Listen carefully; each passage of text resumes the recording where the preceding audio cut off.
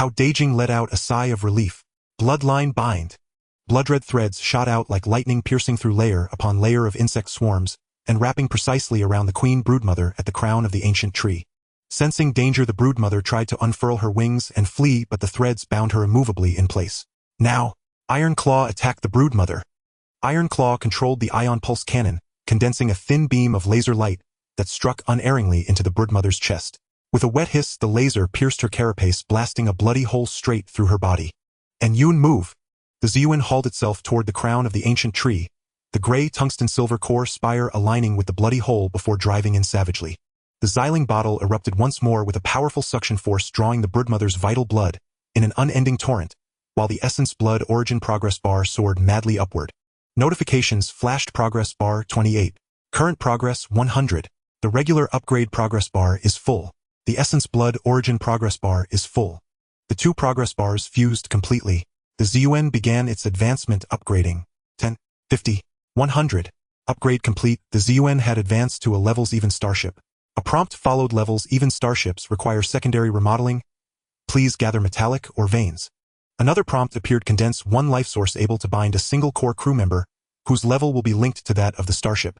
The cold mechanical system voice echoed through the cockpit like celestial music.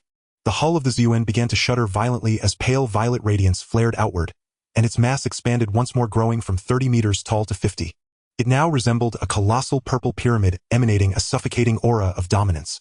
New system data scrolled past. All attributes of the levels even Ziyuan had increased by 100 points. Attack 600, defense 600, propulsion 600. New function unlocked. Basic energy shield. The number of micro-engineering robots had risen to 100,000. Radar detection range had expanded to 100,000 kilometers. Feeling every change within the Ziyuan, Hao Dageng was wild with joy.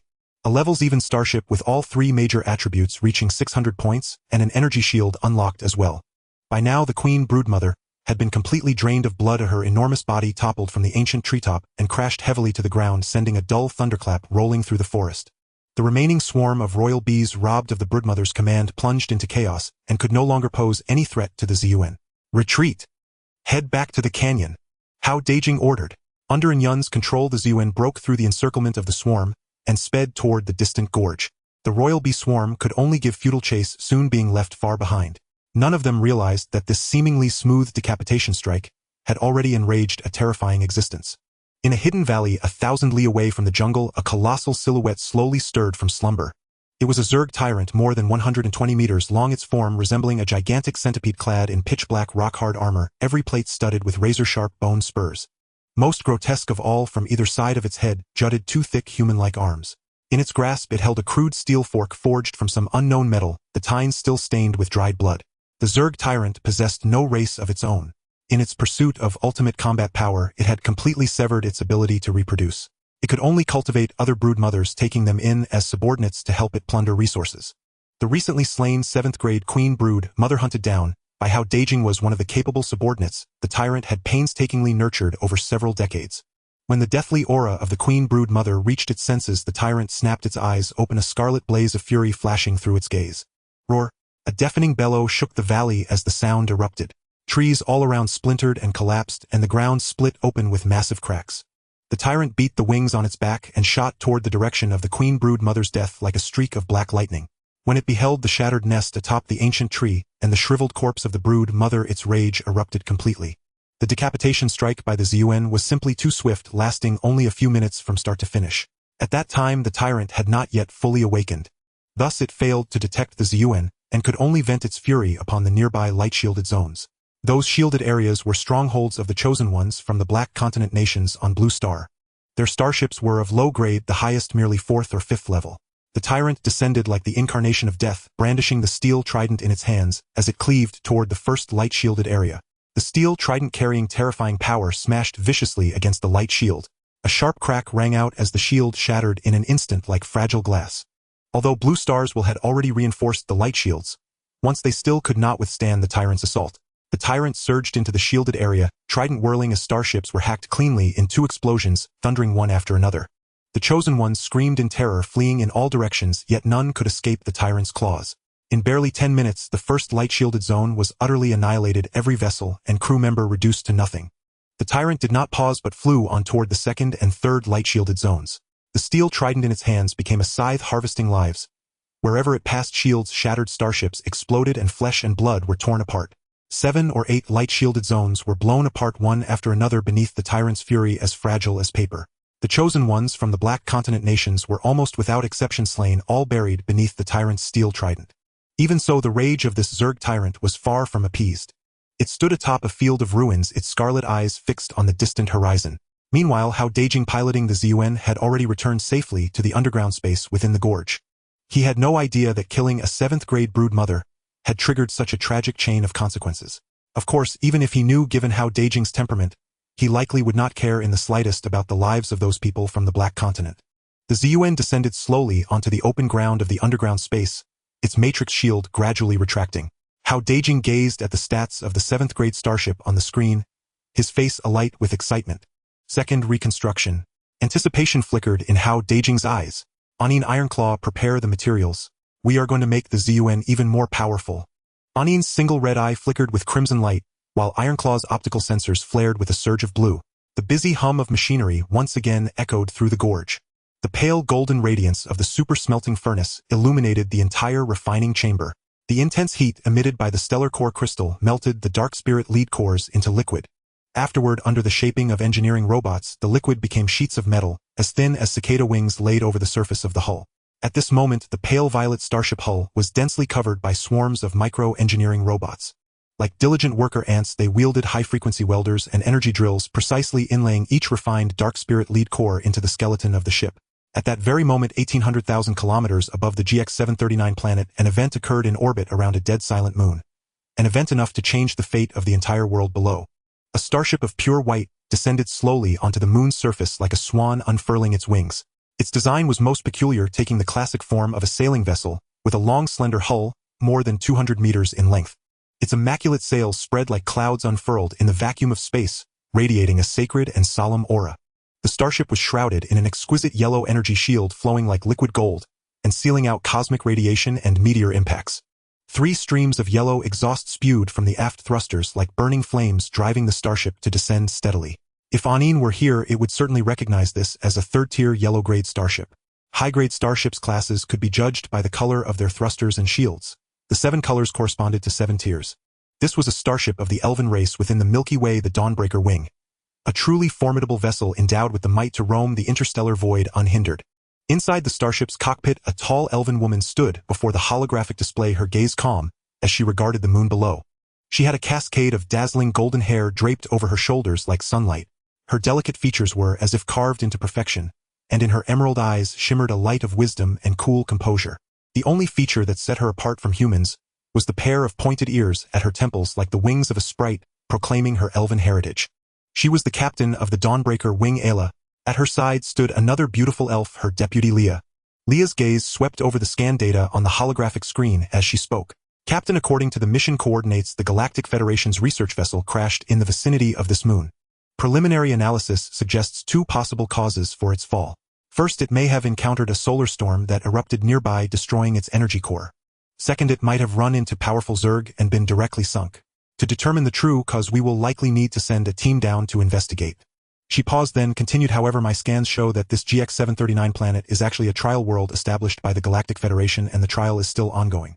By Federation regulations, during a trial period, no starship belonging to non-participants is allowed to land on the planet's surface. Therefore, we cannot approach the main world and can only conduct our investigation from this moon. I hope we can find the wreckage of that research vessel and retrieve its core data. Then we can complete the mission and claim the Federation's generous reward. Leah's tone carried a hint of complaint. I really do not understand why the Galactic Federation doesn't send its own people to investigate and instead issues a mission that forces free starships like us to take the risk. The Zerg activity around this moon is extremely frequent. It is far too dangerous. Ella turned her head, her emerald eyes calmly resting on Leah, as her voice rang out clear and melodious. Leah, you are still too young.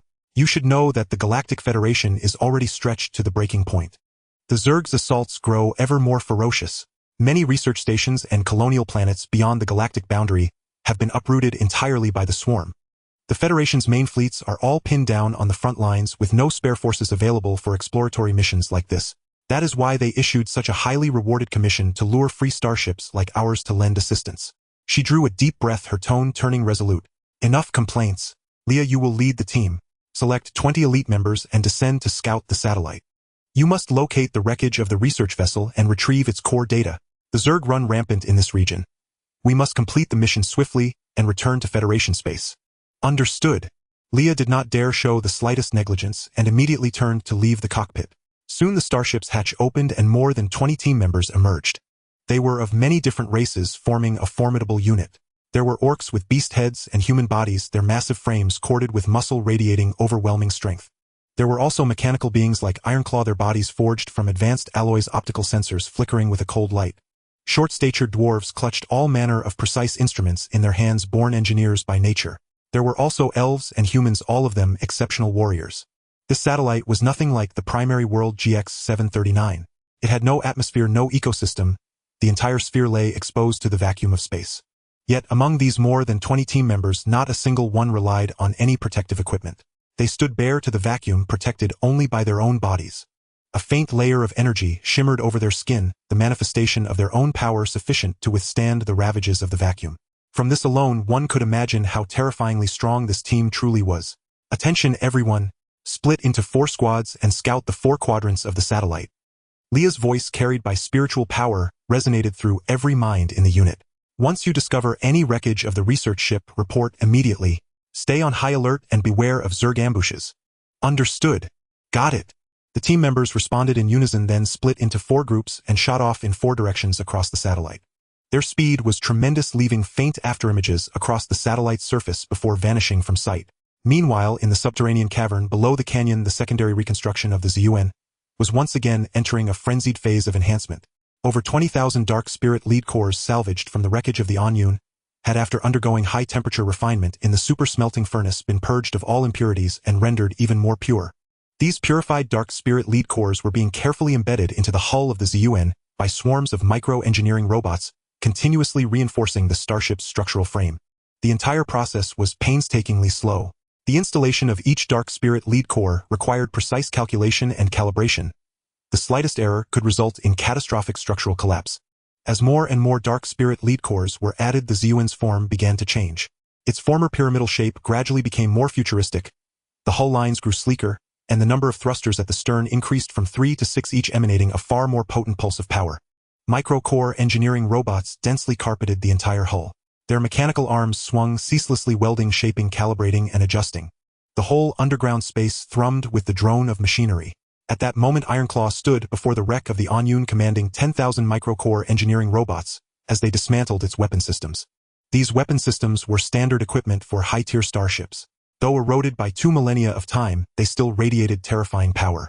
Blue light flickered in Ironclaw's mechanical eyes as he issued command after command, directing the dismantled weapon components to be transported into the ZUN's armory. Captain, come take a look. There's a surprise. Ironclaw's voice, tinged with a hint of excitement, reached Hao Dageng through the comms. Hao Dageng hurriedly set aside his work and strode toward the ZUN's armory. The sight before him left him momentarily stunned. The barrel of the original ion pulse cannon had vanished without a trace.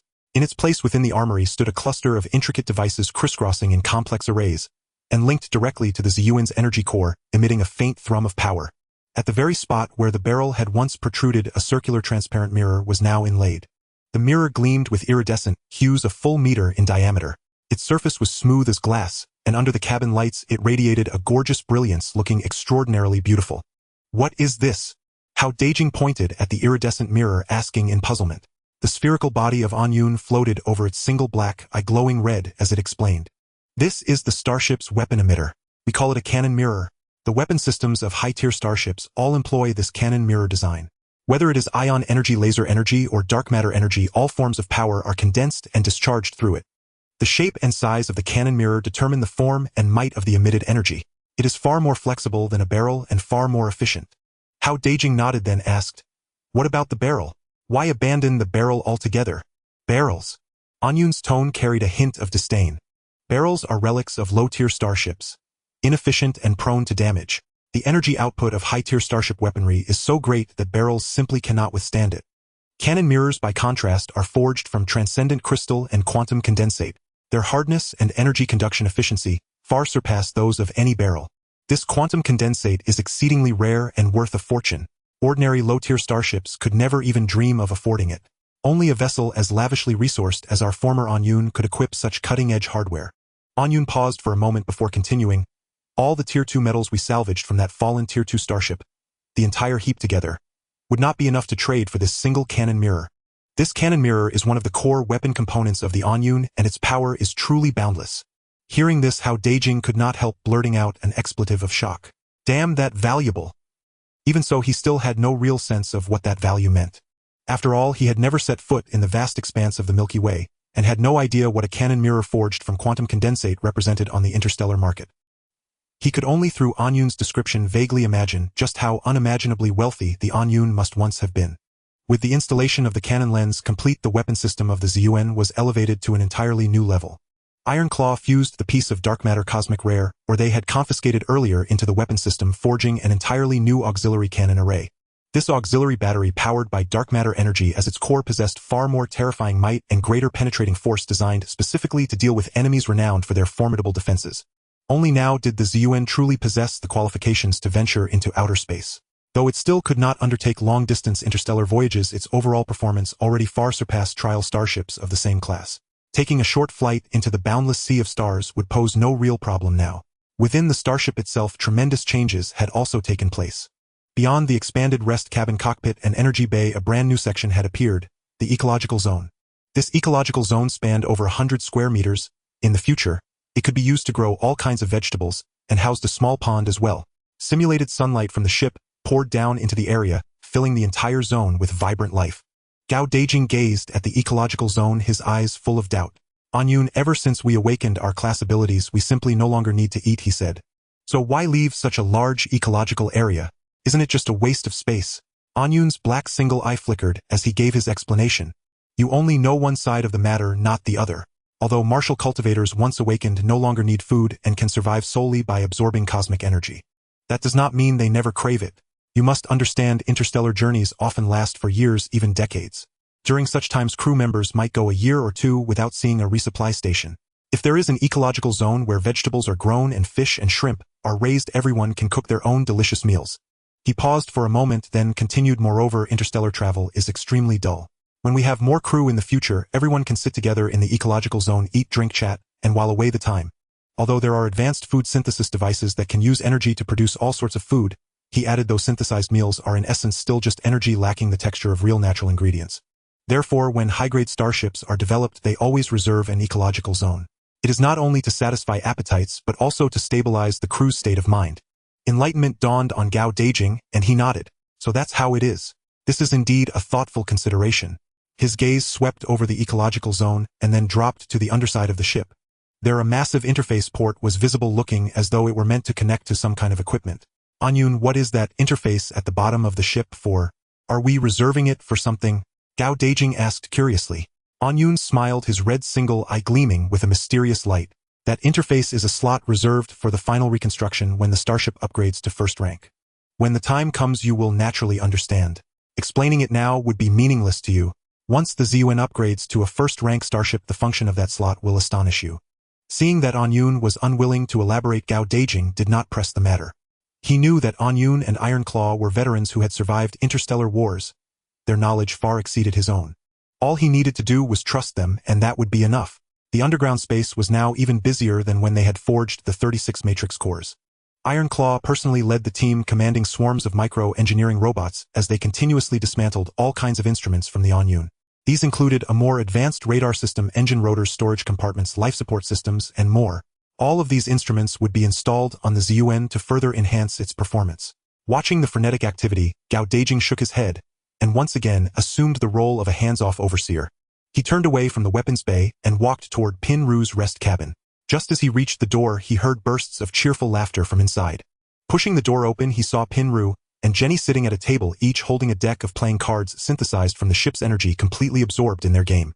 "Brother, how you're here," Pin Ru said with a grin when he saw Hao Dageng. "Come join us. The three of us can play fight the landlord." Jenny also lifted her head, a radiant smile blossoming on her face. "It's so boring in here. With no internet, this is the only way we can pass the time." Looking at the smiles on their faces, much of the pressure in Hao Dageng's heart instantly melted away. Humans truly were social creatures. He nodded, pulled over a chair, and sat down by the table. Alright then, I'll keep you company.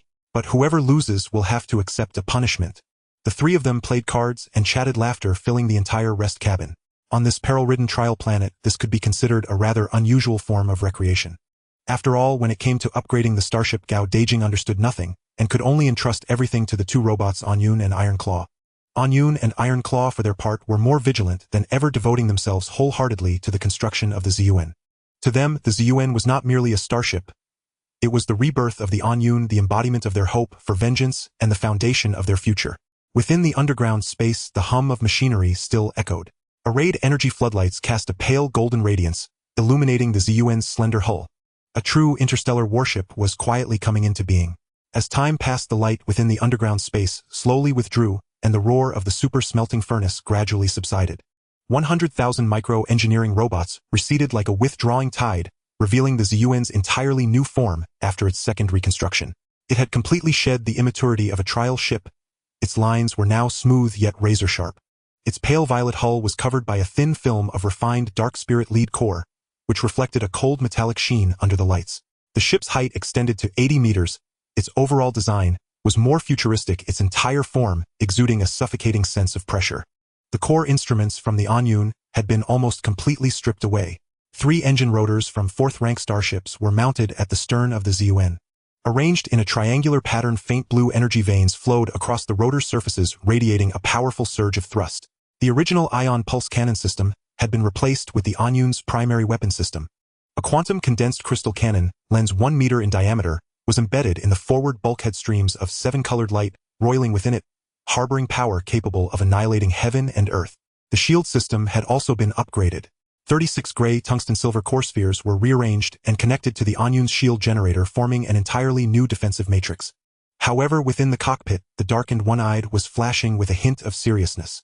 He looked at the system data on the holographic screen and slowly spoke. The 3 major systems have been successfully transplanted, but the integration is not quite right. The power output of the engine rotor is unstable, the energy conduction efficiency of the weapon system is only 70, and the defense strength of the shield system has not met expectations. Why is this happening? Hao Dageng furrowed his brows and asked in confusion. The gap in levels is too great, the darkened one-eyed explained. The Darkened One is a Tier 4 starship, while the ZUN is only a Level 7 trial ship, essentially a prototype of a starship. Putting a Tier 4 starship system on a Level 7 ship is like dressing a child in a giant's armor. It simply cannot unleash its full potential. Moreover, we haven't dared to use the tungsten-silver core on a large scale to construct the hull. While the ultra-high density can enhance defense, it brings an extreme weight that makes it unable to fly. However, I have a method, using the essence blood to merge the 3 major systems. The essence blood contains powerful life energy, which can repair the rejection between systems and enhance the degree of integration. Indeed, the mechanical eye of Iron Claw flickered with blue light as he added, as long as the integration is successful, the power output of the engine rotor will stabilize at 100, the energy conduction efficiency of the weapon system will rise to 95, and the defense strength of the shield system will break through. At that time, our strength will enter a terrifying phase, and we will be able to contend even against a whole group of level 8 insectoid mother bugs. Hao Dageng nodded, a glimmer of anticipation flashing in his eyes. But he quickly shifted his tone, revealing an excited smile.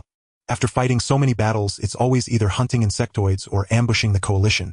Can I take a break for a moment? Darkened One, hurry up and take the ship into outer space. I want to experience what this colorful universe is like. The Darkened One and Iron Claw exchanged glances, both seeing a hint of helplessness in each other's eyes. But they knew that Hao Dageng had indeed worked hard these days, so a little relaxation would be good. No problem. The Darkened One nodded. After upgrading to level 7, the ZUN's power system has been greatly enhanced, reaching a maximum speed of 100 Mach, easily breaking through the atmosphere and entering outer space. Moreover, the life support system of the ship has also been upgraded, allowing for short-term navigation in the space environment. That's great! Hao Dageng jumped up excitedly. Quick! Start the ship! The ZUN's thrusters slowly initiated, and the engine rotor erupted with immense power, the light blue tail flame illuminating the entire underground space. The ship slowly ascended, heading towards the exit of the canyon. Once out of the canyon, the ZUN accelerated to full speed. The tail flame of the thruster grew even more intense, and the speed instantly soared to 100 Mach. The light purple hull sliced through the atmosphere of planet GX-739 like a streak of lightning. A powerful sonic boom erupted behind them, tearing apart the clouds and creating a massive void. In just a few minutes, the ZUN broke through the atmosphere and entered outer space. In the vacuum of the universe, there was no air, no sound, only endless darkness and brilliant stars.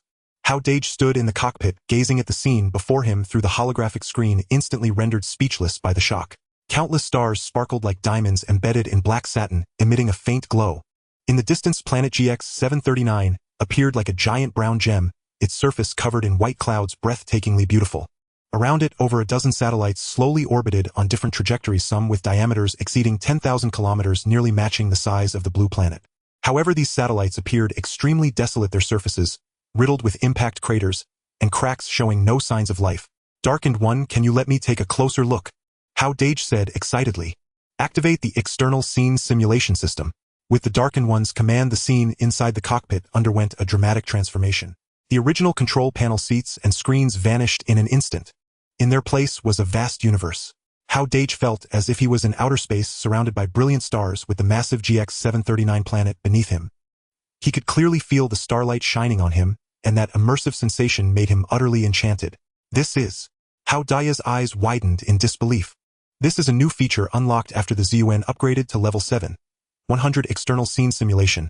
The Darkened One's voice echoed in his ears. It can completely simulate the internal environment of the cockpit to the external cosmic environment, giving you a sense of being there. At first glance, it may seem interesting, but after spending a long time navigating in space, you will find it can actually be a rather monotonous experience. However, Hao Dageng shook his head, his face full of excitement. No, this is amazing. I never thought I would one day stand in outer space looking down at the entire planet. This feeling is exhilarating. He was immersed in the beauty of the universe, unable to extricate himself for a long time. Just then, the Darkened One's voice suddenly sounded, carrying a hint of seriousness. There is a starship on that satellite. Hao Dageng snapped back to reality. He saw on the pop-up holographic screen that above them, about 1,000,000 kilometers away, a pure white starship was docked on a satellite. This starship was shaped like a sailboat, over 200 meters long. Its white sails unfolded like clouds, enveloped in an extremely powerful yellow energy shield, exuding a sacred and formidable aura. That is... Hao Dagen's pupils suddenly constricted. It is a Tier 3 starship. The Darkened One's one. I was fixed on that starship. Its energy shield is an ultimate yellow. According to the classification of starship levels in the Milky Way, this is a yellow-level Tier 3 starship. Such a starship possesses formidable power to traverse the stars far beyond what we can currently contend with. Hao Dagen's heart tightened, and he quickly asked, "Has it discovered us? Should we run?" "It has definitely discovered us. Although we have shielding crystals to evade their radar systems, the optical visual systems of high-tier starships are more advanced. But there's no need to be afraid." The Darkened One shook his head and explained. According to the Galactic Interstellar Treaty, during the trial period on trial planets, all non-trial starships are prohibited from docking and launching attacks on trial ships. This GX-739 planet is protected by the will of your blue planet. If they violate the rules, they will be marked as interfering with the trial by the will of the blue planet. At that time, it will find no foothold within the Milky Way, and the military of the Galactic Federation will pursue it relentlessly. This is an untouchable taboo for the Galactic Federation, and no one dares to violate it lightly. However, our radar system cannot scan it because its level is too high, possessing powerful cloaking technology. Our ability to detect it is entirely thanks to the optical visual system of the ZUN. Hao Dageng breathed a sigh of relief, his anxious heart finally settling down. The Dark Fallen One's single eye flickered with a glint of brilliance as he continued. This starship is a yellow-level Tier 3 starship. It must contain many resources we need. Our current strength is improving rapidly, but our weapon systems are still too singular. If we could exchange some standard munitions from the Galactic Federation like black hole bombs or proton bombs, even if we encounter a tyrant or a lord, we would have means to respond. Hao Dagen's eyes lit up as he quickly said, "Good idea. But how do we contact them? We can't just fly over. What if they play tricks on us? That would be troublesome." "Leave it to me." The Dark Fallen One's spherical body floated to the control panel, its black eye flashing red. "I will use the universal frequency of the Milky Way to send them a communication request. Let's hope they agree." Soon a faint communication signal was sent from the ZUN flying towards the pristine starship. At this moment, in the cockpit of the Dawn Wing, Ella was standing before the holographic screen, gazing calmly at the GX-739 planet below. Beside her, Lia was reporting on the investigation. "Captain, we have found the wreckage of the research ship, and the core data has been fully extracted.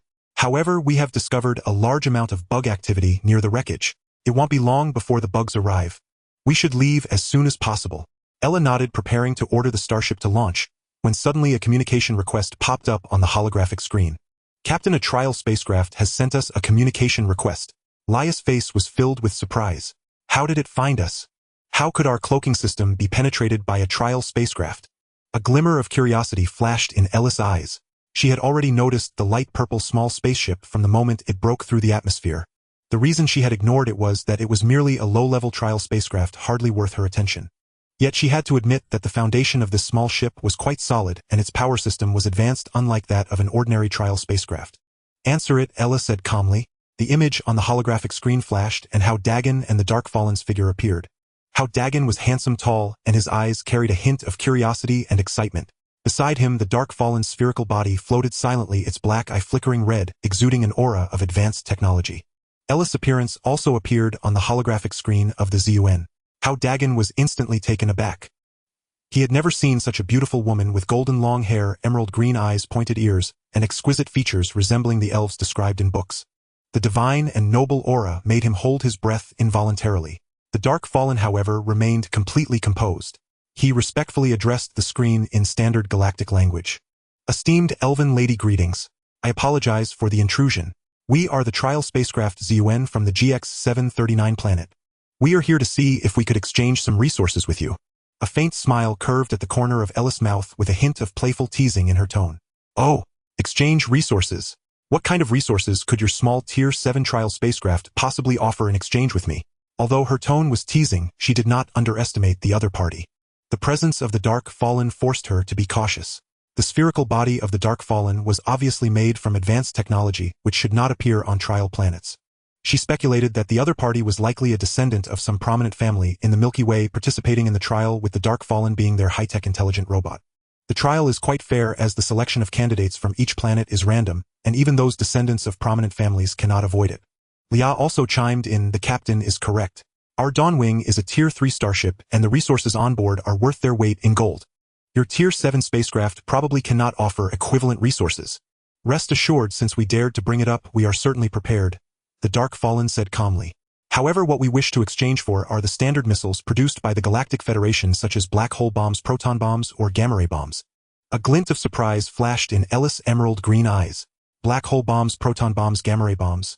These were all standard large-scale lethal weapons of the Galactic Federation, immensely powerful and worth a fortune. For a Tier 7 trial spacecraft to dare to request such weapons was unexpected, yet it piqued her interest. Since they dared to speak up, they surely had the capital for exchange. After pondering for a moment, she slowly said, "According to the Galactic Federation's conventions, no assistance is allowed to be provided to trial participants during the trial. Trading such large-scale weapons violates the convention. I cannot agree to that." The Dark Fallen merely smiled, its single eye flashing with a hint of cunning light. "Elven Lady, there are always loopholes in everything. We are not attempting to trade with you. You simply happen to leave these resources on this satellite. And we just happen to find these resources. Thus, it has nothing to do with you." A glimmer of understanding flashed in Ella's eyes. She certainly knew of this operation. Many interstellar noble families would use this method to provide resources to their trial participants, thereby evading the Federation's conventions. Where there are policies, there are countermeasures. This principle applies everywhere. She looked at Hao Dageng and the Dark Fallen on the screen, her smile growing more pronounced. "Indeed, I still have a few rounds of those munitions here. Unfortunately, such large-scale lethal weapons are not cheap. What will you offer me in exchange?" The atmosphere on the holographic screen suddenly became delicate. Hao Dageng looked at Ella on the screen, feeling somewhat nervous. He did not know what kind of resources the Dark Fallen was preparing to offer in exchange for these powerful munitions. The Dark Fallen's single eye flashed with confidence, as if it had everything under control. Meanwhile, Ella and Lia's gazes were fixed on the screen, waiting for the Dark Fallen's response. A transaction concerning the future strength of the ZUN was about to unfold. On the holographic display of the ZUN vessel, Ayla's emerald green eyes held a quiet, appraising gaze as she awaited Anyun's reply. Inside the cockpit, Hao Dageng clenched his fists tightly, fearing the other party might refuse the deal. Anyun's solitary black eye flickered with crimson light, his tone calm and unwavering, devoid of even the faintest tremor. "Esteemed Elven Lady, we can supply a portion of grade 4 metal, gray tungsten silver core, and exchange it for crystalline cores at the current galactic market rate in return for the munitions you require. 1 crystalline core, 1000000 yuan crystals. N grade 4 metal, gray tungsten silver core." And both Ayla and Lia's eyes widened sharply. Their playful expressions instantly dissolved into stunned disbelief. Their vessel, the Dawnwing, currently operated at yellow rank Tier 3, a stellar-class warship. To ascend to Tier 4, its hull must first integrate over 20% grade 4 metal. Only upon that foundation could they seek corresponding grade 4 cosmic rarities to complete the breakthrough. In the Milky Way, grade 4 metals were already considered high-end and exceedingly scarce. especially gray tungsten silver core, a peerless alloy famed for both supreme defensive resilience and exceptional energy conductivity, commanding astronomical demand yet virtually no supply. Leia blurted out in disbelief, "You truly possess gray tungsten silver core, and are willing to trade it?" Ayla raised a hand, signaling Leia to remain still. Her gaze resettled on the screen, her voice regaining composure. Yet beneath its cool surface thrummed unmistakable urgency. At current galactic market rates, 1 ton of gray tungsten silver core is valued at approximately 86 crystalline cores, and I will allocate 2 Tier 3 black hole munitions, each priced at 21,000 crystalline cores. 3 Tier 2 proton munitions, each worth 2,500 crystalline cores, and 3 Tier 2 gamma-ray munitions, also valued at roughly 2,500 crystalline cores each. The total value of all munitions amounts to 52,000 crystalline cores. Rounding up, I propose 600 tons of gray tungsten silver core in exchange. 600 tons. And Hao Dageng drew a sharp breath. The figure was staggering. Yet Anyun did not hesitate. "Agreed. We accept your terms." He turned to Hao Dageng and explained, "Rest assured. Though 600 tons sounds immense, gray tungsten silver core possesses extraordinary density. Its total volume would scarcely exceed 1 cubic meter. This reserve was salvaged from the wreckage of the Anyun vessel, originally intended for our brothers of the Longhua fleet to forge advanced matrix arrays.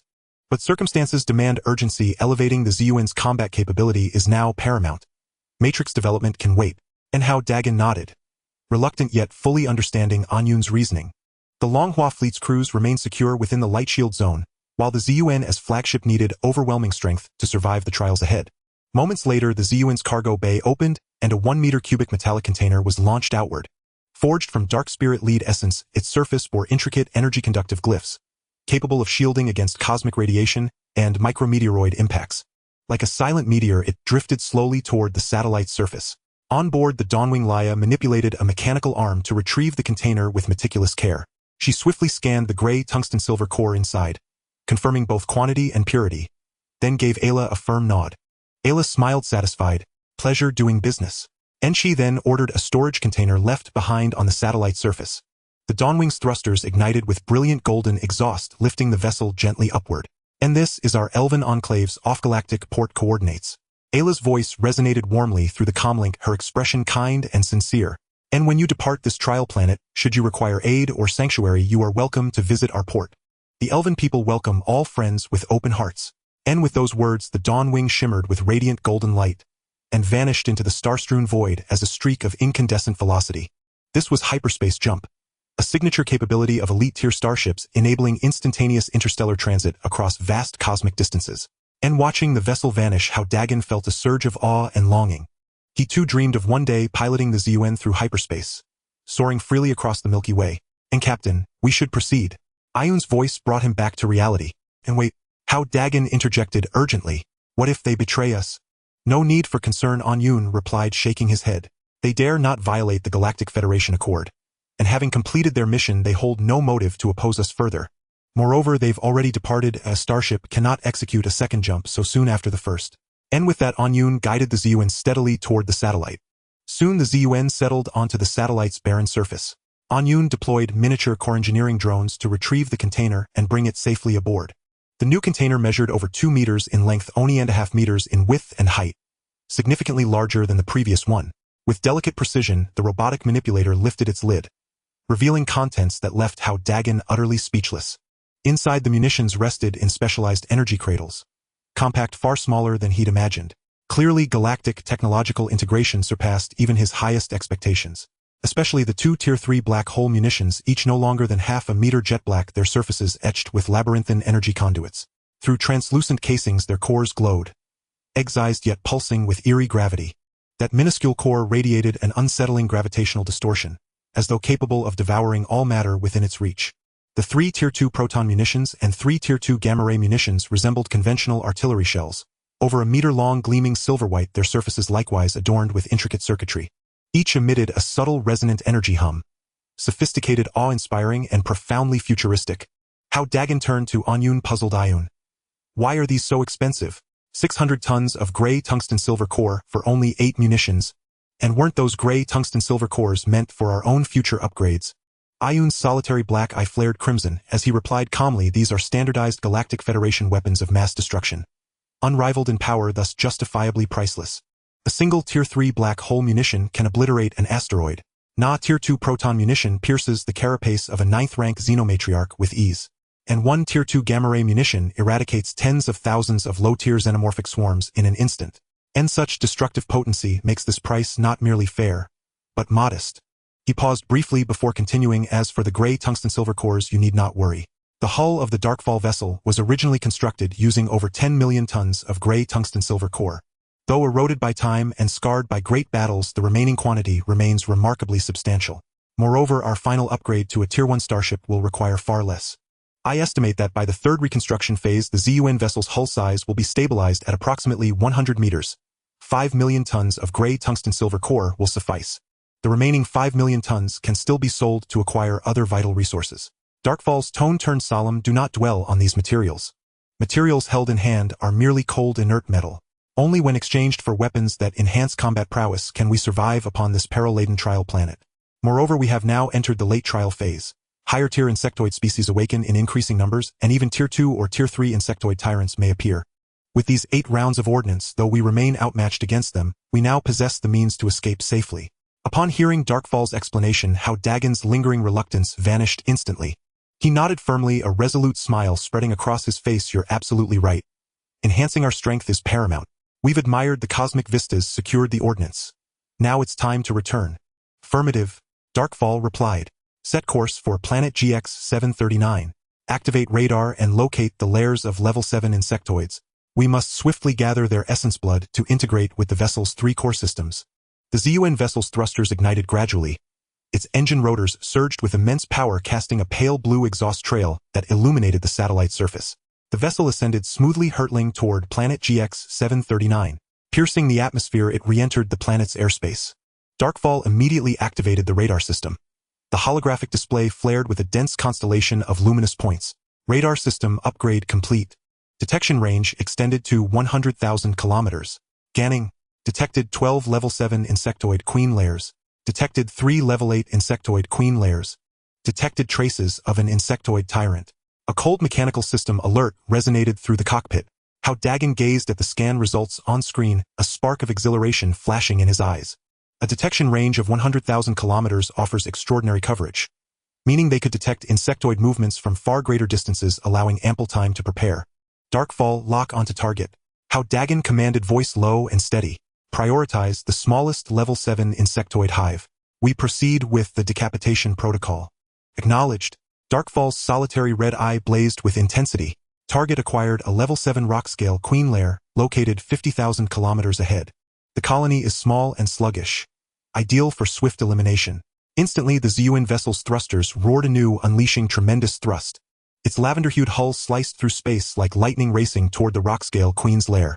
On the holographic display, the queen's attributes materialized. Level 7 reproductive queen, attack 350, defense 470, health 3200, trait armored in dense mineral-reinforced rock plating. Extremely resilient yet severely limited in mobility. Hao Dageng studied the readout, a glacial smile curling at the corner of his lips. As the vessel accelerated, the radar's luminous points sharpened into distinct forms. Guiding with surgical precision, Darkfall navigated around swarming insectoid clusters, closing rapidly on the objective. Upon the holographic screen loomed a colossal mountain. Its entire mass a uniform ashen-brown pockmarked with countless irregular caverns of varying sizes. Occasional sharp, grating sounds echoed. The rock-scale insects gnawing relentlessly at the stone.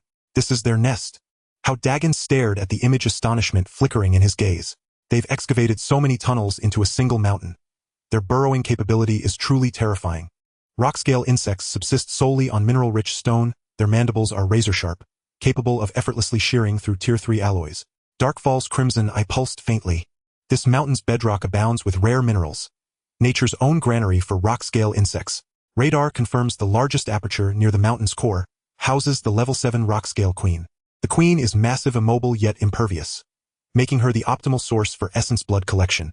Hao Dageng nodded, a flash of icy resolve gleaming in his eyes. Standard procedure. Decapitation strike. Tejwa. Prepare assault.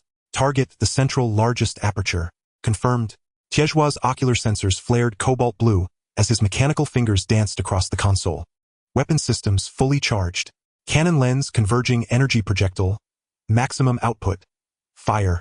Instantly, the forward cannon lens of the ZUN vessel ignited, swirling with iridescent luminescence as vast energies coalesced within. Within moments, a 2-meter diameter energy projectile formed. Crimson as arterial blood, its surface etched with spiraling arcane glyphs radiating overwhelming world-shattering pressure. Boom! The projectile screamed toward the mountain's central aperture. Velocity so extreme it blurred into invisibility, arriving at the threshold in the blink of an eye. Without hesitation, it slammed into the rocky threshold. A deafening detonation erupted. The entrance shattered violently, hurling boulders and dust in a torrential downpour. The entire mountain convulsed violently, trembling, as if on the verge of total collapse. The aperture collapsed inward, revealing the lair beyond. There, at the heart of the cavern, lay the level 7 rock-scale queen. Over 50 meters in length, gnawing steadily on a massive slab of granite. Her body was encased in thick ashen-brown rock plating studded with jagged obsidian-like osteospikes, appearing utterly impregnable. Sensing the tremor, the queen snapped her head upward, her compound eyes blazing with frigid crimson light as she unleashed a piercing, ear-splitting shriek. Roar! The shriek cracked like thunder across the mountainside. From countless apertures along the cliff face, swarms of rock-scale insects surged forth en masse. Their sizes varied wildly, from fist-sized juveniles to behemoths stretching over 10 meters. Mandibles clacked open and shut, gleaming with lethal frost as they hurled themselves toward the Zeon vessel. Excellent. Hao Dageng scoffed coldly. Deploy matrix shield. Full activation. Energize primary barrier. 36 spherical gray tungsten silver cores whirled around the vessel, instantly unfolding a silvery blue matrix shield. Its defensive rating soaring to 850. Simultaneously, the vessel's intrinsic energy barrier rose. A soft violet luminescence enveloping the ship like a protective eggshell. A dense swarm of rock-armored beetles surged forward like a tidal wave, crashing against the matrix shield and rippling its surface with delicate concentric tremors. Their mandibles gnawed at the barrier with grating, screeching sounds, yet inflicted not the slightest damage. Soon the Zeon vessel was completely enveloped by the beetles, forming a colossal writhing sphere of chitinous bodies, terrifying in both scale and ferocity. These low-tier insects cannot even breach our defenses. A contemptuous note edged Darkfall's voice. Ironclaw, eliminate the 7th-tier guardian beetles. Their assaults pose a measurable threat to the shield. Affirmative. Ironclaw adjusted the targeting optics and condensed razor-thin laser beams, each striking with surgical precision upon the 7th-tier guardians embedded within the living sphere. These guardian beetles towered over 20 meters tall, armored in thick obsidian-like carapaces, and wielding far greater destructive force. Each impact sent visible ripples across the matrix shield, dimming its luminous aura perceptibly. Where the lasers pierced, 7th-tier guardians collapsed, splattering viscous emerald-green ichor across the shield's surface, stark and jarring against its violet glow. Yet more guardians surged forth in relentless waves, renewing their assault upon the Zeon vessel. This is unsustainable. Darkfall, reshape the energy shield to expose the spire. Hao Dageng commanded. Acknowledged. A crimson pulse flared from Darkfall's solitary black eye as he manipulated the shield's geometry. The pale purple energy barrier flowed like liquid mercury, contracting smoothly to unveil the vessel's apex, the gray tungsten silver spire gleaming coldly at its crown. The spire shimmered with a lethal metallic sheen, sharp as a needle's point. Under Darkfall's control, the Zeon vessel ignited its thrusters with overwhelming thrust, hurtling toward the broodmother's lair. With unerring accuracy, the spire aligned itself upon the mother's body and plunged deep. Thwip! It pierced her impenetrable rock carapace, sinking into her core. Instantly, the Z-Ling vial erupted with immense suction, voraciously drawing forth the mother's primordial lifeblood, the very essence of her being. Simultaneously, Hao Dageng submerged his consciousness into the vessel's power core chamber, guiding crimson filaments, like sentient serpents, from the vial to coil tightly around the mother's massive form. The blood-red filaments slithered across her body, carving precise incisions with each pass, each cut releasing a gush of steaming iridescent ichor. Each droplet was instantly absorbed, refined into pure primordial essence, and funneled without pause into the Z-Ling vial. Within the cockpit, the essence absorption progress bar surged violently upward. 9, 17, 21, 36. In mere minutes, it had skyrocketed from an initial 8 to 36. The mother's colossal frame visibly shrank. Her bony spine sloughed away, and the crimson fire in her compound eyes flickered and faded. At last she unleashed a final anguished shriek, then fell utterly still, life extinguished. Withdraw, Hao Dageng ordered. Darkfall engaged the Zeon vessel's maximum thrust, its cerulean exhaust flaring brilliantly across the mountainous expanse. The ship shot skyward like a violet lightning bolt, cleaving through the encircling swarm in an instant. The rock-armored beetles pursued futilely, unable to match the vessel's blistering velocity. Within moments, the Zeon vessel soared to an altitude of 300 kilometers. Here the air thinned to near vacuum, devoid of any trace of insectoid life. Hao Dageng watched the essence progress bar flicker on the cockpit display, and a spark of fierce exhilaration ignited in his eyes. Darkfall. Ironclaw. Prepare for weapon system integration. Hao Dageng commanded, voice low and resolute. I will channel the primordial essence from the Z-Ling vial directly into the armament array. Affirmative. Darkfall and Ironclaw replied in unison. Darkfall initiated full activation of the weapon system's energy conduits, revealing intricate internal instrumentation beneath. Ironclaw stood guard, nearby sensors calibrated for emergent threats. Hao Dageng drew a slow, steady breath and sank his awareness once more into the power core chamber. From the Z-Ling vial, crimson filaments extended deliberately, slithering along the open energy pathways, creeping toward the weapon systems with silent, inevitable purpose. Within each filament surged a torrent of raw life energy, vast as a celestial river, pouring relentlessly into every component of the armament array, saturating them with vitality. Originally salvaged from the Darkfall vessel, the weapon suite had long suffered poor compatibility with the ZUN vessel, unstable engine rotor output, inefficient energy transmission through the targeting optics, and complete failure of the secondary armament subsystem. Yet, under the primordial essence's infusion, the system underwent profound metamorphosis. Its metallic surfaces softened, flowed, and resolidified, etching new organic circuitry across their surfaces. These newly formed patterns fused seamlessly with the ZUN vessel's native energy lattice, vein-like conduits binding the weapons array intrinsically to the vessel's core. Energy transmission efficiency rose steadily, 70, then 80, then 90, and finally stabilized at 100. Primordial essence consumed 30. Remaining 6 weapon system integration with ZUN vessel completed. Primary armament transmission efficiency 100. Secondary armament subsystem activated. ZUN vessel offensive capacity enhanced. Attack 600, 700 points. System note: primary targeting optics now capable of condensing amplified energy discharges. Secondary dark matter cannon able to emit focused dark matter beams.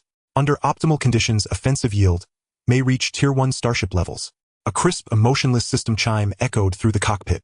Hao Dageng studied the attack metrics glowing on screen, his gaze alight with fierce triumph. 700 attack points, nearly matching the offensive threshold of 9th-tier vessels. And with the primordial essence's augmentation, that yield could ascend further, to Tier 1 Starship magnitude. Ironclaw and Darkfall observed the integration readouts on their displays, their optical sensors pulsing with complex layered luminescence, equal parts elation and solemn reverence. This armament suite had been a cornerstone of the Darkfall vessel's might. Now reborn upon the ZUN vessel, it pulsed anew, with undimmed purpose and awakened potential. In truth, this was the Darkfall vessel's second genesis. Excellent. Hao Dageng struck the console with exhilarated force. Weapon system integration successful.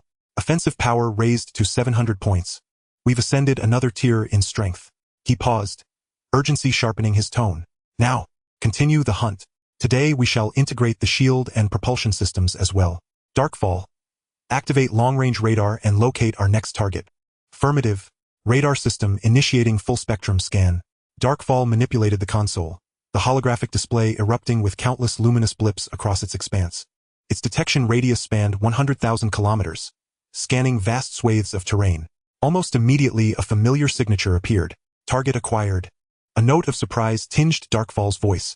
The broodmother lair of the 8th-tier crystal-armored beetle, 80,000 kilometers distant. Hao Dageng gazed at the screen, and memory flickered in his eyes. Just days prior, he, Darkfall, and Ironclaw had infiltrated the crystal beetle hive and made off with 3 ingots of transcendent metal yen shua steel. At that time, the population of the crystal-armored beetles had dwindled to just over 30000 due to the coalition's attack. But now radar scans revealed that their numbers had surged back to around 60000 to 70000. The breeding capability of the queen beetle is truly terrifying. Hao Dageng couldn't help but exclaim. In just 2 or 3 days, the population has doubled. The breeding capability of an 8th-level queen beetle far exceeds that of a 7th-level one. And Yoon explained, they can hatch tens of thousands of eggs in a single day, and the hatching speed is incredibly fast, or it only takes a few hours for them to grow into 2nd-level beetles. As long as there is enough energy, their population can recover swiftly. Hao Dageng nodded, a glint of cold light flashing in his eyes. Just right. We need a large amount of blood essence to integrate the shield and propulsion systems. This 8th-level crystal-armored queen beetle will be our next target. He paused, a smile appearing on his face. Moreover, we are quite familiar with its lair. After all, we have raided its lair before. Received. And Yoon controlled the ZU and the thrusters, unleashing tremendous power as the light purple ship shot forward like a bolt of lightning toward the crystal-armored beetle's lair. On the holographic screen, the valley where the crystal-armored beetle's lair was located became clearer and clearer. In the valley, countless crystal-armored beetles whirled and danced, creating a cloud of glimmering insects that obscured the sky and emitted a terrifying pressure. The 8th-level crystal-armored queen beetle in the valley seemed unaware of the deadly threat quietly approaching. It remained in the center of the lair, gnawing on ores, hatching eggs, dreaming of restoring its population to its peak. At an altitude of 3,000 meters, the shield crystals were operating at full capacity, concealing the energy fluctuations of the ship without a trace. The holographic screen clearly showed the valley, where the crystal-armored beetle's lair was located, with the insect cloud blocking out the sun below. Radar scan complete. The crystal-armored beetle population is approximately 68000, and Yune's single eye gleamed with red light. Among them, there are 30000 second-level crystal-armored beetles and 28000 third-level ones. There are 10000 fourth-level crystal-armored beetles and less than 10000 fifth-level or above. Compared to the peak period's 10000 fourth-level crystal-armored beetles, this is insignificant. Hao Dageng nodded, a hint of cold light flashing in his eyes. The newly added ones are all second- or third-rate low-level bugs which pose no threat to us. Iron Claw, prepare the auxiliary weapon system. Let me see the power of this dark matter attack system. Received. Blue light surged in Iron Claw's eyes as its mechanical fingers danced rapidly on the control panel. Auxiliary weapon system charged. Dark matter cosmic exotic core activated. Cannon mirror condensing dark matter energy sphere. The quantum crystal cannon mirror of the ZUN lit up instantly, contrasting with the blood red energy of the main weapon system. The energy condensed by the auxiliary weapon system exhibited a strange color. It was an energy sphere the size of a fist, appearing black yet not purely black. It emitted no light and absorbed no light, as if it were a black hole in the universe distorting the surrounding light. Is this dark matter energy? Hao Dageng gazed at the energy sphere on the screen, a flicker of curiosity flashing in his eyes. It looks so strange. Dark matter is one of the most mysterious substances in the universe, and Yun explained. It emits no light, absorbs no light, and doesn't even interact with ordinary matter. The piece of dark matter cosmic exotic we have is specially processed, allowing it to be guided and fired by our weapon system. Its power lies in annihilation. Any object that comes into contact with dark matter particles will be instantly annihilated, vanishing without a trace. Hao Dageng's heart trembled at the thought. Annihilation. This was far more terrifying than any attack. Fire! Iron Claw slammed the launch button. The fist-sized dark matter energy sphere shot out from the cannon mirror like a ghost. Its speed was so extreme that it crossed tens of thousands of kilometers in the blink of an eye, arriving directly at the center of the insect swarm. The anticipated earth-shattering explosion did not occur. The moment the dark matter energy sphere made contact with the swarm, it suddenly scattered, transforming into countless minute particles. These particles were so small that they could not be seen by the naked eye, resembling the most primitive dust spreading in all directions. The coverage was extremely vast, instantly enveloping many insects. Then a bizarre scene unfolded. Whether high-level crystal-armored beetles of levels 6 or 7 or low-level ones of levels 3 or 4, any that came into contact with the dark matter particles would instantly disappear. There was no explosion, no blood, no remains, as if they had never existed at all. The entire swarm decreased at a visible rate, as if wiped away by an invisible hand. In just a few seconds, more than 20000 third and fourth level crystal-armored beetles completely vanished into thin air. Regular upgrade progress bar 16. Current progress 32 in the cockpit. The system's notification sound slowly rang out. Hao Dageng looked at the progress bar on the screen and couldn't help but complain. These more than 20000 bugs only increased the progress bar by 16. That's too little. There's nothing we can do. And Yun shook his head. Right now we are a 7th level ship, and the experience required to upgrade to 8th level is astronomical. At the current rate, if we were hunting 4th level insectoids, we would need to kill 1000000 to fill the progress bar. Also, we should try to minimize the use of dark matter against insectoids in the future. That said, the annihilation characteristic of dark matter, while powerful, completely destroys the insectoids' bodies, leaving not even a trace of remains. This means we cannot collect their blood essence, wasting a significant amount of resources. For us, blood essence is more important than the regular progress bar. It seems that dark matter weapons can only be used as a trump card in critical moments. Just then, a deafening roar echoed from the valley. The 8th level crystal-armored queen beetle was utterly enraged. Over 20000 of the offspring it had painstakingly nurtured were annihilated in just a few seconds, causing its population to plummet to over 40000. This was absolutely intolerable for a queen beetle eager to restore its population to its peak. Roar! The queen beetle let out a sharp scream, and the 58th level guard beetles behind it immediately sprang into action. They all raised their massive forelimbs to firmly support the stone platform beneath the queen beetle. The platform was made of unknown ores embedded with several energy crystals, radiating powerful energy fluctuations. The guard beetles flapped their wings, lifting the stone platform as they slowly flew out of the lair. Their gazes were firmly locked onto the ZUN ship high in the sky. Cold red light flickering in their compound eyes. Upon seeing the stone platform, Hao Dageng felt a shiver run down his spine. He would never forget the time during the Coalition War, when the eerie beam emitted from the stone platform immobilized 2 level 7 flying ships, in an instant turning them into prey for the guardian insects. Be careful. The mother insect is about to attack. Hao Dageng warned sternly. Received. Activate the matrix shield. Energy shield initiated. The voice of Yun carried a hint of gravity. 36 gray tungsten-silver core spheres circled around the Ziyun ship, and the silver-blue matrix shield unfolded instantly with a defensive strength, reaching 850 points. At the same time, the ship's energy shield slowly rose a faint purple glow enveloping the vessel like an eggshell. The mother insect's compound eyes fixated on the Ziyun ship, letting out a low, rumbling roar. It commanded the remaining more than 40,000 crystal beetles to instantly split into 2 powerful swarms like 2 streaks of lightning rushing towards the Ziyun ship. Come at me. Hao Dageng snorted coldly, his consciousness sinking into the energy core cabin. Xiling unsheath. The blood-red threads from the Xiling bottle shot out like spiritual serpents, wrapping around the outer side of the matrix shield. The threads spun rapidly, forming a high-speed rotating disc that exuded a terrifying aura of cutting. The insect swarm crashed against the matrix shield like a tide.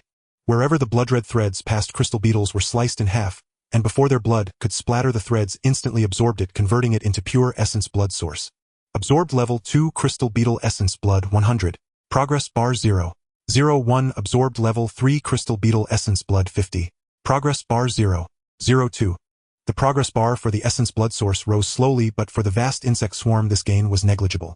Seeing that the lower-level insects could not break through the defenses, the mother insect immediately issued an order.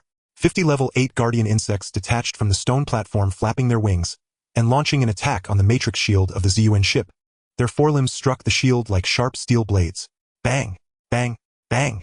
The dull thuds echoed as the matrix shield vibrated violently, the silver-blue glow dimming at a visible rate. The surface of the shield appeared covered in a network of cracks, clearly showing severe damage. Not good. The attack from the level 8 guardian insects is too strong. The matrix shield won't hold much longer. Yun's voice carried a hint of urgency. Hao Dageng furrowed his brows tightly. He did not expect the attack power of the level 8 guardian insects to be so formidable that even the 850-point defense matrix shield could not withstand it. Just then, the mother insect's stone platform began to gather energy. The energy crystals on the platform lit up in an instant, and a bizarre crystal-clear beam began to coalesce in the center of the stone platform. The energy fluctuations of the beam grew stronger, exuding a terrifying pressure. Yun, quick! The mother insect is about to attack. Hao Dageng shouted loudly. Received. Yun's single black eye flickered with red light as he controlled the Ziyun ship's thrusters to unleash maximum power. Emergency ascent. Move away from the insect swarm. The Ziyun ship shot upwards like an arrow released from a bow. But it was already too late. The mother insect controlled the stone platform, firing that bizarre crystal-clear beam. The beam traveled at an incredible speed, instantly covering hundreds of kilometers, to reach the Ziyun ship's front. Not good. Hao Dageng's pupils suddenly contracted. He wanted to maneuver the ship to evade, but found that the ship's power system had already begun to malfunction. The beam accurately struck the hull of the Ziyun ship. There was no earth-shattering explosion, only an eerie energy that instantly enveloped the entire ship. The matrix shield and energy shield surrounding the Ziyun ship shattered like glass, in an instant turning into countless specks of light. The ship's engine was also severely affected, power output abruptly interrupted, and the ship began to plummet rapidly towards the ground. What a bizarre method of attack! Hao Dageng exclaimed. It can actually cut off energy flow directly. Just then, the mother insect issued a new command.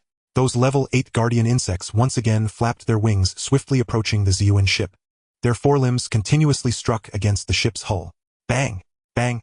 Bang! The dull thuds resonated as the Ziyun ship's hull was slightly dented, showing noticeable scratches. Hao Dageng looked at the scratches on the screen, feeling a pang of heartache. Damn! The attack power of these level 8 guardian insects is too strong. Hao Dageng shouted, the ship's hull is made of second-tier metal dark spirit lead core, and yet they managed to leave scratches on it. Don't worry. The voice of Taizhua carried a hint of calm. The hardness of dark spirit lead core is extremely high. Not to mention level 8 guardian insects, even level 9 battle mother insects would find it difficult to breach. These scratches are merely superficial wounds and won't affect the core systems of the ship. He paused and continued. Moreover, our gift has already arrived. Hao Dageng was taken aback, then turned his gaze to the holographic screen. He saw a completely silver-white shell flying out of the Ziyun ship's weapon bay, heading towards the insect swarm below. This shell was the second-tier gamma-ray shell that Taizhua had just fired. The gamma-ray shell carried its own power and guidance systems traveling at incredible speed and instantly reached the center of the insect swarm. Bang! The gamma-ray shell exploded instantly with strands of bluish rays shooting out in all directions like strands of hair. These rays traveled at an incredible speed with extreme penetration power instantly piercing through the entire insect swarm. Curiously, the crystal beetles struck by the rays showed no external injuries. They continued to flap their wings flying towards the ZUN ship. But then a strange scene occurred. Those struck crystal beetles began to plummet from the sky one after another. Their bodies convulsed in midair, the red light in their compound eyes rapidly dimming and ultimately losing all signs of life. What is going on? Hao Dageng looked at the scene on the screen, a hint of confusion flashing in his eyes. The power of gamma rays lies not in physical attack but in radiation. And Yoon explained, this high-intensity gamma radiation can instantly destroy the cellular structure of living beings. Although the appearance of these insects may not show any changes for now, it won't be long before the radiation on their bodies turns them all into mush. Hao Dageng nodded in realization. Indeed, as Yoon predicted, within just a few seconds the insect swarm below fell from the sky like raindrops.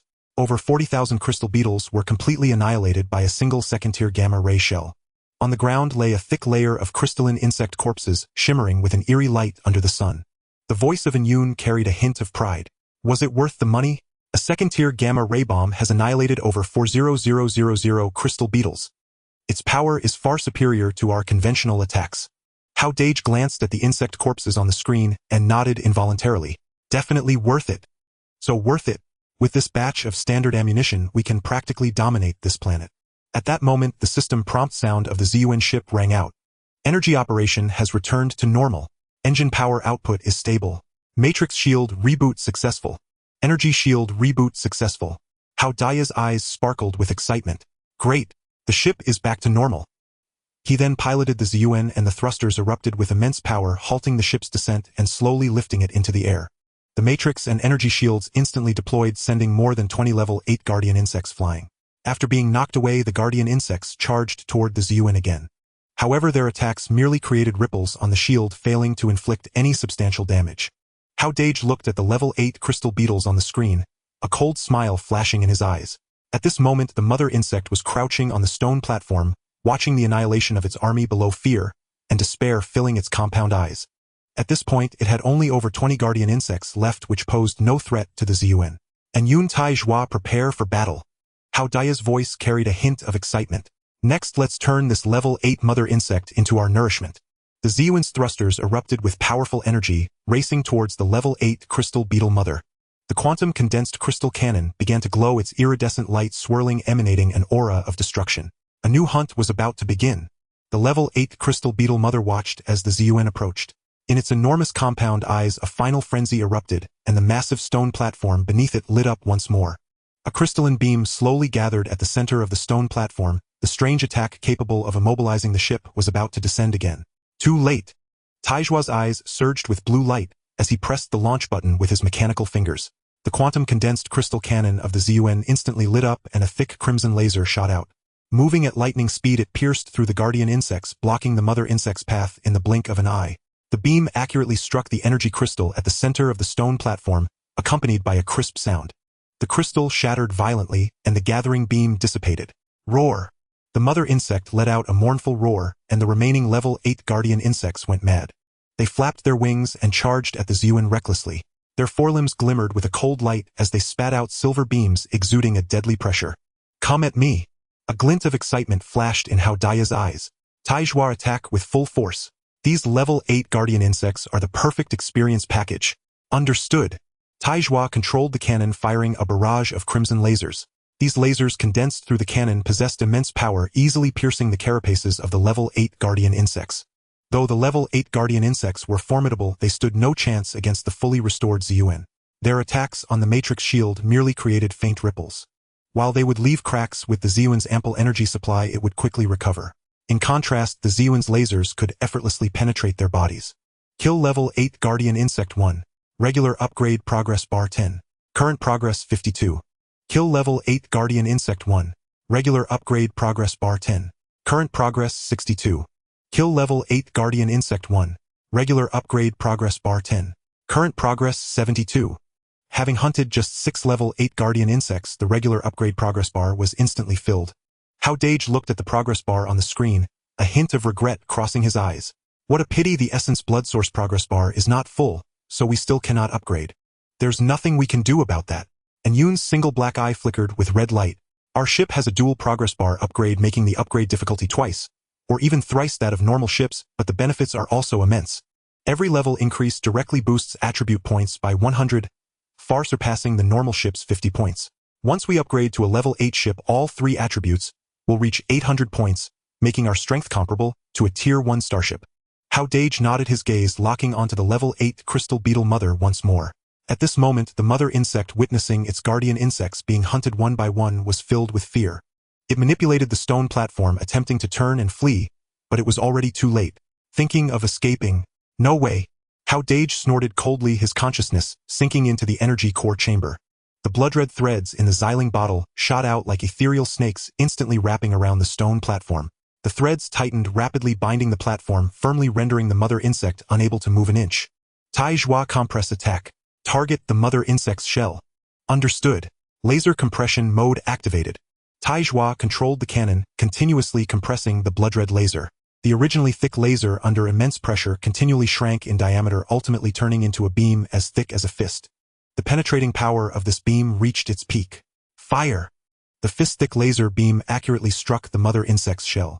With a dull thud, the mother insect's incredibly hard shell was pierced instantly. A blood hole the size of a bowl appeared on its body, and a large amount of insect blood gushed out. And Yoon, go! And Yoon piloted the Zhu and the thrusters, unleashing powerful energy, propelling the ship like an arrow toward the mother insect. The gray tungsten-silver core tip aimed at the blood hole and plunged in fiercely. The xylene bottle instantly erupted with a powerful suction, crazily drawing the essence blood source from within the mother insect. At the same time, Hao Dageng controlled the blood-red threads, continually slicing through the mother insect's body, accelerating the loss of its essence blood. 6, 23, 35, 49. In just a few minutes, the essence blood source progress bar surged from 6 to 52. This level 8 mother insect actually provided a staggering 46 of the essence blood source. The enormous body of the mother insect shrank, visibly, ultimately losing all signs of life. It fell from the stone platform, crashing to the ground with a dull thud. Thus, the entire crystal beetle nest was completely annihilated. The ZUN vessel descended slowly into the valley. Tiezhua, brimming with excitement, led a squad of miniature core engineering robots toward the stone dais, where the matriarch resided. His eyes flickered with blue light as he continuously scanned the dais. Captain, this dais is no ordinary artifact. It emits waveforms capable of disrupting a starship's energy systems. If we disassemble it and repurpose its core as a weapon component, it could potentially interfere with enemy vessels during future space combat. Hao Dageng nodded and followed Tiezhua to the dais's side. Crafted entirely from an unknown crystalline material, its surface was etched with intricate energy conduits. The miniature core engineering robots sprang into action immediately, their mechanical arms transforming into razor-sharp cutting tools as they began dismantling the dais. Soon the outer shell of the dais split open, revealing its internal structure. A hidden compartment. Indeed, Tiezhua's voice carried a spark of exhilaration. Within the dais lay a massive concealed chamber. With meticulous precision, the robots pried it open, and what lay inside left Hao Dageng and Yoon utterly stunned. 6 crystalline spheres, each the size of a human head, rested within. Transparent and colorless, their surfaces shimmered with faint flowing energy patterns, exuding an aura of profound mystery. And Yun's scanning array operated at full capacity, yet yielded no data on these crystals. What kind of crystal is this? Hao Dageng frowned, his voice laced with bewilderment. Unknown, and Yoon replied, shaking his head. My database contains no record of such a substance. Its energy signature is highly anomalous. Neither a graded metal, nor a transcendent metal, nor any known cosmic rarity. Let us secure them for now. Once our technological capabilities advance, we can conduct proper analysis. Besides the 6 enigmatic crystals, the chamber also held a large cache of spirit cores. These cores glowed with a soft violet hue and pulsed with dense, potent energy. Over 100 in total. Over 100 spirit cores. A flash of excitement lit and Yun's optics. A considerable fortune indeed. Judging by the quantity, this matriarch likely sought to break through to Tier 9, only to be preempted by us. Ha ha ha. Tiezhua and the miniature engineering robots carefully placed both the unknown crystals and the spirit cores into storage containers, then resumed dismantling the dais.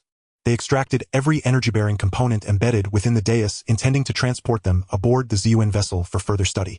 Once the spoils were secured, the vessel ascended once more, rising to an altitude of over 10 kilometers. Hao Dageng gazed at the essence blood core progress bar displayed on the cockpit console, his eyes gleaming with sharp intent. And Yoon, prepare the energy shield integration sequence. He commanded firmly. I will channel my essence blood core directly into the system. Acknowledged energy circuits for the shield generator fully engaged. Hao Dageng drew a deep breath and submerged his consciousness into the vessel's power core chamber.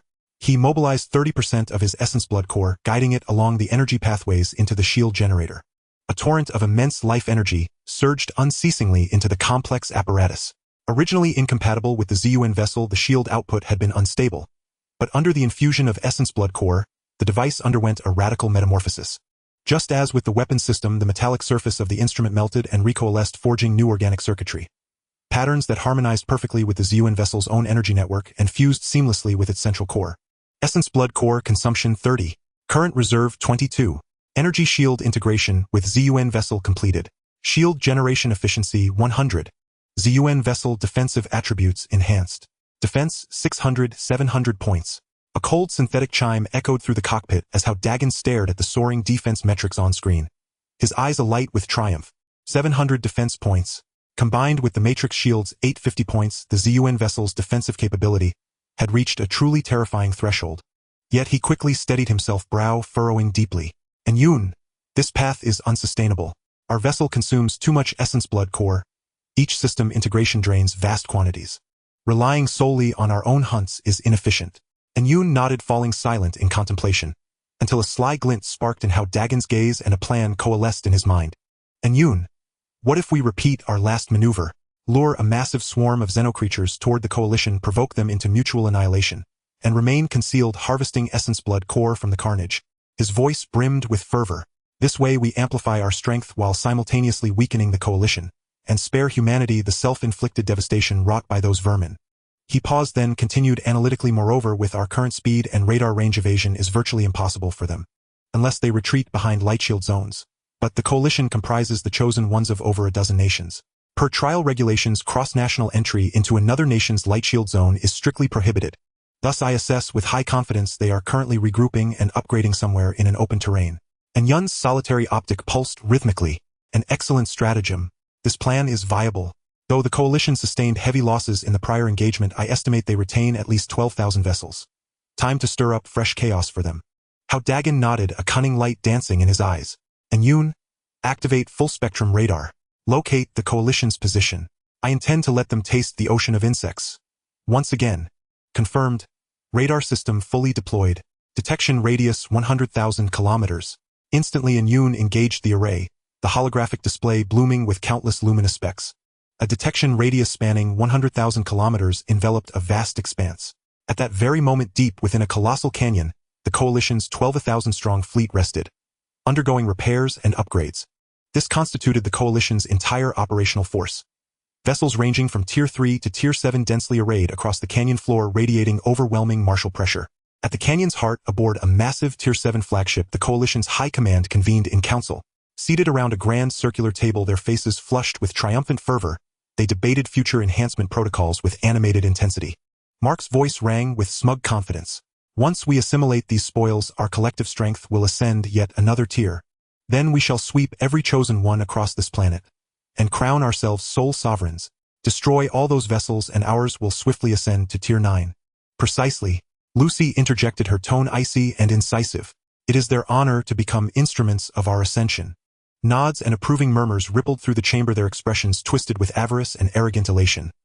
Utterly unaware that Hao Dageng had already marked them for ruin, the ZUN vessel hung motionless at an altitude of 100,000 meters, its shielding crystals fully activated. The holographic radar projected a crystal-clear image of the canyon below onto the cockpit display. Within the canyon, fleets of spacecraft stood in dense, orderly formation. Multicolored energy shields shimmered across the tiers, even vessels, the main force of the coalition, of which over 12,000 remained. Anchored at the canyon floor, most engines were dormant, indicating post-battle regrouping. Hao Dageng stared intently at the coalition fleet on screen, his brow faintly furrowed. Though our last plan, luring the crystal beetles, succeeded, the coalition suffered losses and will undoubtedly heighten their vigilance this time. If the swarm we lure moves too slowly, they'll detect the anomaly early. Their elite vessels will abandon the lesser ones and flee, dooming our entire operation. A crimson pulse flickered within Yoon's solitary black eye as the radar system mapped every insect hive within a 100,000-kilometer radius, each marked by a pulsing point of light upon the screen. To prevent the coalition's escape, two conditions must be met. The swarm must be both numerically overwhelming and astonishingly swift. Tyr's even vessels possess a maximum velocity of merely 60 Mach. If the swarm exceeds 80 Mach, even if detected, the coalition will lack time to withdraw. He manipulated the radar interface, systematically eliminating hives harboring sluggish insects, until one anomalous signal seized his attention. Found it. A unique insect hive, 80,000 kilometers from the coalition's canyon. Following in Yun's guidance, Hao Dageng saw on screen a colossal spherical hive 300 meters in diameter. Its semi-transparent pale blue surface rippled with fine arcs of electricity, glowing like a titanic luminescent orb. Swarming around it were countless azure insects, each barely 20 to 30 centimeters long. Resembling magnified mosquitoes, they bore slender razor-sharp proboscises that gleamed with cold menace. Intermittent blue arcs crackled across their bodies. The swift lightning mosquitoes. This hive. Hao Dageng's pupils contracted slightly. The radar cannot penetrate its interior. Correct. And Yun's tone turned grave. The swift lightning mosquitoes emit violently chaotic energy fluctuations. The electromagnetic interference within the hive is so intense that our radar cannot ascertain the queen's cultivation rank. Yet based on the quantity and potency of the outer swarm, the queen is, at minimum, a tier 8 entity. Swift lightning mosquitoes are fiercely aggressive. Though diminutive, their proboscises unleash devastating lightning strikes with a range exceeding 100 kilometers. Moreover, their flight velocity is extraordinary. Once amassed into a swarm, their collective speed conservatively exceeds 80 Mach. Provoking this hive guarantees the coalition's entrapment. Could there be risk? What if a first-tier lord lies concealed within? That possibility exists, and Yun nodded. We cannot precisely gauge the energy signatures of tier 8 or tier 9 queens, and some first-tier lords construct hives indistinguishable in appearance from those of high-tier queens. Only second-tier lords and above erect unmistakable insect spires, immediately identifiable landmarks. His gaze fixed on the spherical hive, he continued analytically. However, first-tier lords typically burrow their hives deep underground, rarely exposing them on the surface. This airborne swift lightning hive is thus most likely governed by a tier 8 queen. Even should it harbor a first-tier lord, our black hole warheads and gamma-ray munitions afford us a narrow margin for retreat, though doing so would deplete all standard ordnance, drastically escalating subsequent peril. Hao Dageng fell silent for a moment, then slammed his palm onto the console, resolve flashing in his eyes. We choose this hive. Fortune favors the bold. To cripple these vermin, we must embrace danger. Ironclaw, activate primary weapon systems. Target tier 4 swift lightning mosquitoes orbiting the hive's periphery. Fire relentlessly. Provoke the queen beyond all restraint. Acknowledged. Primary weapons charged. Targeting lenses converged. Laser mode. Maximum output. Fire. The ZUN vessel's quantum crystalline cannon flared. Thick blood-red laser beams lanced forth like celestial blades, striking the outer swarm with surgical precision. Already frail in defense, the mosquitoes fell in mass. Like wheat before a scythe. Their viridian ichor splattered across the spherical hive, instantly vaporized by arcing electricity. VVVVRRR. The sphere convulsed violently.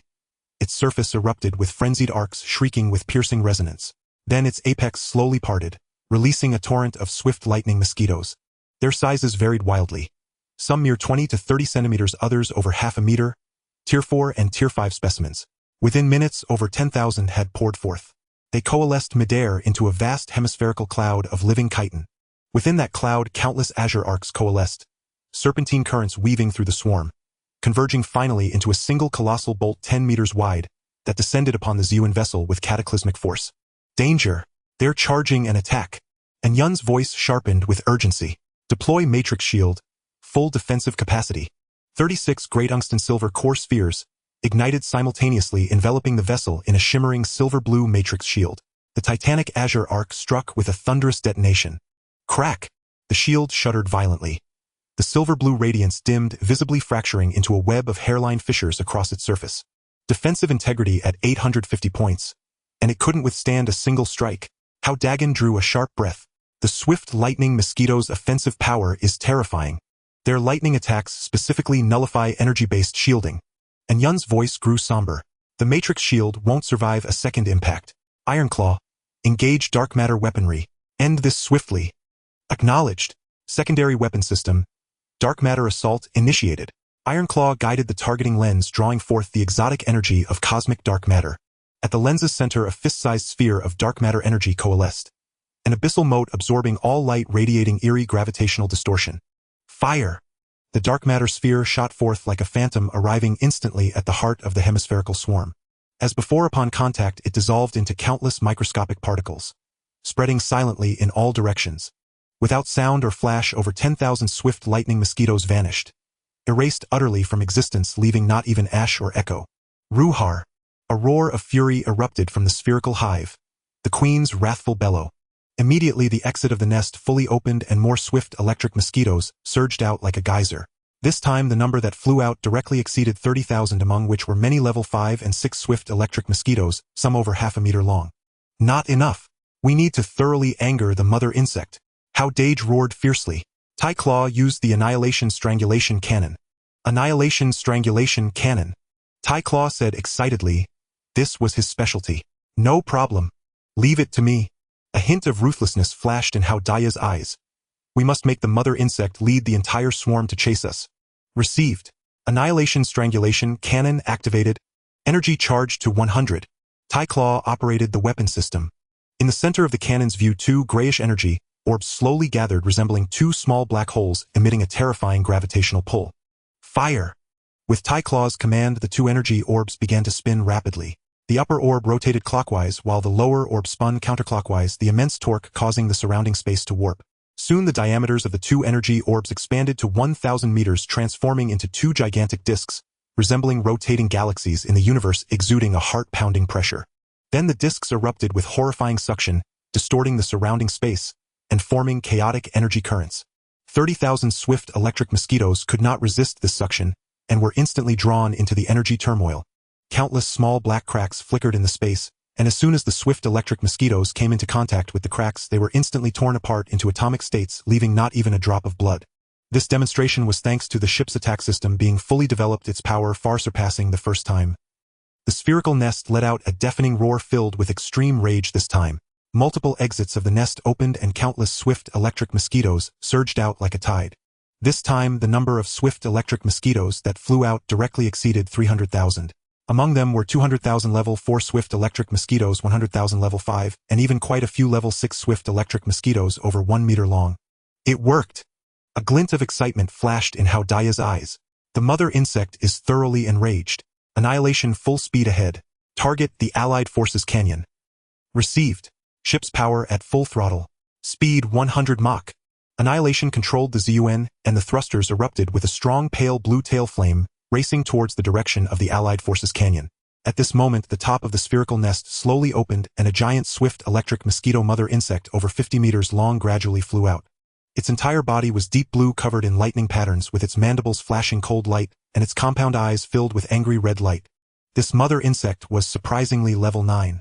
One level higher than Annihilation had estimated.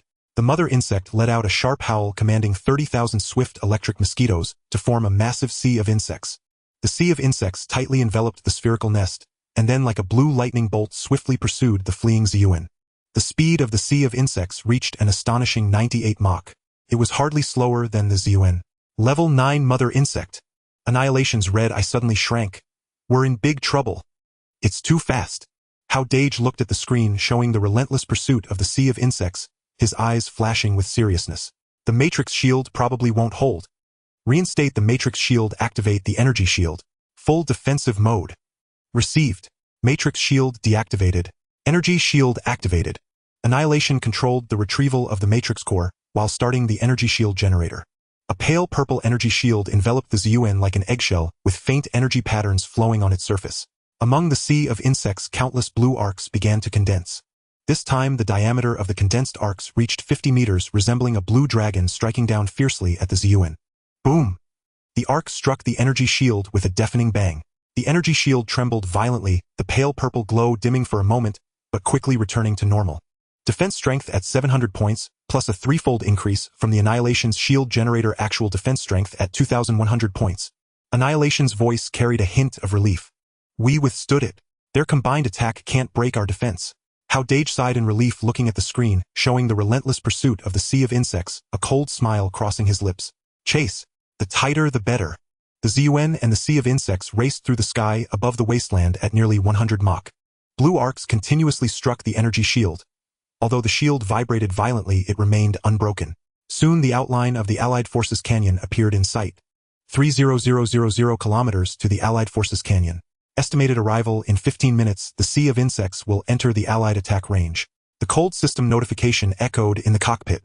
At this moment in the center of the canyon, a high-level meeting among the Allied forces had not yet ended. Mark's voice brimmed with pride.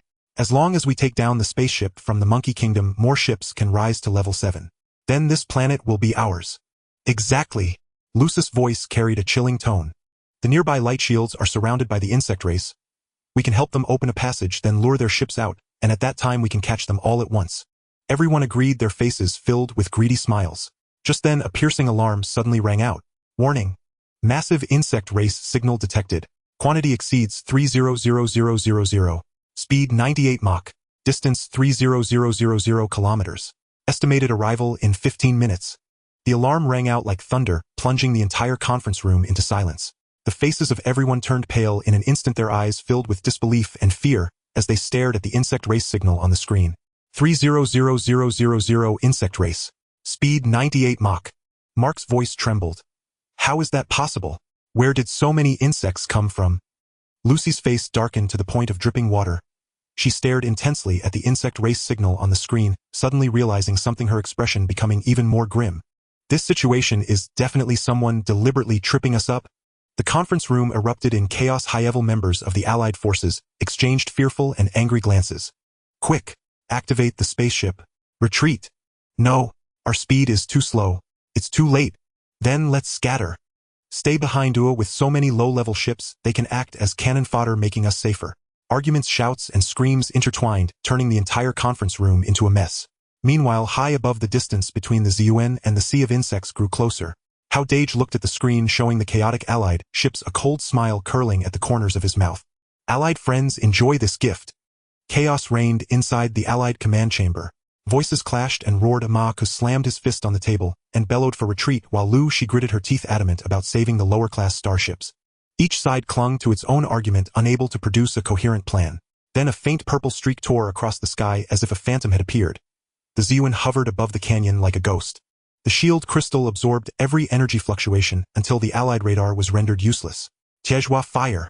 Hao Dageng's voice was ice-cold. Tiezhua's mechanical fingers depressed the launch key. The quantum crystal cannon on ZUN flared to life, and a 2-meter-wide blood-red laser screamed outward. In midair, the beam abruptly fragmented into hundreds of slender shafts of light, sweeping through the sky like a torrential downpour toward the pursuing insect sea. Sizzle. Where the beams passed, thousands of level 4 Shuandian, when were instantly perforated, their dark green ichor did not even have time to fall before the crackling arcs charred it into black ash. This sudden onslaught rekindled the fury of the level 9 Shuandian when Queen. A deafening roar burst forth, its compound eyes glowing a crimson like fresh blood. The next instant, the hive's apex gaped wide as if torn open, and innumerable Shuandian when poured out like a blue tide. Blue arcs braided through the swarm, tinting the whole sky an eerie pale azure. Allied starships in the canyon erupted into pandemonium. The crews stared up at the sky-darkening swarm, their faces drained pale as paper. Lu Shi fixed her gaze on ZUN's silhouette on the screen, her teeth chattering with fury. That bastard again. He's the one who drew the swarm here. Ma Ke's expression turned so sullen it seemed to sweat. As he watched the insect numbers swelling on the display, a strand of despair flickered in his eyes. That lunatic. Does he mean to drag us into mutual annihilation with the swarm? Hao Dageng looked down at the chaos in the canyon and let a cold smile curl his lips. He glanced at the Hull radar and could not conceal his astonishment. This hive appears barely 300 meters across. How can it contain so many creatures? On the radar, dense blips danced frenetically as data refreshed in a dizzying torrent. Level 4 Shuandian, 1320000. Level 5 Shuandian, 121000. Level 6 Shuandian, 131000. Level 7 Shuandian, 15200. Level 8 Shuandian, 1510. Level 9 Guard Shuandian, 150. Enyan's single eye flashed with grave light as he said in a low voice, "This queen is not simple. Her hive must harbor primitive spatial technology. The internal volume is easily hundreds of times larger than it appears, otherwise it could never contain so many of them. And look, the number of level 6 and above far exceeds what a normal level 8 queen would muster. The foundations of this level 9 queen run far deeper than we imagined." Before his words had fully fallen, the level 9 queen's hiss rose once more. It controlled the hive and slowly lifted it to hover above the Allied canyon. The 500,000 level 4 and level 5 Shuandian, when seemed to receive an invisible command. They split instantly into two vast seas of insects like twin spinning blue hurricanes, crushing toward the Allied starships from the left and right. The swarms spun faster and faster arcs of electricity, weaving madly and snapping with thunder. Intense electromagnetic interference swept the canyon like a tide. The systems of the Level 3 starships died in an instant. Dials jittered wildly, screens filled with static, even engines began to hum under unbearable strain. Not good. The electromagnetic interference is too strong. The Allied crew shouted in panic. The ships can't maneuver. Chaos in the canyon escalated. At that moment, 3 Level 7 starships and 2 Level 6 vessels could no longer contain their fear. Ignoring Mach's howls, they forced their engines online and bolted toward the canyon mouth, accelerating to the utmost in a bid to escape that killing ground. But the Level 9 Queen did not bother to glance at them. With a single faint command, 50 Level 8 Shuandian, when peeled away from the swarm, beating their wings as blue arcs gathered fiercely about them. 5 thick beams of lightning formed in an instant like 5 azure dragons, and at light speed surged toward the 5 fleeing ships. Boom! Boom! Boom! There was no suspense. The lightning struck with lethal precision. The 2 Level 6 ships did not last a second. Their hulls were swallowed by arcs and became 2 enormous balls of fire. The 3 Level 7 ships' energy shields, though tenacious, held only a heartbeat before shattering under the bombardment. Engines and hulls were pierced in an instant, and the explosions painted half the sky crimson. The combined strike of 50 Level 8 Shuandian had obliterated 5 advanced starships in a breath. Silence fell over the canyon. Everyone was cowed by that terrifying power. If even Level 7 ships could not withstand such force, how long could their Level 3 and Level 4 vessels possibly hold? Fight back! Fight back for me! Maka screamed hysterically. All ships charge main batteries. Attack the swarm. In this moment, resistance was the only way to survive. Over 10,000 Allied starships activated their main guns, and multicolored energy rounds fell like rain upon the insect sea. The energy rounds blasted thousands of Shuandian, went into fragments. Pale blue carcasses rained down. Yet such losses were but a mote before the vastness of the swarm. While the Allies and the swarm tore into one another, Hao Dageng had already piloted Ziyuan silently upward toward the upper atmosphere. The shield crystal ran at full capacity, masking the ship's energy fluctuations without a trace. Ziyuan's speed surged to its limit. It soon escaped the swarm's effective range, and hovered amid clouds 5 kilometers above like a crouching hawk watching the slaughter below with a cold eye. Anyun, lower the ship and maintain concealment. Hao Dageng's voice carried a hint of excitement. It's time to work. His consciousness sank into the energy core chamber. Blood-red filaments from the Z-Ling Ping slithered out like spirit serpents, and slipping through gaps in the clouds, silently infiltrated the battlefield below. The filaments moved like the greediest of hunters, weaving among insect corpses and wreckage. Every sweep drew in a trace of pure origin. The essence drawn from Level 4 and Level 5 Shuandian was slight on its own, but their numbers were vast. Tens of thousands of insect essences converged like trickling streams pouring into the sea. In the cockpit, the essence progress bar began to inch upward. Absorbed Level 4 Shuandian, when essence 1000, progress 0, 1. Absorbed Level 5 Shuandian, when essence 500, progress 0, 2. Absorbing the essence blood of 100 Level 6 lightning swift mosquitoes. Progress bar increased by 0, 5. Watching the ever-fluctuating progress bar, Hao Dagen's grin was harder to suppress than a fully automatic rifle. The fiercer the carnage between the Allied forces and the insectoid swarm below, the richer his harvest became. At this moment, the canyon had transformed utterly into a living hellscape. The swarm's lightning assaults poured down like a typhoon, relentless, violent, unceasing. One Allied starship after another erupted in blinding fireballs, flames, and thick choking smoke blotted out the sky. Yet the Allies' counterattacks were no less ferocious. Energy projectiles detonated swarms of lightning-swift mosquitoes, midair, their pale blue corpses piling up like mountains. Still, even the most untrained observer could see. The Alliance was now hopelessly outmatched. Against the colossal dominion of a Level 9 matriarch, their resistance was little more than the desperate thrashing of a caged beast. Hao Dageng stared at the carnage unfolding across the screen, and suddenly recalled Anyun's earlier words. A question rose unbidden. Anyun, you once said a Tier 1 sovereign is terrifyingly powerful. Just how terrifying? Why do you speak of it with such palpable dread? Anyun's solitary crimson eye flickered with complex light. After a long silence, he spoke slowly. A Tier 1 sovereign transcends all ordinary matriarchs entirely. Observe this Level 9 matriarch.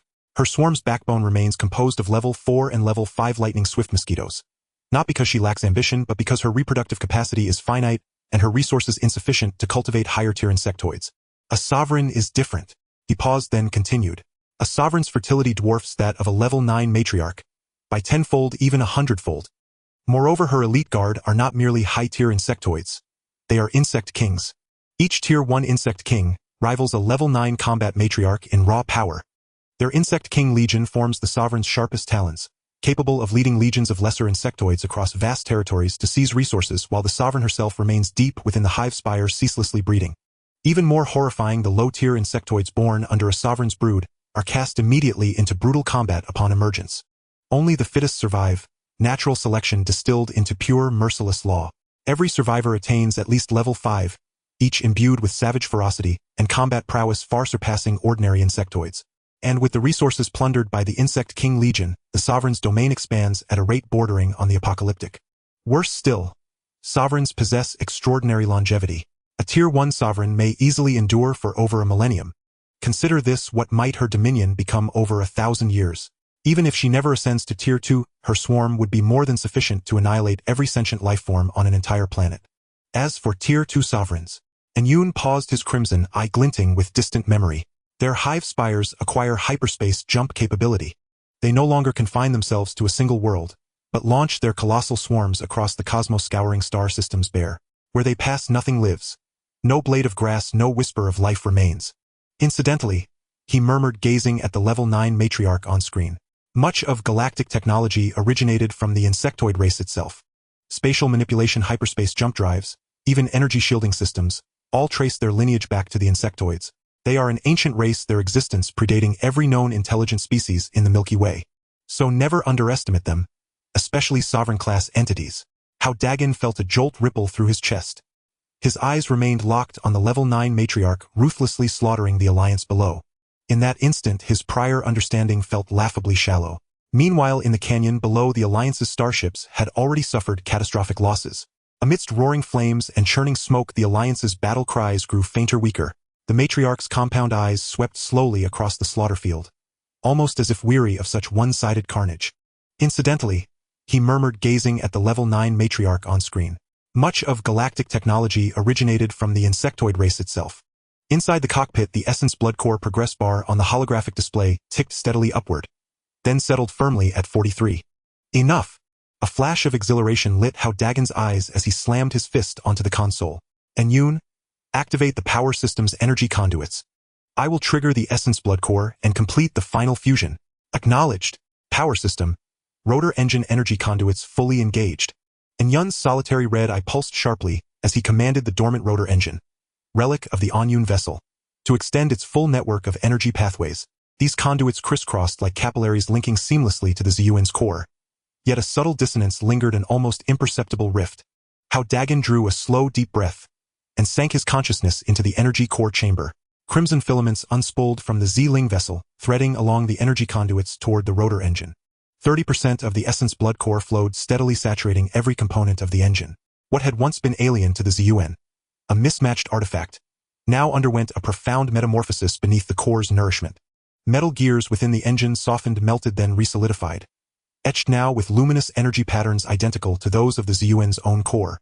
Long clogged energy nodes, like sealed meridians, suddenly opened, flowing freely and flawlessly. A deep resonant hum vibrated through the hull.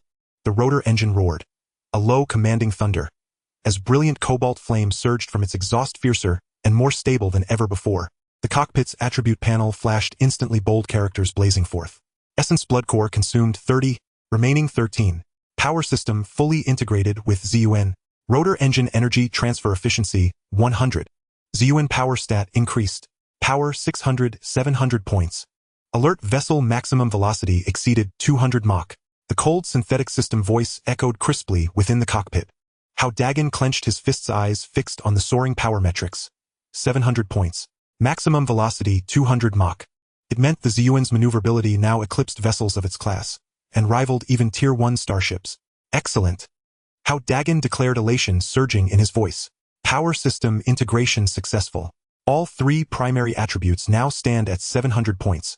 The Ziyun has ascended to an unprecedented apex of strength. Precisely. 700 attack, 700 defense, 700 power. And Yun's black singular eye gleamed with fierce excitement. With these stats, we can face even an Insect King Legion led by a Tier 1 Sovereign, and emerge victorious.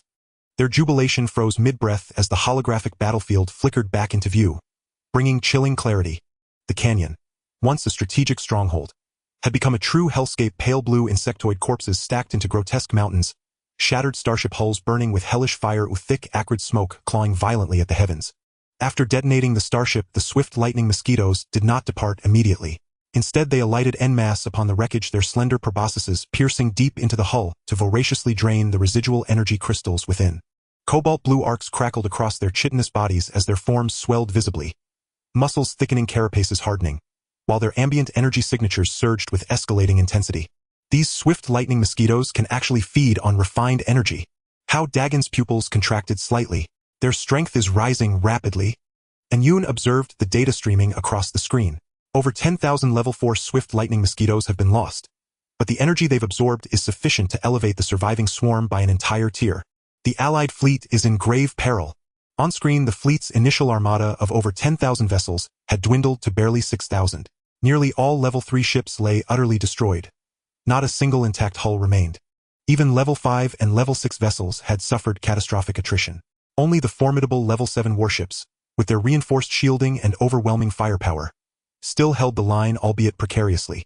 By then, despair had fully engulfed the Allied fleet. Their numbers dwindled, their firepower waned. Yet the mosquito swarm remained vast, and its collective power continued to ascend. Retreat! Full retreat now! Mark's ragged shout blared through the comms. His vessel already riddled with breaches, its energy shield flickering erratically. All ships scatter and break formation. Every vessel that escapes counts as a victory. 6,000 Allied vessels veered wildly, fleeing in every direction like startled birds scattering before a storm. In the compound eyes of the level 9 brood queen, a flash of cold disdain flickered. With a low guttural command, she directed the remaining mosquitoes, dividing them into hundreds of coordinated swarms, to pursue the fleeing fleet. Yet the essence of the swarm-tide strategy lies in concentration, massing overwhelming force to crush the enemy outright.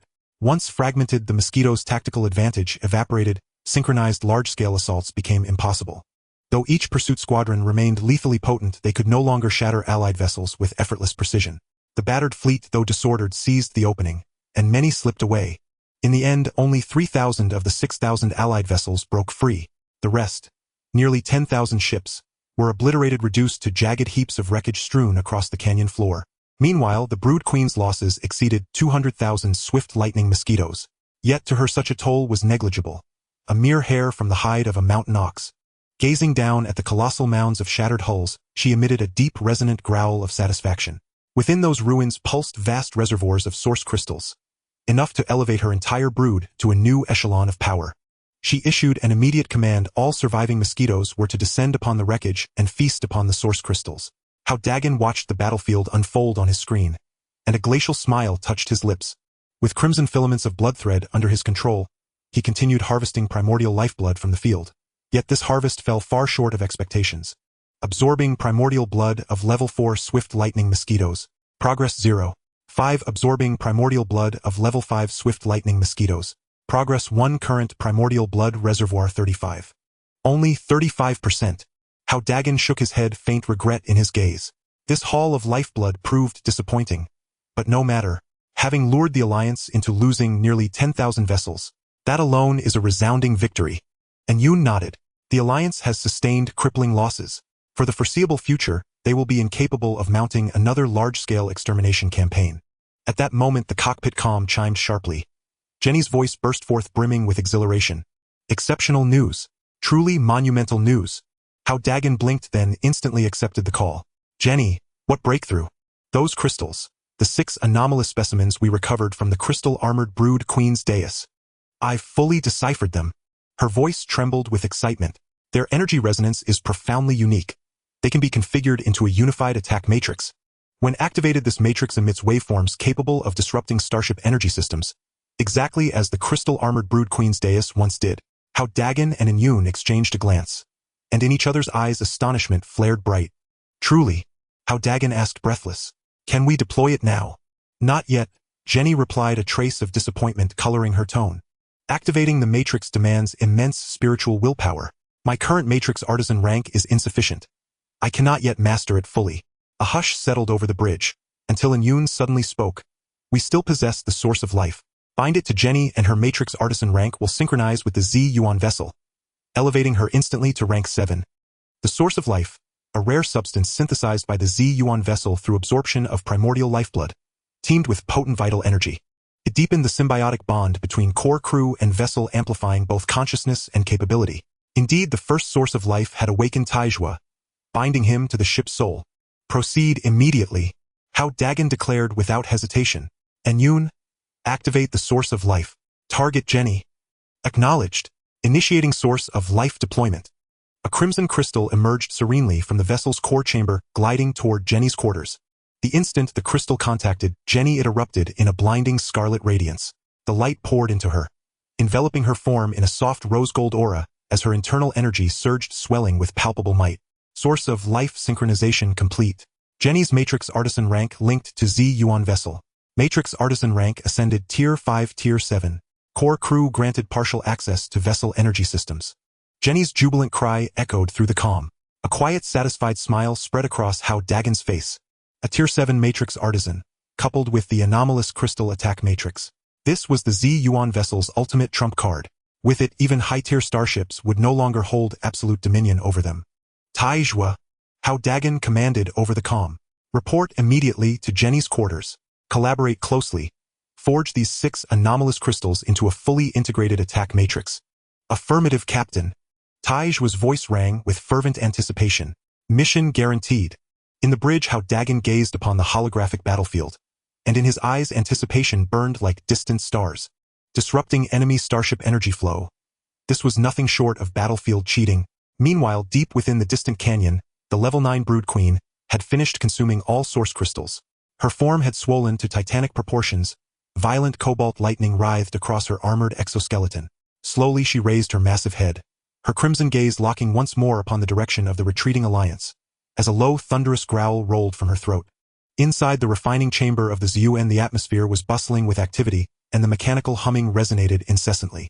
10 miniature robots with mechanical arms held 6 peculiar crystal stones, each the size of a human head. These crystals were completely transparent, their surfaces flowing with faint energy patterns that emitted a mysterious glow under the light. Jenny was carefully engraving complex energy circuits onto the surface of the crystals. Ironclaw stood beside her, continuously scanning the energy fluctuations of the crystals, ready to report data to Jenny. This delicate engraving was different from the core of a defensive matrix. Ironclaw could only play a supportive role. Energy circuit engraving progress at 30. The energy of the crystals is stable. Ironclaw's voice rang out with a metallic scratch. Jenny nodded, taking a deep breath, her wrist slightly twisting, as the engraving knife glided across the crystal's surface, tracing smooth arcs. A subtle glow of energy flickered through the engraved patterns, causing the crystals to tremble slightly before quickly returning to stability. Rest assured. Jenny's voice carried a hint of confidence. The energy patterns of these crystals are very similar to those of the Crystal Mother Insect's platform. As long as we replicate the patterns of the platform, we can form a complete attack matrix. However, this matrix is different from the previous defensive matrix. It cannot be attached to the spaceship and must be executed by me personally. At that time, I will need to inject my mental energy into the matrix to release waves of interference that affect the spaceship's energy. Hao Dageng stood aside, watching the two busy figures with anticipation in his eyes. This attack matrix was another significant trump card of the ZUN. Meanwhile, in a hidden valley deep in the wasteland, over 3000 remaining ships of the Coalition were docked here. Inside a conference room of one of the ships, the high-ranking officials of the Coalition were gathered around a large round table, the atmosphere stifling to the point of suffocation. Tom's face was pale, filled with rage. No way. Absolutely not.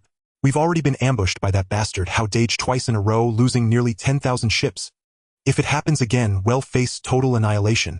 Lucy's expression was equally dark as her fingers lightly tapped the table, a hint of cruelty flashing in her eyes. Hao Dageng from the Dragon Kingdom is simply despicable. But right now, we don't have time to settle the score with him. Time is running out. We must quickly enhance our strength and escape this planet. Currently, most of the ships are hiding in the energy shield area, afraid to come out. Hunting them down would be as difficult as ascending to the heavens. Moreover, a few of our level 7 ships are on the verge of upgrading but can't find suitable prey. A ruthless glint flashed in Mark's eyes. Can't find prey. That's simple. Over 3000 of our ships are mostly level 5 and 6. If we clear them out, our level 7 ships can immediately upgrade to level 8. However, Lucy shook her head, rejecting Mark's proposal. We can't clear them out yet.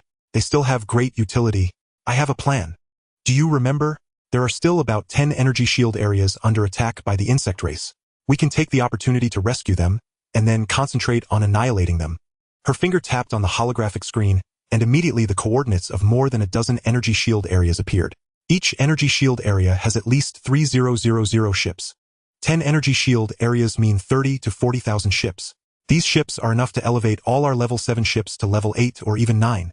Tom furrowed his brows tightly, asking in confusion.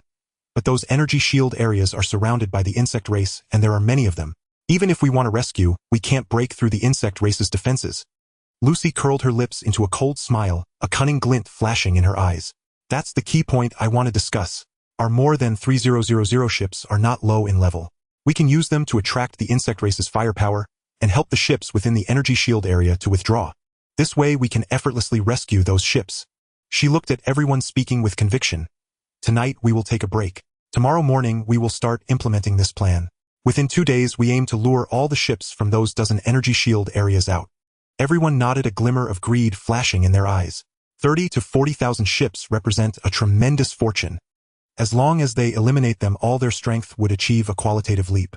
Early the next morning, all ships of the Chosen Ones received an announcement from the Will of Blue Star. Surviving Chosen Ones, congratulations on safely passing 20 days. Adjustments have been made for ships below level 7, and below ships can temporarily activate energy shields once lasting 30 minutes. Wishing all Chosen Ones good luck in quickly upgrading to level 9 and escaping from planet GX-739. In the cockpit of the ZUN, Hao Dageng looked at this announcement filled with confusion. He turned to Enyun, asking in bewilderment, "Enyun, why do you think the Will of Blue Star suddenly grants these low-level ships a boost?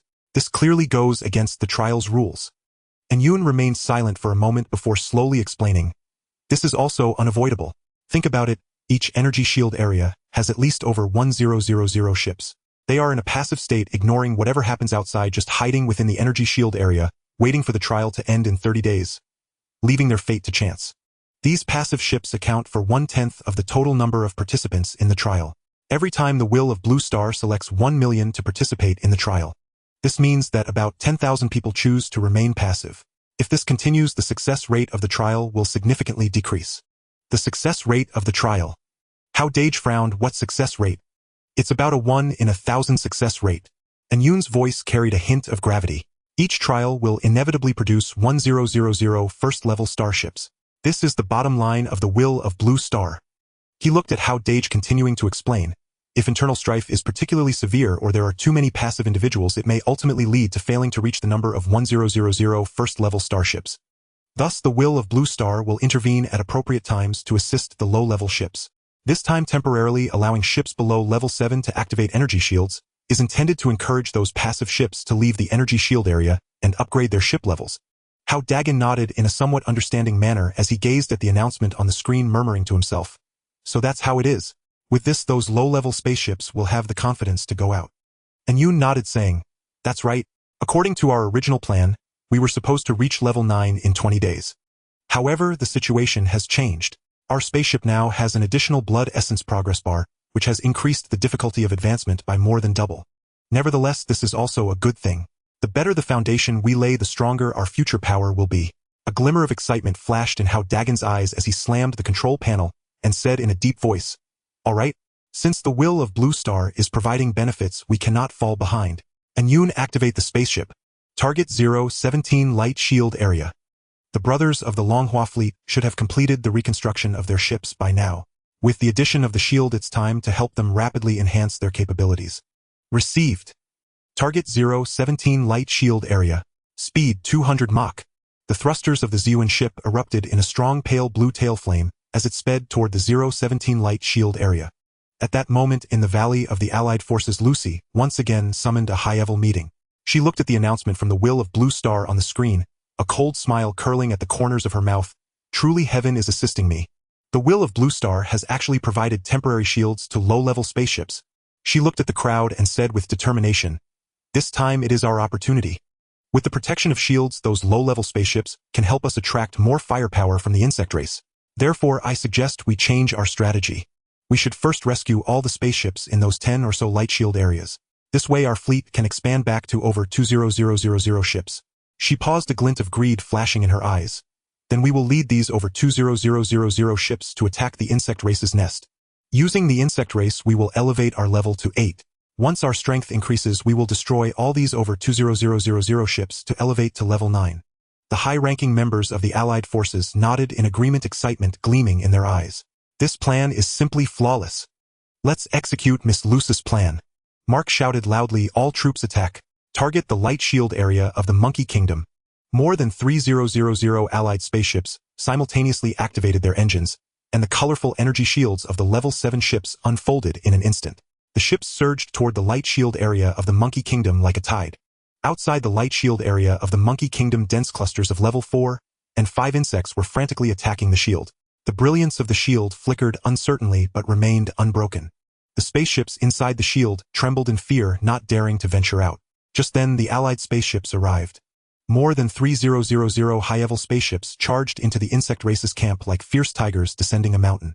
Colorful energy projectiles poured down like rain, blasting the insects apart, leaving piles of dark green insect corpses.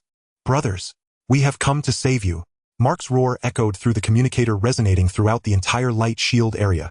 The will of Blue Star has provided everyone with shields. Quickly activate the shields and evacuate the light shield area. The spaceships inside the shield were overjoyed.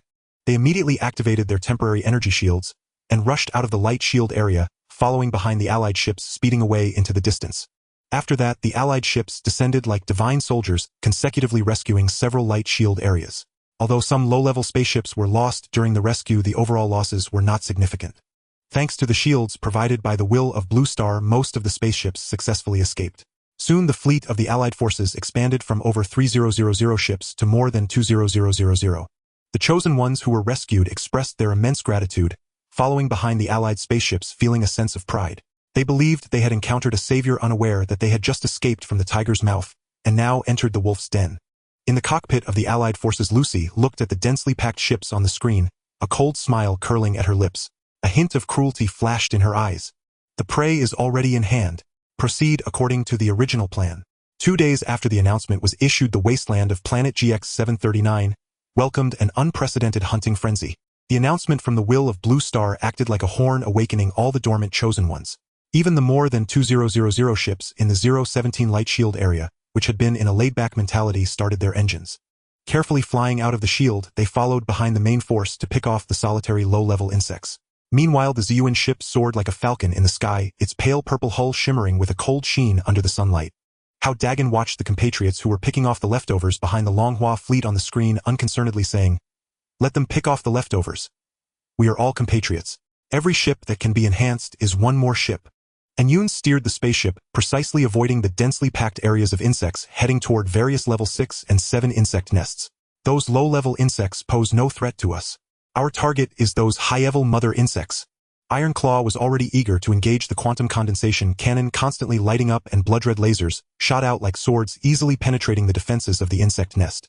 The ships of the Longhua fleet followed closely behind, with Lin Qiangshu's Source Dragon Tangfeng Swift Dragon and Li Gang's Strong Dragon leading the charge. The main cannons roared in unison, clearing out the high-level insects that had slipped through. Those severely wounded level 6 and 7 insects were deliberately left for the brothers of the Longhua fleet to finish off. In this way, the upgrading speed of the Longhua fleet soared like a rocket, with the levels of their ships rising rapidly. In just 2 days, the ZUN ship, along with the Longhua fleet, destroyed 5 or 6 insect nests. Although the temporary shields from the will of Blue Star were beneficial, the shields only lasted for half an hour. The Longhua fleet still suffered considerable losses during the high-intensity battles. In the end, the total number of ships in the Longhua fleet stabilized at 153. None of these 153 ships were below level 5. Among them, Lin Qiangshu's Source Dragon Tangfeng Swift Dragon and Li Gang's Strong Dragon successfully reached level 7. Of the remaining 150 ships, half were level 6 and half were level 5, making their overall strength truly terrifying. Iron Claw and Jenny were also busy working overtime to create 3 sets of defensive matrices with the aid of the super smelting furnace. These 3 sets of matrices were installed on the 3 level 7 flagship ships, further enhancing their defensive strength. Qian Shui Tang Feng Li Gang. Hao Dageng spoke with a steady tone. The strength of the Longhua fleet is already formidable enough. From now on, the 3 of you should develop the fleet on your own. Remember, try to avoid conflicts with the allied forces. Enhancing strength is the true path. Notify me promptly if you encounter any danger. Lin Qianshui and the others replied in unison, rest assured. After delegating the matters concerning the Longhua fleet, Hao Dageng turned his gaze towards the progress bar in the cockpit. After 2 days of hunting, the essence blood source of 5 or 6 mother bugs was absorbed by the ZUN, and the essence blood source progress bar finally reached 100. The regular upgrade progress bar is full.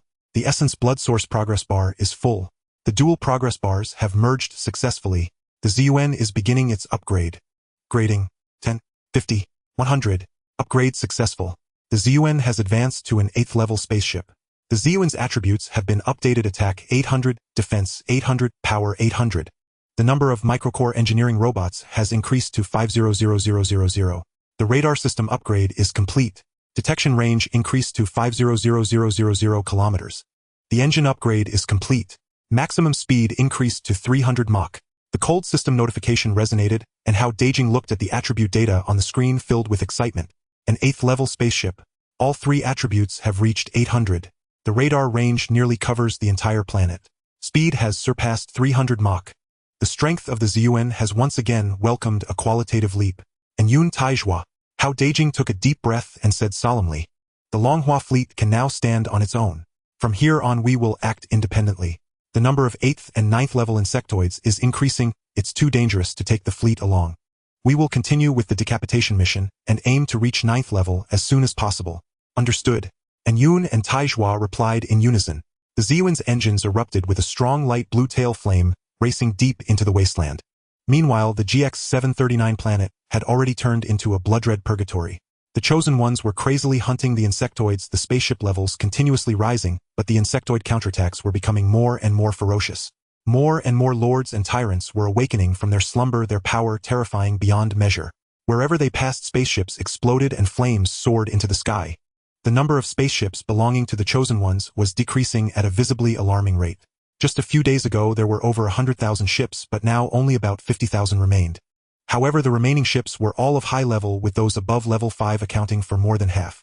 The ZUN glided like a ghost over the wasteland, its shielding crystal operating at full capacity, trying to avoid suspicious areas.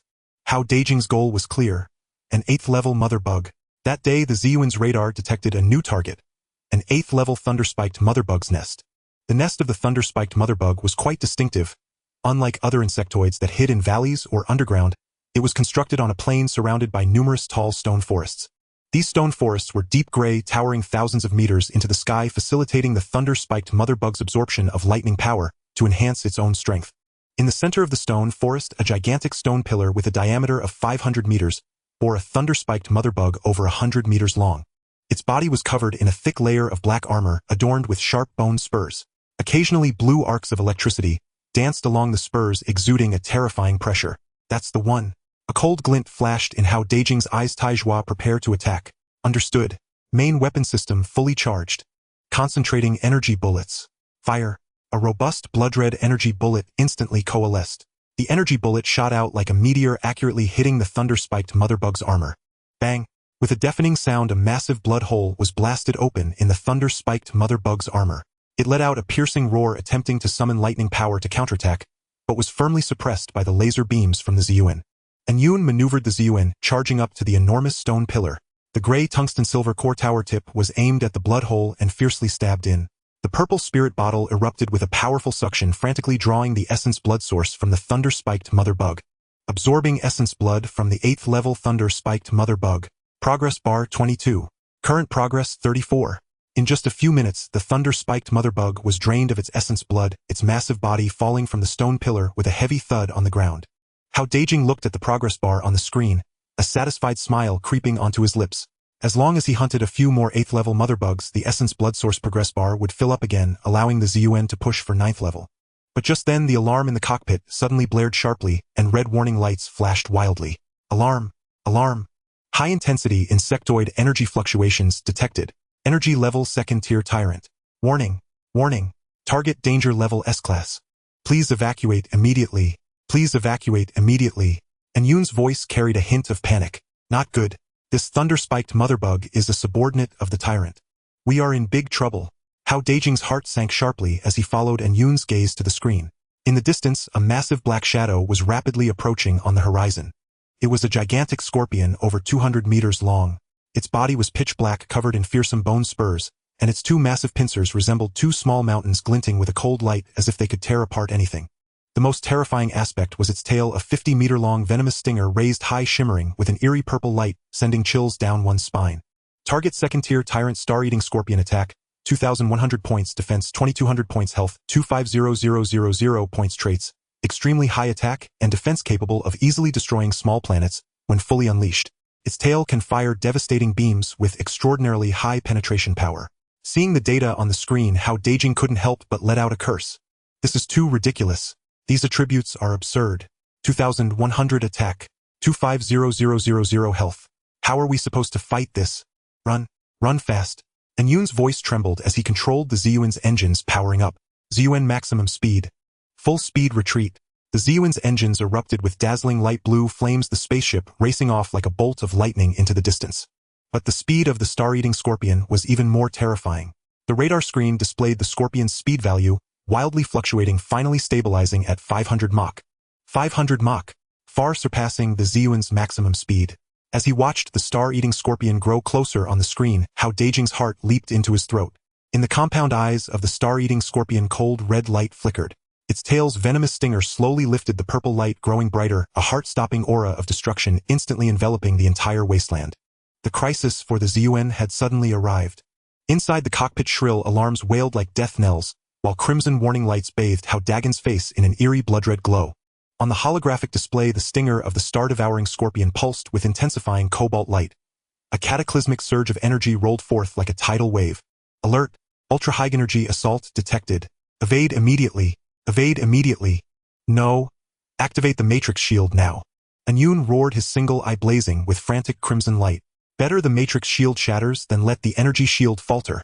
The moment the command was issued, 36 gray tungsten-silver core spheres ignited in unison. A silvery blue matrix shield, vast as an inverted celestial bowl, enveloped the Ziyuan vessel. This matrix shield had once withstood relentless barrages from level 8 guardian insects. Yet before a Tirai tyrant it proved as fragile as paper. VVVVRR. The scorpion's stinger trembled violently, then unleashed a colossal cobalt beam. A lightning bolt rending the heavens.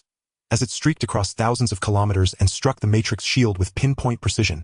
There was no contest. The silvery blue matrix shield held for less than a second before shattering like glass, dissolving into a cascade of fading motes. The 36 gray tungsten-silver core spheres dimmed instantly, of thin wisps of acrid smoke curled from their cores. Severely damaged, temporarily inoperable. Retract matrix cores. Engage maximum power energy shield. Anyun reacted with preternatural speed. Activating the vessel's final defense the instant the matrix shield collapsed. A faint violet energy shield flared into existence. Just as the cobalt beam, a torrential flood of raw force slammed into it, with a deafening boom that reverberated through the cockpit. The Ziyuan vessel shuddered violently, tossed like a leaf in a maelstrom. The violet luminescence across the shield's surface faded rapidly, visibly draining. Countless hairline fractures spiderwebbed across its surface. Yet at the very brink of annihilation it held. Too close.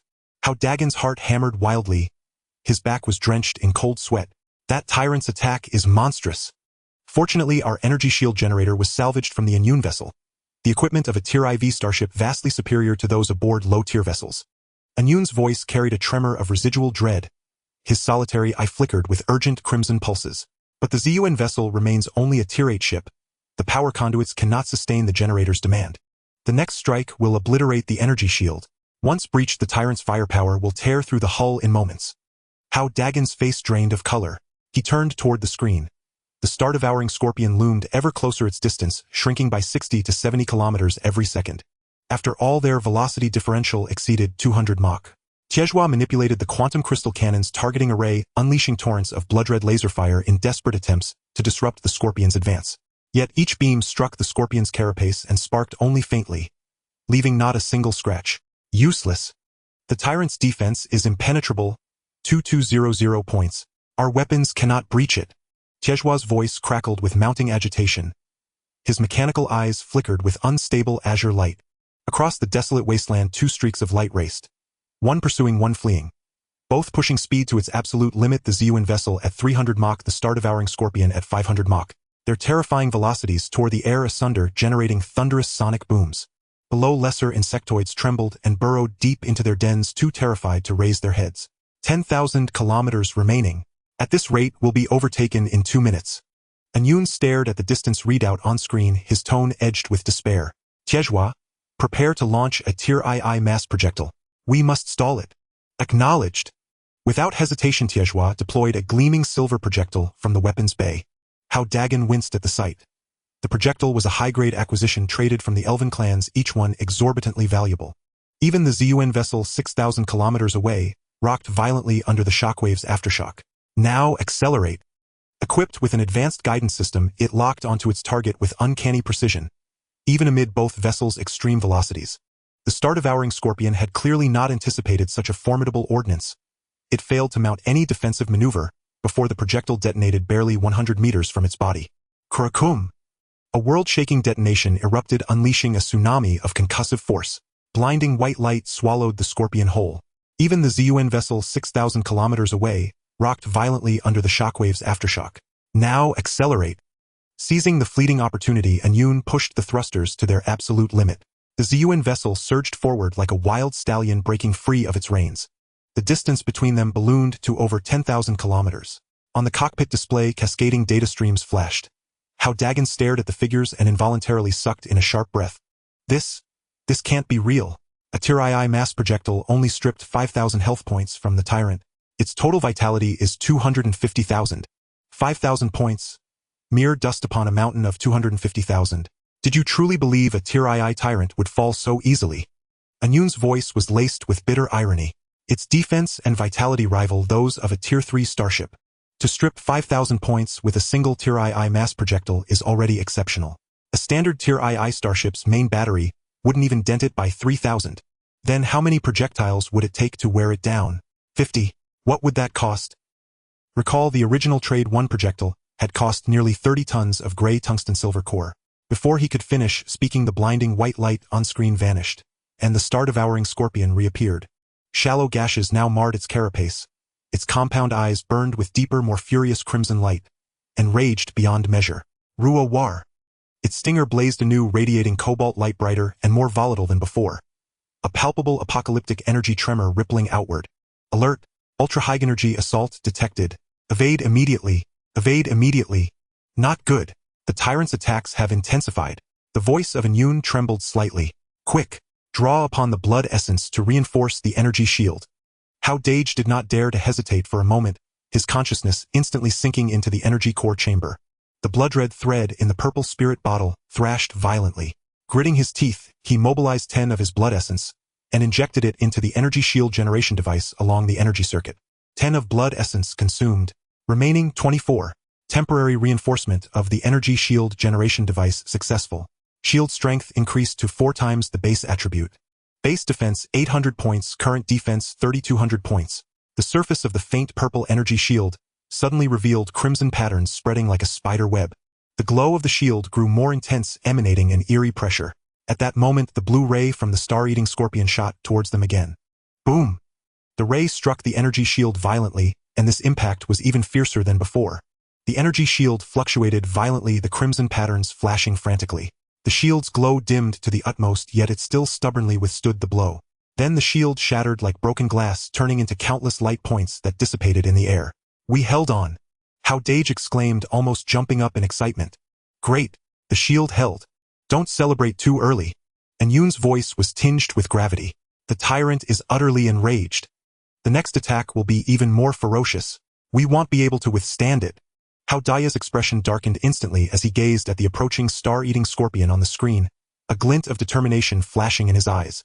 Anyun launched the Tier 3 black hole bomb. If we can just delay it for a few minutes, we can escape back to the canyon of the Anyun ship. There's a mirroring array there. It definitely won't be able to detect us. Anyun replied, we only have 2 Tier 3 black hole bombs left. This is our last trump card. We can't afford to be cautious now. If we're about to lose our lives, what good is it to save our trump card? Hao Dageng shouted. All right, launch the Tier 3 black hole bomb. Anyun grit his teeth and ordered. The Iron Claw controlled the weapon chamber, pushing the completely black Tier 3 black hole bomb towards the electromagnetic launcher. This black hole bomb was only half a meter long. Through its transparent shell, one could see the excised core inside, radiating a chilling gravitational wave. Aim. Calculate the tyrant's trajectory. Fire. Iron Claw's finger slammed down on the launch button, and the Tier 3 black hole bomb shot towards the path of the star-eating scorpion like a ghost. With Iron Claw's precise control, the black hole bomb exploded a few thousand meters in front of the star-eating scorpion. There was no earth-shattering sound, only a terrifying gravitational force that erupted instantly. A spherical black hole 30 meters in diameter appeared out of thin air above the wasteland. The center of the black hole was pitch black, and the surrounding space was distorted, exuding an aura of devouring everything. Even light could not escape the black hole's pull. The star-eating scorpion could not dodge in time, and crashed into the gravitational field of the black hole. Roar! The star-eating scorpion let out a massive roar, desperately flapping its wings, its enormous pincers wildly thrashing, as it tried to break free from the black hole's pull. But the black hole suction was too strong, or its body was firmly held, unable to move an inch. Now's our chance. Hao Dageng's eyes sparkled with wild joy. Without hesitation, he mobilized 10 of his blood essence and injected it into the rotor engine. 10 blood essence consumed. Current remaining 14 rotor engine enhanced by blood essence. Power attribute temporarily increased. Base power 800 points, current power 900 points. Maximum speed increased to 400 Mach. Duration 5 minutes. The booster of the purple source ship erupted with a dazzling light blue flame, and its speed soared to 400 Mach. The spaceship dashed towards the canyon of the immune ship like a purple lightning bolt, while on the holographic screen, the star-eating scorpion was still struggling in a fierce battle with the black hole. Its carapace erupted with intense energy brilliance, and its massive pincers smashed down hard on the edge of the black hole. With a loud bang, the small black hole formed by the black hole bomb was actually shattered. Damn it! And Yoon couldn't help but curse. The strength of the Tier 2 Tyrant is indeed terrifying. But at that moment, the purple source ship had already flown over 60,000 kilometers. And Yoon immediately activated the shielding crystal, masking the energy fluctuations of the ship perfectly. After the star-eating scorpion broke free from the black hole's grip, it roared in anger, its scarlet gaze sweeping across the wasteland. But it sensed for a long time, yet could not find any trace of the purple source ship. With its exceptional intelligence, the Tier 2 Tyrant knew that the purple source ship must have used some kind of hidden means. It had already memorized the purple pyramid spaceship, and this debt would eventually be repaid. After failing to pursue it, let out a reluctant roar and turned to fly back to its lair. Meanwhile, all the ships along the way suffered completely. Not a single ship could withstand the Tyrant's attacks. In fact, in a fit of rage, the Tyrant even blasted apart 3 light shield regions. However, at this moment, the purple source ship had safely entered the canyon where the immune ship was located. The mirroring array silently activated, hiding the ship in the underground space. Inside the cockpit, the alarm gradually quieted. Hao Dageng slumped in his seat, breathing heavily, his heart still racing. The pursuit just now was incredibly perilous. They had almost met their doom. That was too close. Too close. Hao Dageng muttered to himself, his face filled with fear. And Yoon's single eye flickered with a faint light. Fortunately, we escaped. However, we only have 1 black hole bomb left. Ironclaw said solemnly. Moreover, the energy shield generator has entered cooldown mode, and will take 6 hours to recover. In these 6 hours, we will be without shield protection. It will be even more dangerous on this planet. Hao Dageng nodded, taking a deep breath, forcing himself to calm down. Next, we must be extremely cautious. More and more tyrants are appearing. We can't provoke high-level insectoids lightly anymore. First, let the ship conduct emergency repairs, and once the shield generation device has cooled down, we can make further plans. In the underground space, mini-engineering robots began to mobilize, starting to repair the damaged matrix core. The super melting furnace slowly started emitting a faint golden glow. Hao Dageng looked in the direction where the star-eating scorpion had disappeared, and a look of seriousness flashed in his eyes. This crisis, although temporarily averted, but he knew that this was just the beginning. As the trials deepened, more and more lords and tyrants would awaken, and the GX-739 planet had already turned into a true hell. After resting overnight in the subterranean chamber, the ZUN vessel had been fully restored. Its surface scratches repaired flawlessly by microengineering drones. The Matrix Core 2 had been meticulously recalibrated by Jenny, and its 36 gray tungsten-silver spherical cores now gleamed with renewed luster. Inside the cockpit, Hao Dageng studied the cascading data streams on his display screen, a flicker of gravity tightening his gaze. This operation must be swift, precise, and decisive. His voice was low, resonant, and unyielding. We target only a single level 8 matriarch. Extract her vital blood and withdraw immediately. Under no circumstances may we remain longer than 3 minutes. And above all, we must not provoke the tyrant again. Darkfall's solitary eye burned with unwavering resolve. Rest assured. The radar has been calibrated to maximum alert status. Any tyrant-level energy fluctuation, within a radius of 500,000 kilometers, will trigger an immediate alarm. Our objective is a level 8 matriarch whose defenses are critically weakened. Ironclaw thumped his chest confidently. I'll breach the hive's outer shell. Captain, you'll deploy the blood thread to eliminate the guard swarm, and Darkfall will maintain absolute control over the vessel. 3 minutes is more than enough to complete the hunt. Hao Dageng nodded once, drew a deep breath, and commanded launch. Destination: the western mountain range of the wastelands. The ZUN vessel's thrusters ignited with quiet authority. Its shielding crystals hummed at full capacity, masking every trace of the ship's energy signature. Imperceptible, seamless, absolute. Its 500,000 kilometer radar sweep unfurled like a vast celestial net, nearly encompassing the entire planet. Soon a distinct luminescent blip appeared upon the radar display. Target acquired. Coordinates X897, Y1201. The summit of the Western Mountain Range. Darkfall's voice carried a sharp edge of exhilaration. Designation Windblade Moth Swarm. Composition 50,000 Level 4 Windblade Moths, 20,000 Level 5 Windblade Moths, and 25 Level 8 Guard Moths. The hive is constructed atop the peak. A perfect sphere 600 meters in diameter. Though Windblade Moths possess formidable offensive capability, their carapaces are notoriously fragile. Ideal for our mission parameters. Hao Dageng followed Darkfall's guidance, his eyes locking onto the holographic projection. A colossal jagged mountain piercing the heavens. At its apex, suspended precariously from a sheer cliffus, loomed the immense hive. Around it swirled countless wind-blade moths. Slender pale green forms gliding like living leaves in silent predatory orbits. Their wings were elongated and razor-sharp, emitting shrill sonic cracks with each beat. A faint silvery chill shimmered along their serrated edges. Evidence of devastating cutting power. There it is. A cold glint flashed across Hao Dageng's eyes. Ironclaw. Activate primary armament. Target the hive's defensive membrane. Acknowledged. Focusing optics. Charging particle beam.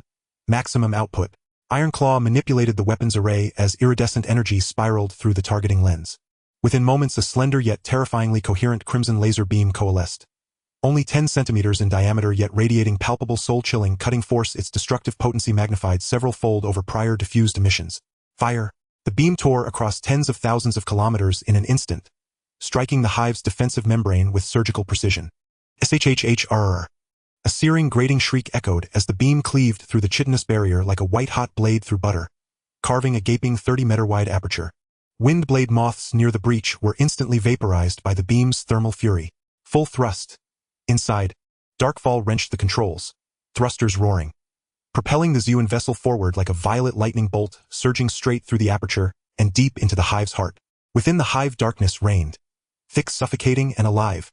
Thousands of wind-blade moths erupted in frenzied shrieks, swarming toward the intruder with lethal intent. 25 Level 8 guard moths spearheaded the assault. Wings outstretched to 20 meters, their edges pulsing with an eerie volatile frostlight. Zling draw. Hao Dageng's consciousness plunged into the vessel's energy core chamber and roared. From the Zling, vile crimson filaments erupted like sentient serpents, coiling once within the chamber before lancing violently into the hive's depths. The filaments moved at impossible speed. A streak of scarlet lightning, darting between the elite guards with merciless grace. Thwip, thwip. Wherever they passed, the Level 8 guards were bisected cleanly. Their blades-like wings, formidable against most foes, proved utterly powerless against the filament's transcendent cutting force. Before their ichor could even spatter, the filaments absorbed it entirely, converting it instantly into refined vital essence. Absorbed vital essence of Level 8 guard Windblade Moth 1. Progress 0. 2. Absorbed vital essence of Level 8 guard Windblade Moth 1. Progress 0. 2. In under 15 seconds, all 25 elite guards lay obliterated. The vital essence progress bar surged from 14 to 20. Guard swarm neutralized. The matriarch lies ahead. Ironclaw's voice crackled with controlled elation. Deep within the hive's sanctum, the Level 8 Windblade Moth matriarch, over 50 meters in length, lay motionless upon a colossal obsidian platform, laying clusters of glistening eggs. Her wings dwarfed those of lesser moths, broad-layered and edged with an intensified glacial luminescence. Her compound eyes burned with cold crimson fire. At the Zeon vessel's intrusion, she unleashed a piercing, thunderous shriek. A sound that shook the hive's very foundations. 50,000 Level 4 and 20,000 Level 5 Windblade moths erupted into violent frenzy. Wings beating in unison, launching torrents of pale green wind blades like a storm of lethal rain. Each blade possessed enough cutting force to shear through the hulls of Level 6 or 7 vessels. Matrix shield. Full deployment. Darkfall's voice remained calm, unshaken. Jenny's optimized matrix core elevates defensive integrity to 1,000 units. More than sufficient to withstand this barrage. Instantly, all 36 gray tungsten silver spheres ignited, enveloping the vessel in a shimmering silver-blue dome of pure containment. Wind blades hammered the shield in rapid succession, pinging, clanging, reverberating. But the dome's luminous surface rippled only faintly, never yielding. Captain, immobilize the matriarch. Do not let her escape. Ironclaw urged urgently. Hao Dageng responded without hesitation, commanding the crimson filaments to lash forth like vengeful serpents striking true. The filaments coiled around the matriarch's body and constricted with crushing force. She flailed wildly, wings thrumming, carapace straining. But the filaments held fast, unyielding as tempered star steel. Ironclaw now, confirmed, compressed laser mode. Firing. Ironclaw triggered the weapon array. A fist-thick beam of blood-crimson light erupted, striking the matriarch's armored carapace with pinpoint accuracy. The beam pierced deep, explosively rupturing her exoskeleton and unleashing a torrent of vivid, viscous ichor. Darkfall, move in. Darkfall surged the Zeon vessel forward, thrusters roaring. As the vessel closed the final distance in a heartbeat, the tungsten-silver spire aligned perfectly with the wound and drove inward with brutal finality. Instantly, the Z-Ling vial unleashed a ravenous gravitational pull, draining the matriarch's life force essence with relentless, absolute hunger, absorbing the essence blood of the wind blade moth mother. Progress bar 15. Current progress 30. Progress bar 13. Current progress 43. The mother insect let out a piercing wail, its massive body trembling violently. Its howl ignited the ferocity of the lower-level wind blade moths. Countless wind blade moths frantically flapped their wings, increasing in number and strength. The glow on the surface of the matrix shield began to dim at a visible rate. Not good. The matrix shield can't hold. The voice of Dark Meteor carried a hint of urgency. Retract the matrix core. Activate the energy shield. 36 gray tungsten silver core spheres were instantly retracted, and a light purple energy shield slowly unfolded. The basic defense of the Zeon ship is 800 points, and the shield device can triple the defense strength to 2,400 points. The wind blades struck the energy shield, causing intense fluctuations on its surface, yet it remained unbroken. Essence blood absorption complete. The mother insect is dead. Retreat. Hao Dageng's voice carried a hint of excitement. Dark Meteor maneuvered the Zeon ship, and the thrusters unleashed maximum power, as the ship shot forward like a purple lightning bolt towards the entrance of the insect nest. Hao Dageng controlled the crimson thread, carving a path ahead of the ship. Wherever the thread passed, the wind blade moths were sliced in half, unable to hinder the Zeon ship's advance. From breaching the insect nest to hunting the mother insect, and then retreating, the entire process took only 2.5 minutes. The wind blade moths in the nest crazily chased after the Zeon ship, but soon realized that the Zeon ship was speeding away, quickly disappearing into the horizon. In the cockpit, Hao Dageng looked at the essence blood progress bar on the screen, a satisfied smile spreading across his face. 43. At this rate, hunting one level 8 mother insect each day, in 3 days the progress bar will reach 100. The Zeon ship can then advance to level 9. Dark Meteor spoke gravely. Although this will delay us a few days, it is safer. As long as we do not provoke the tyrant, we can steadily increase our strength. Hit and run.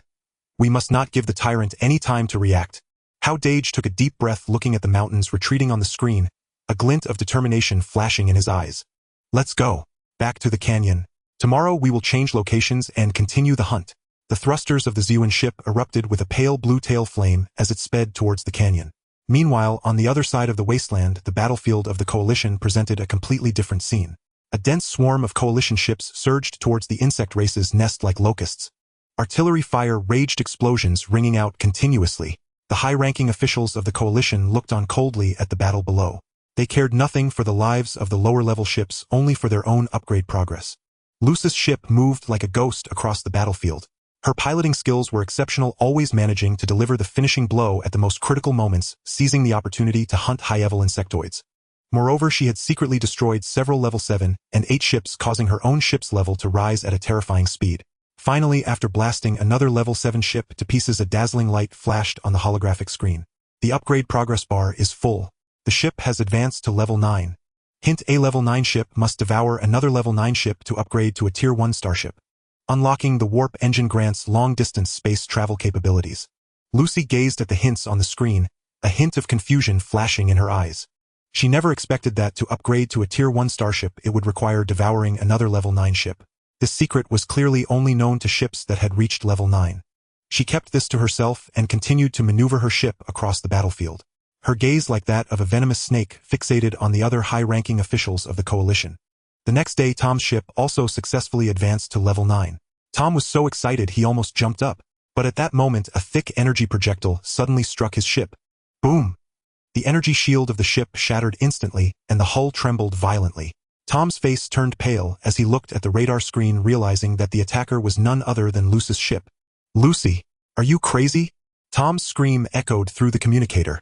Why are you attacking me? We're allies. Luce's voice came through the communicator with a hint of cold amusement. Allies? Tom, you are too naive. On this planet, only the strong can survive. Your ship will serve as nourishment for my upgrade. Luce's ship unleashed its full firepower energy projectiles, raining down like a torrential storm towards Tom's ship.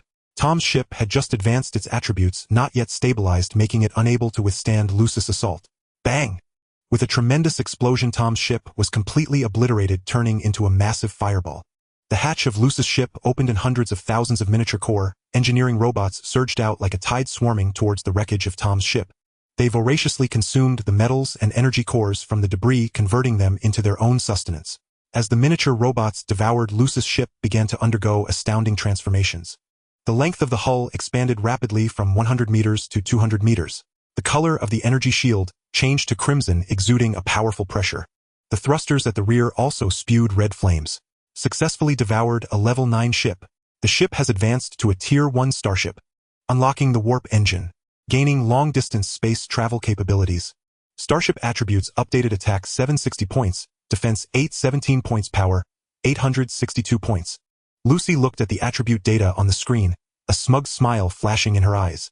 Her ship had become a Tier 1 starship, now possessing the power to traverse the universe.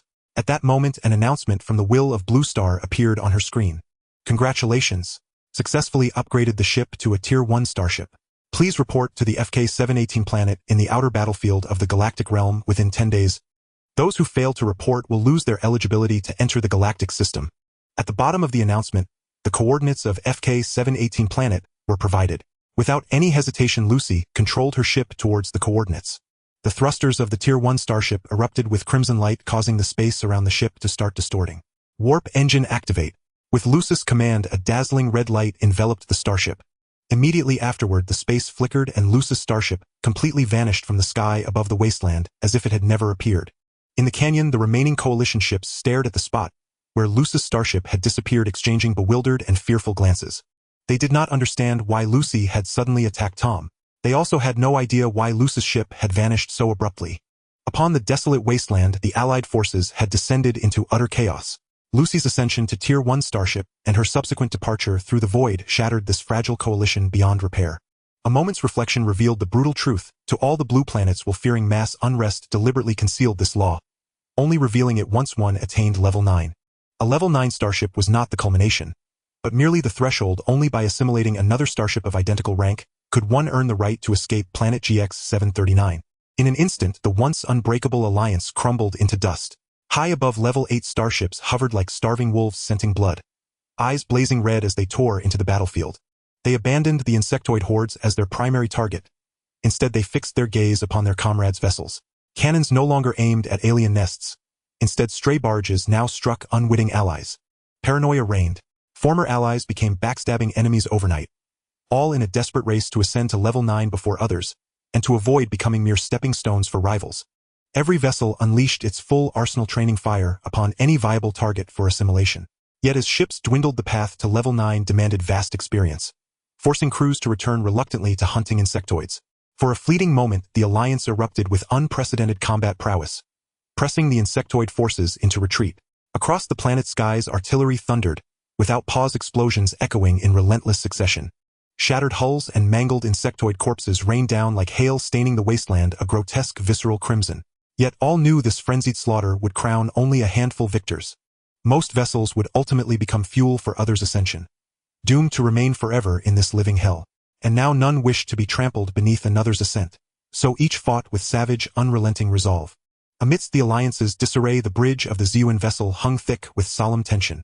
After 2 days of methodical surgical decapitation strikes, the Essence Blood Core progress bar had surged to 82. One more level 8 matriarch would elevate the Zeon vessel to level 9. To ensure absolute success, Yoon pushed the radar scan to its absolute limit, meticulously filtering out every region potentially harboring a tyrant. He finally locked onto a target of critically low defensive integrity, the lair of the Venom Light Centipede. Hidden deep within a towering mountain, its interior hollowed into a vast cavernous void.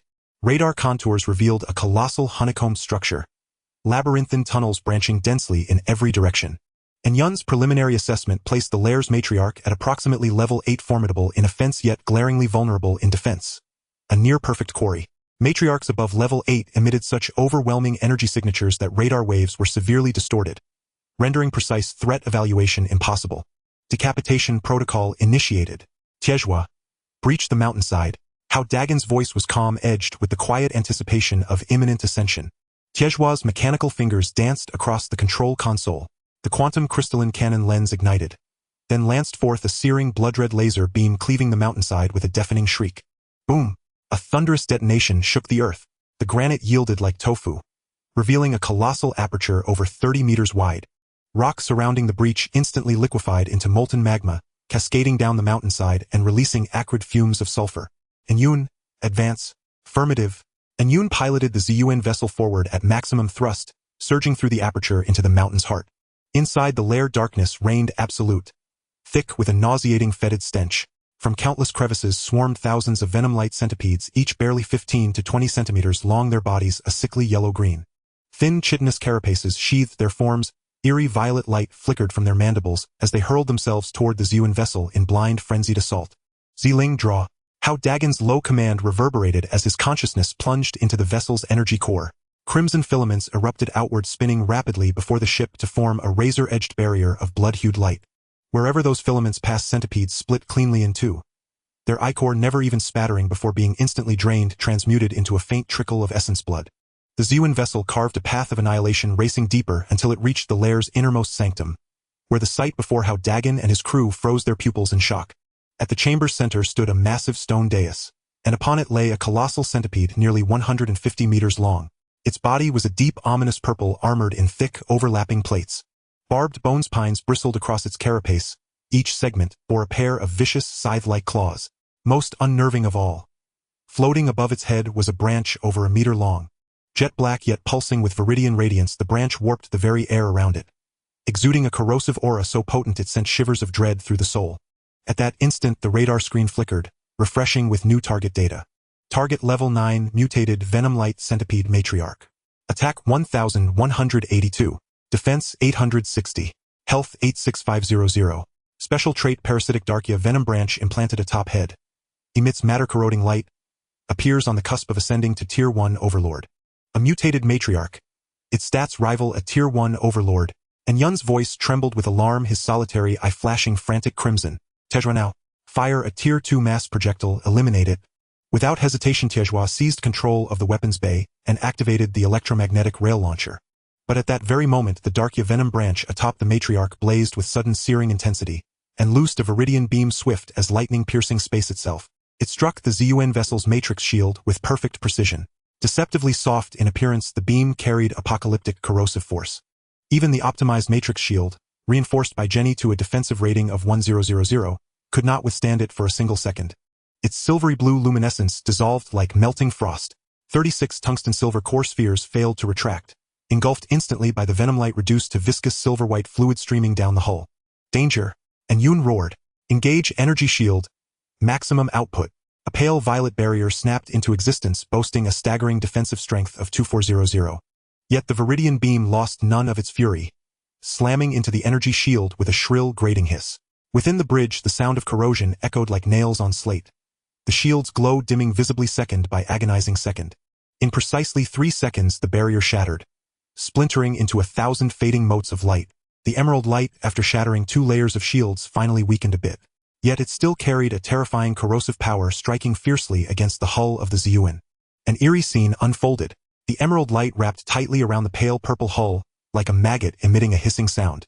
The hull of the ZUN was made of second-tier metal crafted from dark spirit lead core, incredibly hard, incapable of leaving a mark even from the claws of an 8th-level guardian insect. Yet under the corrosion of this light, the metal of the ship began to melt. Pockmarked traces spread at a visible speed, releasing a pungent burnt smell. Before the crowd could recover from their shock, the dark thorny branches atop the mother insect lit up again, and the second emerald light followed suit, striking hard against the ship. Alarm! Alarm! The damage rate of the spaceship has reached 64. Immediate repairs required. Immediate repairs required. The damage rate surged almost instantly. A cold system prompt sounded and the red warning lights flashed wildly. Hao Dageng stared intently at the damage data on the screen, his heart racing. How could this happen? What exactly is this light? It's the dark thorny branch. The voice of Anyun trembled slightly with urgency, flashing in his single eye. That is one of the most poisonous rare treasures in the universe. It grows on the dark thorn tree at the edge of a black hole, capable of corroding all materials. Even third-tier metals can't withstand it for a minute. I never expected this tiny 9th-level mother insect to have parasitized such a thing. It must be trying to use the power of the dark thorny branch to break through to the first-level Lord realm. Today we really kicked a metal plate. The mechanical eye of Iron Claw flickered with blue light as he tried to control the weapon bay, only to find the screen filled with red. Captain, not good. The energy system of the weapon bay has been affected by the poisonous light, the electromagnetic catapult is malfunctioning, and the proton cannon cannot be fired. The attack system is completely paralyzed and unusable. To make matters worse, the spaceship's engine energy system was also affected and the power output was abruptly interrupted. The Ziyuan lost its levitation power, crashing down like a kite with its string cut, landing heavily on the ground of the nest, producing a dull thud. The mother insect let out a triumphant roar, and the dark thorny branches above it dimmed significantly, evidently having consumed quite a bit of energy after firing 2 attacks in succession. But this brief respite posed an even greater crisis for the Ziyuan. With the mother insect's roar, the poisonous light insects surged into the nest like a tide, numbering in the hundreds of thousands. They crawled densely over the hull of the Ziyuan, spewing streams of purple poisonous light. Where they landed, previously corroded by the emerald light, the damage to the ship accelerated. Damn it! Hao Dageng cursed loudly once again, controlling the blood-red threads to frantically cut through the poisonous light insects on the hull. Where the threads passed, thousands of poisonous light insects were instantly severed in half. However, the incessant poisonous light insects surged forward again, their rate of killing far behind their climbing speed. Worse yet, even the blood-red threads began to dull upon contact with the purple poisonous light, their cutting power significantly reduced. Alarm! Alarm! The damage rate of the spaceship has reached 73. The hull structure is severely damaged. Alarm! Alarm! The damage rate continues to rise. Current damage rate 76. Immediate repairs required. Immediate repairs required. The system's alarm grew increasingly urgent and the vibrations in the cockpit intensified, as if the spaceship would completely disintegrate in the next second. Cold sweat beaded on Hao Dageng's forehead as he stared at the rapidly rising damage data on the screen, his mind racing. Just then, Iron Claw suddenly shouted, "Captain, I have a solution. Use the essence blood source. Strengthen the micro-core engineering robots. Let them prioritize repairing the electromagnetic catapult. As long as they can fire ammunition, even if it mutated, it is still a mother insect, not a lord, and it definitely cannot withstand the explosion of second-tier proton ammunition. Moreover, we still have a black hole bomb. Even if it can endure the explosion of the proton bomb, it cannot withstand the devouring of the black hole bomb." A glint flashed in Enyan's eyes. Yes, the essence blood source can enhance the performance of the robots. Without a moment's hesitation, Hao Dageng's consciousness plunged into the energy core chamber. He looked at the essence blood source progress bar on the screen showing 82. Although he felt a bit pained, he gritted his teeth and allocated 20 of it. 20 of essence blood source consumed. Current remaining 62 micro-core engineering robots enhanced by essence blood source. Repair efficiency increased by 100. Duration 10 minutes. As the system prompt sounded, the Ziyuan's hatch opened instantly, and 500,000 micro-core engineering robots surged out like a tide. Their bodies were covered with a faint blood-colored glow. They buzzed and rushed towards the damaged areas of the spaceship.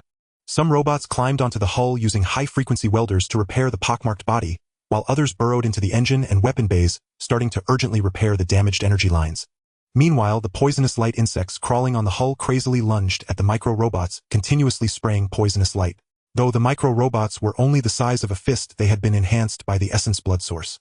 Their defensive power increased significantly, and the poisonous light that fell upon them only left shallow marks. The robots' mechanical arms instantly extended sharp, cutting blades, severing the poisonous light insects one by one, clearing a safe area. Faster! Go faster! Hao Dageng stared intently at the repair progress on the screen, his fists turning white from clenching. The mother insect lay on the stone platform, the light of its dark thorny branches slowly recovering. Its compound eyes fixated on the Ziyuan, glinting with cold light. It knew that as long as it fired the poisonous light once more, this bothersome spaceship would turn into a heap of scrap metal. Time ticked away, and the damage rate of the spaceship continued to rise, slowly reaching 78. In the cockpit, everyone's hearts were in their throats. Anyun gazed at the increasingly bright emerald light above the mother insect, his voice trembling slightly. "Hold on. We must hold on. As long as we repair the electromagnetic catapult, we can kill it." Hao Dageng gritted his teeth, his gaze fixed on the repair progress bar. He knew this was a race against death. Either they repaired the system and fired the proton cannon to kill the mother insect before it fired its third poisonous light, or the Ziyuan would completely disintegrate. Inside the nest, the roars of the poisonous light insects, the buzzing of the robots, and the sound of the ship's corrosion intertwined, creating an exceptionally oppressive atmosphere. Meanwhile, the dark thorny branches above the mother insect glowed brighter and brighter, ready to unleash that terrifying corrosive light once more. At the very brink of catastrophe, a crisp alert tone suddenly chimed within the cockpit. Electromagnetic catapult repaired. Power supply stabilized. Launch. Iron Claw's roar cracked with strain as his palm slammed onto the launch button. A silver-white streak erupted instantly from the ZUN vessel's weapons bay, the long-awaited Tier 2 matter bullet. Carrying terrifying energy, it tore through the murky air of the hive at incomprehensible speed. Only a flicker of bewilderment had time to flash across the compound eyes of the Level 9 mutated venom-light centipede matriarch before the bullet struck her skull with pinpoint precision. Boom! A deafening explosion roared forth and blinding white light instantly consumed the matriarch's head.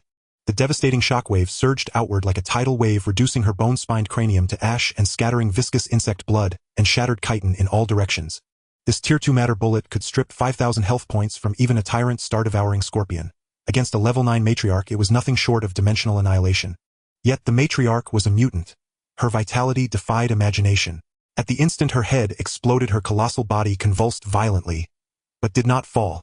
From the ragged stump of her severed neck oozed thick viscous fluid. Her massive frame still writhed upon the stone dais, limbs flailing wildly in their final desperate spasms. We did it. Their jubilation lasted less than a second.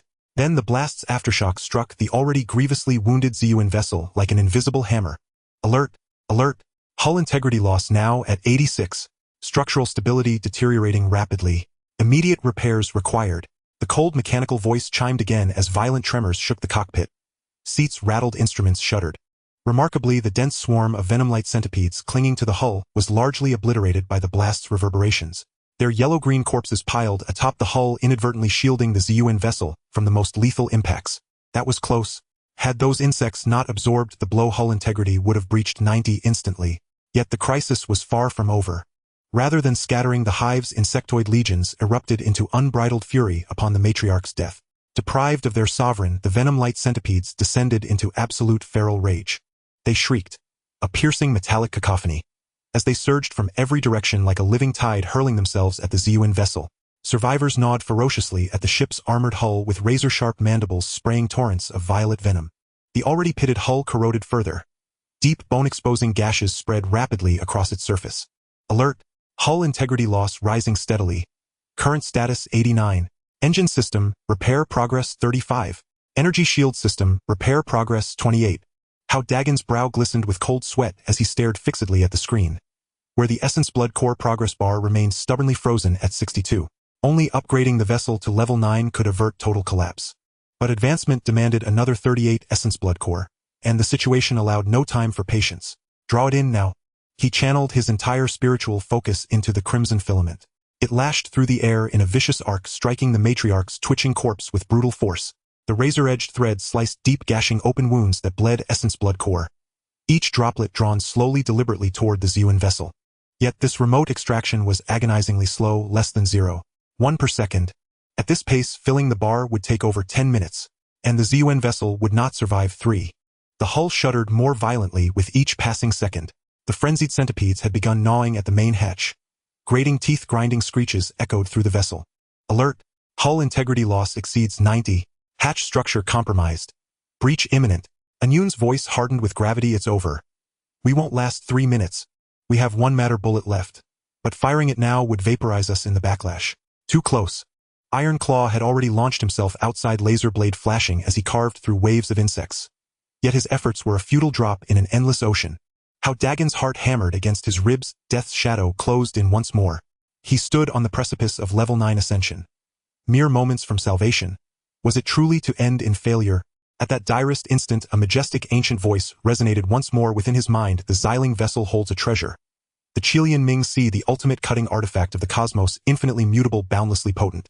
Before the words, faded warmth surged from the Xiling vessel into his consciousness, and poured along his spiritual thread into the filament itself. In the next breath, the miraculous unfolded. The filament trembled violently, its surface blazing with an eerie crimson radiance. Then, as if awakened to life, it began to split and proliferate. 2 strands became 4, 4 became 8, in mere seconds. That single slender crimson thread transformed into a torrent of countless scarlet filaments. A blood-red waterfall unfurling freely in midair. These new filaments surpassed their predecessor in both sharpness and resilience. A faint pulsing vermilion glow shimmered across their surfaces, exuding an aura of overwhelming primordial dread. This is... Hao Dagen's eyes widened in stunned disbelief. His mind reeled. The sight mirrored exactly that of the tiger-headed sovereign battling insect swarms in deep space, an infinite cascade of crimson threads. Before he could react, the blood-red cascade surged toward the matriarch's colossal form. darting, weaving, and cleaving with surgical, merciless precision. No resistance. Her impenetrable carapace parted before the Ming Sea like parchment. SSHT.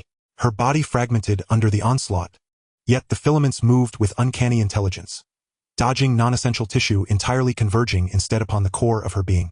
Then came the breathtaking spectacle. Thousands of Chilean Ming Sea interwove into a colossal blood-red hand, plunging deep into the matriarch's chest cavity. With a muffled, visceral thud, the hand clenched, ripping forth a titanic heart. It was the size of a small house, deep purple, veined with thick pulsing arteries still beating with slow, thunderous rhythm, radiating an overwhelming, suffocating aura of pure essence blood core. This heart is the core of the queen insect, the essence of energy it has accumulated over centuries, and the very foundation of its near attainment of first-tier lordhood. A palm woven from crimson nether silk gently lifted the colossal heart and floated it toward the bow of the ZUN vessel. In the next instant, the still-beating heart dissolved into a torrent of dense violet-black energy, wholly consumed by the Xiling vessel bottle. 6275, 9100. And standard upgrade progress bar filled. Vital blood essence progress bar filled. Dual progress bars fully merged. And the ZUN vessel commences ascension. Ascension in progress. 10, 50, 100. Ascension successful. The ZUN vessel has ascended to Tier 9. Null attributes enhanced. Attack 800-900 points. Defense 800-900 points. Propulsion 800-900 points. And quantity of microcore engineering drones increased to 1 million. Radar system upgraded. Detection range extended to 1 million kilometers. An automated hull repair protocol activated. Repair efficiency increased by 200. And the cold mechanical system chime, ordinarily sterile, sounded profoundly sweet in that moment. At the moment of ascension, a vast surge of energy erupted from the ZUN vessel's core, surging through its energy conduits to every corner of the hull. The hull, riddled with corrosion and pockmarked scars, began healing at a visible pace. Fractured metal fused seamlessly. Deep gashes once exposing bare structural bone slowly vanished, and a soft violet luster re-emerged across the entire surface. 1 million microcore engineering drones surged forth from the hatches like a tide. Golden light shimmered along their mechanical arms as they swiftly repaired damaged circuitry and instrumentation. The repair progress of the energy shield system soared at an astonishing visible rate. The violent shuddering within the cockpit gradually subsided, and the crimson warning lights dimmed and faded one by one. Hao Dageng slumped into his seat, gasping deeply, his back drenched in cold sweat. He stared at the smooth, restored hull on the viewscreen, and at the swarming toxic light centipedes still furiously gnawing yet inflicting not a single wound, and at last his taut nerves fully uncoiled. And Yin's voice trembled with unrestrained exhilaration. It worked. We've ascended. A Tier 9 vessel. We've finally ascended. Tai Zhao instinctively raised a mechanical arm in triumph. Excellent. The vessel's weapon systems will be fully restored shortly. Hao Dageng slowly lifted his head gaze, sweeping across the holographic display where the toxic light centipedes raged. A glint of icy resolve flashed in his eyes, replacing earlier desperation with the quiet, unshakable confidence of ascension. He rose steadily to his feet, eyes fixed on the 3 attributes now reading 900 points each, and asked calmly, Tai Zhao, how is the weapons system restoration progressing? Tai Zhao manipulated the holographic interface, projecting the repair status. Primary weapons system fully restored. Secondary weapons system 3 minutes remaining. Hao Dageng nodded once, then swept his gaze across the swarm still besieging the vessel. His expression edged with quiet disdain. Turning to an Yin, he issued his command voice low and firm. An Yin, activate the energy shield. A spark of fierce excitement flared in an Yin's solitary eye. As his fingers danced across the controls, a pale violet energy shield unfurled around the ZUN vessel, like a colossal luminous eggshell. Its surface shimmered with delicate flowing energy patterns, its defensive strength soaring to a staggering 2700 points. The frenzied toxic light centipedes struck the barrier, and were instantly hurled backward, repelled with brutal force.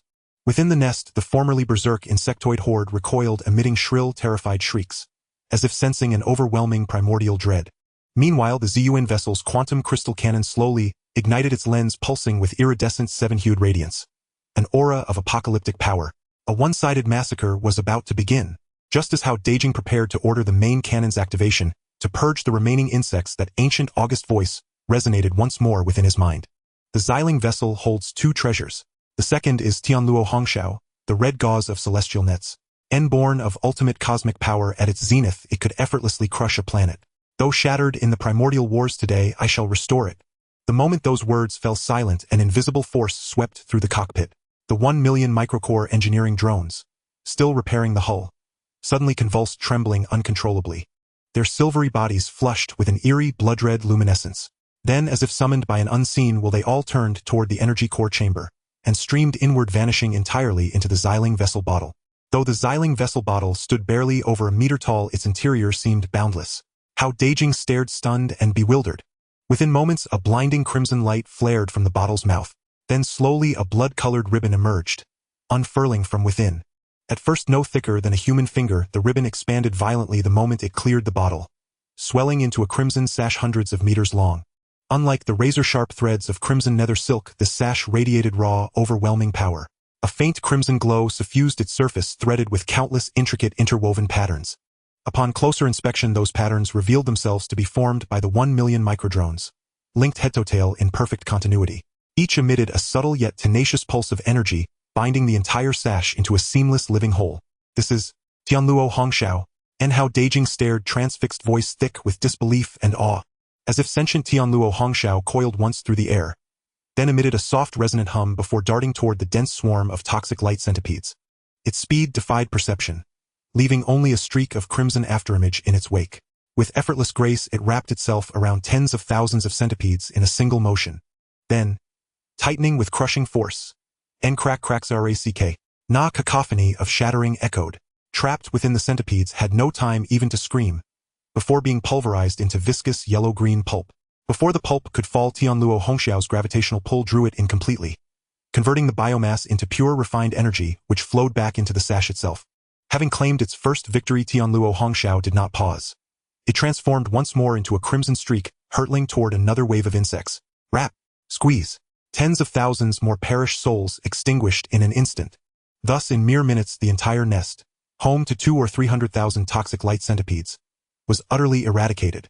Not a trace remained. Not a scale, not a splinter. Silence descended upon the nest. Absolute hollow, profound. Tianluo Hongxiao circled once in midair as if savoring its triumph, then shot back into the Xiling vessel bottle in a flash of crimson light, returning to its restful cultivation. Hao Dageng curiously asked Yun what kind of existence is the orc race within the galaxy. Yun pondered for a moment and replied, "The orc race is one of the 3 major races in the galaxy. In ancient times they were the leaders of the galaxy, but as the human race and mechanical race rose to power, a tripartite balance was formed, leading to the establishment of the Galactic Federation. The orc race values their own strength and strongly rejects technological weapons, so they are all born warriors, powerful martial cultivators. However, in the interstellar war against the insect race, the role of the orc race was far less significant than the large-scale technological weapons of the mechanical race and the powerful starships of the human race. Thus, the orc race has long lost its former glory." Hao Dageng continued, "The Xiling bottle should have some profound connection with the ancient orc race, but we have yet to unravel its mystery. By the way, where did you find it?" And Yun said it was discovered on a planet outside the realm where there is an ancient ruin, but the previous owner did not study it thoroughly, so it has always been treated as a storage device. Hao Dageng said, "Forget about studying it for now. We can discuss it again when we have the chance later." He then immersed his consciousness into the Xiling bottle, where he saw that the 1 million miniature core engineering robots had completely separated, quietly floating inside the bottle. Their bodies had completely transformed into a blood-red color, with more complex patterns on the surface, emitting energy fluctuations several times stronger than before.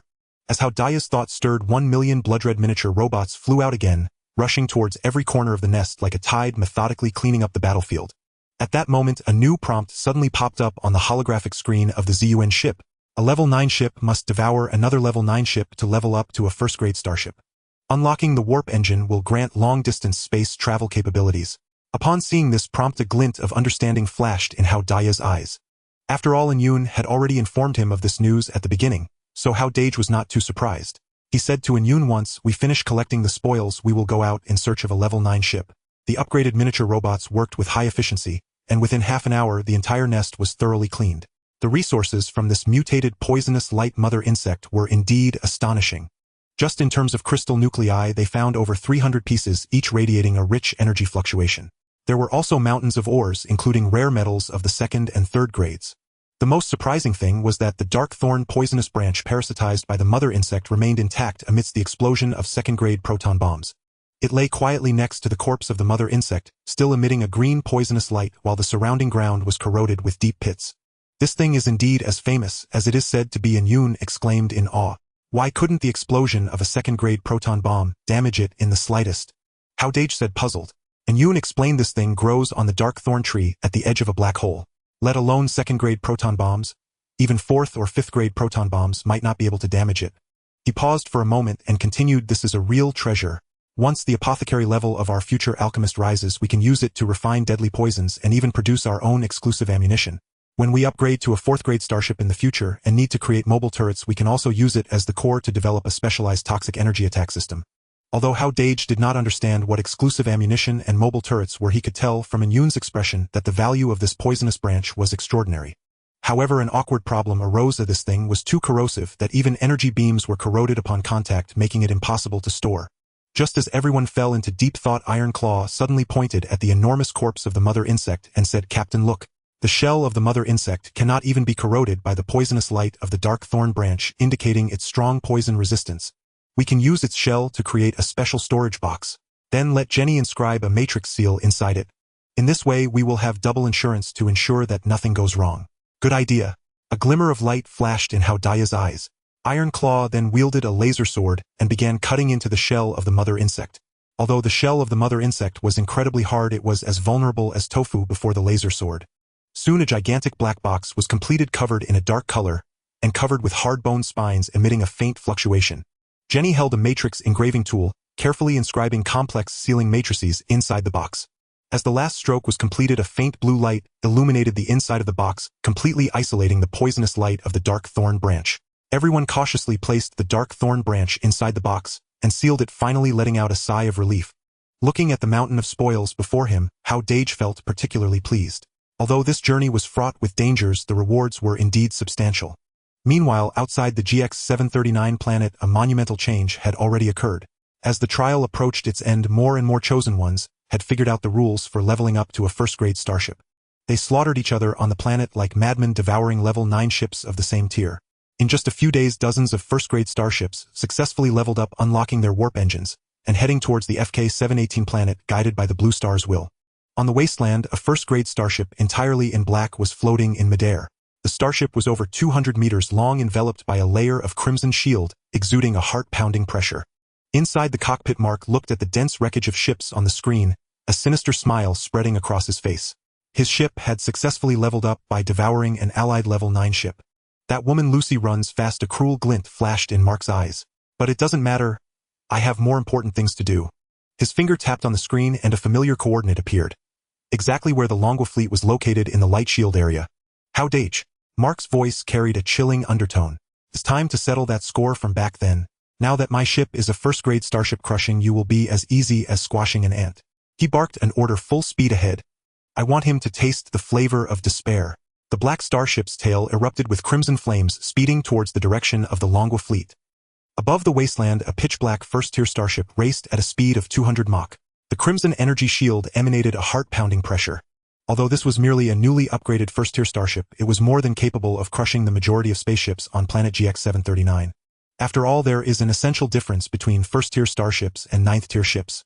Inside the starship's cockpit, Mark wore a smug smile. He watched the fleeing specks of light from the Longhua fleet on the screen, a cruel gleam flashing in his eyes. Run! Can you escape? His fingers lightly tapped the control panel as the starship's main cannon began to charge, a dark red glow coalescing at the muzzle, radiating a powerful wave. Full speed ahead. We must intercept them before they reach the light shield area. Mark's voice was laced with cold, killing intent. I want all the ships of Long Kingdom to completely disappear from this planet. Understood. Calculating the optimal route. This was the awakened light brain of the first-tier starship, capable of executing tasks and proficient in various data computations. However, due to its low level, it could not think independently like the Darkfall. At this moment, over 70 ships of the Longhua fleet were rushing toward the 017 light shield area like startled birds. They were engaged in a joint hunt against the insect race, rapidly enhancing their strength. Fortunately, with the help of Hao Dageng at the time, all the ships in the Longhua fleet were experiencing rapid upgrades. Moreover, after several days of battle, although they suffered heavy losses, there were already over 20 8th-tier ships, and the rest were all 7th-tier ships. Fortunately, the radar range of the 8th-tier ships had been upgraded to 100,000 kilometers, allowing them to detect Mark starship in advance, giving everyone a chance to react. Lin Qianxue stood in the cockpit of the Source Dragon, watching the increasingly close speck of light on the screen, her expression growing more serious.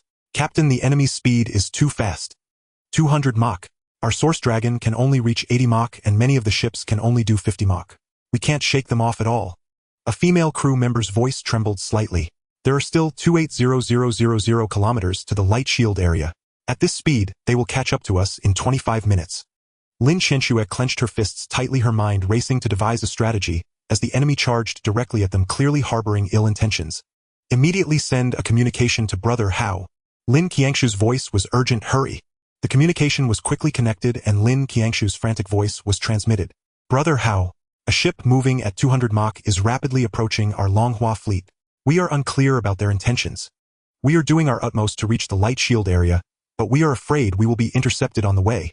At this time, the purple source had just finished gathering the spoils from the poison lightworm's lair. Hao Dageng was looking at the collected crystal cores, his face beaming with smiles. Upon hearing Lin Qianxue's distress call, his expression instantly darkened. Darkfall, activate the radar. Scan with all your might. I want to see who dares to be so arrogant. Understood. The scanning range of 1 million kilometers instantly unfolded like a massive net enveloping the entire planet. Soon a speck of light appeared on the holographic screen, and upon magnification it was indeed Mark's first-tier starship. So it's that scoundrel from the coalition. Hao Dageng gazed at the speck on the screen, a cold smile curling at the corners of his mouth. This guy really is forgetful. Instead of fleeing after reaching the first tier, he dares to come looking for trouble with us. He turned to Darkfall, a glimmer of expectation in his eyes. Darkfall, the system indicates that we need to devour 9th-tier ships in order to level up. Can we devour a first-tier starship? Darkfall replied without hesitation, of course. Moreover, devouring a first-tier starship is much better than swallowing a 9th-tier ship. This way, the foundation of our starship will be more solid and the performance enhancement will be even more terrifying. He paused for a moment and continued. Looking at its speed of only 200 Mach, it's just an ordinary first-tier starship that hasn't undergone any remolding. The energy shield might be a bit difficult to breach, but it is not a big problem for us. Why is the energy shield difficult to breach? Hao Dageng asked curiously. The energy shield of a first-tier starship is not on par with the shields of 9th-tier ships. Darkfall explained, the defense value of a first-tier starship's energy shield is at least 3 times the ship's own defense points. Based on the normal 800 defense points of a first-tier starship, the shield's defense points would be 2,400. He looked at Hao Dageng and continued, more importantly, the shield of a first-tier starship has a shield durability value.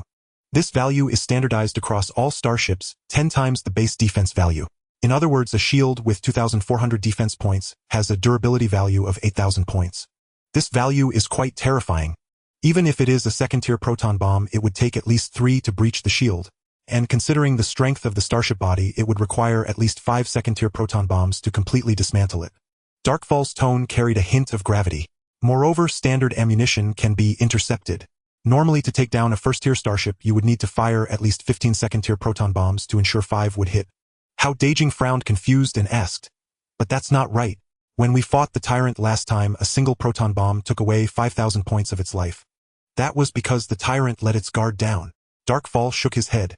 It never expected we would have such standard ammunition, and did not take any defensive action. Under normal circumstances, considering the Tyrant's long-range attack capabilities, firing 10 rounds of ammunition, hitting it once would be considered quite good. Hao Dageng's face revealed a hint of seriousness. Then will it be a bit difficult to take down this first-tier starship? Don't worry. It won't. Darkfall's voice was filled with confidence. This starship has just upgraded, and the newly emerged Lightbrain has not mastered the combat techniques of a first-tier starship, unable to exert its full strength. Furthermore, our purple source has a base attribute of 900 points, far exceeding that of an ordinary first-tier starship. Taking it down should be no problem. Hao Dageng nodded, excitement flashing in his eyes. All right, let's fire at it. Darkfall, activate the ship. Full speed ahead. Let's meet this first-tier starship. Understood. All engines at full power. Maximum speed 400 Mach. The thrusters of the purple source erupted with intense light blue flames, and the starship instantly tore through the sky. The shielding crystal was operating at full capacity, concealing the starship's energy fluctuations perfectly. Ma Ku was still intoxicated by the imminent thrill of revenge, utterly unaware that death had already crept upon him. His radar scanning level was far too low to detect the Z-Yuan. The Z-Yuan's velocity reached 400 Mach, twice that of Ma Ke's starship. The distance between them was only 50,000 kilometers. In less than 10 minutes, the Z-Yuan had closed in on Ma Ke's vessel. And Yun piloted the ship, hovering some 20 kilometers above Ma Ke's starship. On the holographic display, the vessel's crimson shield was clear, its surface traced with faint strands of energy. That is the standard shield of a first-rank starship, and Yun explained to the display. Its energy fluctuations are exceedingly stable. Conventional assaults are inefficient against it. He added in a low voice to the holograph Taijua, activate the secondary weapons system. Dark matter strikes have a special effect on energy shields. Zhen and I prepare to engage the anomalous crystal attack matrix. Disrupt their energy systems. Acknowledged. Taijua and Zhen and I answered in unison. Under Taijua's manipulation, the secondary weapon's dark matter exotic pulsed to life. At the heart of the intricate apparatus, a black sphere coalesced. Zhen and I moved to the attack chamber carrying 6 anomalous crystals the size of human heads. As she poured in her mental force, the 6 stones rose and spun rapidly around her. A faint white radiance flowed across the crystals' surfaces, their light, weaving into a complex energy circuit. Attack matrix engage. Zhen's voice carried a note of exultation. The 6 crystals flared together, emitting a milky beam that was concentrated and amplified through the gun optics. The beam narrowed into a slender shaft and struck Ma's ship shield with surgical precision. The instant the milky beam met the crimson barrier, a strange scene unfolded. Ripples ran across the surface of Ma's shield. What had been stable energy oscillations began to tumble into chaos. In the cockpit, piercing alarms began to wail. Alarm! Alarm! The ship's energy systems are suffering severe interference. The energy shield is unstable. Defensive coefficient decreasing. Current shield defense coefficient 2,400, 1,800, 1,200. Ma's face drained of color. He lunged toward the radar screen and found only snow-like static. No trace of any enemy could be detected. What is happening? Why are the energy systems being interfered with? Ma's shout trembled with panic.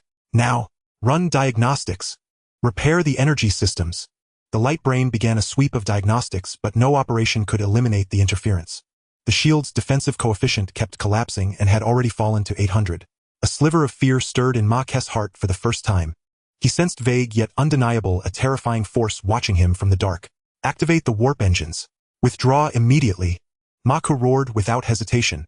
He knew that if things continued, he would plunge his starship into catastrophe. But he was already one step too late. Taijua's gaze was fixed on the screen. When he saw Ma's warp drives begin to charge, a cold smile curled at the corner of his mouth. As a battle-hardened veteran, he understood perfectly a slight disruption now would suffice. Such tactics had been distilled from hundreds of campaigns. Energy beam. The Z-Yuan's gun optics flared again, a pale violet beam lashing around Ma's ship. The instant the beam met the void, the surrounding space began to contort. Alarm! Alarm! Interference detected. Warp jump failed. No starship, whether low-tier or high, could execute consecutive warp jumps under such conditions. Ma's pupils snapped tight. He still had no clue where the enemy lay. He had supposed some tyrant's ambush, and a trace of despair crossed his face. At that moment, An Yun's voice came measured and laced with cold killing intent. Taijua launched the dark matter attack. A black laser erupted from the gun's center like a phantom, slicing through 20 kilometers in an instant to strike Ma's shield with unerring accuracy. Dark matter, one of the universe's most enigmatic substances, could obliterate all forms of energy. The moment the black beam touched the shield, the barrier's glow began to fade at a visible rate. The shield's durability plunged like an avalanche. Shield durability 8,000, 6,000, 3,200, 1,000, 800. Only then did Mako finally see on the screen the pale violet pyramid ship hovering overhead. It's you? Ma's roar trembled with disbelief. How dare you? I am a first-rank starship. You, a mere level 9 vessel, dare provoke me? Hao Dageng's voice came through the calm with a teasing lilt. Long time no see. I didn't expect you'd rank up to a first-rank starship and yet still be so foolish. Madness flickered in Ma's eyes. He slammed the console and barked, Light brain, charge the main cannon, blow it apart. At the light brain's command, the main battery flared. A thick dark red energy projectile shot forth like a meteor moving at blistering speed. Then a second, a third. An unrelenting hail of energy rounds poured toward the Z-Yuan. The main guns of a first-rank starship remained terrifyingly potent. Though the Z-Yuan moved at 400 Mach, it could not evade such concentrated fire entirely. At least one-third of the rounds struck Z-Yuan's energy shield with deadly precision. Boom! Boom! Boom! Thunderous detonations reverberated through the cockpit. The Z-Yuan's hull trembled violently. The shield's surface dimmed for a moment, yet at the last instant it endured stubbornly. Hao Dageng watched the first-rank starship on the display and let a cold smile play across his lips. Maku stared at the still resilient Z-Yuan on the screen, bewildered. He could not comprehend how a level 9 vessel could withstand the main battery of a first-rank starship. Regret welled within him. He regretted succumbing to the indulgence of revenge, regretted lingering on this planet. Now he had encountered such a killer. It had been the might of the first-rank starship that clouded his judgment. In retrospect, she had been the truly clear-headed one. If he had fled earlier like Lu Shi, he would not have fallen to this plight. But it was too late now and nothing could reverse it. The Z-Yuan's gun optics flared once more, prismatic hues undulating across their lenses. The Z-Yuan's advancement was about to begin.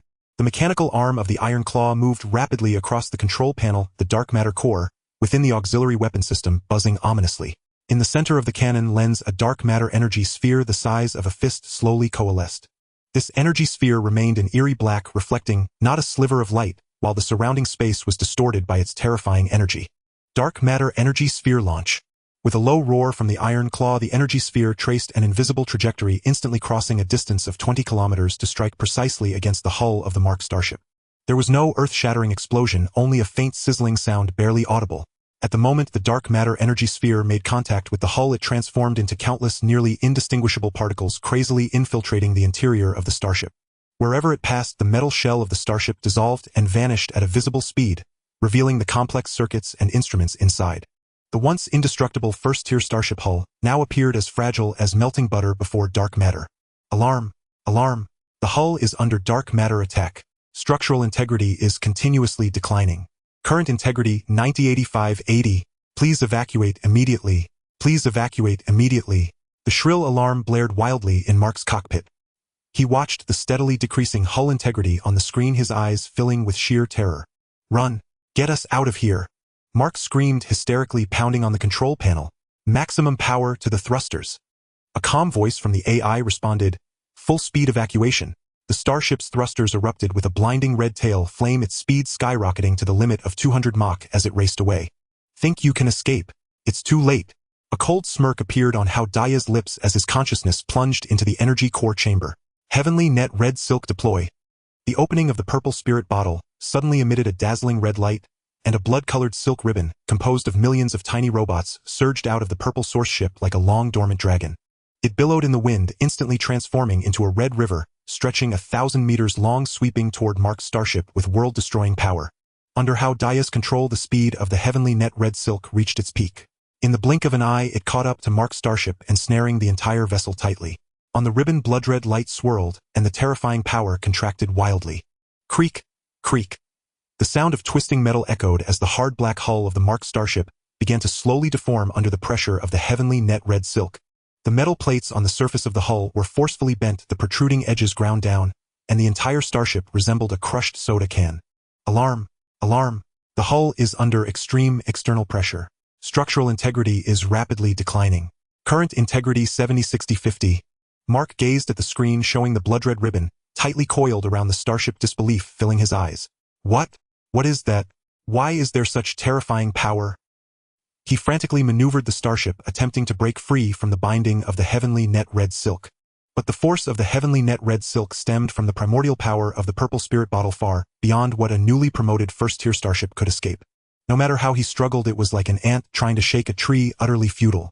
The starship, ensnared by the heavenly net red silk, had completely turned into a live target. The Iron Claw watched the motionless starship on the screen, a glint of excitement flashing in his eyes as he shouted loudly at the holographic screen. Captain, the damage from the dark matter attack is limited. To completely destroy it, we need to enhance the main weapon system. Without hesitation, Hao Dageng's consciousness sank into the energy core chamber, looking at the essence blood source in the purple spirit bottle, and then activated 15. Consuming 15 of the essence blood source. Current remaining 18. Main weapon system enhanced with essence blood source. Attack attribute temporarily increased to 1,000 points. Continue with one attack. A massive surge of energy poured into the main weapon system in an instant. The light of the quantum condensing cannon lens surged, transforming from its original prismatic hue to a pure blood-red. In the center of the cannon lens, a blood-red laser column with a diameter of over a meter slowly coalesced, radiating a heart-stopping pressure. Iron Claw compressed the energy. Hao Dageng's voice carried a hint of gravity. Received. Laser compression mode activated. The Iron Claw's fingers danced rapidly on the control panel as the laser column began to compress furiously. 1 meter, half a meter, 10 centimeters. Ultimately, the laser column was compressed to the thickness of a finger. This beam was no longer in its previous energy form, appearing to be formed of blood-red crystal, exuding a devastating cutting power. Fire! With Hao Dageng's command, the Iron Claw slammed down the launch button. The finger-thick blood-red laser beam shot towards the starship, ensnared by the heavenly net red silk in an instant. There were no obstacles. The laser beam easily pierced through the starship's defense layers, slicing through from the bow to the stern like a hot knife through butter. Boom! A dull roar echoed as the entire starship was cleaved in two. Dazzling flames erupted from the fissures and violent explosions erupted within. Mark's screams were drowned in the thunderous roar of the explosion. He had no chance to escape turning into cosmic dust. We did it! The Iron Claw waved its mechanical arm excitedly. Hao Dageng sighed in relief as he gazed at the fragmented wreckage of the starship on the screen. Dark Descent, deploy the tractor beams. Bring the wreckage back. Hao Dageng commanded in a deep voice. Received. Dark Descent controlled the purple source ship's tractor system, firing 3 pale purple tractor beams that precisely ensnared the wreckage of the starship. We need to return to the canyon as soon as possible. Devour the core of this first-tier starship to complete the final promotion. The purple source ship's thrusters erupted with a light blue tail flame, dragging the starship wreckage as it sped toward the canyon where the Dark Descent was located. The shielding crystal operated at full capacity, concealing the energy fluctuations of the ship perfectly. Those chosen ones still fighting on the wasteland had no idea that a powerful first-tier starship had already fallen. At that moment, the microengineering robots were already on high alert, ready to act the moment the purple source ship dragged the starship wreckage into the underground space. Millions of micro-robots surged out of the cabin like a tide rushing towards the starship wreckage. Their mechanical arms transformed into sharp cutting tools, precisely disassembling the core components within the wreckage.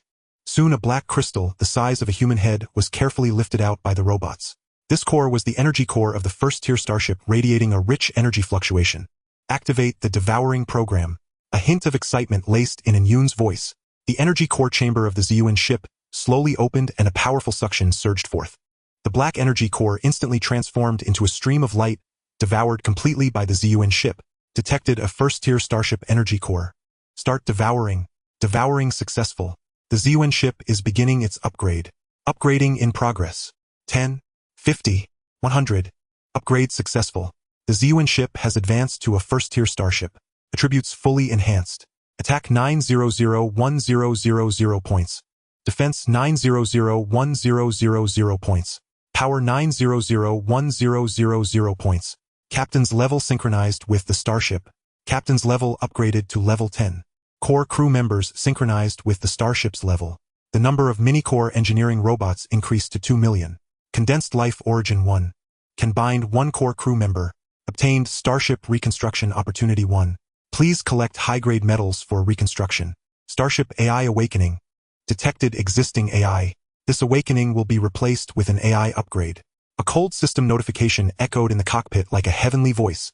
A brilliant white light surged from the core of the Ziyuan ship, landing upon Yun's spherical body. Within the white light, the energy patterns on Yun became increasingly complex. The surface of his spherical body was coated with a layer of light purple metallic sheen, enhancing its sci-fi appearance. I have upgraded. Yun's voice carried a hint of excitement. My computation speed has increased 10-fold. Database capacity has increased 100-fold. I have also unlocked more starship control permissions. Hao Dageng looked at the rejuvenated Yun, a satisfied smile appearing on his face. A first-tier starship. This is the capital to traverse the universe. Yun, activate the Starship Reconstruction Program. Hao Dageng took a deep breath and spoke solemnly. According to the blueprint we designed, use 4th-tier gray tungsten silver cores to build a brand new Ziyuan ship. Received. Reconstruction Program activated. As soon as Yun's voice fell, 2 million mini-core engineering robots sprang into action. 1. 5 million robots led by Iron Claw charged towards the wreckage of the Yun ship, frantically dismantling its hull. Pieces of 4th-tier gray tungsten silver cores were cut off and sent to the super smelting furnace for melting. The pale golden light of the super smelting furnace illuminated as the gray tungsten silver cores melted into liquid. These liquid metals were precisely poured onto the skeleton of the Ziyuan ship by the robots reshaping it.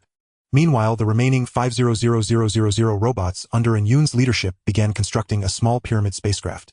This spacecraft was only 1/10 the size of the Ziyuan ship, built entirely from 4th-tier gray tungsten silver cores emitting a faint glow. Hao Dageng watched the small spacecraft being constructed, a trace of confusion flickering in his eyes. Yun, why are we building a small spacecraft? Yun slowly explained, this is the purpose of the reserved interfaces we left during the 7th-tier reconstruction of the Ziyuan ship. The Galactic Federation has a death order. No starship is allowed to approach a life planet within 1 light-year of the Milky Way. He paused, continuing, once a starship approaches within 1 light-year of a life planet, it will be marked by the planet's will, and then hunted down by the full force of the Galactic Federation. However, some life planets may have opportunities or rare resources, and we also need to visit certain life planets for trade. Thus, a small shuttle is necessary for short-distance travel. And Yoon continued regarding the small spacecraft. This shuttle cannot carry any weapons, only equipped with the most basic power system and life support system. In the future, our ZUN ship can remain in the space 1 light-year away from the life planet, and then we can take this shuttle to the planet's surface. Hao Dageng suddenly understood, looking at the design blueprint of the ZUN ship on the screen, a trace of excitement flickering in his eyes. The final form of the ZUN ship was vividly displayed on the 3D blueprint.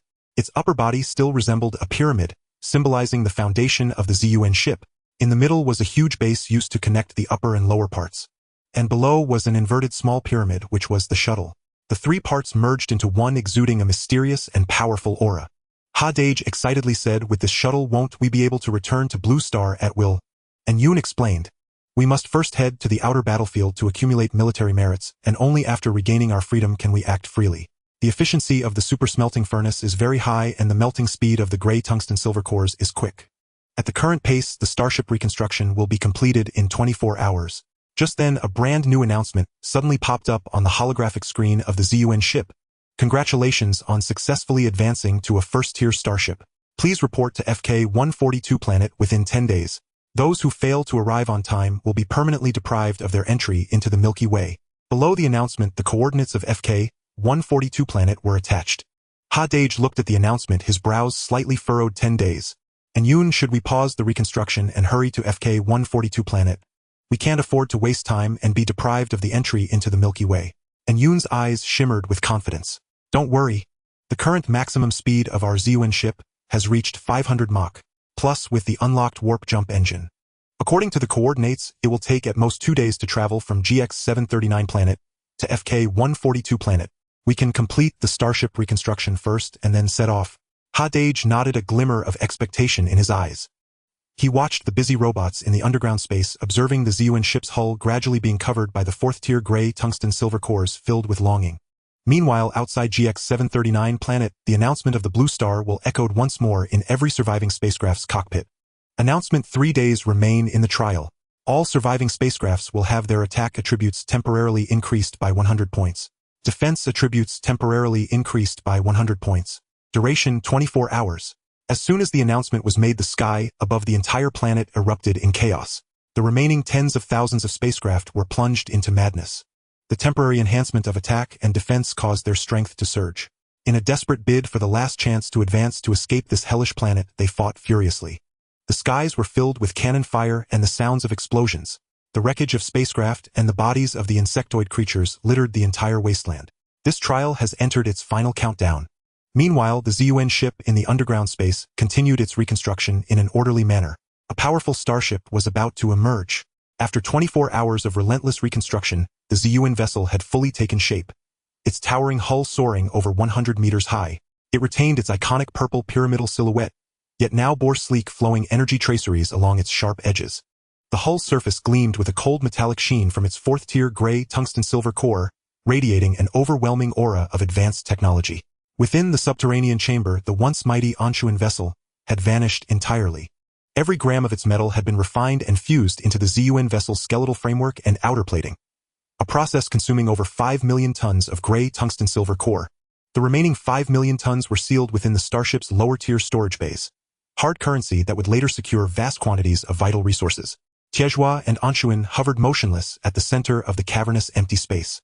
Rising from the floor stood a monolith forged from gray tungsten silver core, uninscribed yet saturated with the essence of every fallen comrade aboard the Anshuan vessel. Their remains had been reverently interred beneath the monument. "Brothers and sisters, we depart now," murmured Anshuan, his solitary optic flickering softly. "I shall carry your will forward, sailing ever onward across the cosmos." Tiezhua's azure ocular glow dimmed as his mechanical arm gently traced the cold metal surface of the monument. A cascade of shared battles, etched deep in memory banks, flashed through his processors, dissolving at last into a silent, profound sigh. Hao Dageng stood quietly behind them, honoring the solemnity without intrusion. After a long silence, he placed a gentle hand upon Anshuan's spherical chassis and said softly, "The Anshuan vessel has not vanished. It has merely been reborn, transformed." "The captain speaks true," Tiezhua nodded. "The ZUN vessel is the new Anshuan vessel. Since we've already lost a day, let us remain one more, granting the Longhua fleet one final chance to elevate their strength." The ZUN vessel's energy shield unfolded slowly, enveloping the entire starship in a translucent crimson veil. its aft thrusters ignited with searing pale crimson flame. The unmistakable signature hue of a first-tier starship heralding a quantum leap in energy hierarchy. Anshuan drifted before the command console in the bridge, rapidly scanning cascading streams of real-time data. The performance metrics post-reconstruction are in. Energy shield defense has increased 5-fold over baseline, reaching 5,000 points with 10,000 durability. Propulsion 1,000 points. Maximum velocity exceeds 500 Mach. Offensive capacity 1,000 points. Amplifiable 5-fold in compression mode reaching 5,000 points. The ZUN vessel now performs at the very threshold of a second-tier starship. Even against standard second-tier vessels we hold our ground. And prevail. Anshuan, I recall you once vowed to eradicate the nest of the 9th-rank Swift Electric Queen before departing. Indeed, his lone eye blazed with fierce resolve. When we lured her into the Allied Canyon, I sensed her lair concealed spatial-grade transcendent metal. Metal essential for expanding our starship's internal volume. We must claim it. Hao Dageng declared without hesitation. It is settled. Perfect. We'll also grant the Longhua fleet a final surge of experience. The comlink activated instantly. Lin Chenshua's voice arrived tinged with surprise. Xiao Gu Hao, are you leaving already? Not yet. We'll aid you once more. Hao Dageng's voice resonated calmly through the channel. Assemble the Longhua fleet immediately and proceed to coordinates X843, Y1952.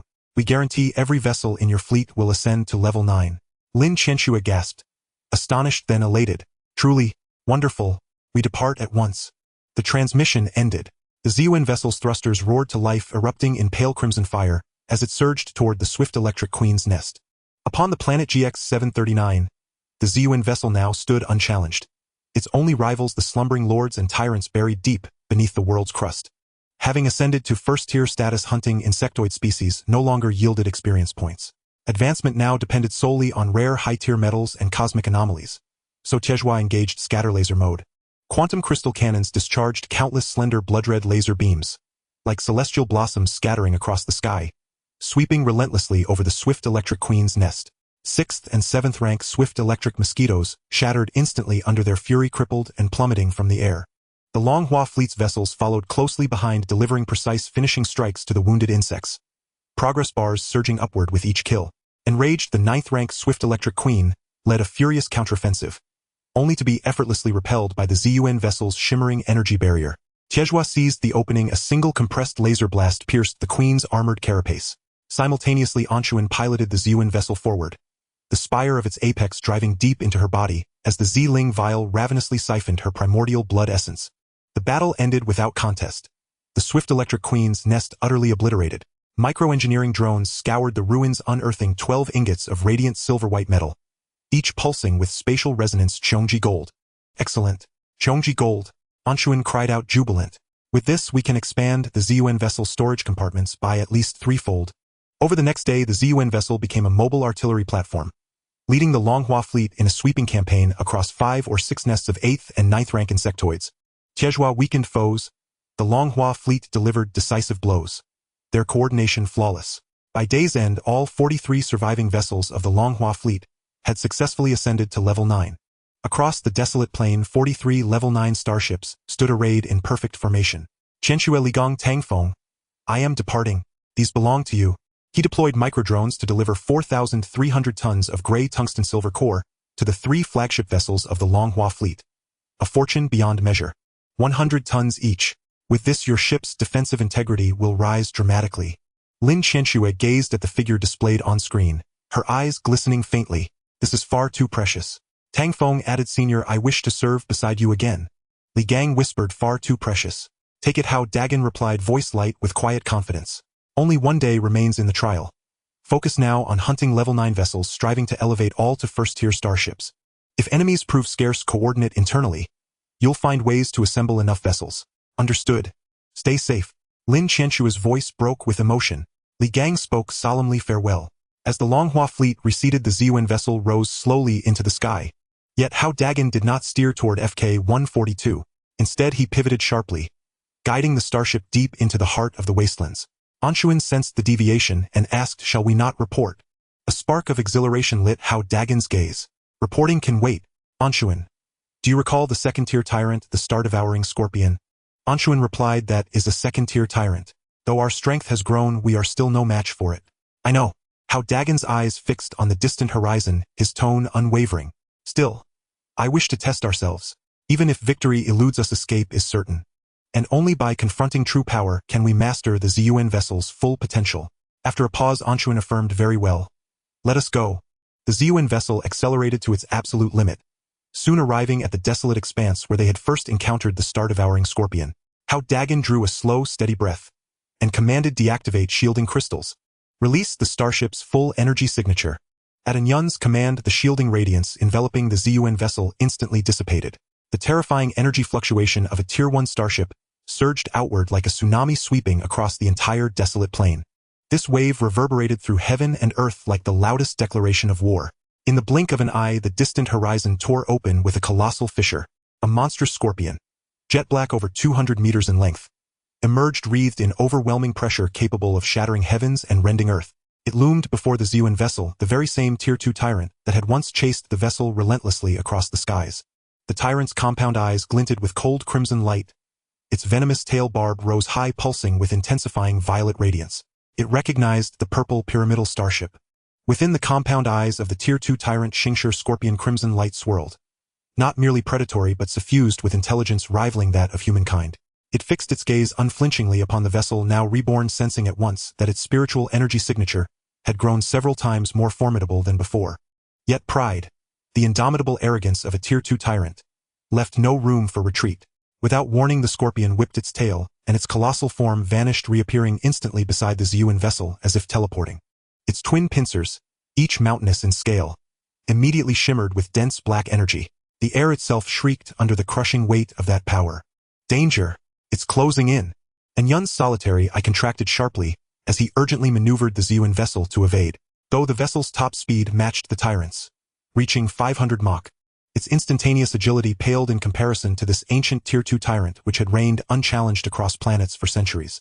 The scorpion's colossal pincer slammed into the vessel's energy barrier with cataclysmic force. Boom! A deafening shockwave thundered into the cockpit, nearly rupturing Hao Dageng's eardrums. The ZUN vessel shuddered violently, while onboard instruments shrieked with piercing alarm. Warning! Energy barrier struck by heavy impact.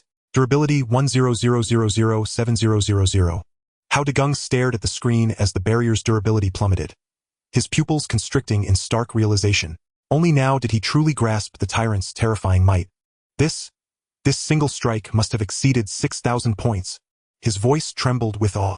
Wasn't its base attack only 2,100? It was a charged strike. Anyun's voice carried a flicker of panic as he guided the ZUN vessel backward, using the recoil from the pincer's blow to rapidly widen the distance between vessel and tyrant. Our prior scans only captured its baseline attributes. A tyrant can amplify its assault many-fold through charging. This blow alone tripled its raw power. Hao Dageng's heart sank into icy depths.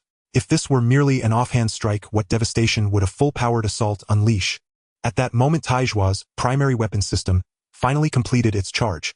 The quantum crystal cannon flared with a blinding blood-red light, and a thick sword-like laser beam lanced forth, striking the tyrant's carapace with surgical precision. ZZZZT. Sparks exploded where the beam struck, leaving only a shallow scratch upon the chitinous armor. The damage value flashing across the screen chilled them all to the bone. Attack landed. Tyrant's vitality reduced by 800 points. 800 points. Barely a whisper against the Xingshi scorpion's 250,000 vitality. Its defense is too strong. Taijua's azure optical sensors dimmed. A layer of energy shrouds its carapace. Ordinary attacks cannot pierce it. A flash of ruthless resolve crossed Hao Dageng's eyes. His consciousness plunged instantly into the vessel's core energy chamber. Qilian Mingxi, Tianluo Hongxiao. Draw forth. 2 crimson beams erupted from the mouth of the Xiling vial. One slender as a silken thread, the other broad as a rushing river. Like twin streaks of scarlet lightning, they shot from the ZUN vessel toward the Xingshi scorpion. These were Hao Dageng's ultimate trump cards. Qilian Mingxi embodied absolute sharpness, Tianluo Hongxiao absolute force. These two peerless treasures, awakened from the Xiling vial, had already carved legends within the venom-light centipede cavern. Now Hao Dageng directed the Tianluo Hongxiao to coil around the tyrant's pincers like a colossal serpent, his aim to immobilize the tyrant. Simultaneously, the Qilian Mingxi streaked forward. A needle of light aimed precisely at the spot on the carapace, just scorched by the laser seeking to breach its defenses. Yet this time both treasures faltered. The moment the Tianluo Hongxiao wrapped around the tyrant's pincers, a terrifying surge of force rushed back along its length. The The Xingshi scorpion wrenched its pincers apart, and hairline fractures bloomed across the crimson fabric. Hao Dageng felt a jolt of agonizing feedback surge up the silk, searing his consciousness. Crack! Within 2 or 3 seconds, the Tianluo Hongxiao, woven from 2 million micro-robots, shattered like fractured crystal, splintering into countless shards. The micro-robots scattered like a tide. Retract the bots now, and Yun shouted. Hao Dageng wasted no time.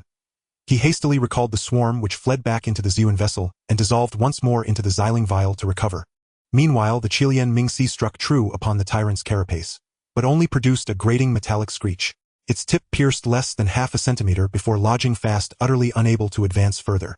The Xingshi scorpion sensed the sting upon its shell and roared a deafening blast of fury. Crimson light blazed even more fiercely within its compound eyes. It whipped its tail, its 50-meter-long venom barb blazing with eerie violet radiance, and unleashed a violet beam tearing through space like a lightning bolt, cleaving reality itself. Danger! It's the annihilation ray! And Yun's voice cracked with urgency. Tai Zhua! Intercept it now! Tai Zhua responded, firing a dark matter laser from the secondary weapons array. But the dark matter laser was no match. Where the two beams collided, the former dissolved like snow beneath fire, only slightly diminishing the annihilation ray, which continued its lethal course toward the Ziyuan vessel. And Yun strained every fiber of control to evade. But the ray moved too swiftly. Boom! It struck the vessel's energy barrier with pinpoint accuracy. Warning! Warning! Energy barrier struck by annihilation level impact. Durability 70002000. Hao Dageng's confidence had inflated dangerously with each upgrade to the Ziyuan vessel. Yet the tyrant's blow shattered that illusion utterly. Alarms screamed without cease. The barrier's faint crimson glow dimmed to near extinction, on the verge of total collapse. And Yun glanced at the shield's durability on the screen and hurriedly said, "We must leave now. If we don't, the shield will be breached. Once the shield shatters, our starship will be damaged, and we won't even be able to perform a warp jump." He continued. "Repairing the starship will take a significant amount of time." Hao Dageng looked at the menacing, star-devouring scorpion on the screen, a flash of reluctance crossing his eyes. He knew Yun was right. The current strength of the Ziyuan was simply no match for a Tier 2 tyrant. Having fought against a tyrant until now, they had already surpassed starships of the same tier. If they were using any other Tier 1 starship, they would have perished here today. Iron Claw, prepare to launch the last Tier 3 black hole bomb. Hao Dageng gritted his teeth and issued the order. Received. A glimmer of determination flashed in Iron Claw's eyes. He first controlled the secondary weapon system, launching a dark matter energy sphere. The energy sphere exploded in front of the star-devouring scorpion, scattering into countless particles that interfered with its perception. It was in these brief 2 seconds. Iron Claw sent the last Tier 3 black hole bomb into the electromagnetic launcher. Launch! The half-meter-long black hole bomb shot out like a ghost, instantly appearing before the star-devouring scorpion. Boom! The black hole bomb exploded, and a spherical black hole with a diameter of 30 meters appeared right in front of the star-devouring scorpion. The black hole unleashed a powerful gravitational pull, firmly capturing the body of the star-devouring scorpion. The scorpion let out an angry roar, desperately waving its pincers, trying to break free from the black hole's grasp. But the gravitational pull of the black hole was too strong. It could only struggle in place, unable to move forward. Now's our chance. And Yun, warp jump! Hao Dageng shouted. And Yun quickly maneuvered the starship, and the coordinates for planet FK-142 popped up on the screen. Coordinates calibrated. Warp engine activated. The thrusters of the Ziyuan erupted with a fierce crimson light, and the space around the ship began to twist and fold. Vroom! A strong spatial fluctuation surged, and the Ziyuan's figure flickered and vanished from the wasteland. A few minutes later, the star-devouring scorpion finally broke free from the black hole's restraint. It looked at the empty wasteland and let out a frustrated roar. Its crimson gaze scanned the sky but could no longer find any trace of the Ziyuan. After escaping twice, the tyrant was filled with unfathomable rage. Meanwhile, the Ziyuan was traversing through the twisted space. During the warp jump, the surroundings became a blur. Only countless stars shone streaking across like meteors. And Yun looked at the coordinates on the screen and explained, "A Tier 1 starship's warp jump can't achieve precise positioning yet. We should be in the vicinity of planet FK-142, and it will take some time to accurately arrive at the target planet." Hao Dageng nodded, gazing at the holographic screen, showing the cosmos, his heart filled with awe. This was his first true voyage through the universe, far more shocking than his previous experience.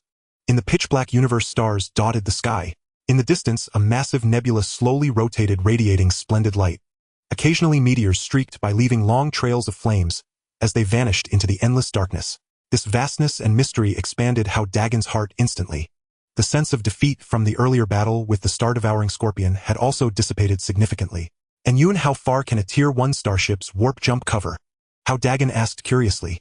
A typical Tier 1 starship can cover about 30 light-years with a single warp jump. Beyond that, it may damage the ship. And Yoon explained, our ZUN, built with a Tier 4 gray tungsten-silver core, far exceeds ordinary Tier 1 starships and can jump 50 light-years in one leap. Hao Dageng felt a surge of excitement in his heart. 50 light-years. This meant that the ZUN already had the capability to navigate freely within the Milky Way. 2 days later, the ZUN finally emerged from the warp space, entering normal cosmic navigation. And Yoon controlled the starship, increasing the speed to 500 Mach. After flying for half a day, a gigantic planet finally came into Hao Dagen's view. This planet's diameter exceeded 300,000 kilometers, more than 20 times larger than Blue Star. The surface of the planet was covered with a light blue atmosphere, faintly revealing towering buildings and winding rivers. Surrounding the planet were several massive mechanical satellites. The surfaces of these satellites were filled with complex instruments and turrets, exuding a cold metallic luster.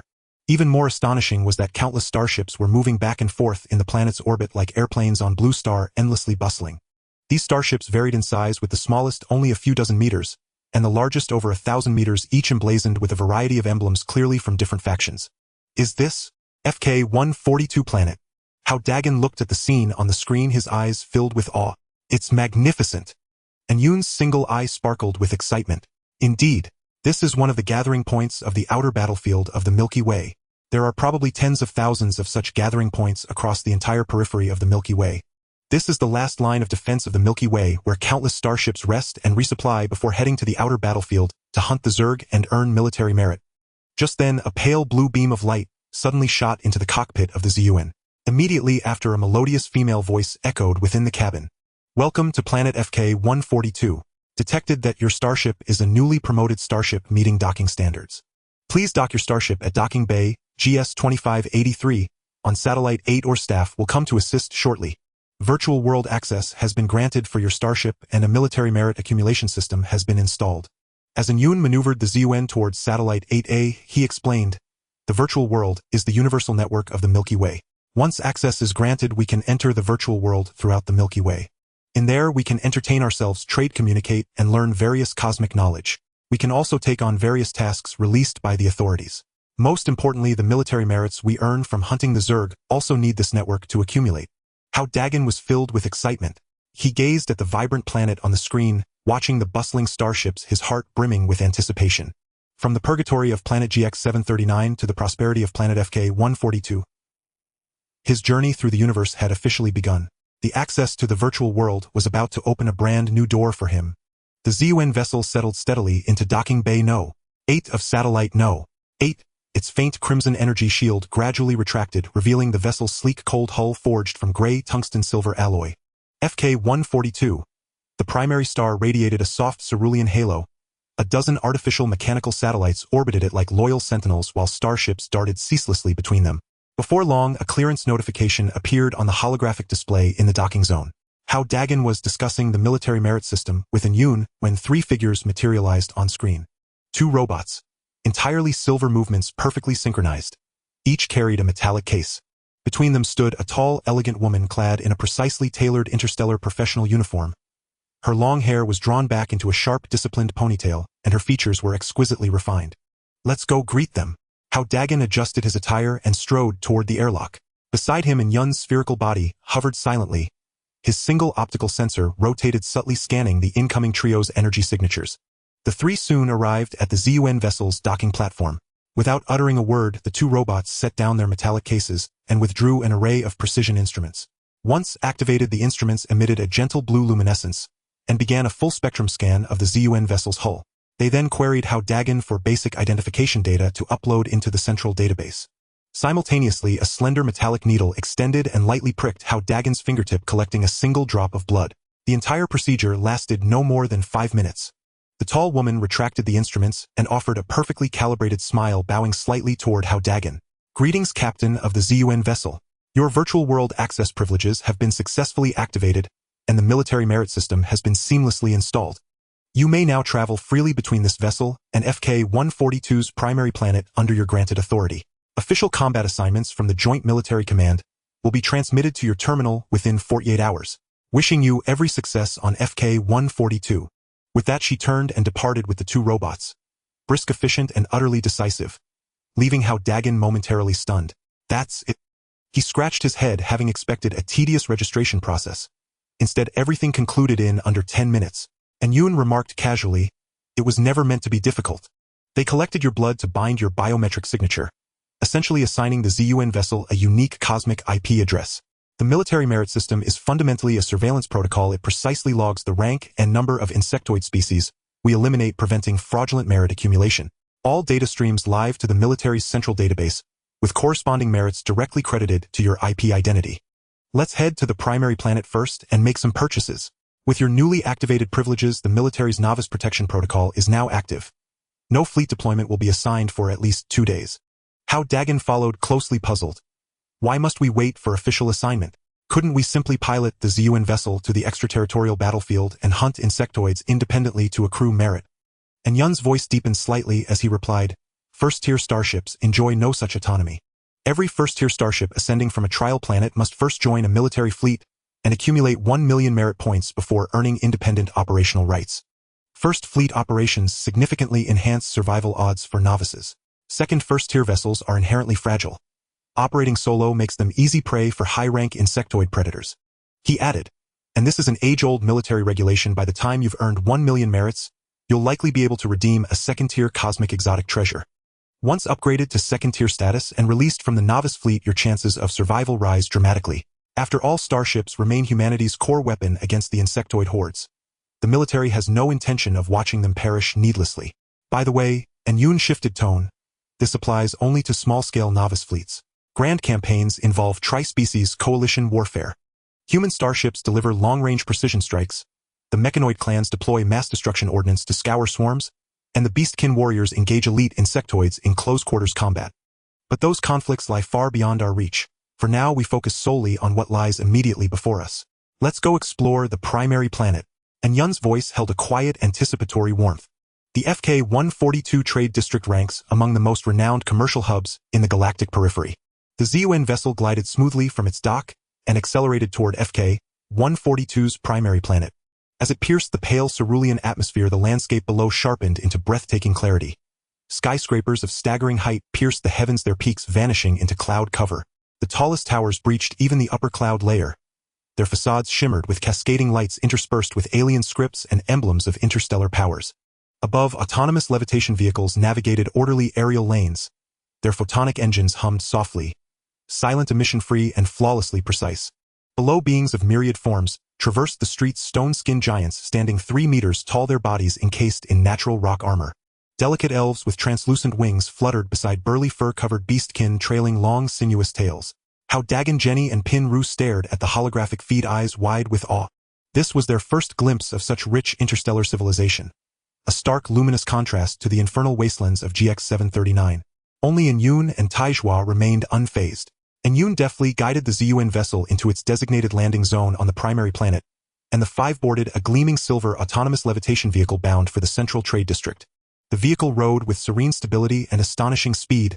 Towering structures blurred past the windows. Hao Dageng gazed at the onboard navigation interface, murmuring appreciative astonishment.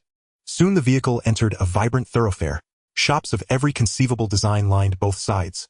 Laughter and animated conversation spilled onto the street, mingling with exotic, intoxicating scents. The vehicle slowed to a halt. Taizhua retrieved 10 source crystals from his personal storage space and deposited them into the onboard payment slot. The moment the crystals touched the slot, they dissolved into shimmering light, and the display flickered, "Payment confirmed." Just as the group prepared to disembark, a small, wiry figure darted to the vehicle's side. A beastkin stood barely 1.56 meters tall, with a rabbit-like tri-lobed mouth, long ears drooping behind his head, round crimson eyes, and wearing coarse homespun garments. He tilted his head upward and flashed a practiced, ingratiating smile, speaking fluent galactic common. "Honored guests, need a guide? I'm Tuair. I've lived on FK-142 for over a decade. Every alleyway, every shop. I know them all. Whether you seek high-grade alloys, cosmic exotics, or the finest cuisine in the sector, I am your guide. 1 crystal per day, fair, honest, and guaranteed." Hao Dageng rolled his eyes upon hearing about a crystal core. He clearly remembered that a single crystal core could be exchanged for 100,000 source crystals, while a ton of 4th-grade gray tungsten silver cores was only worth over 80 crystal cores. That rabbit too really dared to ask for a crystal core a day. It was simply outrageous. Just as he was about to refuse, Yun suddenly spoke up, his voice laced with a hint of amusement.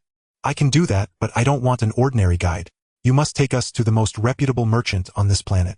If you satisfy me, I will give you 10 crystal cores. Rabbit 2's eyes instantly lit up, his three-part mouth nearly stretching to his ears. Just wait and see, esteemed guest. There is no merchant on FK-142 that I do not know. I guarantee to bring you to the most reputable one. With that, he hurriedly ran ahead of the group, waving at them. Esteemed guest, follow me. Let's take the floating elevator to the high-altitude business district, where the shops are truly where the big deals happen. The group followed Rabbit 2 into a towering skyscraper. At the entrance of the building, several transparent floating elevators were slowly ascending and descending. Rabbit 2 led them into one of them and pressed the button for the highest floor. The floating elevator started moving at an astonishing speed. The scenery outside changed rapidly from the bustling streets of the lower levels to the office areas of the middle levels, and then to the luxurious shops of the upper levels. In just 2 or 3 seconds, the floating elevator came to a steady stop at the top floor. As the elevator doors opened, a rich scent of sandalwood rushed in. Before them was a lavishly decorated merchant shop with a floor paved with mirror-like star-patterned stones. Strange interstellar paintings hung on the walls, and behind the counter were various metals and ores radiating energy fluctuations. Rabbit 2 shouted loudly at a woman in a cheapao with a pair of fox ears inside the shop. Sister, I have brought you some precious guests. This is definitely a big business. The fox-eared woman lifted her head, her features extremely beautiful with alluring fox eyes, though a hint of shrewdness lurked in her gaze. She first glanced at Hao Dageng, Jenny, and Pinru, noticing their plain attire.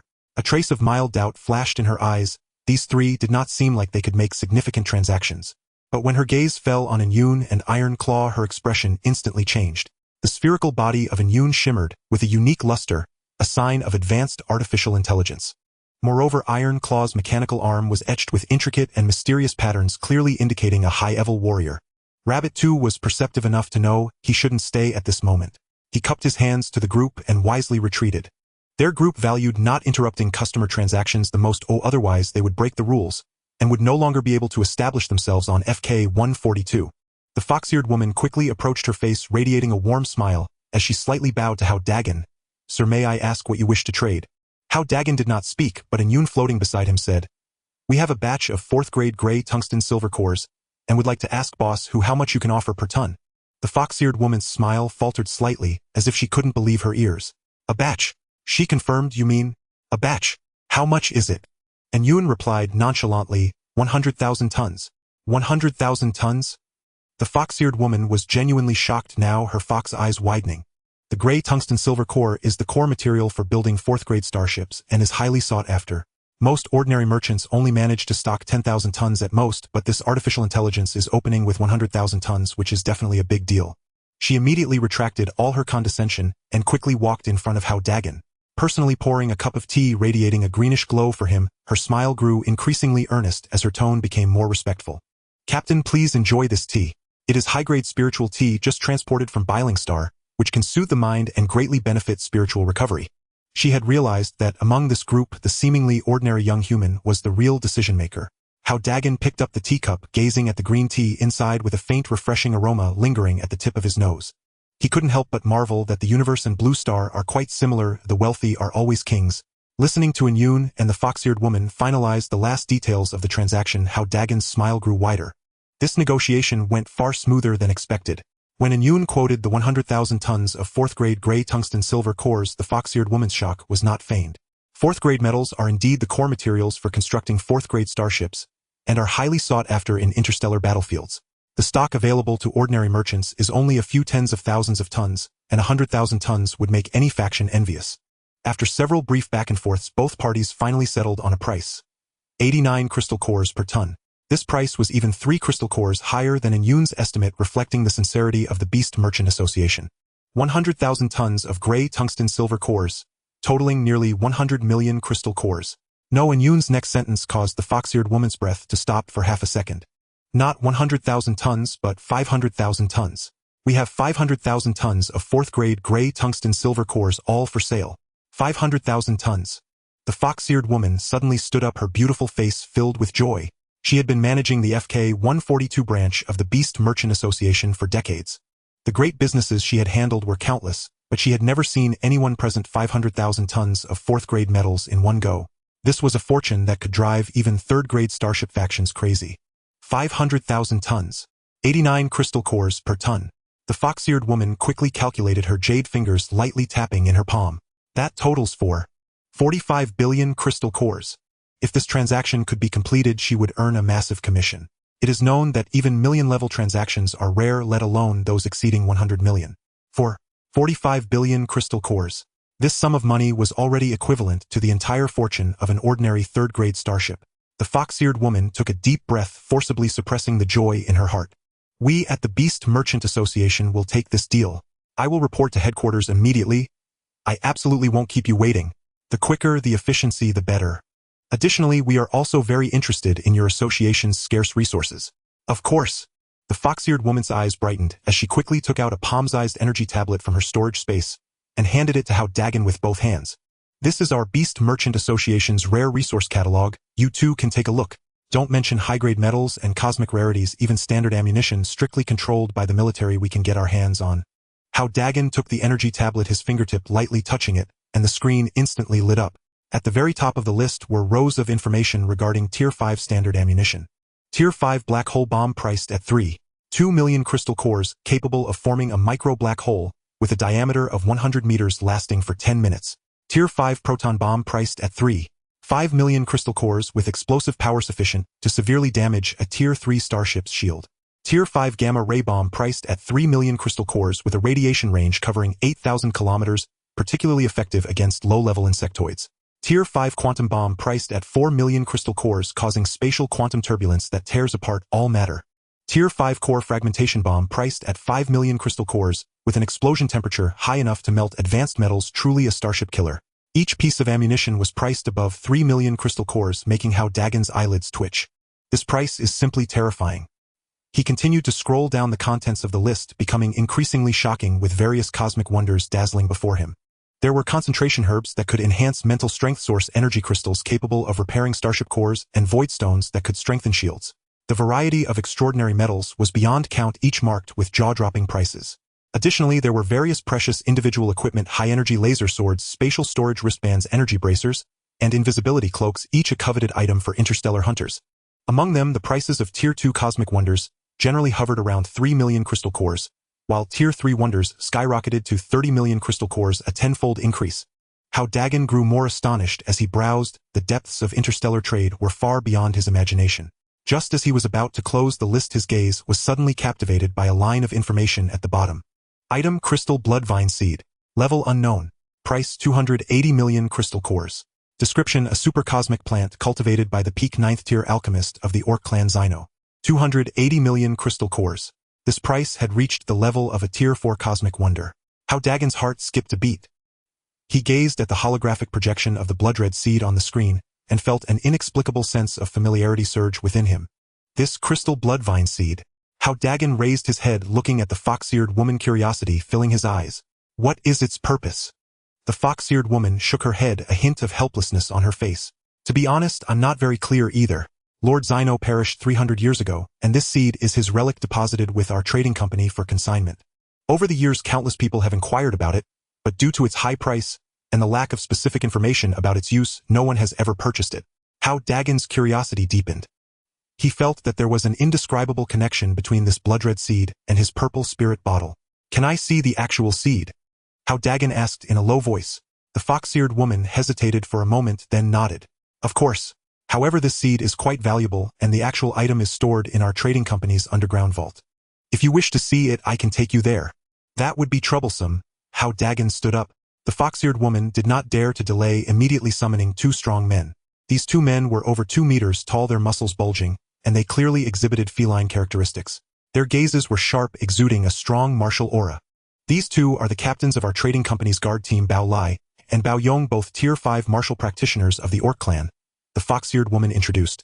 Hao Dageng nodded. The strength of Tier 5 martial practitioners could already be considered a formidable force on the outer battlefield. The group followed the fox-eared woman and took a private elevator down to the trading company's underground vault. The vault was located 100 meters underground, surrounded by thick alloy walls and energy shields with dozens of laser turrets at the entrance on high alert. The fox-eared woman entered a series of complex passwords on the access system and went through a series of verifications. Buzz. A violent fluctuation of space surged, and suddenly a beautifully crafted box appeared in the center of the vault. The box was made entirely of Tier 7 Chaos Copper engraved with intricate Beast Clan runes emitting a faint energy wave. The moment the box appeared, Hao Dagen's heart trembled. A strange sensation spread in his mind, vaguely reminiscent of the aura emitted by the purple spirit bottle. The fox-eared woman carefully opened the box. Inside the box was a layer of soft white fluff, and in the center of the fluff lay a seed the size of a fist. The seed was blood red, as if carved from the finest red crystal, covered in fine patterns, exuding a rich life aura. That aura was almost identical to that of the purple spirit bottle. Hao Dagen's pupils suddenly constricted. He was certain that this crystal bloodvine seed was undoubtedly related to the purple spirit bottle. I must buy it. This thought wildly proliferated in Hao Dagen's mind. Even if it costs 280 million crystal cores, he must acquire it.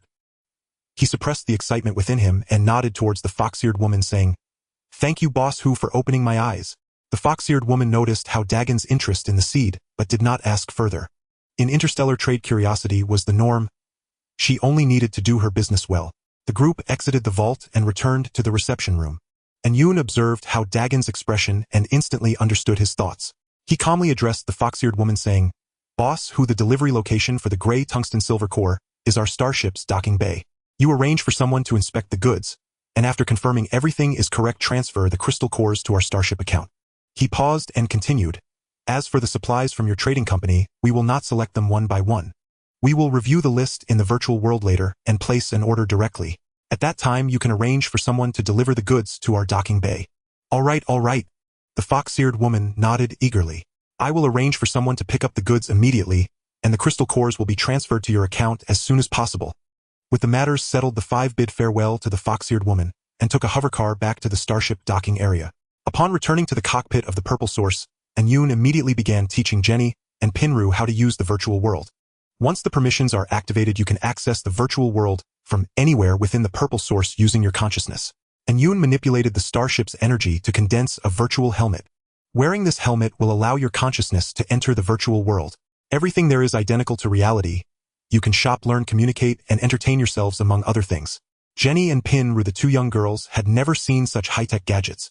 They excitedly put on the virtual helmets, returned to their resting quarters, and eagerly began to explore the virtual world. As they entered the virtual world, the two were awestruck by the splendor around them.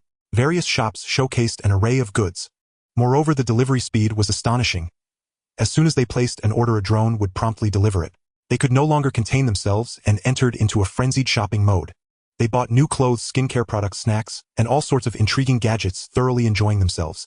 Meanwhile, Hao Dagen and Yoon discussed their procurement plans in the cockpit, while awaiting the arrival of the Beast Merchant Guild. Within half an hour, 3 tall lion beast men appeared on the docking platform. Upon seeing Yoon and Hao Dagen, they respectfully bowed, saying, "Captain Hao, we are the escort team from the Beast Merchant Guild here to collect the gray tungsten silver core." And Yoon led them to the storage compartment of the ZUN ship. 5 million tons of 4th-grade gray tungsten silver core were neatly stacked inside. The 3 lion beast men meticulously inspected the contents, and after confirming everything was in order, they took out a huge spatial scroll from their personal storage devices. As the scroll unfolded, a powerful suction force erupted. The 5 million tons of gray tungsten silver core were drawn into the scroll like a tidal wave, vanishing in an instant. Meanwhile, a notification sound chimed from the ZUN ship's account. "Ding! Your Starship account has received a transfer of 4.45 billion crystal cores." Looking at the long string of numbers in his account, Hao Dagen's heart raced. 4.45 billion crystal cores. This substantial sum was enough to enhance the strength of the ZUN ship once more. And Yoon activate the virtual world. Hao Dagen took a deep breath, excitement gleaming in his eyes. "It's time for us to procure some supplies." And Yoon nodded with a smile, maneuvering the Starship to connect to the Beast Merchant Guild's virtual store. Hao Dagen's gaze first fell upon a crystal blood vine seed. 2.8 billion crystal cores, buy it. Without a moment's hesitation, Hao Dagen placed the order. This seed was something he was determined to acquire. Next, they began procuring supplies for the ZUN ship. The Iron Claw had sustained numerous hidden injuries in battles 2,000 years ago, leaving its strength severely diminished. Hao Dagen wasted no time, spending 16 million crystal cores to purchase a large batch of extraordinary metals. These were to be used to restore the Iron Claw's body, as it was a 7th-tier powerhouse in its prime. Then he set his sights on a high-energy laser sword from the catalog. 3 laser swords, 1 for men and 2 for women. boasted a stunning design and formidable power totaling 9 million crystal cores, which he immediately secured. After all, no man could resist a shiny laser sword. As for ammunition, he was equally generous. Purchasing 3 fifth-tier gamma-ray bullets cost him 9 million crystal cores. He also ordered 3 fifth-tier black hole bullets for 9.6 million crystal cores. A 6th-tier fusion bomb was procured for 26 million crystal cores, along with various Starship maintenance material supplies and life support system components. As orders were placed, the crystal core balance in his account rapidly dwindled. From 4.45 billion crystal cores, it quickly shrank to just 100 million. Looking at the remaining balance, Hao Dageng felt no regret, but rather a sense of exhilaration. This feeling of spending was simply thrilling. Alright, procurement complete. Hao Dageng stretched lazily, a satisfied smile gracing his face. Next, let's just wait for the Beast Merchant Guild to deliver. He gazed at the order list on the holographic screen, eyes filled with anticipation. The efficiency of the Beast Merchant Guild was indeed as legendary as rumored. From ordering to delivery, it took just 3 hours. The 3 lion beastmen appeared once more, their spatial wristbands radiating faint spatial fluctuations. Entering the storage compartment, the 3 did not delay. They raised their hands to activate their spatial wristbands. One by one, tightly packaged supplies poured out like a waterfall, filling half of the storage compartment. A large quantity of extraordinary metals, boxes of standard ammunition, exuding a dangerous aura, chaotic copper boxes engraved with Beast Clan runes, and various Starship spare parts were all categorized and neatly stacked. Hao Dageng looked at the spatial wristbands on the lion beastmen's wrists, a trace of envy flashing in his eyes. These devices could store vast amounts of supplies regardless of their size, truly a miraculous tool for interstellar travel. However, thinking of the tens of millions of crystal cores price tag, he couldn't help but click his tongue in disappointment, temporarily setting aside the idea. Iron Claw, these metals are for you. Restore your strength as soon as possible. Hao Dageng pointed at the pile of extraordinary metals, his tone filled with anticipation. The blue light in Iron Claw's eyes surged, and he quickly approached the heap of metals. The hidden compartment on his back slowly opened, releasing 9 tiny engineering robots. These robots were the core of Iron Claw, solely responsible for upgrades and repairs. At this moment, they buzzed, joyfully attracted by the extraordinary metals. Like hungry wolves, they pounced on the metals, voraciously devouring those radiating energy fluctuations. The luster of the metal surface dimmed at a visible rate, while on Iron Claw's body, intricate energy patterns gradually illuminated, and the previously dull mechanical arm regained its cold brilliance. Its damaged components were rapidly repaired, strength surging at an astonishing speed. Hao Dageng smiled, no longer disturbing Iron Claw, and turned to hold the chaotic copper box, swiftly making his way to the energy core chamber. His heart raced. Inside the core chamber, the Xiling bottle still hovered in midair, the purple patterns on its body faintly shimmering. Hao Dageng carefully opened the chaotic copper box, revealing a blood-red seed the size of a fist lying quietly inside. It resembled a translucent red crystal, emitting a faint yet peculiar life aura. The moment the box opened, the Xiling bottle suddenly erupted with a strong blood-red glow. The crystal bloodvine seed seemed to have received a summons, abruptly flying out of the box and transforming into a red light that shot straight into the Xiling bottle. Buzz. The Xiling bottle trembled violently, and the essence blood stored within surged like a raging river, rushing frantically toward the crystal bloodvine seed. The patterns on the seed's surface grew brighter, expanding and sprouting at a visible speed. In just a few minutes, the seed completely transformed. A blood-red vine as thick as a finger slowly emerged from the Xiling bottle, covered in fine barbs and exuding a rich life aura. The vine spiraled in the air like a spirit snake, wrapping around Hao Dageng's wrist, forming a blood-red bracelet. The cool touch brought a wave of tranquility to Hao Dageng's mind. Interesting. A trace of astonishment flickered in Hao Dageng's eyes as he attempted to manipulate his thoughts. In the next second, the blood-red vine on his wrist instantly unfurled, flowing like water and enveloping his entire body. The vines intertwined and coiled, transforming into a form-fitting blood-red armor. The patterns on the armor glimmered with a faint red light, emanating a powerful pressure. With another thought, the armor morphed into a streak of flowing light, wrapping back around his wrist, returning to the exquisite blood-red bracelet. The change in the vine bore a striking resemblance to the Tianluo red silk, yet it possessed an additional hint of vibrant life. Although Hao Dageng was temporarily unaware of its specific function, he could distinctly sense that this crystal bloodvine was no ordinary object, and would undoubtedly become his strongest ally in the future. He fondled the bracelet on his wrist with great affection, the smile on his lips growing ever wider. This expenditure was surely worth it. Meanwhile, the peculiar movements of the Ziyuan ship had already caught the attention of those with ulterior motives. The escort team of the 10,000 Beasts Merchant Association was busily coming and going, although no one knew the details of the transactions taking place. However, just the presence of those 3 powerful lion beastmen was sufficient to indicate that this was a monumental deal. In the concealed corners surrounding the docking area, several discreet gazes were fixed intently on the direction of the ZUN ship. Before long, a towering figure slowly appeared on the docking platform of the ZUN ship. The newcomer stood over 3 meters tall, his entire body clad in a layer of grayish-blue rock armor. The armor was covered in a myriad of cracks but exuded an overwhelmingly domineering aura. His head was also made of rock with rugged features that clearly identified him as a powerful member of the Rock clan. "Someone is here to visit," the voice of Yun resonated, his single eye glinting with vigilance. Rock clan strength unknown, conservatively estimated to be around the 4th tier. Hao Dageng, accompanied by Yun and the recently restored Taizhua, stepped out of the starship. At this moment, Taizhua had already recovered to the peak of the 7th tier, the energy patterns on his mechanical arm shimmering brilliantly, radiating a chilling, murderous aura. In the universe, a 7th-tier powerhouse was already considered to be among the elite. The three stood on the platform, curiously observing the Rockman before them. The Rockman spoke in a deep, rumbling voice, as if two stones were rubbing together. "I mean no harm." He paused, lifting his rough, rocky wrist, which bore an ancient holographic wristwatch. As he moved, a virtual screen materialized out of thin air, floating before the three. On the screen was a set of matrix holographic projections. In the projection, 108 circular shields encircled to form a massive protective dome. The shields were a deep red, intricately engraved with complex energy patterns emanating a rich wave of energy. The parameters displayed on the virtual screen were strikingly clear: matrix name Qi Yen, guardian defense value 10000 points, durability value 30000 points, material 4th tier, red crystal copper essence, energy pattern filling extraordinary metal, coexisted gold, remarks comparable to top tier 3rd tier starship energy shields. Hao Dagen's pupils constricted slightly, and Yun's single eye lit up. With a defense value of 10000 points and a durability value of 30000 points. This already far surpassed the shield strength of an ordinary 3rd tier starship, and could even withstand the main cannon attacks of a 4th tier starship. "This matrix was left behind by my grandfather." The Rockman's voice carried a hint of pride. "My grandfather was an exceptionally powerful matrix master in the Rock clan, and this matrix is the culmination of his life's work. I urgently need money, so I want to sell it." Hao Dageng examined the parameters on the screen, feeling tempted, but not immediately expressing his intentions. Instead, he calmly asked, "How much do you want for it?" Without hesitation, the Rockman replied, "My grandfather once said that this matrix is worth 12 million crystal cores." 12 million crystal cores.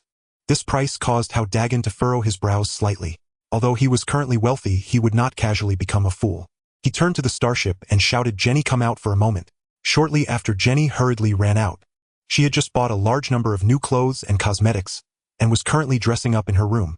After all, during her month on planet 739, she hadn't even had the chance to change her clothes, let alone use cosmetics. At this moment, she was wearing a light blue dress, her face adorned with a faint blush. Upon hearing Hao Dagen's call, she immediately ran out and began analyzing the matrix parameters with utmost seriousness. As a matrix master bound to the ZUN ship, Jenny's understanding of matrices far exceeded that of ordinary people. Her fingers glided swiftly across the virtual screen, her expression turning grave. The defense strength of this matrix can indeed reach 10000 points, and the durability value is also adequate. Jenny spoke with a hint of professionalism. However, it has a fatal flaw: energy consumption. As you can see, the energy consumption rate of this matrix is 3 times that of an ordinary 3rd-tier matrix. Moreover, this flaw has existed since its design. The energy patterns have already been fixed and cannot be modified. 3 times the energy consumption. And Yun immediately grasped the crux of the issue.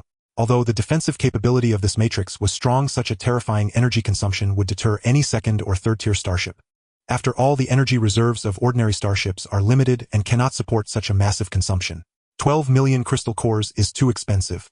And Yun spoke calmly. Ordinary 3rd-tier matrices have a defense value of only 8000 points and a durability value of 20000 points, but their energy consumption is normal and the price is around 8 million crystal cores. Your matrix has strong defense but a fatal flaw. We can offer a maximum of 5 million crystal cores. 5 million.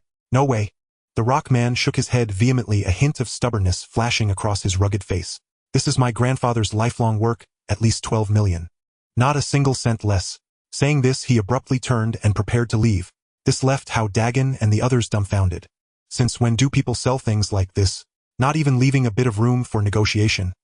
No wonder this matrix has been unsold for so long. After all, who would buy a matrix with triple energy consumption at the same price? Moreover, a 4th-tier matrix is only around 15 million.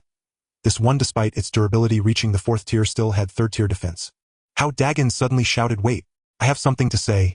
The Rockman halted his steps and turned to look at Hao Dageng, a hint of confusion in his eyes.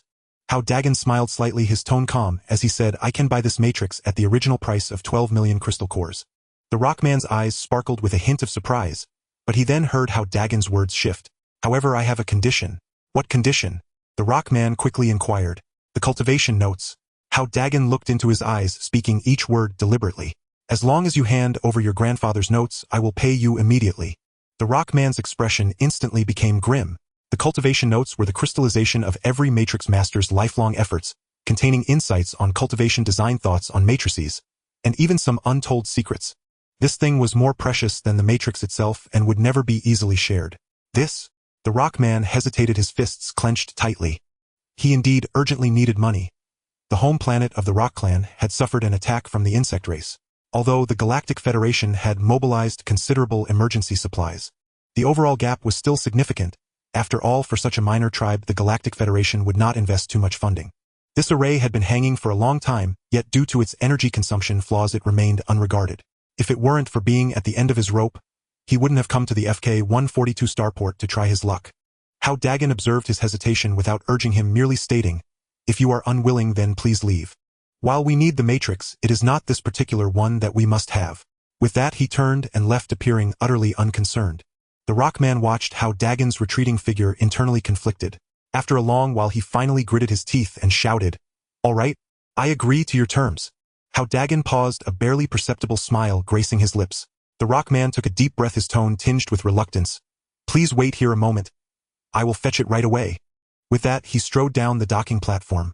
In less than half an hour, a massive floating truck arrived. The truck's compartment opened, revealing 108 perfectly stacked red crystal bronze marrow shields inside. Each shield had a diameter of 1 meter, a deep crimson hue with energy patterns shimmering softly under the sunlight. The infused alloy further enhanced the smooth flow of energy within the patterns.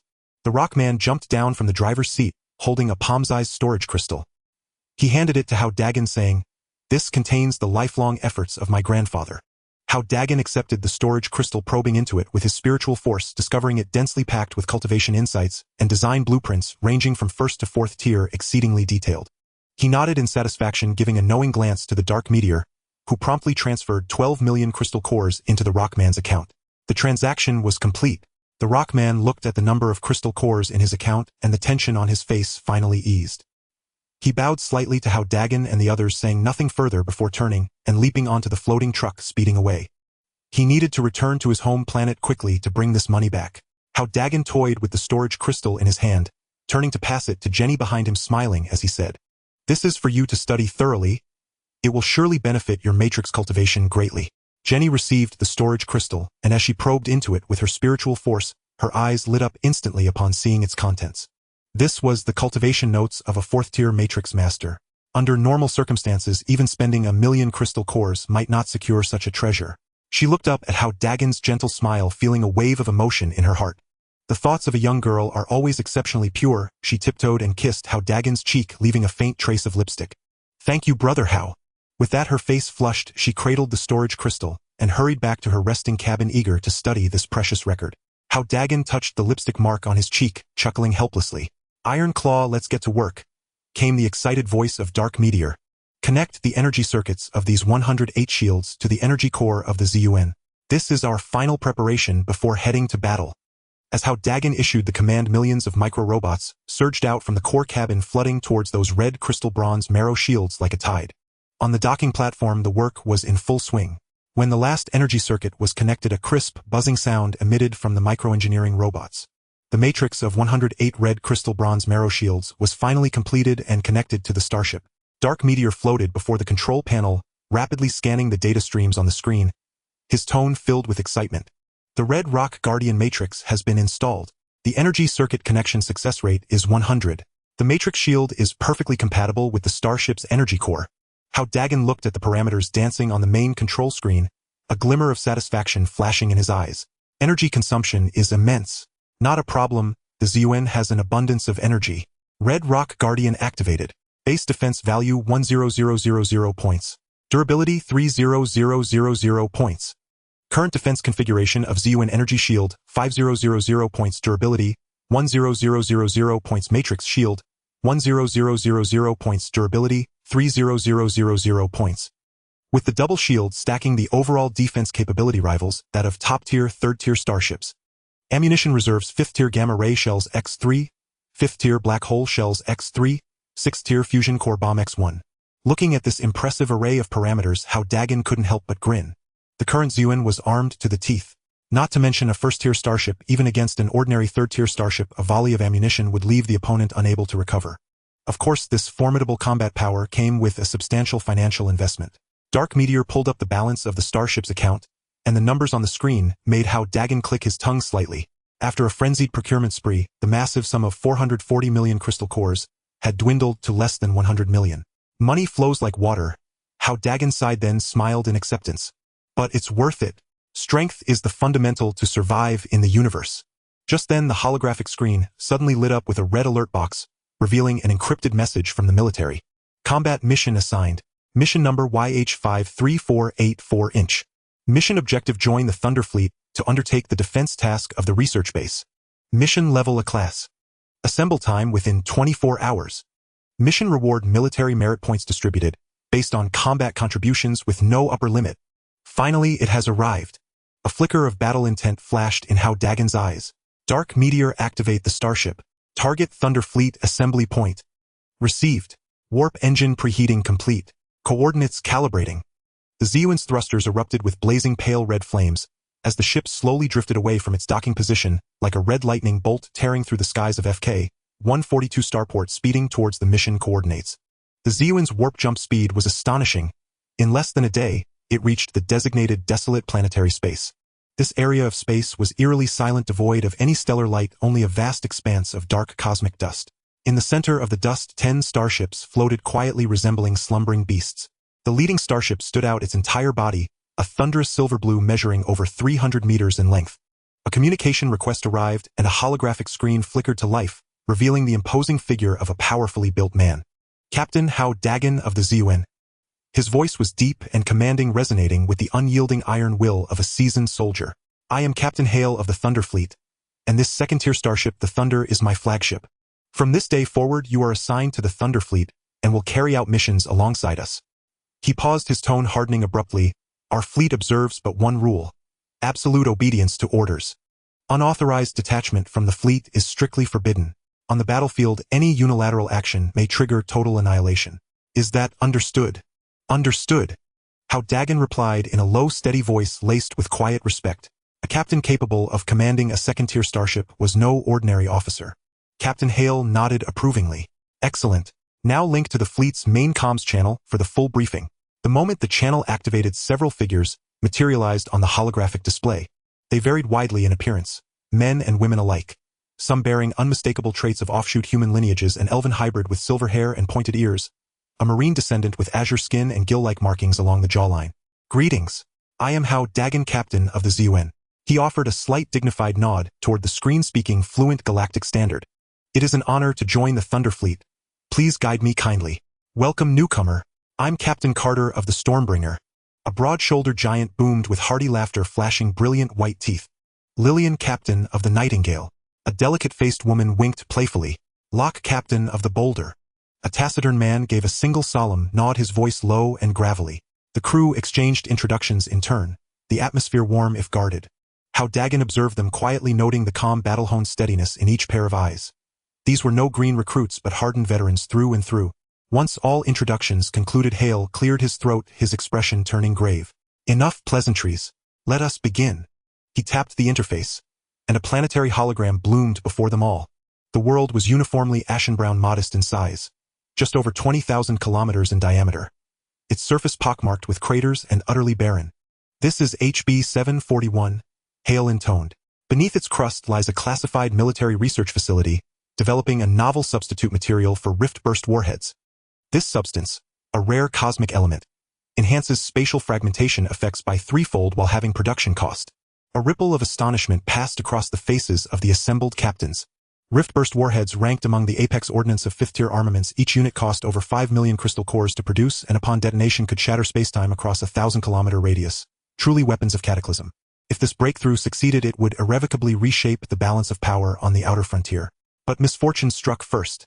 The Xylos swarm has already located the site. Hale's voice grew heavier still. The facility's defenses have engaged the swarm and suffered devastating losses. Multiple fleets have been dispatched for reinforcement. This mission is a joint operation. He paused, then dropped a seismic revelation. According to military intelligence, the attacking force may be led by a Tier II Swarm Lord. A Tier II Swarm Lord? By the stars. That dwarfs even a Tier II Tyrant.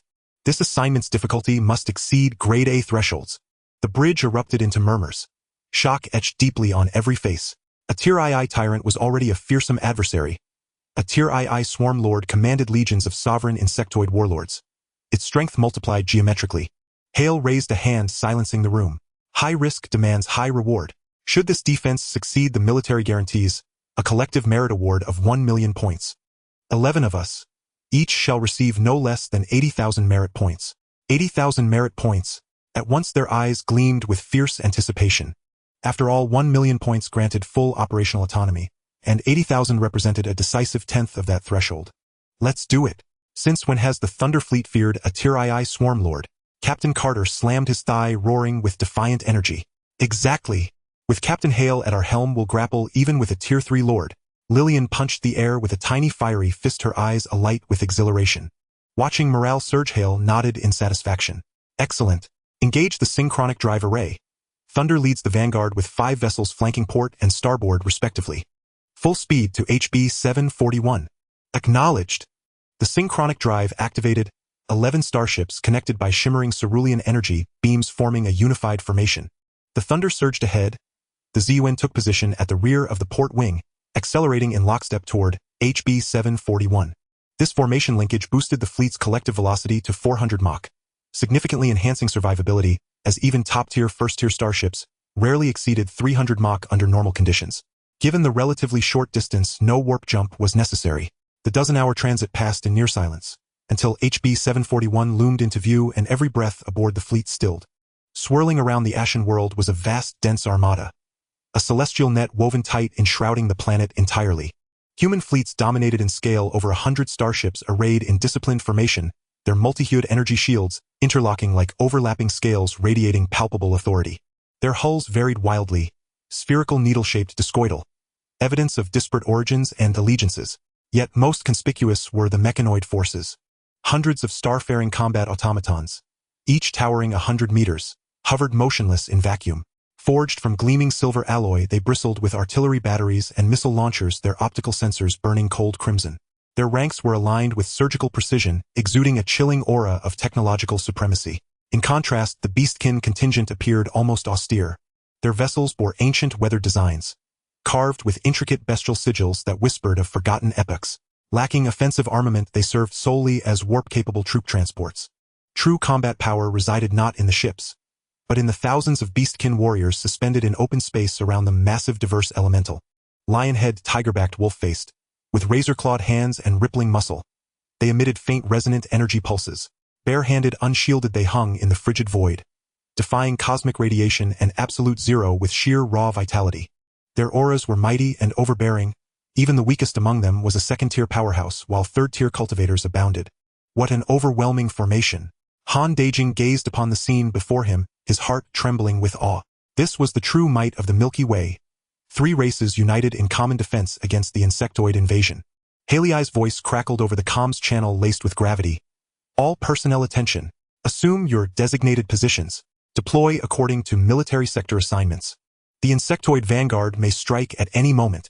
Following the pre-established plan, the Thunderclap fleet entered the human fleet's defensive zone.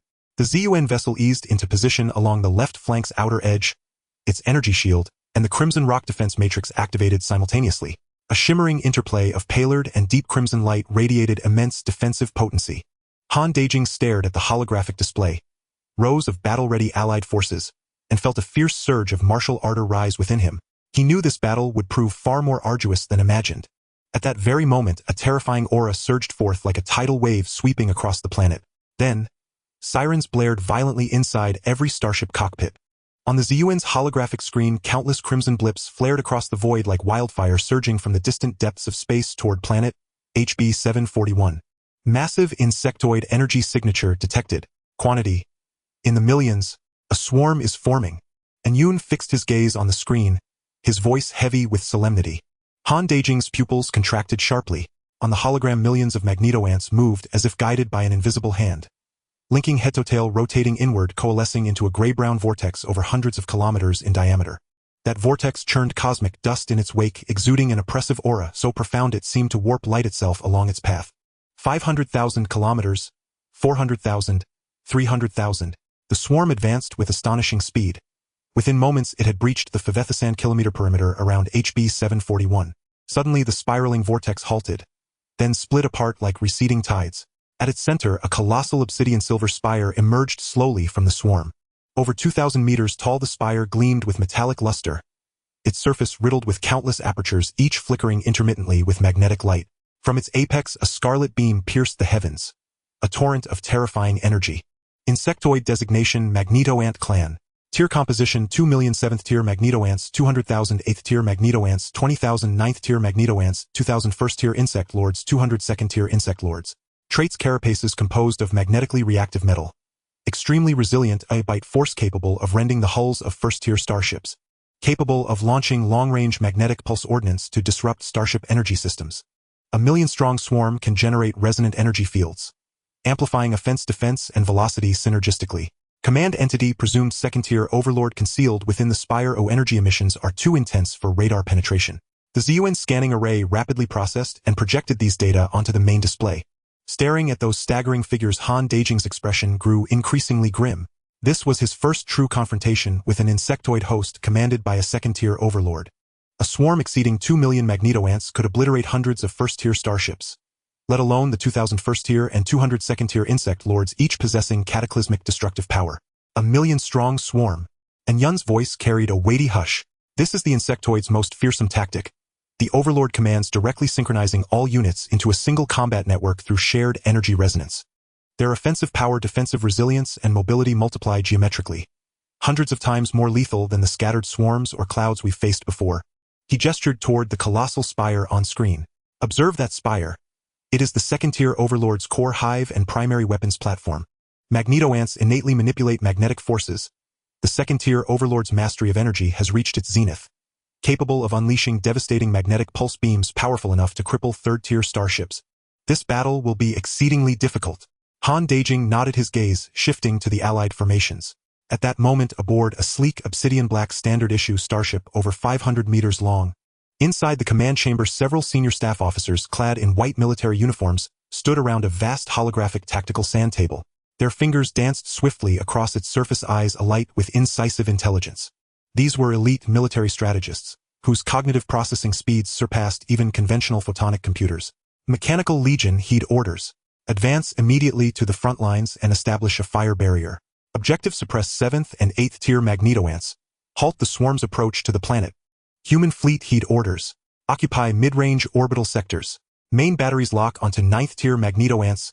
Secondary batteries provide supporting fire for the Mechanical Legion. Beastkin warriors, heed orders. Hold position in rear orbital sectors. Intercept any insect lords breaching the front line. One after another, encrypted combat directives streamed seamlessly to every unit. The instant orders were received. Hundreds of Mechanical Legion Star Warriors surged forward. Originally towering humanoid mechs over 100 meters tall, they now reconfigured themselves. Limbs retracted, torsos expanded, and dense arrays of artillery barrels unfolded from their backs. Their chest-mounted energy cores ignited with searing blue light. VVVRR. Countless laser beams lanced forth from their cannons, pelting the swarm like relentless rain. Missiles streaked across the void, trailing incandescent contrails, detonating amid the insectoid mass in colossal bursts of flame. Though the Magnetoants' carapaces were formidable under the Mechanical Legion saturation barrage, they crumbled like parchment. One by one, Magnetoants were pierced by lasers or shattered by missiles, their azure ichor scattering silently into the vacuum, instantly freezing into icy crimson beads. The insectoids retaliated without delay. Under the Overlord's command, millions of Magnetoants lifted their heads in unison, discharging torrents of pale blue magnetic pulse projectiles. Those projectiles struck the Mechanical Legion's shields like hailstones, emitting shrill, grating shrieks. Shield integrity plummeted rapidly. Many mechs suffered outright shield collapse, their armored frames pierced by magnetic pulses smoking as they tumbled helplessly toward the planet. Humanity's 100 starships opened fire in turn. Their main battery beams roared forth like celestial dragons, precisely striking 9th-tier Magnetoants. Those colossal 9th-tier Magnetoants, each exceeding 100 meters in length, were instantly atomized under the main battery's fury. Secondary batteries rained down like constellations, blanketing the entire front line and relieving pressure on the Mechanical Legion. Meanwhile, the Beastkin warriors hovered calmly in the rear orbital zone, observing with detached intensity. Though dwarfed by the scale of starships, and Mech's their presence radiated an undeniable formidable aura. In the vastness of space devoid of air sound could not propagate, only the dazzling flames painted a grim picture of war. Occasionally a destroyed starship or mech would plummet creating thunderous roars as they broke through the atmosphere of a planet. Within the Thunder Fleet's communication channel Halley's voice echoed. All members of the Thunder Fleet listen up. Main cannon locked on the insect tide fire at will. Conserve energy and maintain sustained fire. Understood. Hao Dageng responded solemnly. The quantum crystal cannon of the Zun ship glowed with a blood-red light. A thick beam of energy shot out instantly piercing through the exoskeleton of 3 level 8 magnetic storm ants. Under the control of Ironclaw, nearly every attack could eliminate numerous insectoids. Watching the constantly fluctuating military merit value on the screen, Hao Dageng asked with some confusion. Anyun, isn't now a good time to accumulate military merit? Why isn't everyone enhancing their attack efficiency? Anyun explained military merit is allocated based on final defensive contributions. As long as we hold our ground, we will receive the corresponding merit. Look at those level 2 starships. Their attack intensity isn't that high. He paused, his tone becoming serious. This is the survival rule of the battlefield. First, the critical moment hasn't arrived yet. Conserving strength is the key. Second, no one dares to be the first to stick their neck out. Think about it, that insect tower houses a level 2 lord. If our attacks become too fierce and attract the lord's attention, we will inevitably face its concentrated assault. The attack power of a level 2 insect tower is enough to severely damage a level 3 starship. Although we have a powerful matrix shield, there's no need to provoke it. Enyin's voice carried a hint of apprehension on the battlefield. The one who stands out gets shot first. Staying low-key is essential for survival. Just follow orders and act with the main force. Hao Dageng nodded in realization. Iron Claw continued to fire in rhythm, with the fleet neither hurried nor slow.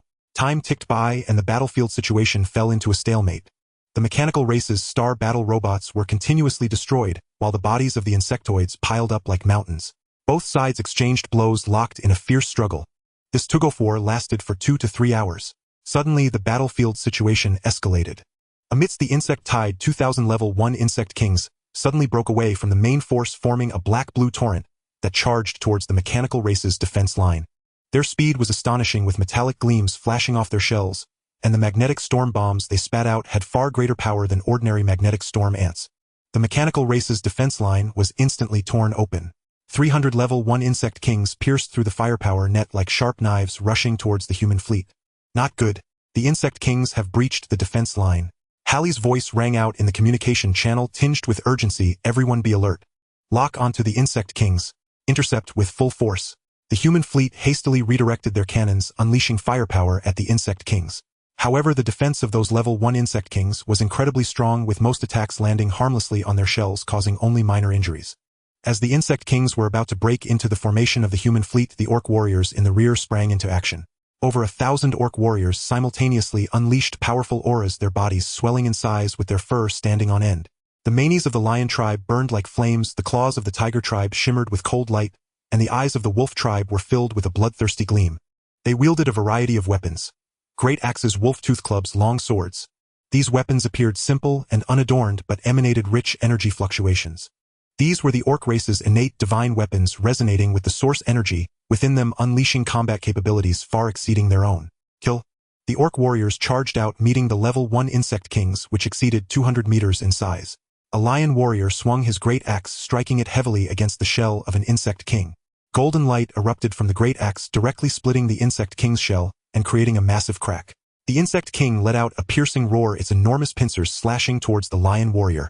The lion warrior nimbly dodged, countering with another axe strike that cleaved the insect king's head in half. A tiger warrior displayed even greater ferocity, charging at the insect king, bare-handed, his claws coated with a layer of pale golden source energy. He leapt onto the back of the insect king, his claws piercing through its shell and tearing off a large chunk. The orc warrior's fearless bravery quickly suppressed over 300 insect kings on the spot. The human fleet also seized the opportunity, unleashing full firepower to support the orc warriors. Waves of energy beams struck the insect king's wounds, emitting sizzling sounds. The battlefield situation escalated once more. The mechanical race's defense was perilous, the firepower of the human fleet grew fiercer, and the clash between the orc warriors and the insect kings reached a fever pitch. Hao Dageng watched the brutal battlefield scene on the screen, his heart racing. He clenched his fists tightly, a glint of battle intent flashing in his eyes. He knew that the real hard battle was just beginning, and the enormous insect tower standing in the center of the insect tide with its crimson beam at the top was slowly turning towards the coalition's camp. A chill instantly enveloped the entire battlefield. Suddenly the crimson beam at the tower's peak abruptly converged, replaced by a dense, indiscernible pale blue energy. The energy rolled and condensed instantaneously, forming a blue shockwave with a diameter of 100 meters, akin to a drawn sword shooting straight towards the few level 2 starships among the human fleet. "It's the Lord's locking attack." Enyon's voice rang out. "Those level 2 starships have dealt too much damage to the level 1 insect kings. They've been targeted by the Lord."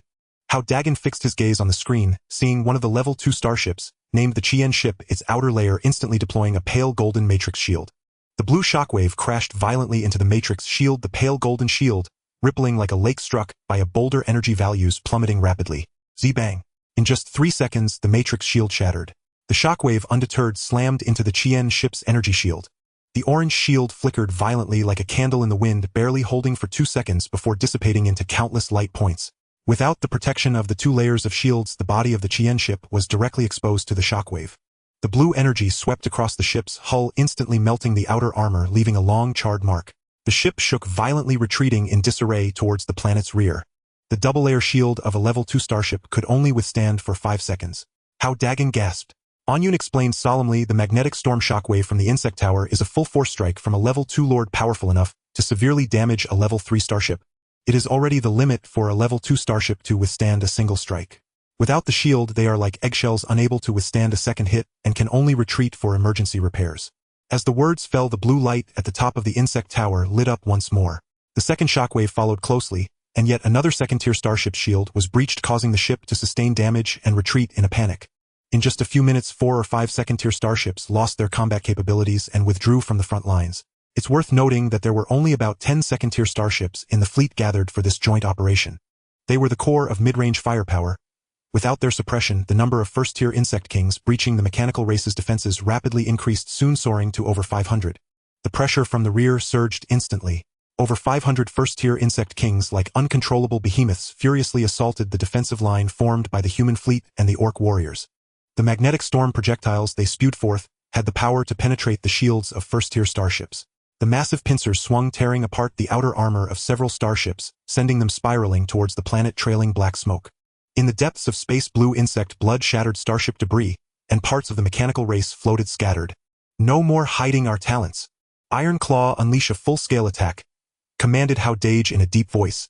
The blue light in Iron Claw's eyes surged, and the quantum condensing cannon mirror activated its power. Thick blood-red laser beams roared forth like dragons, precisely striking the foremost first-tier insect king. The attack intensity of the Zun was on par with those of second-tier starships. The high temperature contained in the blood-red laser beams directly pierced through the insect king's shell, causing blue insect blood to spray out, which quickly froze into ice beads. Hao Dageng then immersed his consciousness into the Xiling bottle, where the red refining dark thread transformed into a slender red line quietly flying out of the starship and wrapping around the bodies of the recently fallen insect kings. Since the Zun was promoted to a first-tier starship, the requirements for the essence blood source had become increasingly high. Ordinary insect races of levels 7 and 8 could hardly provide even a trace. However, the essence blood source of the first-tier insect kings nourished the Xiling bottle like a sweet rain. 12, 16, 18, 19.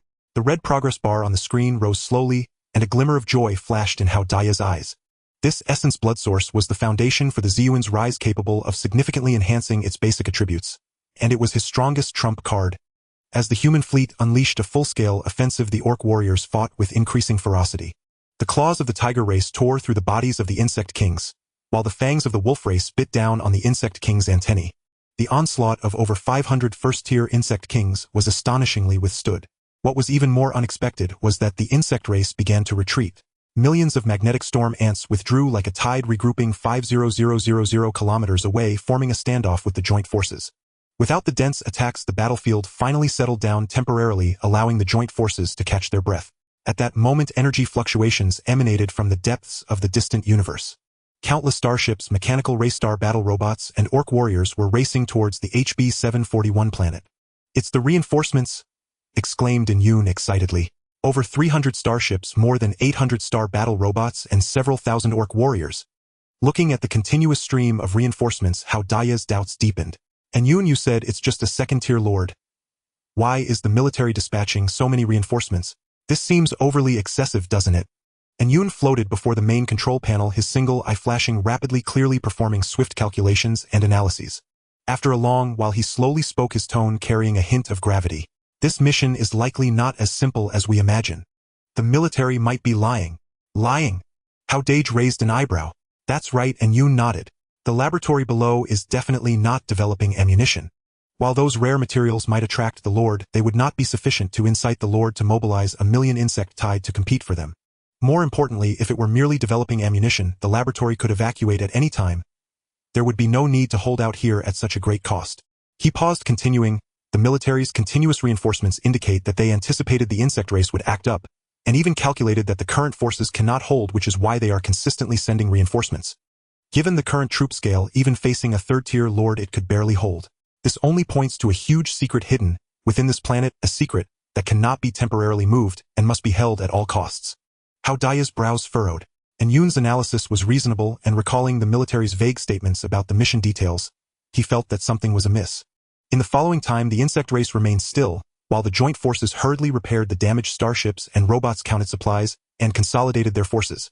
The arrival of the reinforcements raised the total strength of the joint forces to a terrifying scale, with over 400 starships, nearly 1,000 star battle robots, and tens of thousands of orc warriors.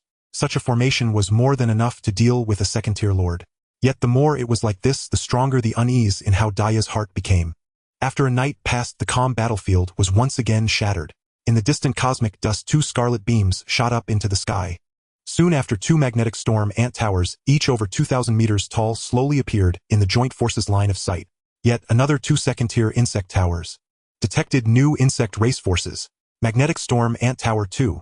Total number of insect race level 7 magnetic storm ant 5 million, level 8 magnetic storm ant 500000, level 9 magnetic storm ant 50000, first-tier insect king 5000, second-tier insect king 500.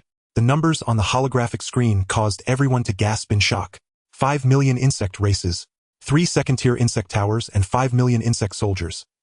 This was no ordinary insect tide, but a massive insect army. Not good. They're about to launch a total offensive. Hale's voice echoed in the communication channel, tinged with urgency. Indeed, the 3 insect towers, simultaneously illuminated with blue light, and 5 million magnetic storm ants charged towards the joint forces' defensive line like 3 enormous gray-brown tornadoes. Unlike before this time, the insect tide was denser, and the intensity of the energy resonance had increased several times. The joint forces' lasers and energy projectiles struck the insect tide, their power halved. They could barely kill the outer layer of ordinary magnetic storm ants and could not harm the core insect king troops. Defend. Full-scale defense. Mechanical race construct energy barriers. Orc race prepare to intercept the insect kings. Various commands surged in the command channel.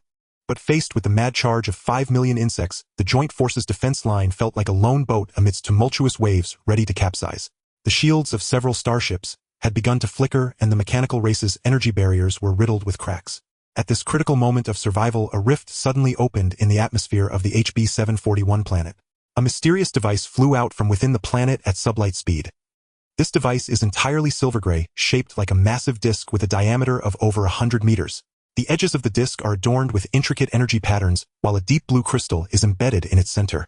Its speed is astonishing, instantly rushing into the midst of the swarm of insects. What is that? Hao Dageng exclaimed with wide eyes. In the next moment, the deep blue crystal at the center of the mysterious device erupted with intense spatial fluctuations.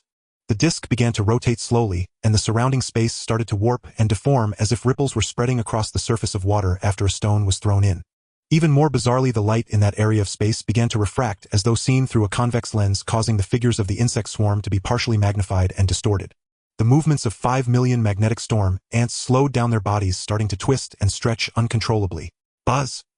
A deep humming sound resonated through space as the mysterious device unleashed a terrifying spatial shockwave, causing an enormous roar in the vacuum of space.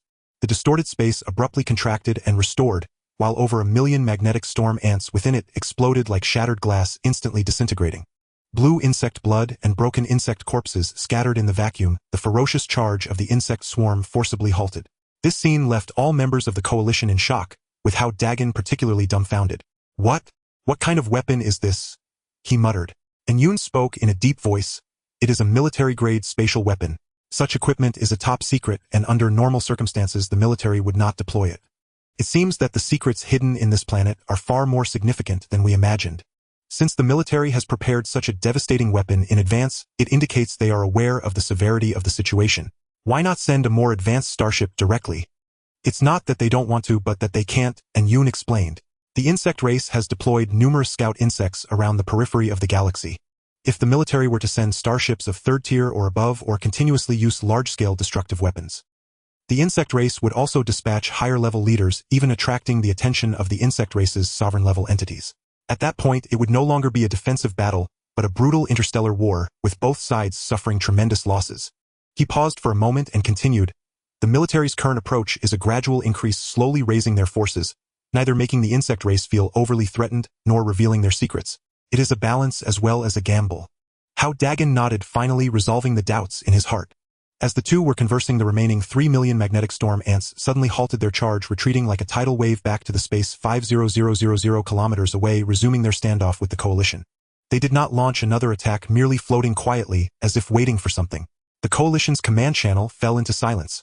Everyone was processing the terrifying spatial weapon they had just witnessed, as well as the insect race's mysterious retreat. Hao Dageng gazed at the 3 insect towers standing quietly on the screen, and a sense of unease rose within him once more. The insect race's withdrawal was definitely not out of fear. They must be brewing an even greater storm. And what secrets lie within that seemingly desolate planet that would compel the military to guard it at all costs? At this moment, deep within the core of planet HB 741, lies a hellish realm unimaginable to ordinary people. The terrifying pressure multiplied millions of times, compared to the surface compresses the surrounding rocks into dark, ultra-dense matter. The magma at the core churns and boils, radiating temperatures capable of melting anything.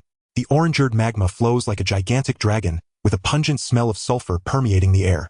However, this extreme environment has no impact on the 3 figures. 3 powerful orc warriors stand side by side on a floating platform in the center of the magma. They all possess tiger beast forms, towering over 5 meters tall, their bodies covered in golden fur muscles, bulging like iron towers. On their foreheads, a light golden beast core is embedded, exuding a rich wave of energy. These are 3 peak-level 9th-tier powerhouses. Their gazes are all directed towards the gigantic matrix at the center of the platform. This matrix spans an area of 500 to 600 meters, composed of countless black meteorite iron pillars. Golden energy chains are entwined between the iron pillars, covered in ancient beast clan runes. In the center of the matrix, a dark red halo slowly rotates, within which something seems to be undergoing refining, emitting a terrifying aura of life. Reinforce the seal. The condensation of the holy breaking pill is at a critical moment. We cannot afford any mistakes. The leading tiger beastman spoke, his voice booming like thunder echoing in the magma. His gaze was sharp and his golden fur stirred with no wind. The other 2 tiger beastmen responded in unison, quickly forming hand seals. Streams of golden energy beams shot from their palms, merging into the energy chains of the matrix. The runes on the chains grew brighter, and the sealing power of the matrix intensified. Just then, the leading tiger beastman's brow furrowed slightly, a hint of confusion flashing in his golden pupils. Just now, I seem to sense a trace of aura from Ziling. Ziling. The other 2 tiger beast men stiffened, stopping their actions to carefully sense the surrounding energy fluctuations. Elder brother, I didn't feel anything, said the tiger beast man on the left, who was the second eldest and had a fiery temperament. I didn't either. The third brother on the right also shook his head, his eyes filled with confusion. The leading tiger beast man remained silent and raised his hand, gesturing towards the void. A silver light shadow materialized from the void, transforming into a humanoid robot. This robot is entirely silver-white, with eyes resembling 2 blue gemstones radiating a technological luster. Indeed, it is his mechanical servant. As a high-ranking member of the Galactic Federation, this orc warrior possesses extremely high authority. Display the real-time images of the external battlefield. The leading tiger beastman spoke in a deep voice. The mechanical servant's eyes instantly lit up and 2 blue beams shot out, forming a gigantic holographic screen in front of the 3. On the screen, the brutal scenes of the space battlefield were clearly presented, with the coalition and the insect race still locked in combat. Lasers, missiles, and magnetic storm bombs intertwined with insect corpses and starship debris floating in space. The leading tiger beastman's eyes were keen as he quickly scanned the screen. Soon his gaze fixed on the position of the Z-Yuan. A nearly imperceptible blood-red thread quietly flew out from the Z-Yuan, wrapping around the fallen insect king's corpse, greedily absorbing its vital essence. This thread moved covertly. Without careful observation, it would be entirely undetectable. Crimson, refining, dark thread. A look of shock flashed in the leading tiger beastman's eyes. It truly is the aura of Ziling. Elder brother, are you saying? The Ziling bottle has appeared. The second brother's face revealed a hint of ecstasy. Exactly. The leading tiger beast man nodded, ordering the mechanical servant retrieve all information regarding this starship. The eyes of the mechanical servant flickered with blue light as countless data streamed like a river across the screen. All the information about the ZUN ship, from the trials on planet GX-739 to the frenzied procurement at Port Star, was laid bare. Finally, the addition of the Thunder Fleet and participation in the defense of planet HB-741 were detailed, every minute aspect presented before the three individuals. The videos from the trial period were clearly visible. If Hao Dageng were present, he would undoubtedly be astonished to discover that the entire trial was under military surveillance. He had always believed the trial to be a fair competition, unaware of the hidden circumstances that the military used to allocate different outer battlefield assignments based on the performance of the starships. The three Tiger Beast men quickly browsed through the development history of the ZUN ship. When they saw the appearance of the Tianluo Hongxiao showcasing its formidable binding abilities, the second brother could not help but murmur to himself, "Tianluo Hongxiao, wasn't this destroyed by the insect race during the ancient Holy War? How can it still appear? Its state seems a bit off." The third brother furrowed his brow, carefully observing the Tianluo Hongxiao on the screen. It appears to have been reborn in another form rather than being the original. The leading tiger beast man fell silent for a moment before speaking slowly. "Since the Xiling bottle has manifested, it must have recognized its master. This lad can simultaneously wield both the Chilean Mingxi and the Tianluo Hongxiao, indicating a high compatibility with Xiling. We should not interfere too much in his growth. We only need to provide some assistance in secret." The second brother grew anxious, stepping forward to speak. "The Xiling is an ancient tribulation artifact of our clan. In the past, it wielded power in the hands of our clan's sacred-level experts, striking fear throughout the galaxy. Now, in the hands of a mere human lad, it is utter waste. In my opinion, we should take the Xiling back. Only in our Beastman hands can it reach its maximum potential." The leading Tiger Beastman shook his head, a hint of helplessness in his eyes. "Second brother, one cannot speak like that. In ancient times, the Xiling bottle was indeed in the hands of our sacred-level experts, yet it failed to prevent the invasion of the insect race. Instead, it allowed those despicable crawlers to occupy half of the galaxy. If it weren't for the subsequent rise of the human race and the mechanical race forming a three-way resistance, the galaxy would have long since fallen into the clutches of the insect race. They are merely opportunists," the second brother said indignantly. The leading Tiger Beastman did not retort but merely sighed softly. He felt a wave of sadness in his heart. Once the Beastman race was the true ruler of the galaxy. Great powers emerged one after another. Yet now they had fallen to the point of needing to ally with the human and mechanical races to resist the insect race. A significant reason for this was that too many in the clan held on to outdated thoughts, refusing to embrace new ideas. "All right, let's not discuss this any further." The leading Tiger Beastman shifted the topic, his gaze returning to the dark red halo in the center of the matrix. "Let us focus on the condensation of the post-apocalyptic. Based on the current progress, within 3 days, the post-apocalyptic would be completely condensed. Eldest brother, is this post-apocalyptic truly refined from the heart of a dominator?" The third brother asked curiously. "Indeed." A glimmer of reverence flickered in the eyes of the leading Tiger Beastman. "Our clan's ancient powers were truly terrifying. They could actually slay a dominator and extract its heart, hiding it within the core of this planet. Refined using the heart of the earth, fire, and countless heavenly materials, it is intended solely for the condensation of this post-apocalyptic. Unfortunately, the ancient texts of the clan did not record who this sacred-level expert was." He paused briefly before continuing. "Fortunately, when the condensation of the post-apocalyptic was nearing completion, the leaked aura caused a stir among the insect race, allowing us to notice the secret here. Otherwise, this tremendous opportunity would have likely been seized by the insect race. Eldest brother, can this post-apocalyptic really help peak experts break through to the sacred level as the ancient texts say?" The third brother's eyes were filled with anticipation. The sacred level represented the pinnacle of combat power in the galaxy, with very few able to reach this realm over billions of years. The leading Tiger Beastman shook his head, speaking uncertainly. "It is difficult to say. The ancient texts only record that the post-apocalyptic contains the source power of the dominator and can assist one in breaking through the peak of the 9th level. But whether one can break through to the sacred level still depends on personal fortune and talent. However, breaking into the sub-saint realm should be no problem." Sub-saint. The eyes of the second and third brothers instantly sparkled with intense light. Although sub-saints were not on par with sacred-level beings, they were still among the top existences in the galaxy, capable of sweeping away all 9th-level experts. The three ceased their conversation and once again immersed themselves in reinforcing the matrix and refining the post-apocalyptic. The magma within the planet's core surged even more violently under their energy guidance. Meanwhile, the situation on the battlefield outside the planet had grown increasingly dire. The remaining magnetic storm ants seemed to have been stimulated by some force, their attacks becoming more frenzied. The three waves of insect tides they formed surged like unstoppable torrents, repeatedly crashing against the coalition's defenses. The star battle robots of the mechanical race had suffered over half their losses, with many robot wrecks plummeting into the planet's atmosphere, transforming into meteors. Several dozen starships of the human race had also been destroyed, and the remaining starship shields were mostly severely damaged, barely holding up.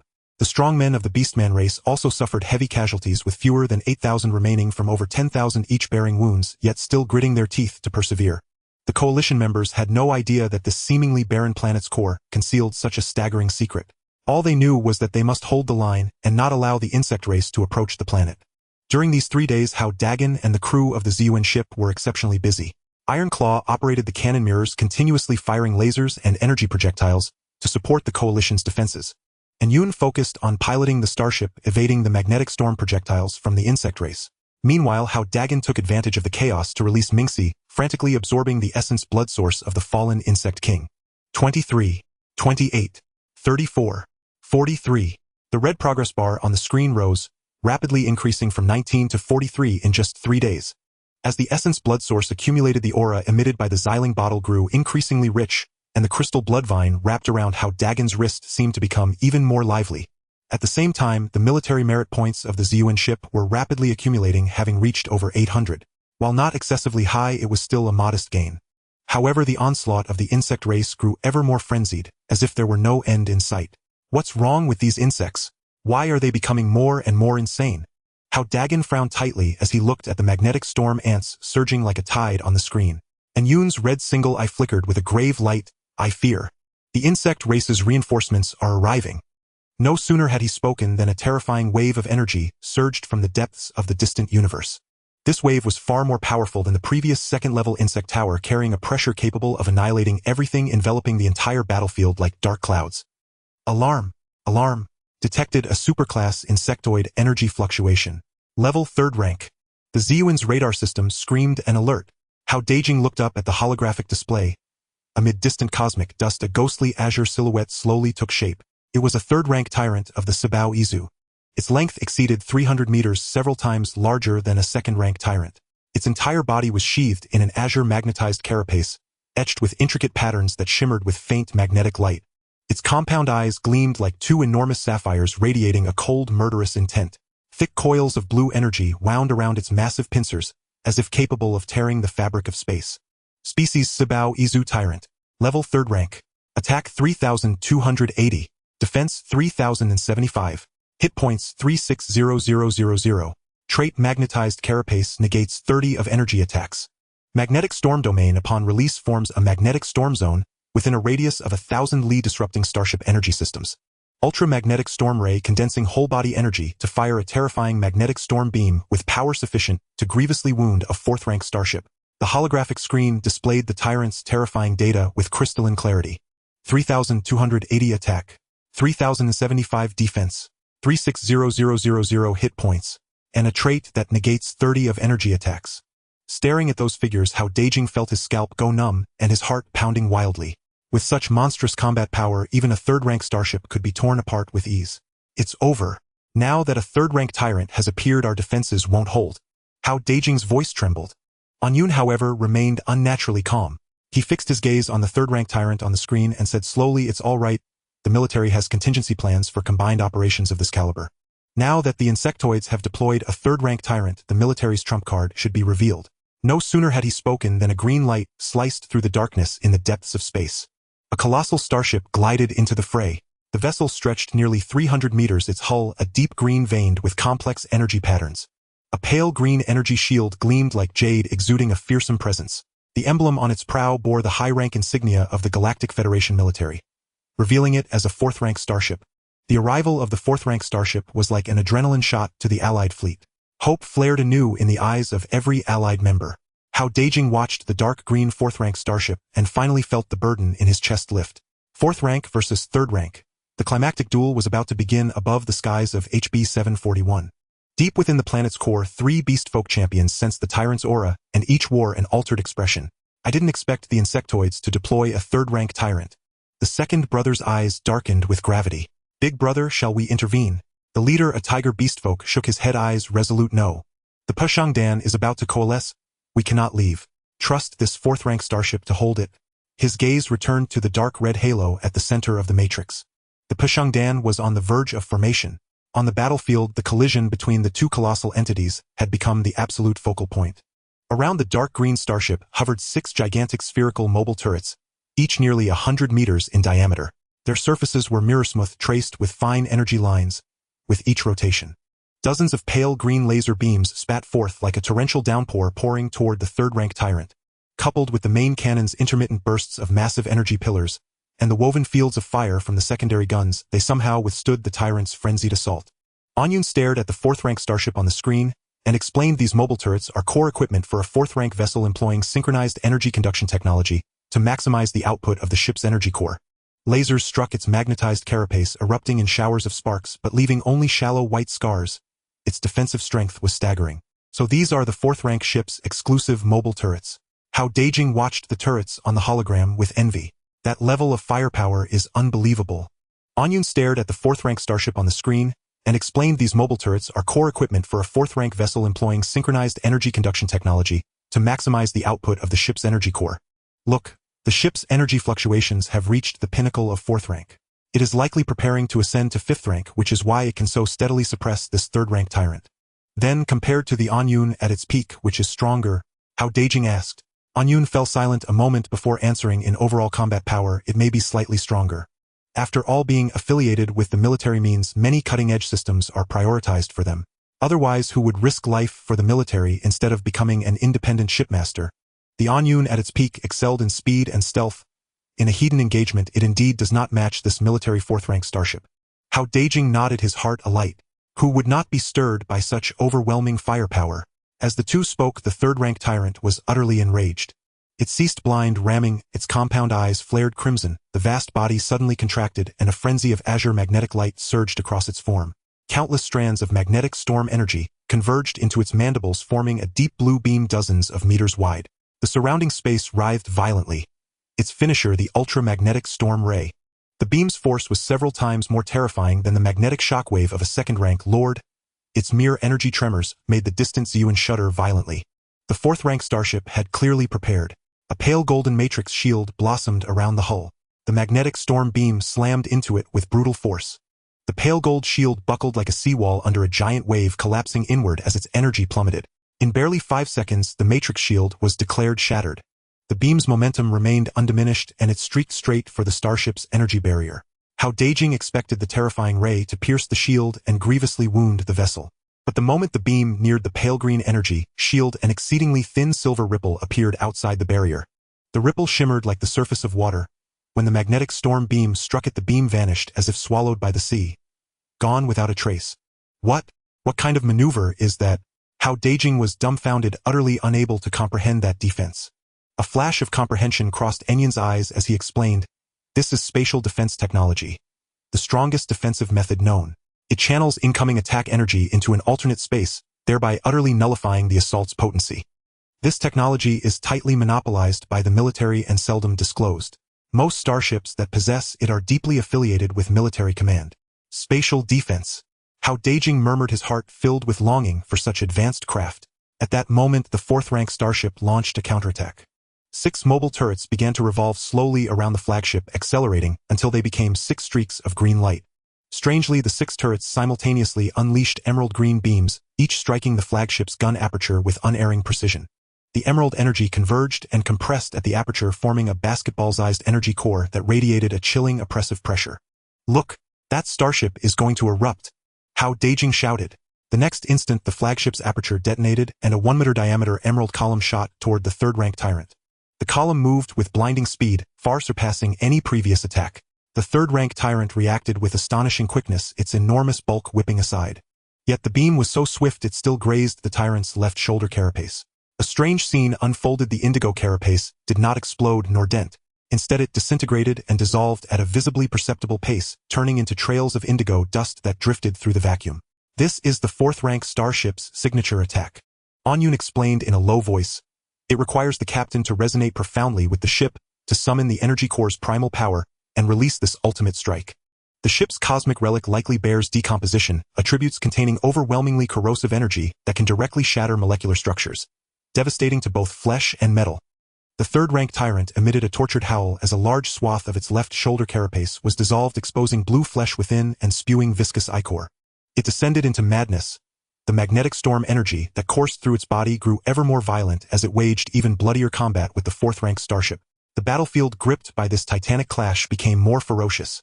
Meanwhile, deep within the core of planet HB-741, the massive matrix finally ceased its operation. The dark red halo at its center faded, and a blood-red pill hovered in midair.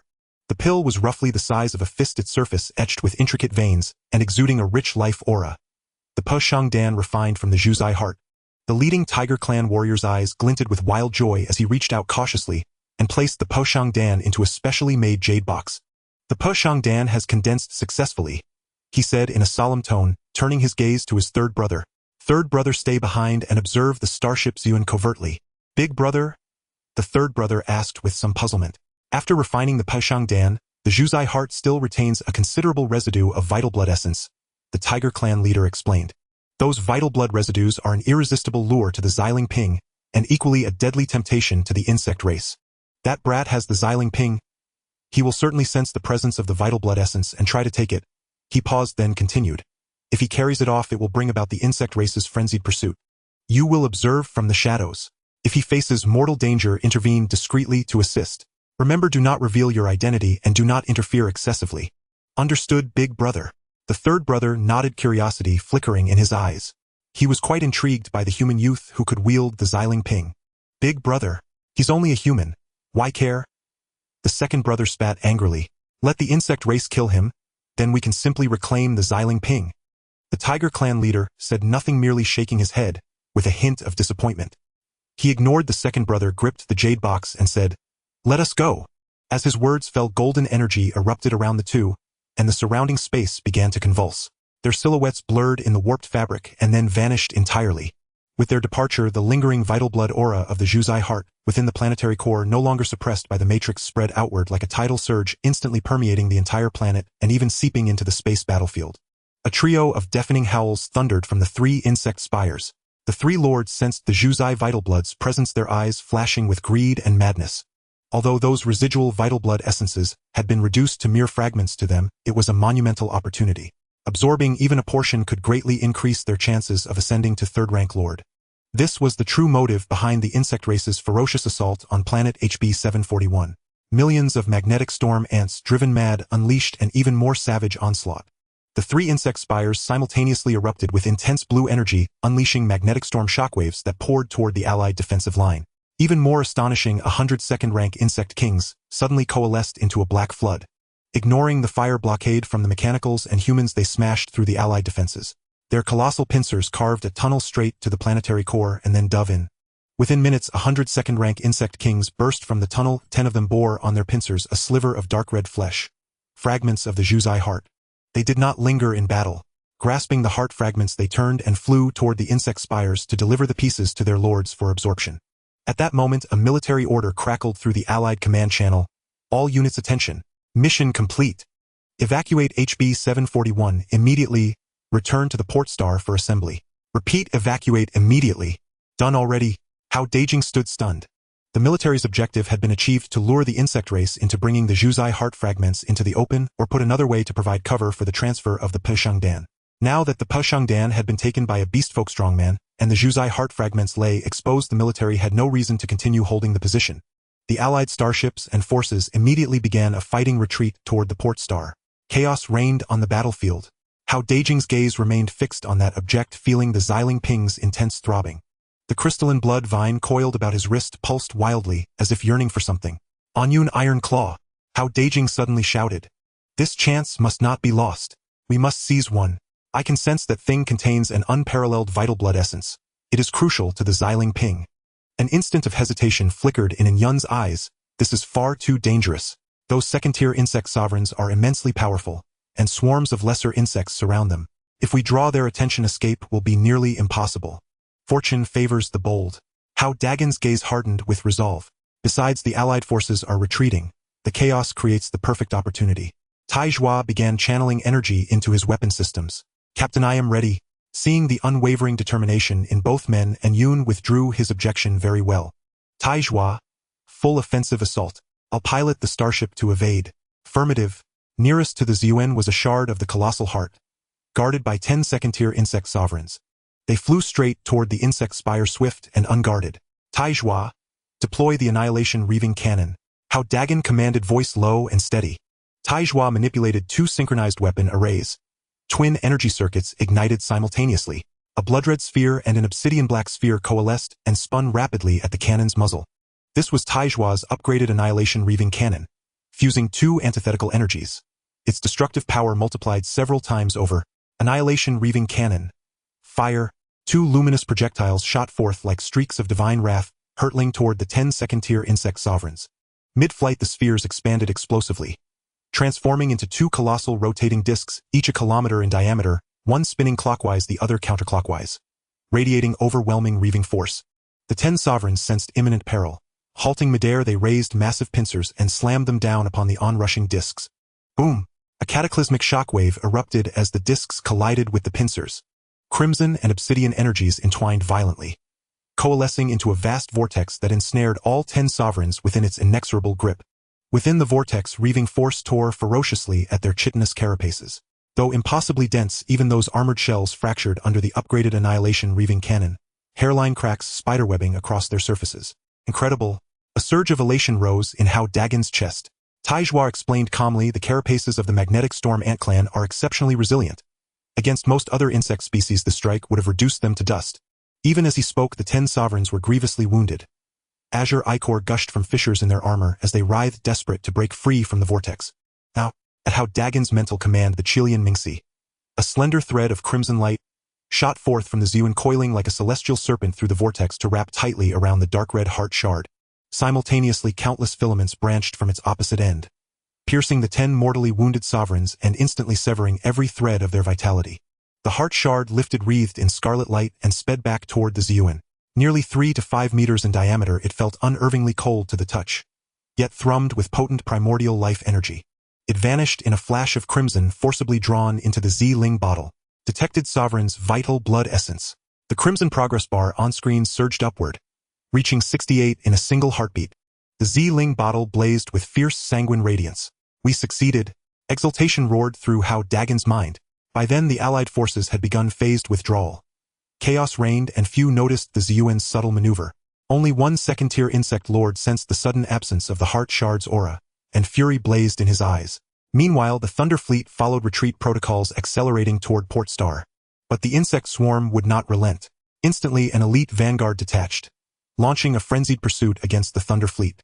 This vanguard comprised 52nd-tier and 151st-tier insect sovereigns, a staggering force of 200 sovereigns. Recall, the Thunder Fleet consisted of only 11 starships. Among them, only Hale's Thunder Vessel was a second-tier vessel. The rest were first-tier.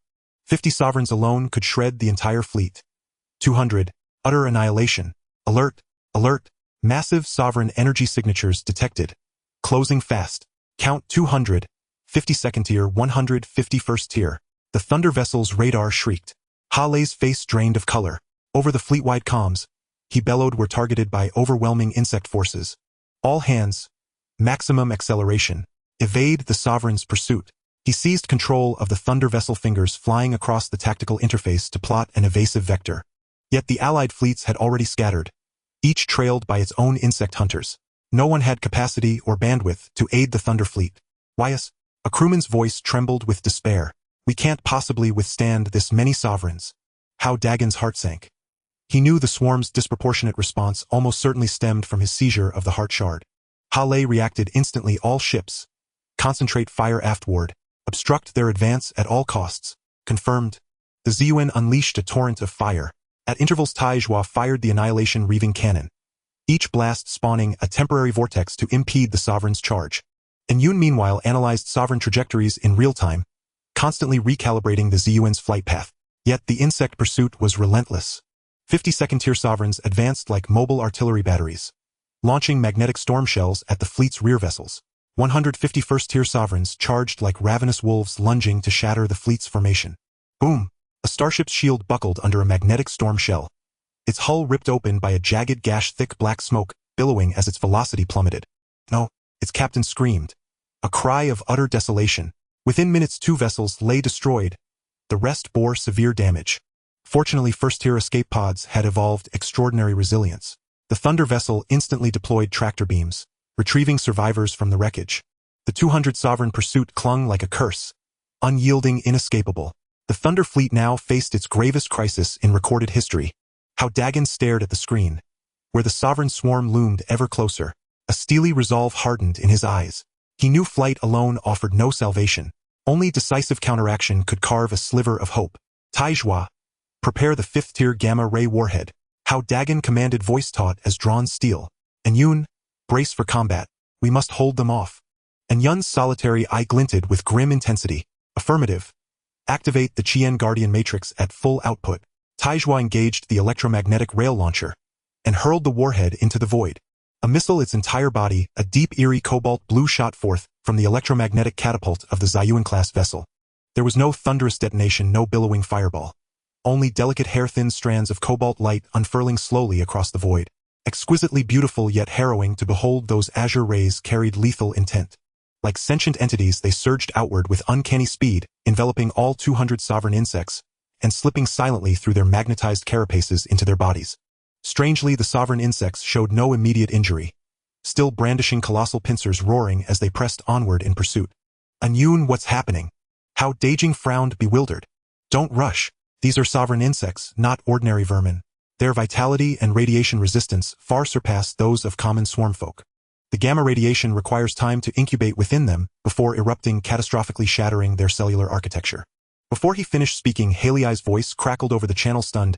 Brother Hao Dageng, you just fired a 5th-tier gamma-ray warhead.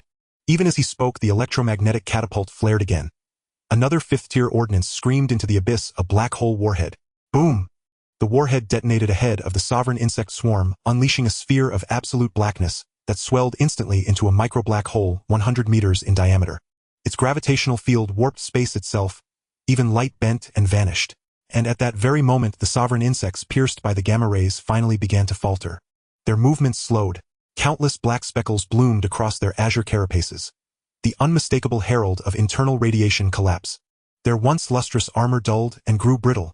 Then the micro-black hole's gravity surged, and 151st-tier sovereign insects, utterly powerless to resist, were torn from their trajectories like severed kites, vanishing into oblivion. First-tier sovereign insect slain, 150. Military merit, 1,500. Current merit, 2637 points. The merit counter flickered on the main console. Hao Dageng stared at the number and groaned. Unbelievable. What is this? Just 10 merit points per first-tier sovereign insect. To amass 1 million merit, I'd have to slay 100,000 of them. This is absurd. Anyun replied calmly, the military's merit conversion system is inherently conservative, especially for low-tier swarmfolk. Second-tier sovereign insects yield roughly 100 merit points apiece. Meanwhile, the rest of the Thunder fleet stood utterly dumbfounded. In under 20 seconds, Hao Dageng had launched 2 5th-tier warheads, worth over 6 million crystal cores. That sum equaled an entire year's earnings for the whole Thunder fleet. Earnings usually spent upgrading starships with high-grade alloys. Who would dare squander such wealth so recklessly? Brother Hao Dageng, just who are you? One crewman blurted out, voice thick with awe. All shared the same unspoken certainty: Hao Dageng must be a direct heir of a mighty clan. Otherwise, such staggering opulence would be inconceivable. Though 151st-tier sovereign insects lay destroyed, the remaining 52nd-tier sovereign insects remained an overwhelming threat, each rivaling 22nd-tier starships in combat power. Victory still seemed impossible. Captain, withdraw now, Hao Dageng said over the comms channel to Haley. Staying won't help. I can hold them off. No, we're a squadron. We won't abandon you. Haley refused instantly. We leave together or die together. Relax, Captain. They won't kill me. I've got an ace up my sleeve. Hao Dageng laughed heartily, brimming with confidence. Go now? I guarantee I'll catch up with you soon. The Thunder fleet exchanged glances, each recognizing the unspoken truth: Hao Dageng possessed a secret he chose not to reveal. Remaining would only hinder him. After a tense pause, Haley clenched his teeth and declared, very well. We'll wait for you at Gongxing Station. If you're in danger, send the distress signal immediately. We'll return even if it costs us our lives. Understood. With that, the surviving vessels accelerated sharply, streaking toward Gongxing Station. The 52nd-tier sovereign insects made no move to pursue. They sought only the Ziyuan-class vessel. Their overlord's command was absolute: reclaim the fragment of the sovereign heart at any cost. Watching the Thunder fleet vanish into the distance, Hao Dageng's gaze sharpened, his blood surging with fierce exhilaration. Anyun, Taizhao. He commanded, voice low and resolute. We can't outrun them, so let's fight like hell. Affirmative. They responded in unison. Taizhao, fire another 5th-tier black hole warhead. Confirmed. 5th-tier black hole warhead loaded. Fire! The second warhead shrieked into the void, detonating before the 52nd-tier sovereign insects and birthing yet another micro-black hole. Far more resilient than their first-tier kin, the second-tier sovereign insects unleashed synchronized magnetic storms to resist the singularity's pull, holding their ground immobile but unbowed. Excellent! A flash of triumph lit Hao Dageng's eyes. A 3rd-tier black hole warhead once restrained a 2nd-tier tyrant for 4 or 5 minutes. This 5th-tier variant will buy us ample time. And Yoon added, gravitational intensity will decay steadily. The window is precisely 8 minutes. More than enough. Hao Dageng drew a deep breath and began channeling the primordial blood essence stored within the Zling vessel. With the Ziyuan's ascension to a first-tier starship, its offensive systems could now withstand unprecedented amplification via blood essence. He directly channeled 30% of his primordial blood essence, a torrent of raw power surging through the ship's energy conduits into the dark matter weapon array. Primordial blood essence injected. Offensive system temporary enhancement activated. Offensive attribute 600. Current offensive rating 1600. Weapon system temporary enhancement successful. Duration 1 firing cycle. As the ship's chime resonated, the quantum crystalline cannon lens erupted with searing absolute black light. The mechanical arm of the Iron Claw swiftly controlled the dark matter attack system. On the quantum condensation cannon mirror, 50 long black needles approximately 10 centimeters long and as thin as a hair slowly condensed. This is the latest technique developed by Iron Claw based on Hao Dageng's Crimson Refinement Dark Threads, the Dark Matter Annihilation Needle. Dark Matter Annihilation Needle charging complete. Iron Claw's voice carried a hint of excitement. Fire. 50 black dark matter needles shot out like meteors, reaching the 52nd tier Bug Kings in an instant. The attack, enhanced by the essence of blood, had reached the pinnacle of 2nd tier starship power. It was even infinitely close to the 3rd tier. When the dark matter annihilation needle made contact with the Bug King's hard bluish shell, there was no violent collision. Instead, it silently penetrated the shell, as if cutting through tofu, leaving an extremely fine needle hole.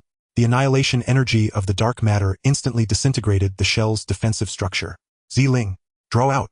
Hao Dageng willed, and the Crimson Refinement dark threads flew out from the Zling bottle, splitting into 50 fine threads in midair. Like 50 agile snakes, they slithered through the minuscule needle holes and into the bodies of the 2nd tier Bug Kings. Although the Bug King's shell was hard, its internal defenses were far weaker than its surface. Once the Crimson Refinement dark threads entered, they immediately unleashed a frenzied assault, destroying the Bug King's internal organs and energy core. Roar! 52nd tier Bug Kings let out painful howls, their bodies trapped by the gravitational pull of the black hole, struggling wildly. But the more they struggled, the more severe their internal injuries became. Blue bug blood gushing out from the cracks in their shells, drifting in space before instantly freezing into ice beads. In just a few dozen seconds, the struggles of the 52nd tier Bug Kings gradually ceased, their life force completely dissipated. Kill 52nd tier Bug Kings. Military merit 5,000. Current military merit 8,637 points. The military merit value on the main control screen jumped again, and a satisfied smile appeared on Hao Dageng's face. Once the Crimson Refinement dark threads entered, they immediately unleashed a frenzied assault, destroying the Bug King's internal organs and energy core. Roar! Done! Iron Claw's mechanical arm waved excitedly. The dark shadow's single eye shimmered with light. The black hole's gravitational pull is about to dissipate. Let's evacuate quickly. Hao Dageng nodded, preparing to order the starship to launch, when suddenly a terrifying energy fluctuation came from afar. Alarm! Alarm! Detected 2nd tier Lord energy fluctuations.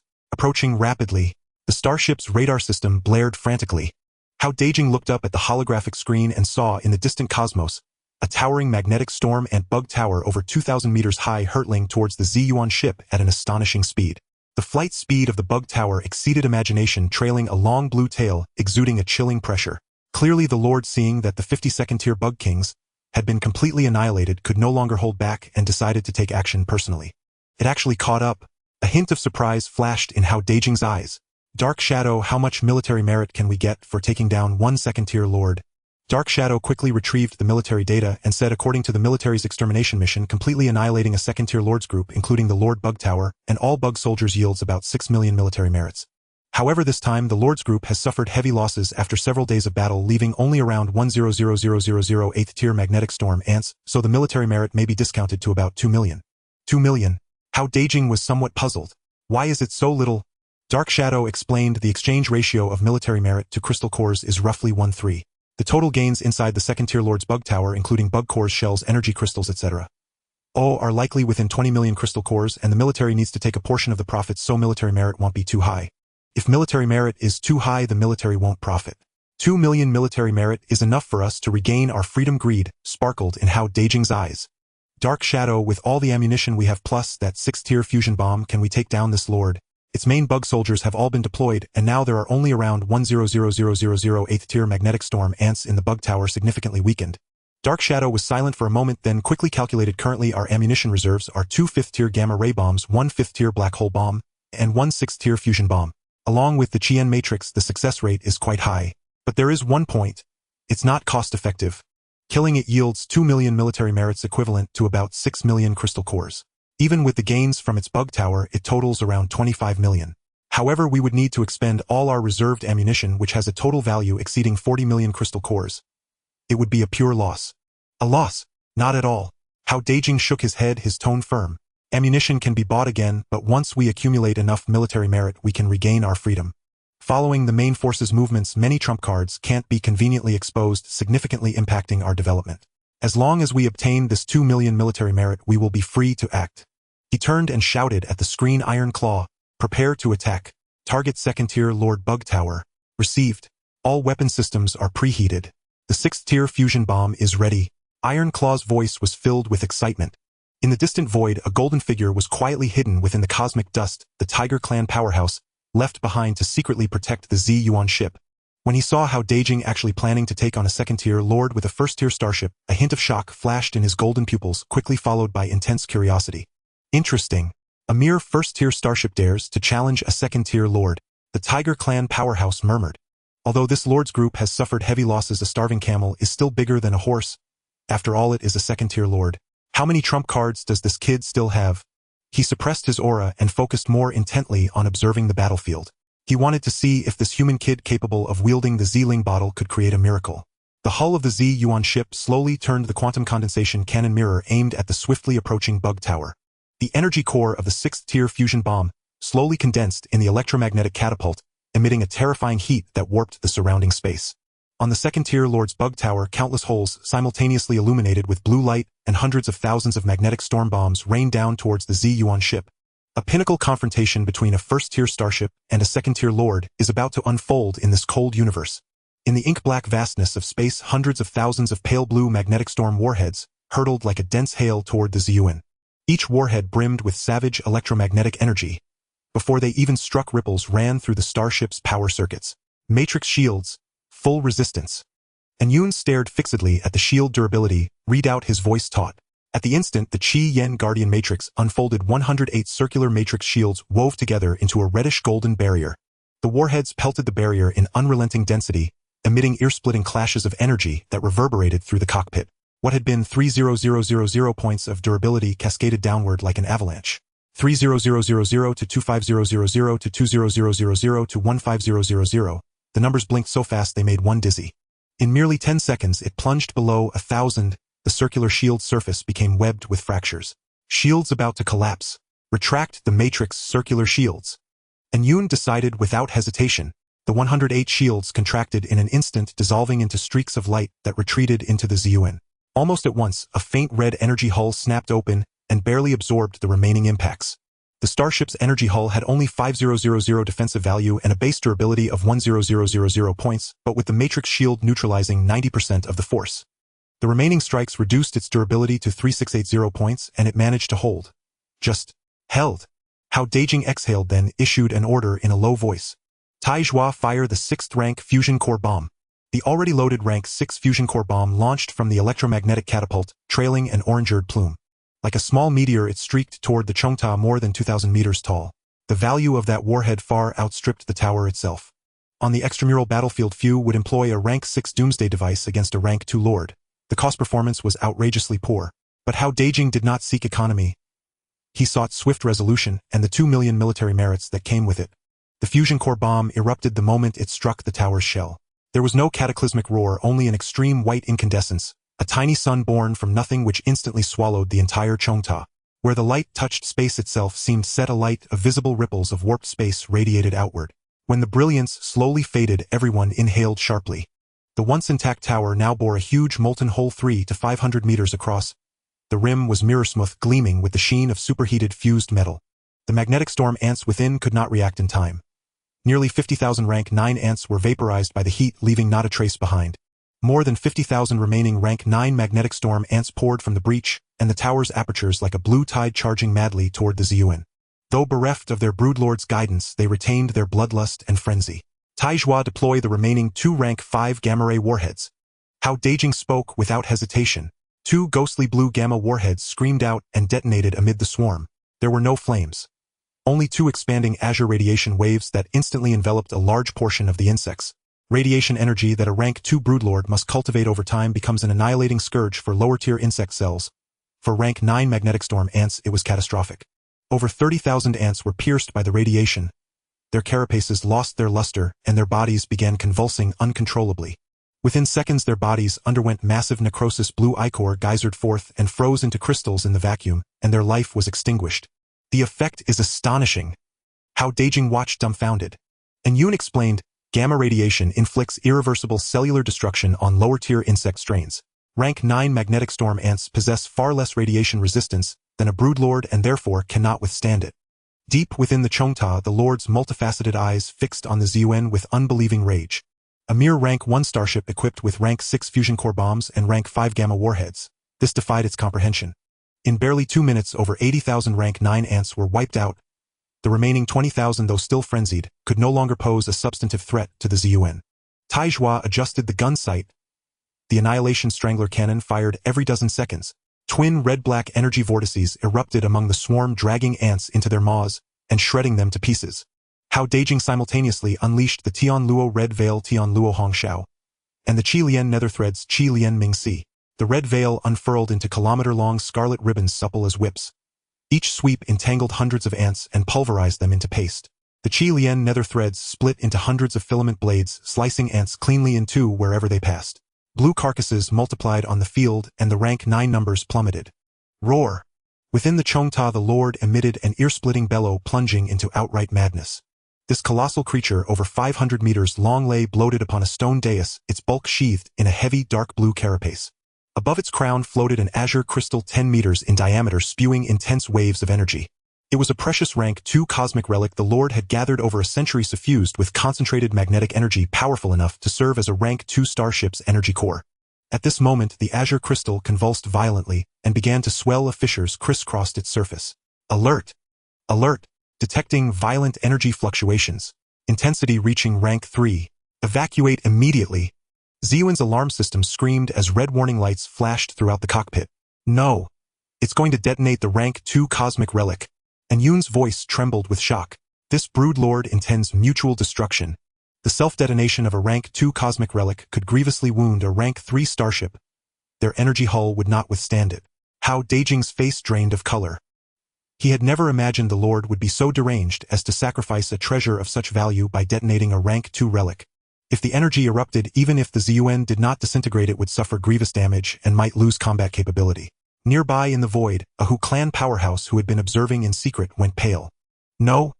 This broodlord intends mutual destruction. The space before him warped abruptly, and his figure vanished in an instant. Using the breach blasted open by the fusion core bomb, he appeared directly inside the Chongta, sparing himself a forcible breakthrough. The Hu clan warrior was clad in golden armor etched with ancient beast patterns. He gripped a copper hammer taller than a man, its haft carved with a snarling tiger head, radiating a fearsome, oppressive aura. Damn beast! Do not be so arrogant! The strong warrior of the tiger tribe shouted angrily, his voice echoing like thunder within the insect tower. Although he stood only 2 to 3 meters tall compared to the 500-meter-long Lord, he seemed like a tiny ant, yet he exuded a momentum far surpassing that of the Lord. The remaining dozen or so second-tier insect kings beside the Lord immediately pounced, attempting to intervene. However, in front of the peak-tier 9-level tiger tribe warrior, their resistance was as futile as a mantis trying to stop a chariot. The tiger tribe warrior swung his copper hammer, golden energy, coalescing around its head, forming a gigantic hammer shadow 100 meters high, sweeping outwards. Bang! Bang! The dozen or so second-tier insect kings were struck by the hammer shadow. Instantly their shells shattered, dark blue insect blood gushing out, killing them on the spot.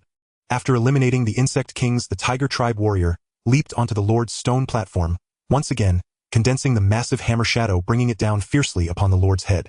Boom! A dull, thunderous sound erupted as the Lord's huge body was violently jolted, the dark blue crystal atop its head about to explode lost control in an instant. The frenzied energy spread like a runaway wild horse, yet it did not form the expected devastating explosion. Instead, it slowly dissipated in the air. The Lord, disoriented from the blow, slumped on the stone platform, unable to control the energy any longer. Inside the cockpit of the purple source, the urgent alarm suddenly ceased. Hao Dageng paused for a moment, looking at Yun in confusion.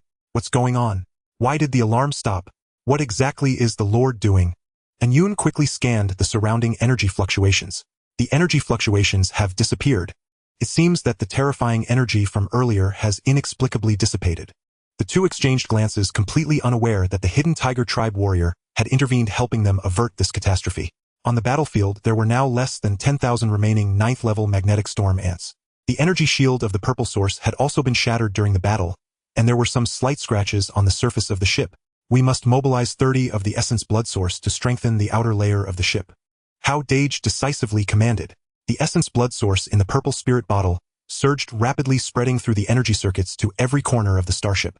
The originally light purple surface of the ship suddenly became covered with dense crimson patterns, slowly writhing like blood vessels. These patterns emitted a faint blood-red glow, enveloping the purple source in an invisible defensive barrier. The ship's strengthening was successful, increasing the defense value to 1,600 points, lasting for 10 minutes. The remaining magnetic storm ants attacked the purple source frantically with magnetic storm bombs and claws landing on the crimson patterns, as if stones sinking into the sea, causing no damage whatsoever. Looking at the reinforced ship, Hao Dageng nodded in satisfaction. As the essence blood source accumulated, the capabilities of the purple source continuously improved. This method of ship reinforcement was sometimes more reliable than an energy shield. Inside the insect tower, the Lord was reeling from the backlash of the exotic treasure's self-detonation, combined with the heavy blow from the Tiger Tribe warrior. At this moment, he was already on the brink of death, sprawled on the stone platform, unable to move and only able to emit weak growls. The Tiger Tribe warrior glanced at the weakened Lord, chose not to strike again, and with a flash of his figure exited the insect tower. He reconcealed himself in the cosmic dust, his gaze firmly locked on the purple source. He raised his hand and waved at the void, a golden light shadow emerging, recording the scene he had just witnessed, and sending it to his elder brother, who had already returned to the beast tribe's home planet. Elder brother, it seems that the state of the purple spirit is a bit off. The voice of the Tiger Tribe's third brother came through the encrypted channel. It appears to have fused with the purple source, becoming the energy core of this starship. Moreover, this starship can also utilize the essence blood source for reinforcement, making it quite special. He paused before continuing, and the Tianluo red silk is also in an unusual state. It does not resemble its ancient original form, but rather seems like a replica formed by the starship's miniature engineering robots, yet possesses the core strangulation ability of Tianluo red silk. In the beast tribe's home planet, within a golden palace, suspended above the sea of clouds, the leading Tiger Tribe warrior gazed at the incoming images and information, falling into deep thought. On the holographic screen before him, detailed information about the purple source was displayed. One line clearly marked that Hao Dageng had entrusted the Beast Merchant Association to find a high-level pharmacist's hand technique, mobilizing the essence blood source to reinforce the starship. Purple spirit fusing with the starship, a replica of Tianluo red silk. He muttered to himself, a hint of confusion flashing in his golden pupils. The secrets this kid possesses seem to be more than I imagined. He raised his hand and beckoned at the void, an elderly man in a black robe gradually appearing, bowing and saying, "Patriarch, what orders do you have?" "Go investigate what level of pharmacist's hand technique Hao Dageng was searching for at the Beast Merchant Association, as well as the purpose of his search," the leading Tiger Tribe warrior said solemnly. "Additionally, closely monitor the movements of the purple source." "Understood, Patriarch." The elderly man bowed and withdrew. The leading Tiger Tribe warrior glanced once more at the purple source on the screen, his expression complex. The purple spirit bottle was an ancient tribulation artifact of the beast tribe, crafted initially to resist the invasion of the insect tribe, but later lost in a great battle. Now it reappears in such a manner, leaving him both surprised and delighted, yet Hao Dage's identity remained a mystery. At this moment on the battlefield, the remaining magnetic storm ants had dwindled to less than 1,000. Having lost the control of the insect king, their attacks became chaotic, and were easily cleared by the purple source. Hao Dageng watched the military merit value on the screen continuously jump, his heart filled with anticipation. The military merit for killing the second-tier lord was about to be obtained. As long as he secured these 2 million military merits, he would regain his freedom and begin exploring this mysterious and vast universe. "And Yun, prepare to enter the insect tower and eliminate that lord," Hao Dageng commanded in a deep voice. The purple source slowly flew towards the gaping hole in the insect tower, its crimson patterns still shimmering with light, ready to handle any unexpected situations. Inside the insect tower, the barely surviving second-tier lord flashed a glint of unwillingness and resentment in his eyes. The purple source smoothly entered the insect tower through the hole created by the meltdown bomb. Contrary to the imagined scene filled with insect soldiers, the interior of the insect tower was exceptionally spacious, with only metal-patterned corridors extending deep into the structure. The corridor walls retained faint energy fluctuations, and some blue insect bloodstains indicating that a covert cleansing had taken place. Strange, why are there no remaining insect soldiers? Hao Dageng furrowed his brow slightly. And Yoon, controlling the starship, proceeded slowly, and likewise puzzled, said, "According to logic, even if most of the insect soldiers were exterminated, there should still be a few high-tier insect kings left to guard the Lord." Yoon scanned the marks on the tunnel wall with the radar, and spoke in a low voice, "The traces of insect blood in the passage are fresh, and there are no signs of struggle, as if they were struck down with a single blow. Perhaps when the Lord detonated the cosmic relic, the energy wave swept over the nearby insect soldiers. No one imagined an unseen benefactor. After all, the methods of a peak 9th rank powerhouse are far beyond their comprehension." The starship pressed down the main corridor, and soon reached the deepest heart of the insect tower. They arrived in a vast circular chamber over a kilometer across. At its center stood a black stone dais upon which the bloated form of a second-rank lord lay sprawled. The lord measured over 500 meters, its dark blue carapace riddled with cracks. The pale azure crystal that once hovered above its head had vanished, leaving only a faint residual ripple of energy. It lay on the dais, breath shallow, and its compound eyes devoid of luster. Only a faint energy tremor proved it still clung to life. How did that violent energy fluctuation just now vanish so suddenly?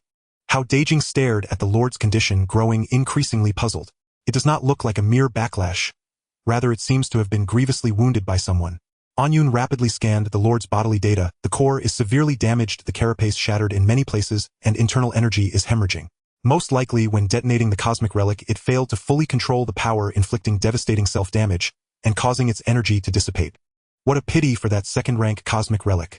Once the insect tower's most precious treasure, now completely destroyed. He sighed softly. "We expended over 40 million crystal cores in ammunition and ended up with this. A devastating loss. At least the military merit is secured," Hao Dageng said with equanimity. "We also gained ample vital essence. The Xiling Ping's enhancement outweighs everything else." No sooner had he thought it than his will moved Chilean Mingxi, transformed into dozens of razor threads, cleaving toward the lord's carapace like a storm of blades.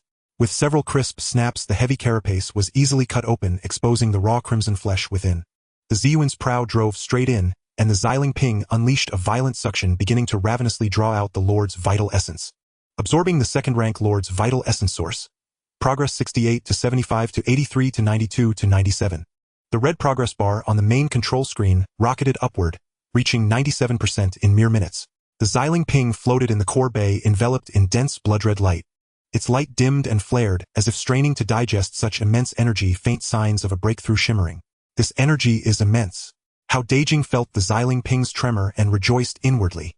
It seems the Xiling Ping is truly about to upgrade. Once it digests this energy, what new ability will it unlock? Yoon supplemented. The second-rank lord's vital essence contains pure life energy. Combined with the fragment absorbed earlier, the Xiling Ping's foundation now far exceeds the core of an ordinary first-rank starship. When the final strand of vital essence was absorbed, the second-rank lord completely lost the breath of life. Its enormous body went limp on the stone dais and never moved again. Killed second-rank Lord Sibao Ant Tribe. Military merit 2000000. Current military merit 2009852 points. On the holoscreen, the military merit total froze above 2 million. Hao Dageng looked at the number and breathed a long sigh of relief. They had finally accumulated enough merit. Only the final step remained to restore their freedom. At Hao Dageng's command, the Tianluo Hongxiao disassembled into 2 million fist-sized microcore engineering drones, which poured from the starship and set about their work within the insect tower. They collected fragments of the Lord's carapace and the various metals within the tower. After more than half an hour, the micro-robots returned bearing substantial haul. Tens of thousands of tons of fourth-rank metal, blue copper magnetic marrow. Its powerful magnetism making it an excellent material for manufacturing magnetic energy weapons. There were also small amounts of extraordinary metal exceedingly hard. Yoon inventory these materials value. Yoon scanned and computed quickly. Blue copper magnetic marrow is worth 1.5 million crystal cores. Extraordinary metal is worth 500,000 crystal cores. Adding the miscellaneous items, the total value is about 2 million crystal cores. Only 2 million. Hao Dageng was a little rueful. Not even the price of a single fragment of a 6th-rank meltcore bomb. This battle was indeed a loss. But the gains in military merit and vital essence cannot be measured in crystal cores. Anyun said 2 million merits are enough to unlock free starship status and the Xiling Ping's energy is nearly full. That is our greatest harvest. Hao Dageng nodded, no longer fixated on the material value. He piloted the ZUN out of the insect tower and set course for the FK-142 port star. As the starship entered cruising mode, an encrypted file suddenly popped up on the holoscreen, its sender identified as the Galactic Federation Military. Esteemed Captain of the ZUN, greetings. We have detected that your military merits have surpassed 1 million points, meeting the criteria to unlock free starship status. We now offer the following two choices. 1. Elect retirement. Retain the starship's combat authorization, while subsequent merit accumulation will be reduced by 30%. The ship converts to free status and is no longer bound by military missions, allowing independent action. 2. Continue service. Be promoted to fleet commander, commanding 10 first-rank starships on military missions. The captain's personal merit accumulation increases by an additional 30% and enjoys priority allocation of military resources. Please reply with your choice within 24 hours. It has finally arrived. Hao Dageng's eyes flashed with excitement. Each option has its own advantages and disadvantages. Anyun analyzed continuing service can yield more merits and material support, but it binds you to the military and makes it inconvenient to expose many trump cards. Choosing retirement will reduce merits by 30%, but grants freedom to choose missions autonomously, which better suits our development. I choose retirement, Hao Dageng decided without hesitation. Being constrained by the military is too restrictive. With the Xiling Ping, independent exploration will surely yield far greater gains than formal military tasks. Moreover, after retirement we can roam the universe. Anyun and Ironclaw raised no objections, and Hao Dageng immediately replied to the military electing retirement. Soon the encrypted channel returned another message confirming the retirement application. The ZUN Starship has been successfully retired and formally converted to a free starship. The ship's registration is retained and combat authorization unchanged. Subsequent merit accumulation will be adjusted to 70%. Wishing you smooth voyages. Reading the message, Hao Dageng felt a flood of mixed emotions. From the trials on GX-739 to joining the Latang fleet, he had finally shaken off every shackle and attained true freedom. Inform Captain Hale of the Thunderbolt that we have safely returned and are retiring, said Hao Dageng. Brother Hao, it's good to be back safely. Retiring is fine as well. You, the core descendants of a prominent family, must have your own secret missions.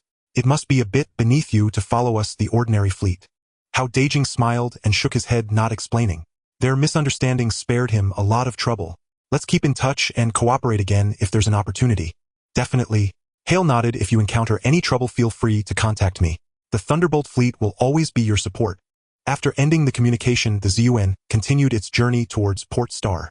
After more than 10 hours of flight, it finally arrived at FK-142 Port Star, smoothly docking at the designated berth. As soon as they docked, a familiar figure appeared outside the berth. It was Boss Hu, the Fox Clan woman from the Beast Merchants Association. She was still wearing a red cheapao, her figure graceful with her signature charming smile. Captain Hao, long time no see. Boss Hu smiled as she walked over. Sister Hu, please come in. Hao Dageng hurriedly welcomed her into the reception room of the ZUN. Pinru served a cup of freshly brewed spiritual tea, its aroma wafting through the air. Sister Hu, did you come with news about the high-level alchemist's cultivation notes I asked you to find?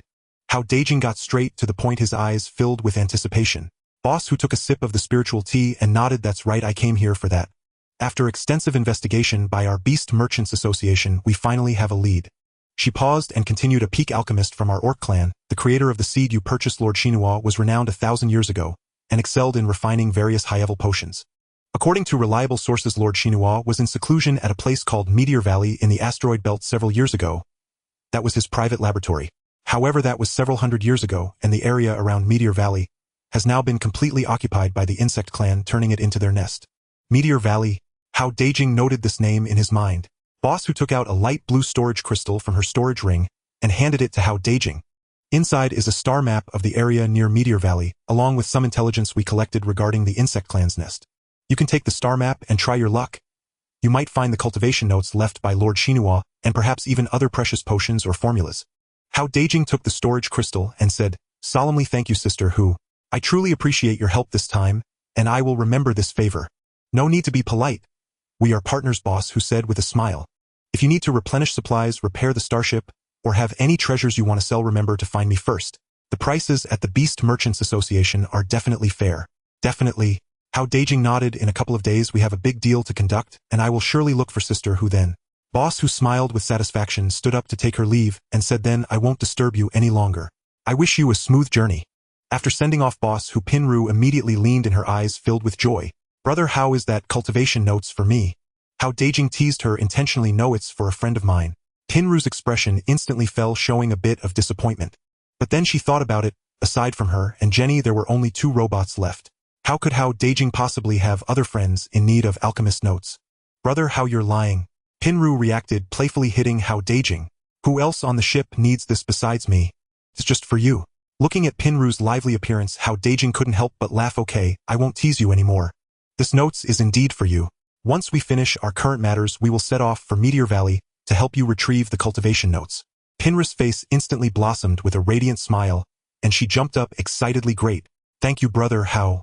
The news of Jenny obtaining cultivation notes had made her envious for a long time, and now she finally had her own opportunity.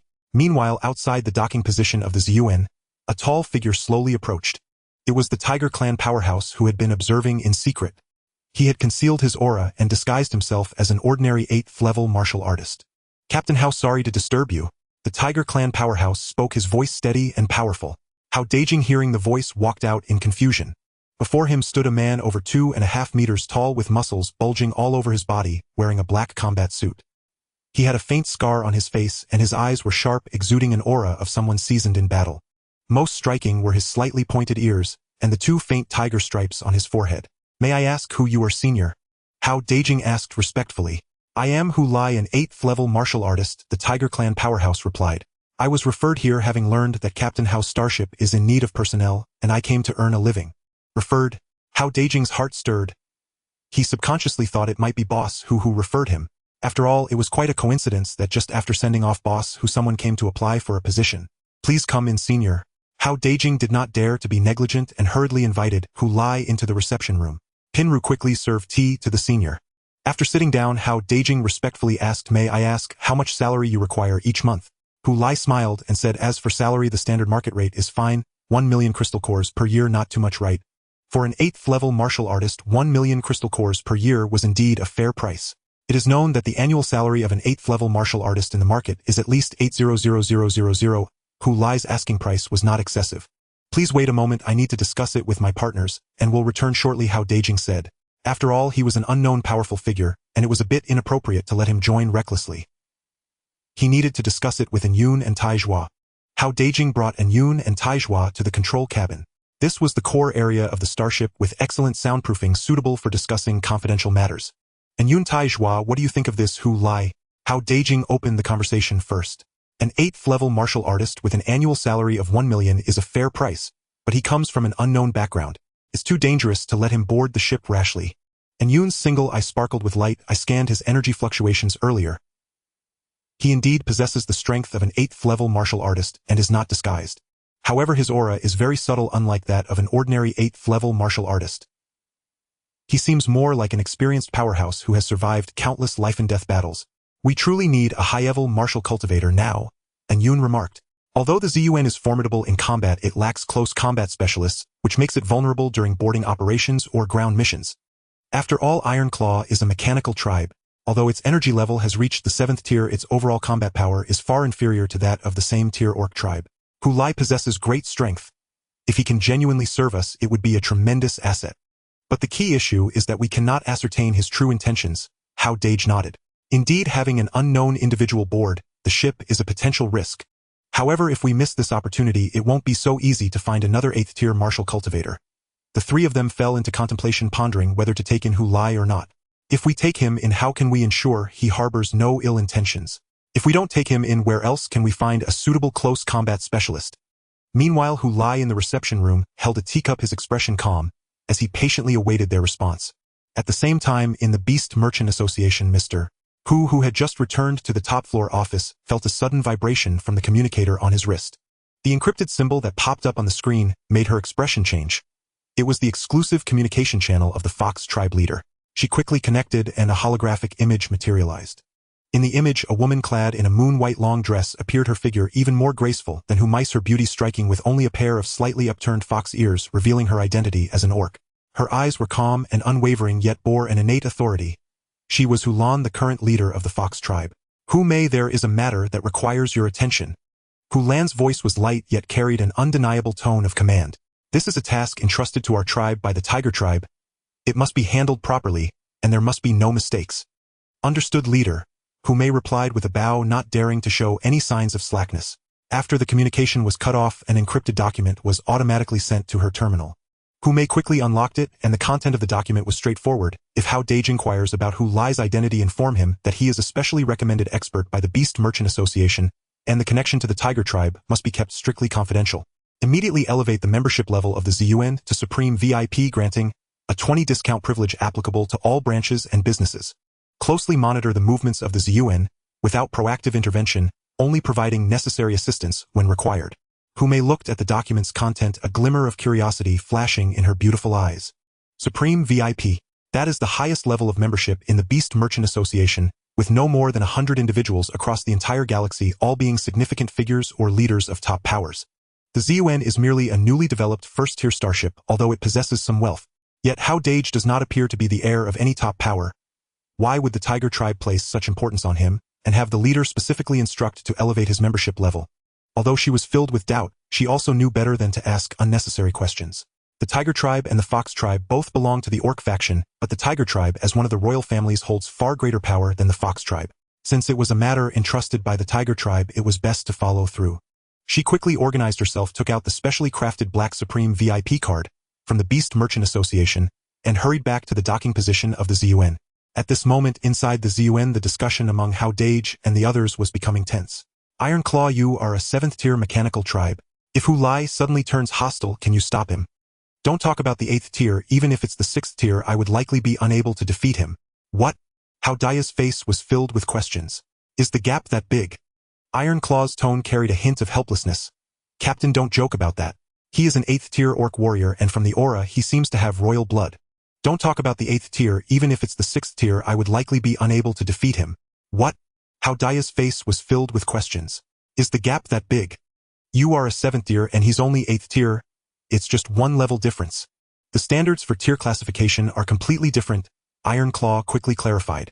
Our mechanical tribe's tier is based on the computation speed and energy storage of the energy core, which does not directly equate to combat power. On the other hand, orc warriors who reach above the 8th tier can invoke some of the laws of power, integrating them into their attacks, exponentially increasing their power. While our energy reserves far exceed those of orc warriors of the same tier, in terms of explosive power and destructive capacity, they are not even in the same league. It's like a 2nd-tier lord facing a 1st-tier tyrant. Disregarding the swarm attacks, the tyrant can easily annihilate the lord. Is it that exaggerated? Hao Dageng still found it somewhat hard to comprehend. And Yoon added, Iron Claw is right. 8th-tier orc warriors, especially those of royal blood, can initially grasp the laws of power and inflict law damage with their attacks. Don't even mention 2nd-tier tyrants. Even against 3rd-tier tyrants, unless they are from those few peak races, they can slay them heathen. Wow, that's so fierce. Hao Dageng exclaimed, his eyes suddenly flashing with excitement. Then 100,000 crystal cores every year is too worthwhile. This is practically a living strategic weapon. He had previously worried about Hu Lai's loyalty, but upon hearing about this battle power, he instantly felt that even if there were risks, it was worth a try. But there's one problem. And Yoon poured a bucket of cold water. According to the Orc tribe's rules, such high-level experts only receive a base salary. Each time a mission is executed, as long as he contributes, he will take 1/10 of the mission rewards as commission. For instance, if we earn 22 million crystal cores, he will take 2 million. That's still worth it, Hao Dageng said without hesitation. With him around, we can challenge higher-level targets in the future, and the rewards will only increase. The current issue is how to ascertain whether he truly wants to work with us or has ulterior motives. How about this? Iron Claw proposed. Let's go out and talk to him while we wait for news from Mr. Hu. If Mr. Hu can confirm his identity, then there should be no problem. Although orc warriors are proud, as long as they recognize their employer, their loyalty is generally high. Hao Dageng nodded. All right, let's do it this way. Let's first go out and meet him to see his attitude. The three returned to the reception room. Senior, thank you for waiting so long. Hao Dageng smiled apologetically. Just as he was about to continue, Mr. Hu arrived, and Hao Dageng hurriedly led him into the reception room. Oh, it's so lively here. Mr. Hu walked in with a smile, his gaze scanning Hu Lai, his eyes flashing with understanding. So how is it, Dageng? Are you satisfied with the strong expert I introduced you to? Upon hearing those words, Hao Dagen's suspended heart instantly settled. Absolutely satisfactory, Hao Dageng hurriedly replied. Many thanks, Sister Hu, for introducing us to such a formidable senior expert. Hu Mei smiled faintly and withdrew a black card from her spatial ring, handing it to Hao Dageng. By the way, this is the Supreme VIP card of the 10,000 Beast Guild. My gift to you. With this card you enjoy a 20% discount on all purchases across every branch of the guild: ammunition, refined metals, logistical supplies. You name it. Supreme VIP card. Hao Dageng's eyes lit up as he eagerly accepted it. The card was jet black cool to the touch, bearing the 10,000 Beast Guild's emblem on its front and an intricate lattice of energy engravings on its reverse. A piece clearly of extraordinary value. My deepest gratitude, sister. Hao Dageng expressed his thanks with solemn sincerity. Though a 20% discount might seem modest for procurement orders routinely reaching tens of millions, it translated into substantial savings in spirit crystals, accumulating over time into a truly significant sum. No need for such formality with your elder sister, the guild mistress waved dismissively. Should you ever have rare goods to sell, or require urgent supply procurement, do contact me first. I must depart now. I have other matters to attend to. Wishing you a safe and successful journey. After seeing Hu Mei off, the atmosphere in the reception chamber relaxed entirely. Hao Dageng turned to Hu Lai, his face alight with genuine warmth. Senior expert, since you were personally recommended by sister, who we shall dispense with formalities. From now on we humbly request your guidance and mentorship. He paused briefly before adding, regarding remuneration, we've revised our offer: an annual stipend of 1.2 million spirit crystals. 200,000 more than originally proposed. Moreover, profit sharing from each mission will no longer follow a fixed ratio. Instead, it will be negotiated on-site according to your contribution, guaranteeing no less than 10% and potentially rising to 20%. Senior expert, how does that sound? He knew well that retaining an expert of such caliber demanded far more than mere base salary. It required unwavering sincerity and tangible commitment. A flicker of approval gleamed in Hu Lai's eyes as he smiled. Captain Hao proves remarkably perceptive. Very well, your terms stand. Please, senior expert, call me Dageng. Hao Dageng hastened to say, his tone deferential and humble. I dare not presume any airs before one of your stature. Very well. Hu Lai nodded, his voice softening perceptibly. Pinyu stepped forward, addressing Hu Lai respectfully. Senior expert, Hu Lai, allow me to escort you to your quarters. All rest cabins aboard the Zun have been prepared. You may choose whichever suits you best. Hu Lai rose and followed Pinyu toward the rest quarters. Through successive upgrades, the Zun's interior had undergone a profound transformation. It now boasted over 20 private rest cabins, each exceeding 100 square meters, fully equipped with bedroom, living area, and sanitary facilities, and even featured independent energy replenishment systems rivaling the luxury suites of elite terrestrial hotels. Once Hu Lai was comfortably settled, Hao Dageng and Yun returned to the main control chamber to prepare for their expedition to the Meteorite Valley. Our military merit has surpassed 2 million points. Let's first consult the official merit exchange catalog and procure essential supplies before departure. Hao Dageng said, tapping open the military's merit redemption interface. A holographic display shimmered to life, revealing a dense array of options. Ammunition, alloys, weaponry, armor, starship components, intelligence dossiers. Each item meticulously categorized and exquisitely rendered. From first-tier ordnance to top-tier strategic armaments, from standard alloys to transcendent metals, even rare celestial herbs and fragmented star charts of ancient ruins. All were available provided one possessed sufficient military merit. Hao Dagen's gaze swept across the ammunition section, then halted abruptly at the entry for 6th-tier core-melting warheads. He furrowed his brow, puzzled. And Yun, look here. According to this catalog, a single 6th-tier core-melting warhead costs 8 million merit points. Given your earlier stated conversion rate of 1 to 3 between merit points and spirit crystals, that would equate to 24 million crystals. Yet I recall purchasing one from the 10,000 Beast Guild for 26 million. 2 million more than the redemption price. That is precisely the military's masterstroke, and Yun explained. High-tier munitions, 6th tier and above, as well as rare strategic metals, are officially restricted to merit redemption only. Direct commercial sale is strictly prohibited. However, large guilds like the 10,000 Beast Guild circumvent this through cooperative arrangements with commissioned military vessels, enabling them to redeem such items on behalf of merit-holding crews, then resell them at a premium to external factions. Thus, a self-sustaining cycle emerges. Military merit retains its value while guilds secure legitimate profit. Through this mechanism, the military maintains absolute control over the circulation of strategic resources and ensures military merit remains perpetually valuable, thereby incentivizing starships to undertake its missions with heightened zeal. After all, the more valuable merit becomes, the greater the motivation to serve. Ah, I see. Hao Dageng murmured, enlightenment dawning. Truly a calculation of exquisite precision. Such is the nature of resource allocation in the Outer Realms theater. Military dominance is absolute, and Yun remarked. As free-floating starships, we forfeited access to official logistical channels. Our options now reduced to merit redemption or commercial procurement. Fortunately, with the 10,000 Beast Guild's Supreme VIP card, future acquisitions will yield considerable savings. Hao Dageng nodded, his gaze returning thoughtfully to the exchange catalog as he began selecting items with renewed focus. The meteorite valley had fallen entirely under insectoid dominion, transformed into a sprawling hive. Though the precise strength of the infesting swarm remained unknown, the fact that even a peak-tier alchemist had chosen it for seclusion implied grave peril. Perhaps even the presence of high-rank hive lords.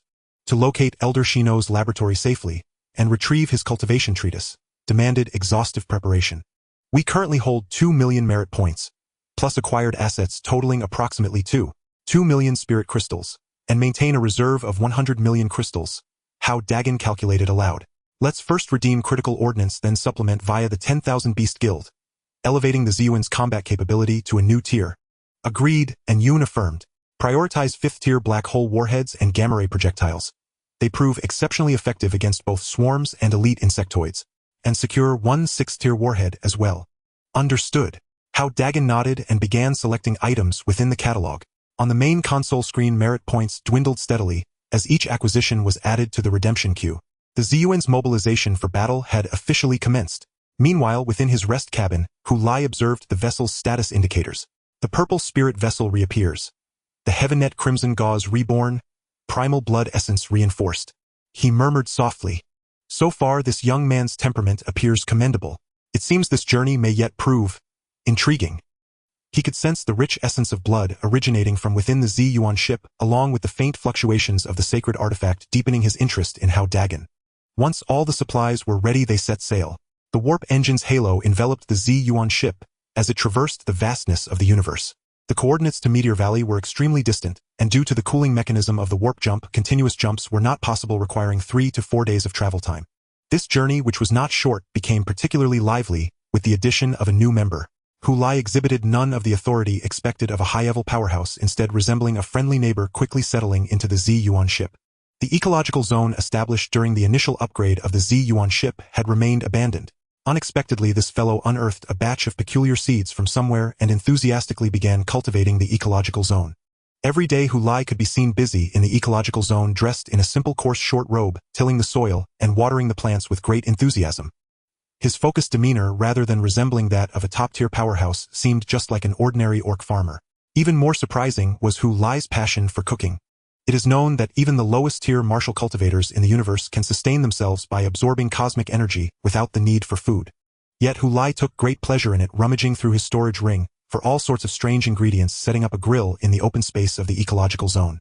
One day, Hao Dageng caught a whiff of a rich meaty aroma and followed it to the ecological zone. He saw Hu Lai standing in front of the grill, turning a dark red piece of meat that was half the height of a person. The surface of the meat sizzled with juices, and after sprinkling on a special seasoning, the aroma became even more tempting, making one unable to resist salivating. Dageng, come try this. Hu Lai smiled and waved at him. This is the finest star beef raised by our orc tribe. The meat is tender and melts in your mouth, much tastier than your synthetic food. Hao Dageng indeed felt a bit tempted. Since arriving on planet GX-739, he had long forgotten what real delicious food tasted like. The moment he caught that aroma, his cravings were instantly ignited. Then I won't hold back. Hao Dageng laughed as he walked over. Senior Hu Lai, your skills are impressive, even better than those of chefs in high-end hotels. Haha, roasting meat is a required course in the orc homeworld.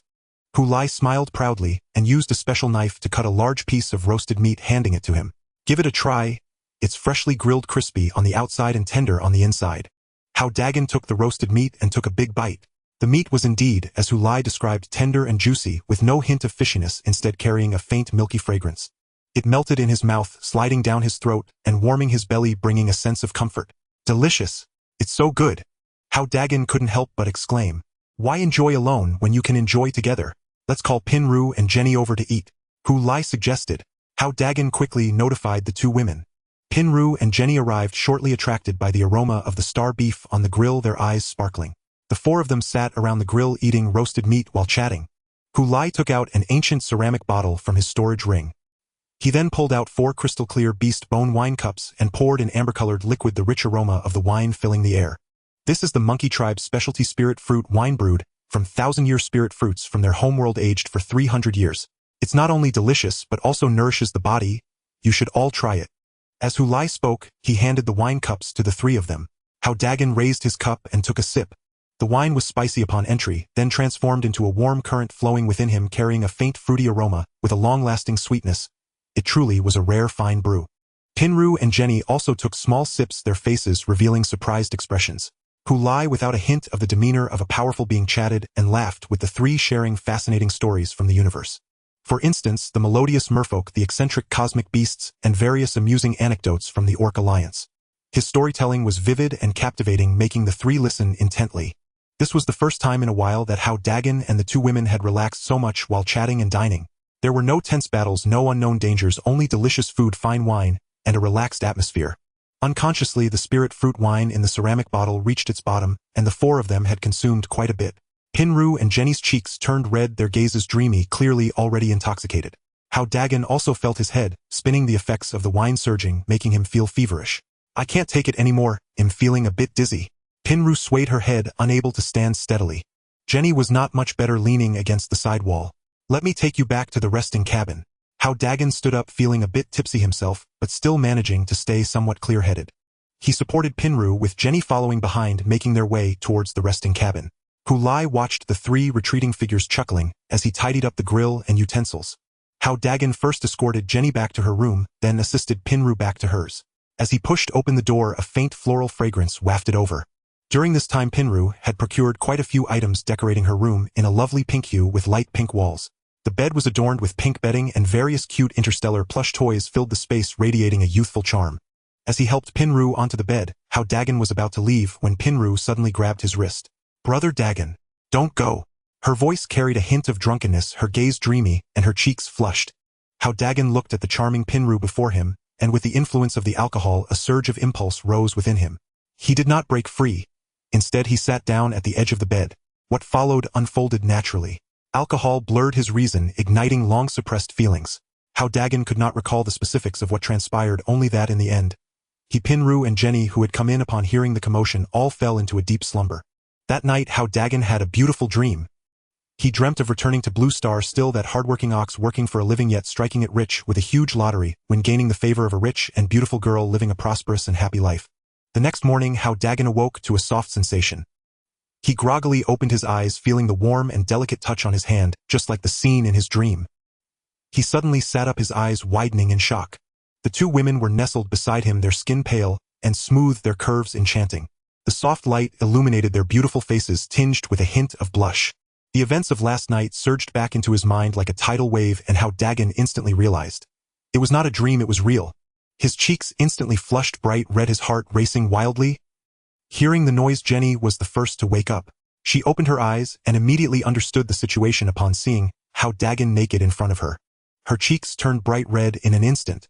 With a scream, she grabbed the clothes beside her, hurriedly put them on, and almost fled the room with her head down. Pinru was also startled awake. Seeing the scene before her, she felt utterly embarrassed. She pulled the blanket up and buried her little head tightly inside her body, trembling, slightly too afraid to look at Hao Dageng. Hao Dageng quickly put on his clothes and awkwardly said, I'll go out first. He then hurriedly left Pinru's room, fleeing to the cockpit. Sitting in the chair, Hao Dagen's heart was still racing.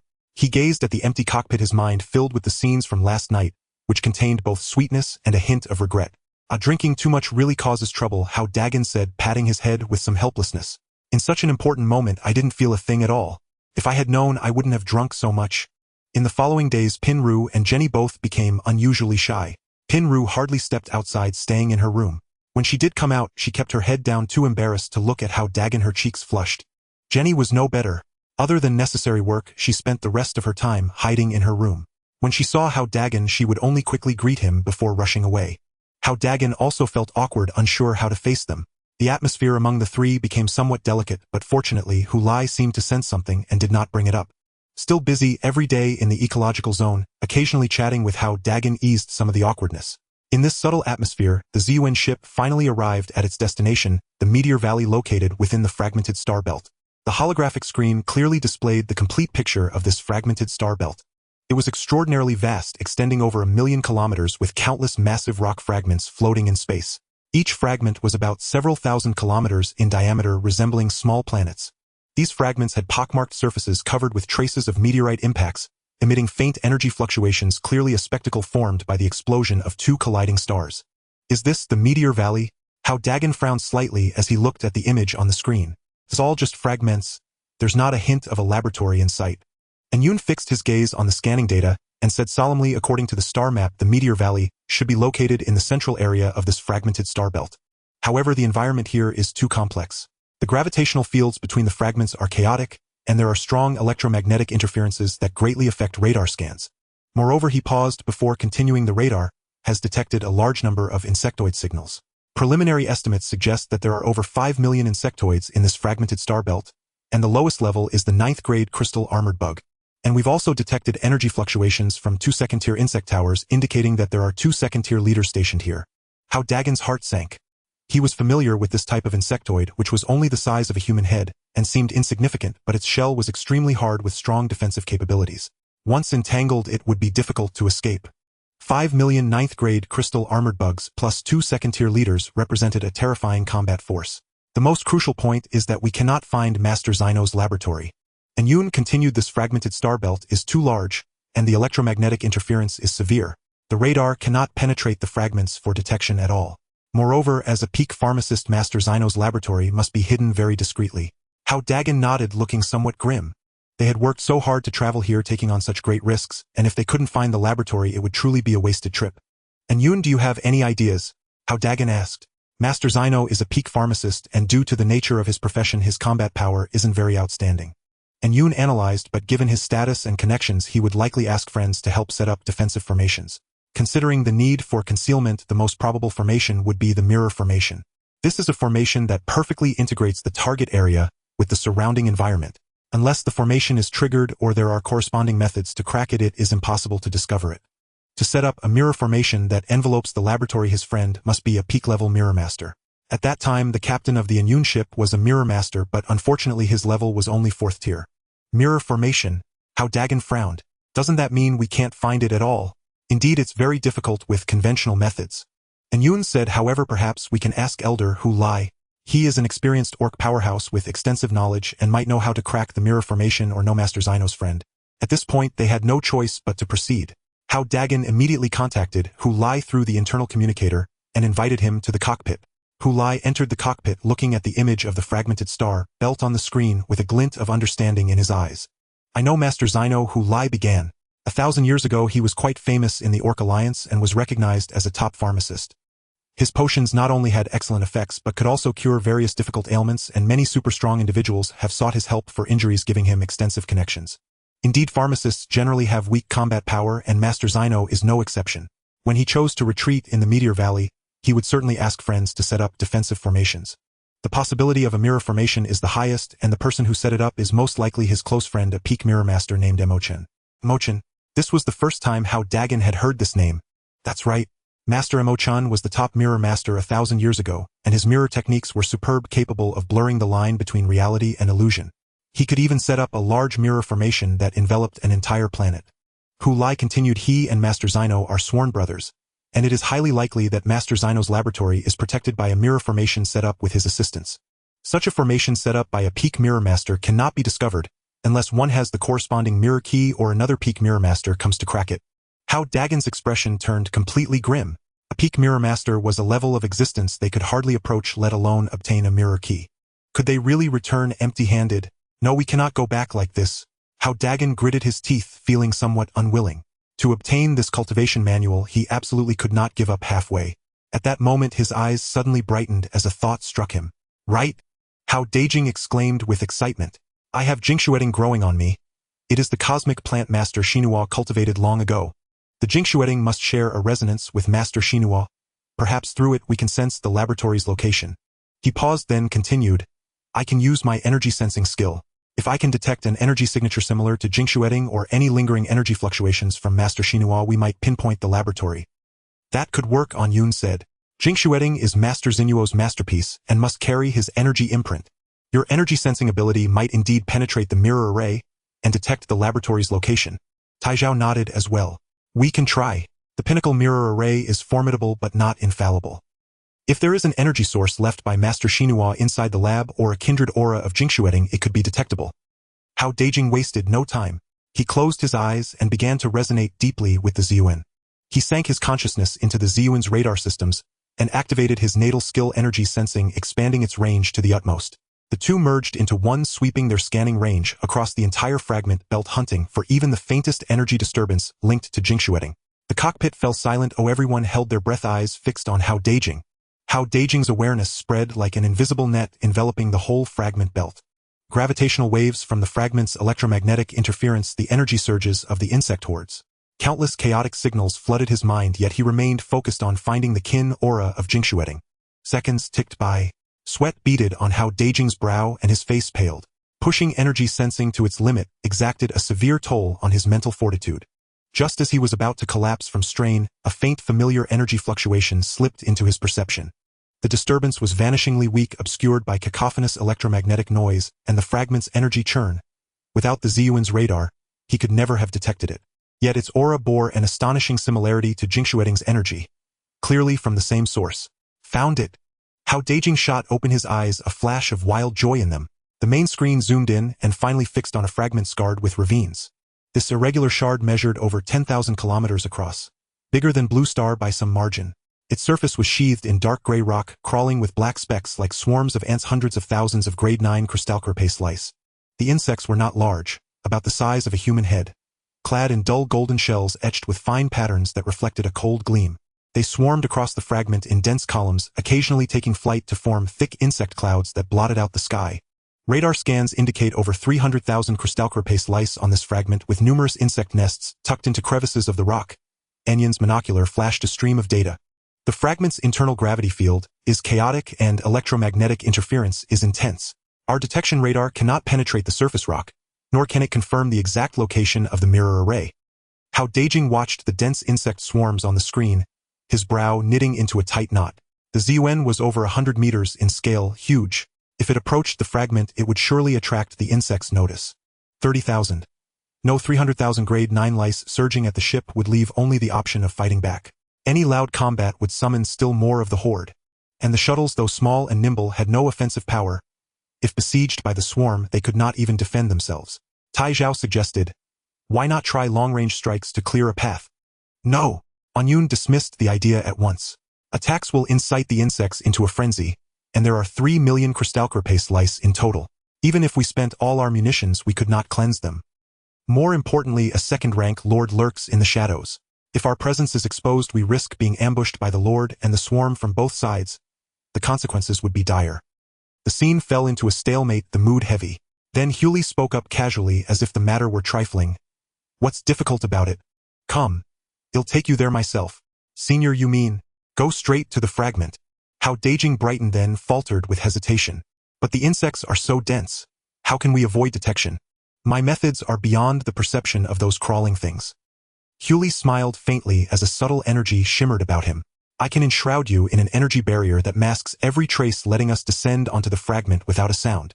As for those lowly crawlers, nothing will happen to you while I am present. Hao Dageng's heart leapt with relief. With Hewley, a powerhouse, accompanying them, the risk was undoubtedly much reduced. I'll go too, Tai Zhao said suddenly, his mechanical arm whirring. My microradar can detect unusual energy fluctuations. Perhaps it can offer some support. Hao Dageng glanced at Tai Zhao and caught a barely perceptible watchfulness in the latter's mechanical eye. He understood instantly Tai Zhao's offer was partly to help, partly because he distrusted leaving Hewley alone with Hao Dageng. After all, Hewley had only recently joined them. Tai Zhao remained uneasy about letting him take Hao Dageng on a solo mission. Good. Then the three of us will go together. Hao Dageng decided at once. Anyun, you stay aboard the Ziyuan and keep a close watch on the fragment. If anything goes wrong, support us immediately.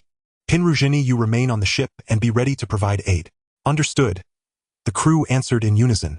With preparations complete, the three made their way to the Ziyuan's ejection bay. Hewley summoned a golden energy barrier that enveloped Hao Dageng and Tai Zhao. The shield was as thin as cicada wing, yet thrummed with potent energy, thoroughly masking their auras. Go! Hewley barked, and the three leapt from the ejection bay like arrows loosed from a bow, streaking toward the vast fragment. It was Hao Dageng's first time entering open space with his bare body. He had braced himself for biting cold, but the energy barrier and the blood-red bracelet on his wrist protected him in unison.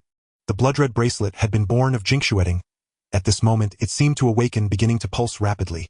Countless fine blood-red filaments snaked from the bracelet, instantly enveloping Hao Dageng in a form-fitting crimson armor.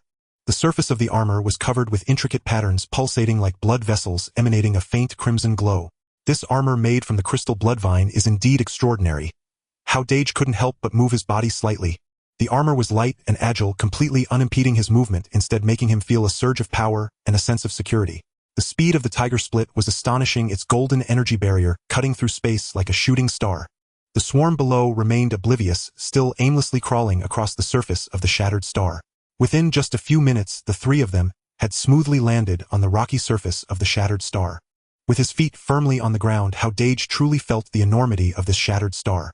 The rock beneath his feet was hard and cold, covered in sharp edges with a gravitational force approximately 1.5 times that of Blue Star, making him feel slightly heavier. In the distance, the sky was a pitch-black universe dotted with countless stars, while massive rocky fragments floated slowly overhead, creating a spectacular yet eerie scene. The crystal bloodvine is vibrating. Hao Dageng looked down at the armor on him. It was pulsing at a faint frequency, as if resonating with some kind of energy. It's guiding us in a direction. Follow me. The three of them walked towards the interior of the shattered star, following the direction indicated by the vibrating armor. The rocks along the way became increasingly dense, forming deep canyons, and the number of level 9 crystal armored bugs gradually increased. Occasionally a few bugs, sensing the movement, crawled towards the three, only to be instantly killed by the energy fluctuations released by the tiger split, silently dropping to the ground without causing any disturbance. After walking for over half an hour, the three of them passed through a narrow canyon, and suddenly found themselves in a wide open space. In front of them was a vast valley, the bottom of which was covered with strange purple plants, emitting a faint glow illuminating the entire valley in a dreamlike manner. In the center of the valley, mist swirled, and faint energy fluctuations could be felt. This was the destination indicated by the crystal bloodvine armor, the legendary Meteor Valley. Is this the Meteor Valley? Ironclaw spoke up, activating the miniature radar on his body. Let me scan the area. The miniature radar emitted a faint blue wave of light, covering the entire valley. However, the scan results showed everything was normal, with no unusual energy fluctuations detected, nor any trace of the laboratory. Strange, I clearly sensed the presence of the crystal bloodvine's aura here. How could there be no findings? Hao Dageng furrowed his brows. It must be the effect of a mirroring array, Tiger Split stated. A formation set up by a peak mirror master can perfectly conceal the target's energy fluctuations, rendering radar scans ineffective. We need to go in and take a look ourselves. The three exchanged glances and cautiously entered the valley. No sooner had they stepped into the misty area of the valley than a sudden change occurred. A puff of pale purple mist suddenly erupted from the ground, instantly enveloping the three of them. The mist carried a faint fragrance, but contained a powerful mental disturbance. Hao Dageng felt his head spin slightly, and the scene before him began to warp. When he regained his senses, he discovered that both Tiger Split and Ironclaw had vanished. The valley remained the same, the mist still swirling, yet his companions who had once walked beside him had inexplicably disappeared, as if they had never existed. Tiger Split, Ironclaw. Hao Dageng called out tentatively, his voice echoing in the valley, but he received no response. He suddenly felt a chill run down his spine. After all, Tiger Split was an 8th-tier powerhouse and Ironclaw was a 7th-tier mechanical warrior. How could they be trapped by mere mist and disappear without a trace? Hao Daya's heart raced. Although he possessed the crystal bloodvine, his own attack power was extremely low, and in such a strange and eerie environment, he had no means of self-protection. Trembling, he pulled out the laser sword he had purchased at the Beast Merchants Association and pressed the switch. Buzz! A purple-blue sword light erupted, suddenly extending 3 meters long, emitting a strong energy fluctuation that illuminated the surrounding mist. With the laser sword in hand, Hao Dageng felt a bit more at ease. He recalled his experience on the GX-739 planet, where he had accidentally entered the mirroring array of the dark meteor and ultimately found it through his sensing ability. When encountering a mirroring array, one must not panic, follow the direction of the energy sensing. Hao Dageng took a deep breath, forcing himself to calm down. He stopped searching for Tiger Split and Ironclaw, instead focusing on the crystal bloodvine armor on his body. The armor's vibrations grew stronger, guiding him deeper into the valley. As he stepped into the core area of the mist, the surroundings transformed completely. The mist thickened, visibility dropping below a meter, and the purple plants vanished, replaced by a gray void. There was no sound, no light or shadows, and he couldn't even sense the passage of time or the existence of direction, as if he were in an isolated space. Hao Dageng could only rely on the armor's guidance, taking one step at a time. He had no idea how long he had been walking. It felt like hours had passed, yet it also seemed like only a few minutes. The crystal bloodvine armor on him was vibrating more violently, as if signaling that he was about to reach his destination. Just then, a faint light suddenly appeared ahead. Hao Daya's heart leaped with joy, and he quickened his pace. As he drew closer, the light became clearer, ultimately revealing a massive disc-shaped spaceship. The spaceship was entirely silver-white, approximately 300 meters in diameter, with a smooth surface like a mirror and no extraneous decorations, exuding a faint technological aura. The bottom of the spaceship hovered in midair about 10 meters above the ground, surrounded by a faint energy halo, clearly in an activated state. Could this be Master Zeno's laboratory? Hao Dageng's eyes widened, filled with astonishment. He had originally thought the laboratory would be hidden within a cave in the rocks, yet he never expected it to be such an advanced, disc-shaped spaceship. Even more to his surprise, as he approached the spaceship, the hatch slowly opened, revealing a deep passage inside, as if it were deliberately waiting for him. Hao Dageng halted, feeling a bit hesitant. Master Zeno had been a peak alchemist a millennium ago. Even if he wasn't strong in combat, he must have set up countless traps and defenses. If he recklessly entered, the consequences of triggering any dangers could be unimaginable. Moreover, Tiger Split and Iron Claw were still missing. Going in alone was far too risky. But now he had no other choice. The way back had long vanished in the mist, and he could not find the direction to return. He had no idea where Tiger Split and Iron Claw were trapped. Since I'm here, I must embrace it. Hao Dageng gritted his teeth, tightened his grip on the laser sword, and strode towards the spaceship's hatch. Upon stepping inside the spacecraft, Hao Dageng realized it was primarily a research vessel. Soft white lights embedded along both sides of the corridor bathed the entire space in gentle illumination. At the corridor's end lay a vast laboratory, over 1,000 square meters in area, filled with an array of sophisticated scientific instruments, precision analyzers, massive bioreactors, and devices pulsing with multicolored light. Countless vials and jars lined the shelves, brimming with iridescent liquids and vibrantly hued powders. At the laboratory's center grew an astonishing variety of bizarre and wondrous flora. Some bore colossal leaves studded with luminescent spots, others bore vividly colored fruits that exuded an intoxicating fragrance. Still others twisted like living vines, weaving dense emerald barriers. Lush and vibrant, these plants bore no sign of centuries-long abandonment. Rather, they appeared meticulously tended day after day. What is going on? A chill of unease crept into Hao Dageng's thoughts. According to intelligence from the Wansho Trading Guild, Master Zeno had perished centuries ago. Yet here the flora thrived. Was someone still living aboard? He tightened his grip on his laser sword and advanced cautiously through the lab eyes, scanning the surroundings with sharp vigilance. Silence reigned. Only the faint hum of machinery broke the stillness. The air carried a subtle blend of herbal aroma and verdant freshness, mingling into a scent so rich it stirred dizziness. Then, from the laboratory's depths, a figure emerged. Hao Dageng instantly tensed, gripping his laser sword and shifting into a defensive stance. It was a robot, shimmering golden in hue, standing roughly 1.5 meters tall, its form unmistakably that of a monkey. Its limbs moved with uncanny agility, its furry tail swayed with lifelike grace. Even its facial expressions mirrored those of a real primate. Eyes bright, intelligent, and edged with playful cunning. This simian automaton bore no resemblance to Taijua's rigid, battle-optimized chassis. Instead, it exuded sleek sophistication. Compact, nimble, and imbued with both cutting-edge artistry and whimsical charm. "What are you?" Hao Dageng asked, voice trembling, gaze locked onto the robot, braced for sudden aggression. The monkey robot displayed no hostility. Instead, it grinned, revealing 2 rows of gleaming metallic teeth, and spoke. "A cautious young one. You possess admirable boldness, striding straight into my sanctum without hesitation." Its voice was aged and gravelly, resonant with quiet authority. Not the sterile timbre of synthetic speech, but the weathered cadence of an ancient sage. Hao Dageng froze. A single staggering thought erupted in his mind. You're Master Zeno." According to the Wansho Trading Guild's records, Master Zeno was a beastkin. But before him stood a monkey-shaped automaton, a contradiction too profound to reconcile. The robot seemed to read his doubt and nodded with a gentle smile. "Indeed, I am Zeno. That crystal blood vine clinging to your body, I cultivated it myself long ago. But weren't you a beastkin? How can you be a robot?" Hao Dageng stared, utterly bewildered, unable to process the paradox before him. "I was a beastkin, and yes, I did die," the monkey robot replied calmly. "This frame is an autonomous android I constructed in life. Into it I uploaded my memories, consciousness, and fragments of my soul. The unique environment of the ancient valley preserved my soul intact, preventing its dissolution, yet also binding me here forever, confined within this mechanical vessel, continuing my life's work. Soul preservation, memory upload." Hao Dageng was speechless. After a long pause, he finally managed. "Then, are you truly still yourself?" "In the strictest sense, yes," the robot affirmed. "My cognition, recollections, temperament, all remain identical to who I was in life. The sole distinction is the absence of a physical form. I exist now only thus." Hao Dageng absorbed the revelation, slowly struggling to accept such an impossible truth. A peerless alchemist of a millennium past, preserved not in legend but in circuitry and code, trapped aboard this vessel for centuries. The sheer improbability left him breathless. Master Zino, Hao Dageng said hastily, I have 2 companions. We became separated in the valley. Might you summon them here? They mean no harm. They merely accompanied me. No rush. The monkey robot waved a hand, curiosity glinting in its optics. Let them wander the mirror array a while. It poses no danger. As for you, I find you deeply intriguing. I wish to speak with you at length. Hao Dageng was stunned. Me. Instinctively, he glanced down at himself. Unremarkable, unexceptional, his cultivation path barely begun. Master Zino, a legendary alchemist of millennia past, had witnessed countless sovereigns and titans.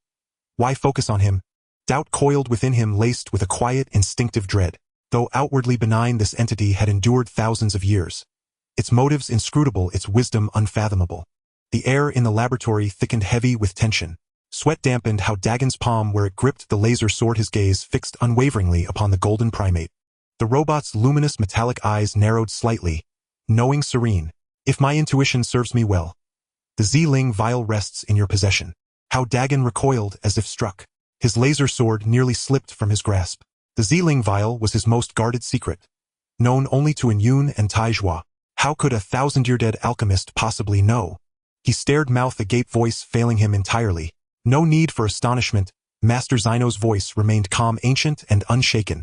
The seeds of the crystal blood vine are extraordinarily rare. They cannot germinate using ordinary energy or nutrient solutions. Their sole viable nourishment is the primordial blood essence sealed within the Z-Ling vial. That you have nurtured the vine to the point of forming living armor proves beyond doubt. You hold the Z-Ling. He paused, then continued, You've surely sensed it by now. The Z-Ling houses 2 divine weapons of war, the Crimson Refining Silk and the Heavennet Vermilion Gauze. The Heavennet Vermilion Gauze, however, suffered catastrophic damage during the primordial wars. The core shattered, its power largely dissipated. By chance, I acquired a fragment of its fractured core. I sought to restore it fully, but my abilities fell short. I could not reverse its fundamental ruin. So I adapted using that shard as a foundation. I integrated the genetic essences of over 100 cosmic blossoms and rare herbs. And thus the crystal blood vine was born. The core of the crystal blood vine is the remnants of the Tianluo red silk, thus inheriting some of its characteristics and gradually unlocking more abilities as it grows. Master Zino's tone carried a hint of regret mixed with a touch of anticipation. Nurture it well. Once it absorbs enough essence blood and repairs the core remnants, it has the potential to metamorphose into a holy tier divine weapon, approaching the prowess of the Tianluo red silk from its heyday. Hao Dageng was left dumbfounded, having always thought the crystal blood vine was merely an ordinary auxiliary cosmic plant, never realizing it had such profound origins and a direct connection to the Tianluo red silk. He instinctively touched the blood-red armor on his body, feeling the energy of the crystal blood vine flowing slowly beneath the armor, increasingly harmonizing with his own aura. Senior, I can indeed control the Tianluo red silk. Hao Dageng steadied himself and spoke truthfully. Now the Z-Ling has completely fused with my starship, becoming the energy core of the vessel. The miniature core engineering robots on the starship can enter the Z-Ling's bottle and under its nurturing condense into the form of the Tianluo red silk, possessing combat capabilities. Upon hearing this, he fell silent. In the monkey robot's bright eyes a complex light flickered. There was satisfaction, nostalgia, and a hint of barely perceptible worry. After a long while he finally said softly, It is well that it has merged. This was its choice. Perhaps only in this way can it survive the tribulations to come. Tribulations? Hao Dagen's heart tightened as he hastily inquired. Senior, who do you mean by it? What are the tribulations you speak of? Master Zino slowly turned and walked deeper into the laboratory, with Hao Dageng quickly following. At the end of the laboratory was a massive holographic projection wall. Master Zino waved his hand and images began to materialize on the wall. The scene revealed a brutal battlefield where countless warriors of the beastmen, humans and mechanicals, were fighting fiercely against the enormous and grotesque insectoid creatures. In the sky, a colossal insectoid overlord blotted out the sun, radiating an aura of destruction, while opposing it was a powerful beastman in golden armor wielding the Z-Ling. His aura was as scorching as a star, and with each swing of his thread-like strands, he could slay several high-tier insectoids. This was indeed the beastman powerhouse that had once appeared in Hao Dagen's mind. He is Hudiang Lin, a top powerhouse of the beastmen, a saint of the Tiger Clan, and the strongest in the Milky Way at that time. Master Zino's voice carried a note of reverence. In ancient times, the vanguard of the insectoids invaded the Milky Way, beginning their plunder of territories. You should know that the insectoid race is extremely powerful in the universe. They do not engage in production, but survive solely by plundering the resources of other civilizations, leaving desolation in their wake.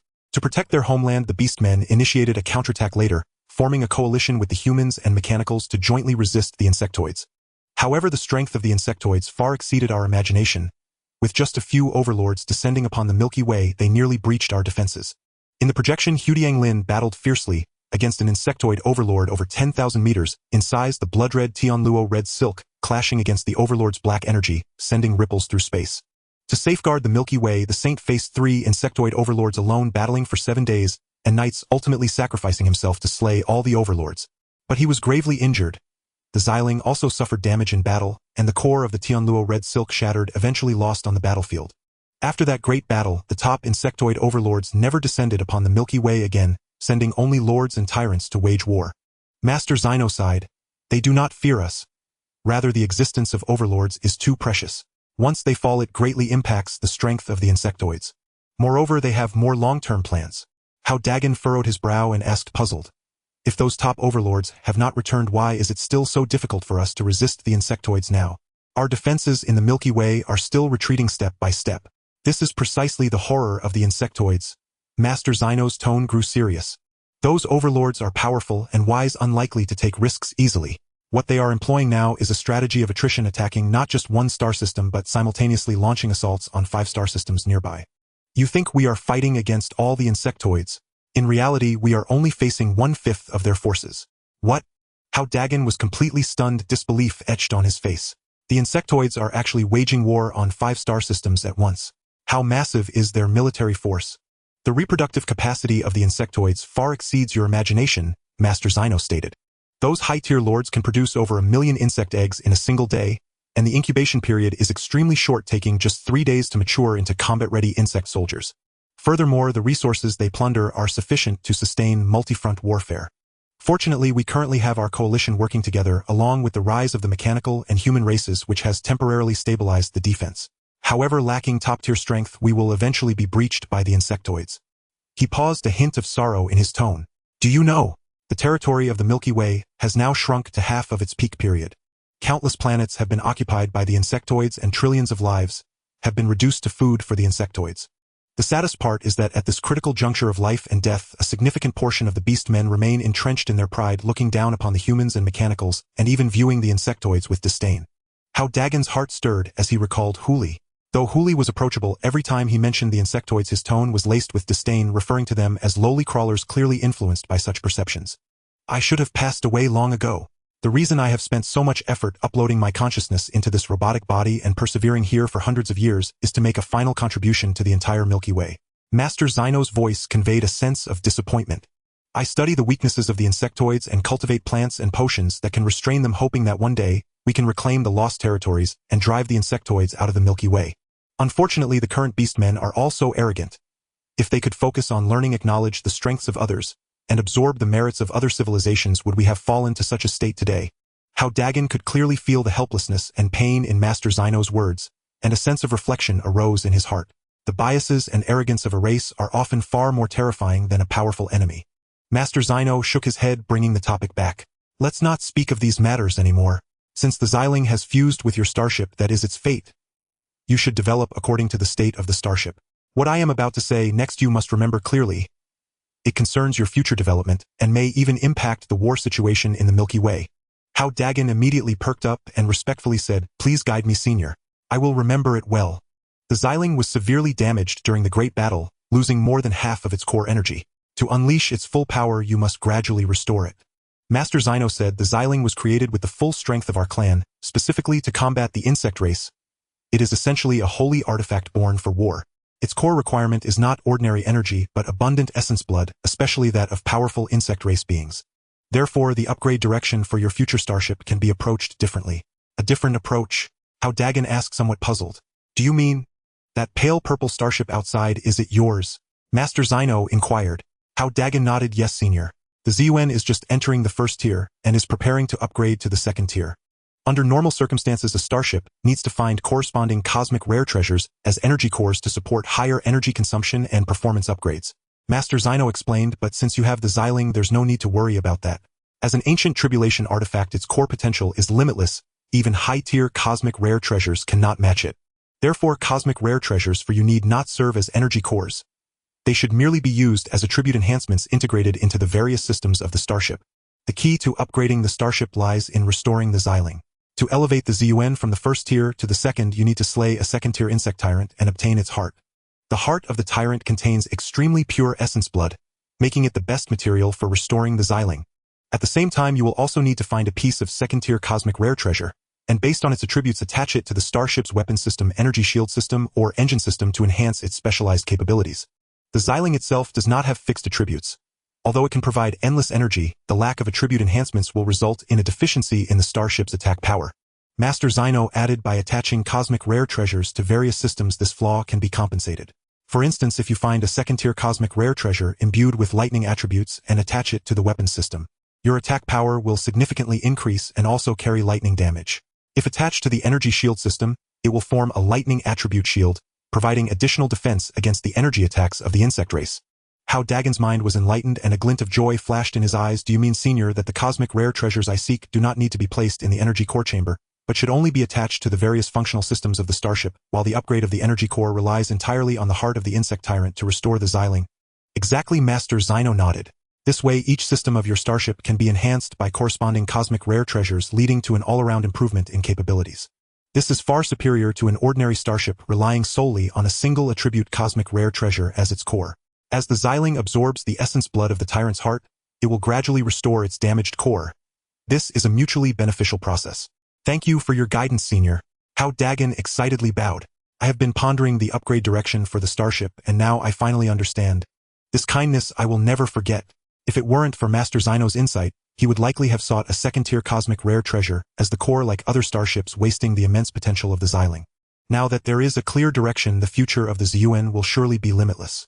Master Xino waved his hand and smiled. It was just a small effort on my part. The fact that you gained the recognition of the Xiling and were able to cultivate the crystal bloodvine shows that you have a connection with the Saints as well as with my Beastman clan. Hao Dageng recalled the purpose of his visit and quickly said, Senior, I have an important matter to seek your help with. On my ship there is an apothecary named Pinru. She has considerable talent but has never had suitable inheritance. I have come this time in hopes of obtaining your cultivation notes for her to have better development. Cultivation notes. A glimmer of interest flashed in Master Xino's eyes. Why make it so complicated? Just bring her here and let her stay with me for a period of dedicated study. Here I have the fruits of my lifelong research, as well as various rare medicinal materials and equipment which are far more useful than a cold notebook. Once she has achieved something, you can take her away. What? Hao Dageng was completely stunned, then his heart swelled with uncontrollable joy. Senior, are you serious? You are willing to take Pinru as your disciple? It's not about taking a disciple. I just don't want my knowledge and skills to go to waste. Master Xino said a top-tier apothecary is an important force against the insect race. Having one more excellent apothecary means one more chance of hope for the galaxy. Let her stay. I will impart all my knowledge and skills to her. Thank you, Senior. I sincerely thank you on behalf of Pinru. Hao Dageng was so excited he was at a loss for words, repeatedly expressing his gratitude. This was far better than receiving cultivation notes. Having direct guidance from a peak apothecary meant Pinru's future was limitless. At that moment, the laboratory door was pushed open and Huli and Taiju walked in. Both of them were surrounded by a faint mist, clearly just emerging from the mirror formation. Captain, are you all right? Taiju quickly stepped forward, scanning Hao Dagen's body. Once he confirmed he was uninjured, he let out a sigh of relief. Huli's gaze fell upon the monkey robot, and a glimmer of reverence flashed in his eyes, clearly recognizing Master Xino's identity. Master Xino glanced at Huli and said, "Come with me." After finishing, he turned and walked toward a nearby sealed cabin. Huli nodded at Hao Dageng and quickly followed. The cabin door slowly closed, isolating the two from the outside world. Hao Dageng and Taiju exchanged glances, both curious, but knowing they shouldn't pry, so they could only wait outside. Inside the sealed cabin, Master Xino looked at Huli and got straight to the point. Your Tiger clan has discovered that the Xiling has emerged, right? Yes, Huli respectfully bowed. I was ordered by the Tiger clan leader to disguise myself as an 8th-tier martial artist and join the ZUN, tasked with secretly protecting him and observing his growth. Very good, Master Xino nodded slightly, his tone carrying a hint of appreciation. It seems your generation's clan leader has some foresight and hasn't become stagnant like other beast clans. He paused, then asked how many saint-rank strongholds still remain within the Shorin race. Huli's face flushed with embarrassment as he lowered his voice and said that among the 6 great royal clans, Hu clan, Shi clan, Bao clan, He clan, Lang clan, and Xiong clan, each might possess 1 or 2 saint-rank powerhouses. The remaining minor clans have nearly no saint-rank presence left. Across the entire Shorin race, the total number of saint-rank strong practitioners scarcely reaches a mere dozen or so. Master Shinua sighed heavily, his tone steeped in melancholy. In former years, the Shorin race boasted well over 100 saint-rank warriors, the undisputed pillar of the Inha galaxy. But after the Chongzhu seized much of the galactic territory, perhaps drained by lost fortune and fate, our race's geniuses dwindled, and the number of greats plummeted to the present state. He raised his hand, and with a flick produced a crystalline stone that shimmered with golden light. The crystal was about the size of a fist, its interior threaded with faint blood-red veins radiating exquisitely pure energy fluctuations with a subtle aura of law-like power.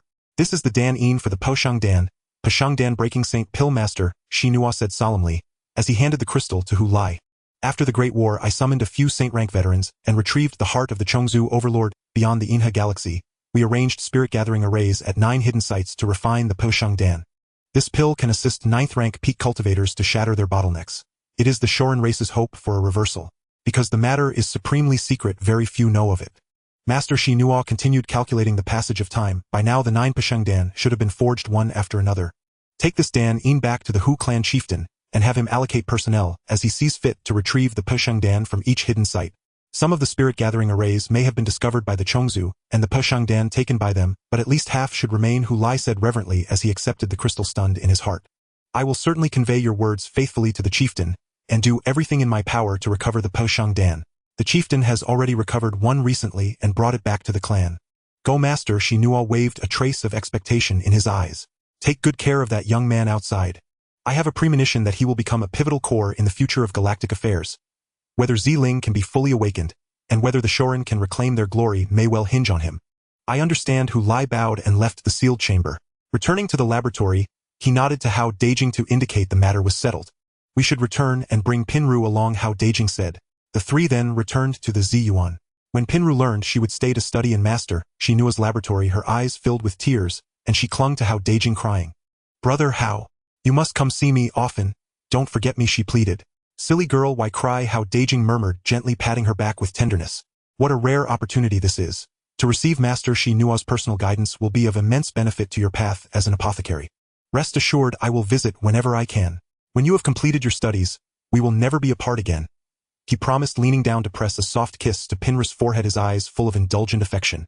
Pinrus' cheeks flushed crimson. She stilled her weeping and nodded. Yes, I will study hard and not disappoint brother Hao. Hu Lai then escorted Pinru along with the dark crooked poisonous branch seized from the Chongzhu nest back to Master Shi Nua's laboratory. Hao Dageng felt both reluctance and hope. Pinrus' arduous path of cultivation formally began. We should set out as well. And Yun's voice came through. Hao Dageng drew a deep breath, suppressed his emotions, and turned to say, very well. Find a second-rank Chongzhu tyrant. First, elevate the Ziyuan to second rank. Then, we will make further plans, and Yun added. Once we upgrade the Ziyuan to second rank, we will head to the Iron Homeworld to recruit a top-tier Forgemaster to join the team. That will be crucial to our subsequent development. Forgemaster? Hao Dageng asked, puzzled. Don't we already have Taizhua and the microengineering robots? Their manufacturing abilities are indeed strong. Why seek a dedicated Forgemaster? For routine fabrication tasks they are certainly adequate. And Yun, filtering through military assignments, explained, but as a starship's rank increases, the items we must produce grow ever more complex.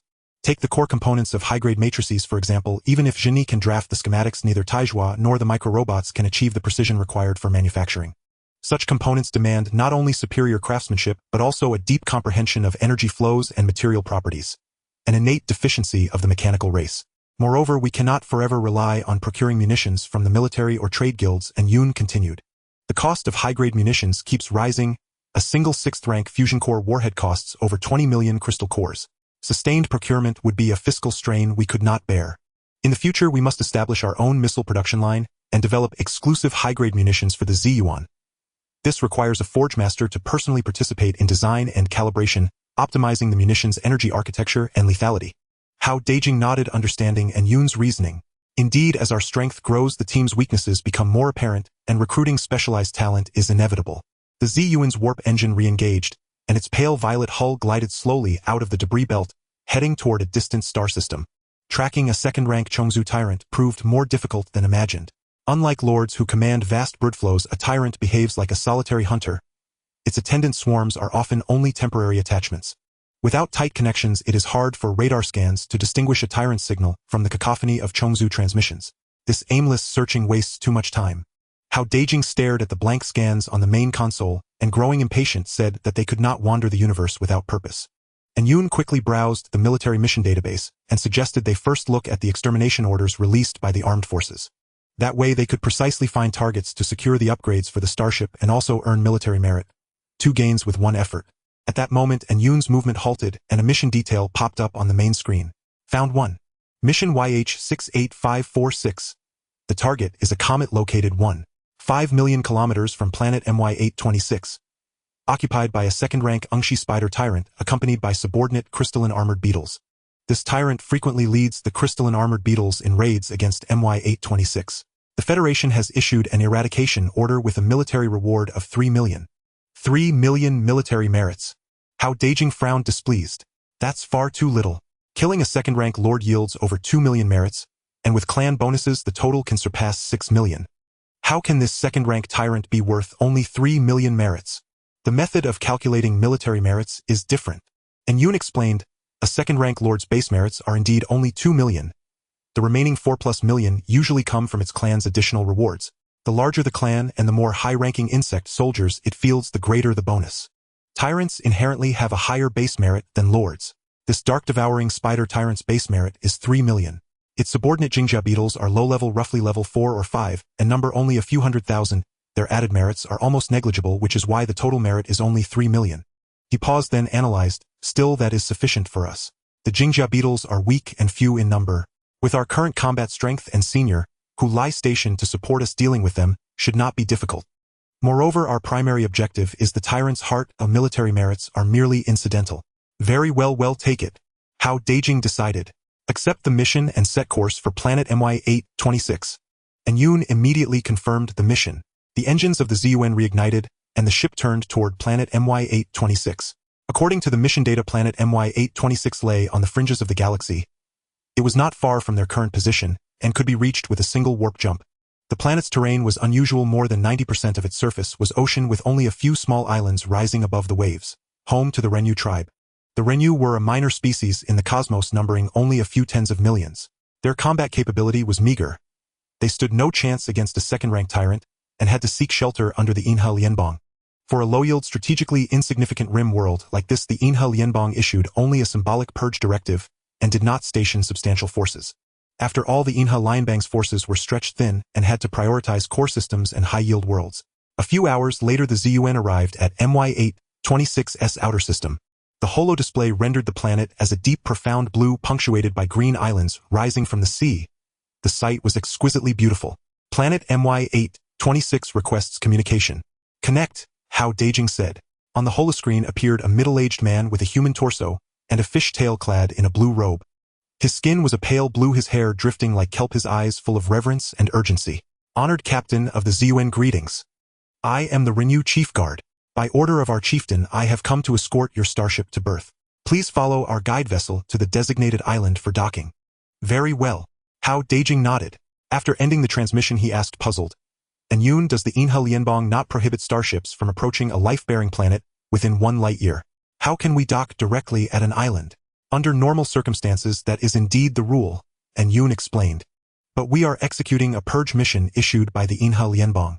Holding an official mission code qualifies as a special circumstance, allowing exemptions to permit docking within the designated area. After all, that dark-devouring spider tyrant is only 1.5 million kilometers from MY826. If we struck from a light year away, we could not hope for precise targeting, and might endanger the Renyu on the planet. As they spoke, a small guide vessel came from the planet. The ZUN followed it, gliding toward one of the largest islands. The island covered roughly 1,000 square kilometers, cloaked in dense tropical vegetation. The air was fresh and heavy with humidity. A simple starship berth had been built along the island's edge. The ZUN descended smoothly and settled on the pad as its engines wound down. The hatch opened. Hao Dageng disembarked, accompanied by Yoon and Taizhua. No sooner had they set foot on the island than they saw the berth surrounded by Renyu. Men, women, and children, whose faces shone with joy and expectation, threaded with an unmistakable tension. Leading them stood an elderly Renyu with white hair, also dressed in a blue robe, a scepter inlaid with a blue gem at his waist. A fourth-rank presence emanated from him. Clearly, he was the tribe's chieftain.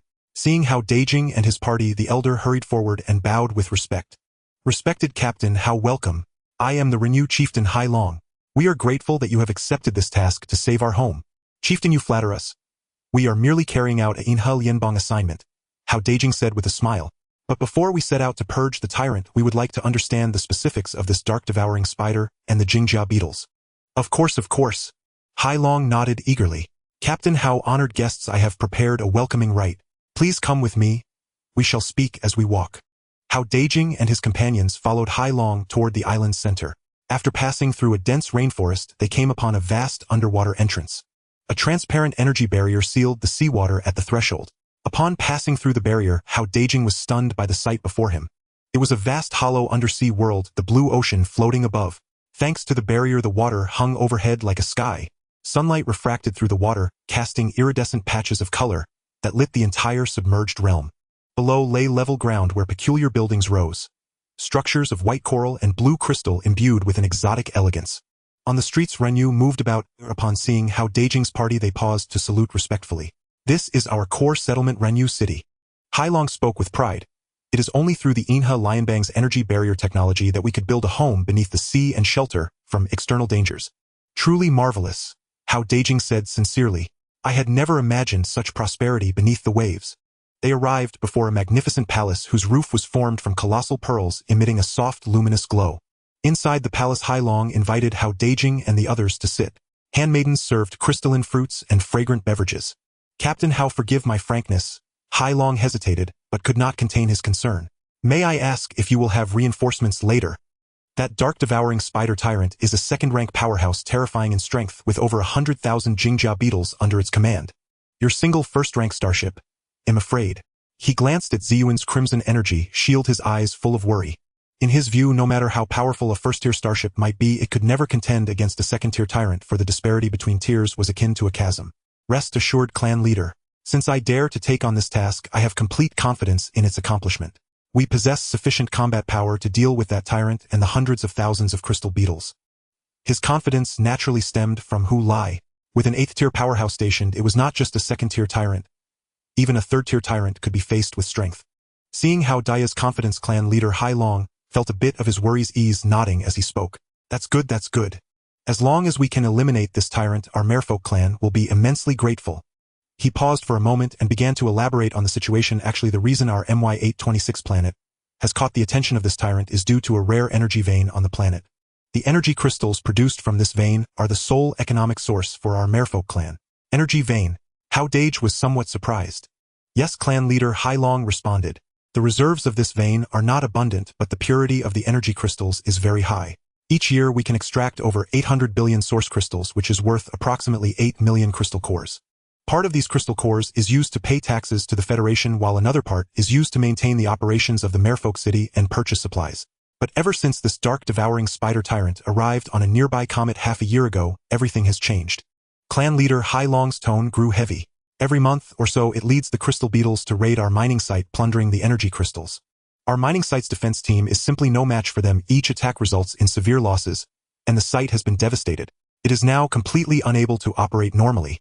He sighed and continued, without the income from the energy crystals, our Merfolk clan situation is becoming increasingly difficult, and even paying taxes to the Federation is becoming a problem. We have repeatedly sought aid from the Federation, but the Federation has only issued an extermination mission and has not dispatched troops. This mission has been on the Federation's task list for over 4 months now, and due to low military merit and high risk, no one is willing to take it. Clan leader Hai Long stood up and deeply bowed to Hao Dageng. Captain Hao, you are our only hope. As long as you can help us completely eliminate this tyrant and the crystal beetles, restoring normal mining operations, I will personally ensure that aside from the Federation's task rewards, our Merfolk clan will additionally pay 1 million crystal cores as remuneration. 1 million crystal cores, while not a fortune, would still be a significant supplement, enough for them to purchase a considerable amount of supplies. Hao Dageng hurriedly helped Hai Long up. Clan leader, there's no need for such formalities. Eliminating the tyrant is our duty, and we will certainly do our utmost. He then asked detailed questions about some key information, including the dark-devouring spider tyrant's attack methods, the terrain of the comet, and the specific location of the mining site. Clan leader Hai Long shared everything he knew in detail, and even provided a star map marked with the terrain of the comet and the distribution of the insect tribe to Hao Dageng. According to clan leader Hai Long's description, this dark-devouring spider tyrant excelled in stealth and ambush, able to blend into its environment in the dark. Its silk possessed strong corrosive and paralyzing properties, making it difficult to escape once ensnared.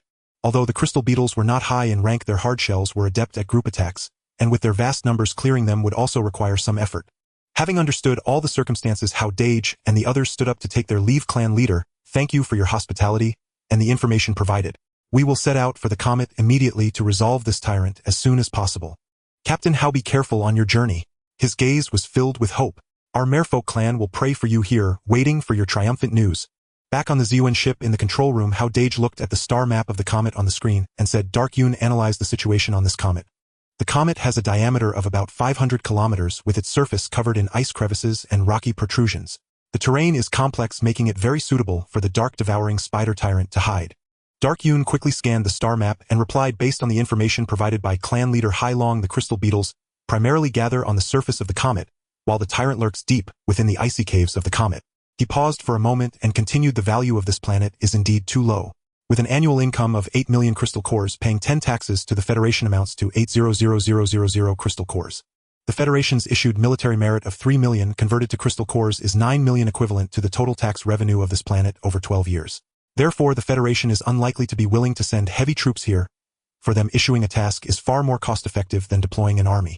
Hao Dageng frowned, somewhat lamenting, as he asked, if life is so difficult, why don't these outer tribes relocate deeper into the galaxy? It is safer there and resources are more abundant. It's not that simple, Dark Yun replied softly. As the insect tribe's offensive grows increasingly fierce, the territory of the galaxy is continually shrinking.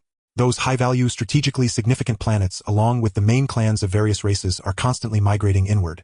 This has led to a tightening of life planets' resources within the galaxy, with skyrocketing prices for land energy and living space, making it impossible for these small tribes to bear the costs of relocation. He paused and continued, moreover, the MY-826 planet actually belonged to the inner galaxy years ago. However, with the invasion of the insect tribes and the constant inward movement of boundary markers, it has now become an outer planet. Although the Federation nominally protects these small tribes, in reality they cannot attend to them, leaving them to fend for themselves. Hao Dageng fell silent.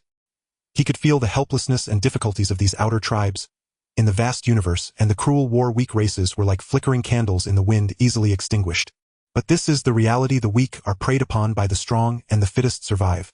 He currently had no ability to change anything. Alright, let's not dwell on this. Hao Dageng shook his head, focusing his attention on the task at hand. Let's prepare to set out and confront this dark, devouring spider tyrant to see just how powerful it really is. Understood.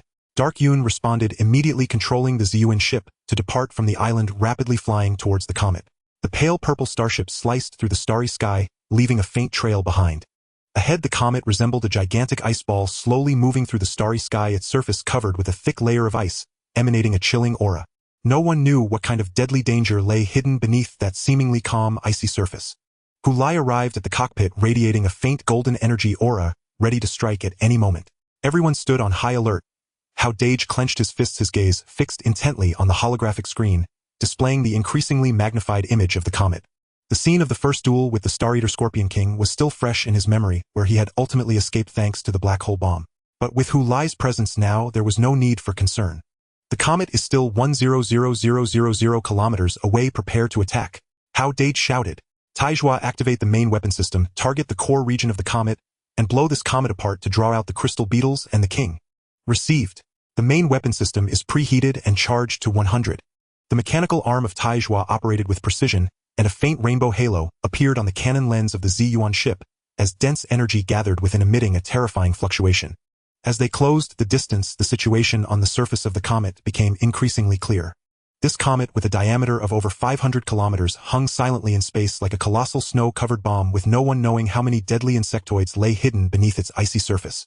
Fire! At Hao Dage's command, Taizhua unhesitatingly pressed the launch button. Boom! A massive blood-red energy projectile shot through the void, striking fiercely at the core of the comet. A violent wave of energy erupted instantly, dazzling light illuminating the entire starry sky, as the icy layer on the comet shattered like glass, splintering outward. In the moment the comet was shattered, countless black dots surged forth from beneath the ice. They charged toward the ZUN ship, which were none other than the crystal beetles, the minions of the king. Radar scan complete. Total crystal beetles 120000, with most at levels 4 and 5. A crystal mother beetle of level 8 detected in the core region. The rapid report came from An Yun. Level 4 and 5 crystal beetles. A hint of disdain appeared on Hao Dage's face. The current defense and attack power of the ZUN ship can easily handle these level 4 and 5 insectoids. Back when he was on planet GX-739 in its early days, he had to be careful and avoid them, but now these low-level insectoids posed no threat before them. Taizhua, clear them out. Hao Dageng ordered. Understood. The Obliteration Executioner Cannon is ready to launch. Two energy spheres, one black and one red, coalesced on the quantum condensing cannon lens, shooting into the swarm of insects in the blink of an eye. The two energy spheres then began to spin at high speed in opposite directions. As their speed increased, the two energy spheres grew larger, soon forming a gigantic disk with a diameter of a kilometer. It resembled a swirling nebula surrounded by a violent obliteration aura before a massive suction force erupted from the center of the disk. At least half of the crystal beetles were sucked in. Zzz. The hard shells of the crystal beetles could not withstand the obliteration energy, shattering instantly into cosmic dust. In just one strike, half of the 120000 crystal beetles were annihilated, and the remaining 60000 fled in panic. It's my turn, Hao Dageng thought, and the Qi Lianming-Si flew out from the Z-Ling bottle, quickly splitting into countless blood-red threads. These threads spread rapidly through the air like a giant red web, firmly enveloping the remaining 60000 crystal beetles and the level 8 crystal mother beetle. The Qi Lianming-Si contained extreme cutting power, which these insectoids could not resist at all. With a gentle twist of the Ming-Si, the crystal beetles were sliced into pieces. The level 8 crystal mother beetle struggled, but was ensnared by dozens of Ming-Si which sliced into its body like sharp blades, swiftly extinguishing its life force. From the moment the comet shattered to the complete annihilation of the crystal beetles, it took barely a minute. The 120000 crystal beetles and one level 8 mother beetle were utterly powerless before the absolute strength of the Z-Yuan ship. Roar! As the crystal beetles were completely eradicated, the king, hidden in the comet's core, was finally provoked to rage. It slowly floated into space, filled with boundless fury and murderous intent. It was an enormous spider measuring at least 150 meters in length, even larger than the Z-Yuan ship.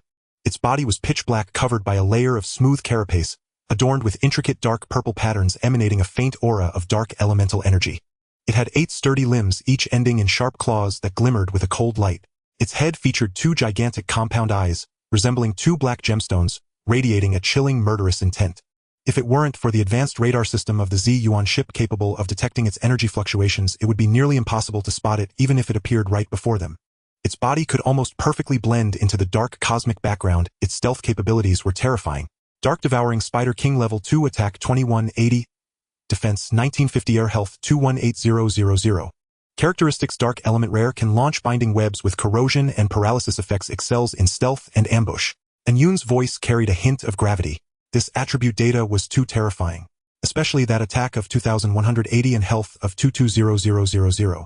If hit by it, even the third-tier matrix of the Z-Yuan ship would probably not withstand a few blows. Senior Hu Lai, I'm counting on you. Hao Dageng did not dare to be careless and quickly spoke to Hu Lai beside him. This king is too powerful. With our current combat strength, we cannot confront it head-on. Hu Lai nodded slightly, not saying much. A faint golden energy aura enveloped him, and in a flash he appeared outside the Z-Yuan ship, floating in space to face the king from a distance. The intelligence of the Dark Devouring Spider King was extremely high. It sensed the terrifying aura emanating from Hu Lai, realizing that this beast-man was a formidable opponent. Without a moment's hesitation, it turned to flee. Although the king was ferocious, it also valued its life greatly. In the face of such an overwhelming power disparity, retreating was its first choice. Thinking of escaping, too late. Hu Lai snorted coldly, his voice reverberating like thunder. A surge of golden light erupted around him as an ancient golden armor suddenly appeared on his body. This armor was covered in tiger clan patterns, vividly alive, as if countless fierce tigers were roaring upon it. At the shoulders were 2 massive tiger head pauldrons, exuding an imposing aura. On his chest was a gigantic tiger shield shimmering with a faint golden light. At the same time, a massive bronze hammer appeared in his hand with tiger engravings on the hammerhead, radiating a destructive aura. Hao Dageng looked on with envy, murmuring to himself, "So this is the peak powerhouse of the Beastman clan. Just releasing a portion of their pressure can actually intimidate this second-tier king into retreat." With a thought, Hao Dageng summoned a flash of red from the purple spirit bottle, the Tianluo red silk. It rapidly unfolded in space, instantly transforming into a red ribbon stretching over 1,000 meters. The surface of the ribbon was covered with intricate energy patterns emanating a powerful binding force. The Tianluo red silk coiled around the Dark Devouring Spider Tyrant like a nimble serpent, firmly restraining its 8 limbs and body. Hiss! The Dark Devouring Spider Tyrant emitted a hiss, its dark attribute energy surging wildly as it attempted to break free from the binding of the Tianluo red silk. Its dark attribute energy possessed a strong corrosive quality, with the ribbon of the Tianluo red silk developing tiny holes on its surface, releasing faint wisps of green smoke. Such strong corrosion! Hao Dageng was taken aback, quickly tightening the binding of the Tianluo red silk. Tiger Crack's gaze sharpened, and with a forceful step in the void, He propelled himself towards the tyrant like a cannonball. He raised the copper hammer high golden energy, surging into the hammerhead, where a gigantic phantom of a fierce tiger emerged. The phantom loomed 10 meters tall, its massive mouth, wide open, exuding a suffocating pressure. Tiger roar, breaking heaven hammer. Tiger crack roared angrily, the copper hammer in his hand, crashing down towards the tyrant's head with tremendous force. Boom! The golden hammerhead collided with the tyrant's black shell, unleashing a violent explosion. The shockwave of golden energy spread outward, shattering the surrounding rocky debris. Although the tyrant's shell was hard, it was utterly incapable of withstanding the full power blow of a super powerhouse. With a crack, its shell instantly became riddled with cracks. Its massive body flew backward, its head a bloody mess, and its two enormous compound eyes lost their luster. On the holographic screen, the life value of the dark devouring spider tyrant plummeted to 10, and it continued to drop. It worked! Hao Dageng felt a surge of joy in his heart, not daring to delay for a moment, and immediately controlled the crimson refining dark silk to fly towards the tyrant. The dark silk fell upon the tyrant's shell like countless sharp knives, rapidly slicing through it. Soon a massive gash was cut open, revealing the pulsating heart within. The tyrant's heart was completely different from that of a lord. The lord's heart was grotesquely bloated, while the heart of the dark tyrant was only 2 to 3 meters in diameter. It was dark purple all over its surface, covered with fine blood vessels. It emanated an extremely pure and potent essence of blood, far richer than that of a lord. This is it. Hao Dageng's eyes lit up, controlling the dark silk to disperse into thousands of fine threads, carefully extracting the heart from the tyrant's body. The dark devouring spider tyrant, having lost its heart, twitched a few times in space before completely losing its vitality, its massive corpse slowly drifting in the void. Hao Dageng controlled the dark silk to bring the heart, containing the ultimate essence of blood, into the energy core chamber of the purple source ship. Inside the core chamber, the purple spirit bottle, suspended in the center, suddenly began to shake violently. The patterns on the bottle seemed to come alive, shimmering with dazzling light. Clearly, it had sensed the rich essence of blood within the tyrant's heart. Previously, after absorbing the essence of blood from a second-tier lord, the progress of the blood essence source had risen to 98. It had been stuck at this bottleneck ever since, with no further progress, as if it had fallen into silence. Now, sensing the aura of the tyrant's heart, the purple spirit bottle finally erupted with a strong reaction once more. As soon as the 2 to 3 meter diameter tyrant's heart entered the core chamber, it uncontrollably flew towards the purple spirit bottle, as if attracted by a magnet, began to shrink and then merged into the bottle. Hum! The purple spirit bottle unleashed an unimaginable wave of energy, enveloping the entire core chamber in a dazzling blood-red glow. This wave of energy was peculiar, containing both a violent destructive force and a rich life essence, intertwining two entirely different energies to form a strange yet powerful field. The energy wave penetrated through the protective layer of the core chamber, spreading to the entire purple source ship, causing the ship to tremble slightly. Tiger Crack also returned to the purple source ship, feeling this peculiar wave of energy. A hint of surprise flickered in his eyes, but he soon regained his composure, saying nothing more and silently gazing towards the core chamber. Meanwhile, the crimson refining dark silk and Tianluo red silk, having returned to the purple spirit bottle, were also enveloped by this intense energy. They twisted and writhed within the energy, becoming increasingly powerful, with the blood-red glow growing ever more brilliant, clearly evolving by harnessing this energy. The crystal blood vine, which had transformed into a bracelet on Hao Dageng's wrist, suddenly detached from him. It transformed into a streak of red light, flying into the purple spirit bottle, and merging with the crimson refining dark silk and Tianluo red silk. At that moment, a powerful suction suddenly emanated from the purple spirit bottle, drawing Hao Dageng's consciousness uncontrollably into the bottle. This sensation was incredibly peculiar, akin to a soul leaving the body, yet also felt like a deep resonance with the purple source ship, but even more intimate and thorough. He felt his consciousness merging into the space of the purple spirit bottle, clearly perceiving everything inside the bottle. The internal space of the purple spirit bottle was far more expansive than he had imagined, akin to an independent small world. In the center of the space floated the heart of the dark devouring spider tyrant, from which the essence of blood had been completely drained, leaving only a shriveled heart shell, but the shell still retained a rich dark attribute energy. The crimson refining dark silk, Tianluo red silk, and crystal blood vine spun continuously in the space, forming a massive red vortex. At the center of the vortex, the violent energy and essence of blood intertwined, emitting a heart-pounding fluctuation. Hao Dageng felt that he had established a wonderful connection with these three, clearly sensing their growth and changes. The crimson refining dark silk became more resilient and sharp, significantly enhancing its penetrating power. The binding and strength of the Tianluo red silk increased, with its surface energy patterns becoming more intricate and complex. Meanwhile, the crystal blood vine became more agile, emitting a rich life essence, as if possessing a stronger self-healing ability. What surprised him even more was that he felt completely integrated with the purple source ship. He could clearly sense the energy flowing through every energy conduit of the starship, much like feeling the flow of blood within his own body.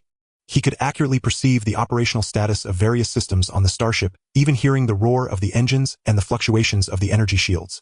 As an energy master, his perception of energy far exceeded that of ordinary people.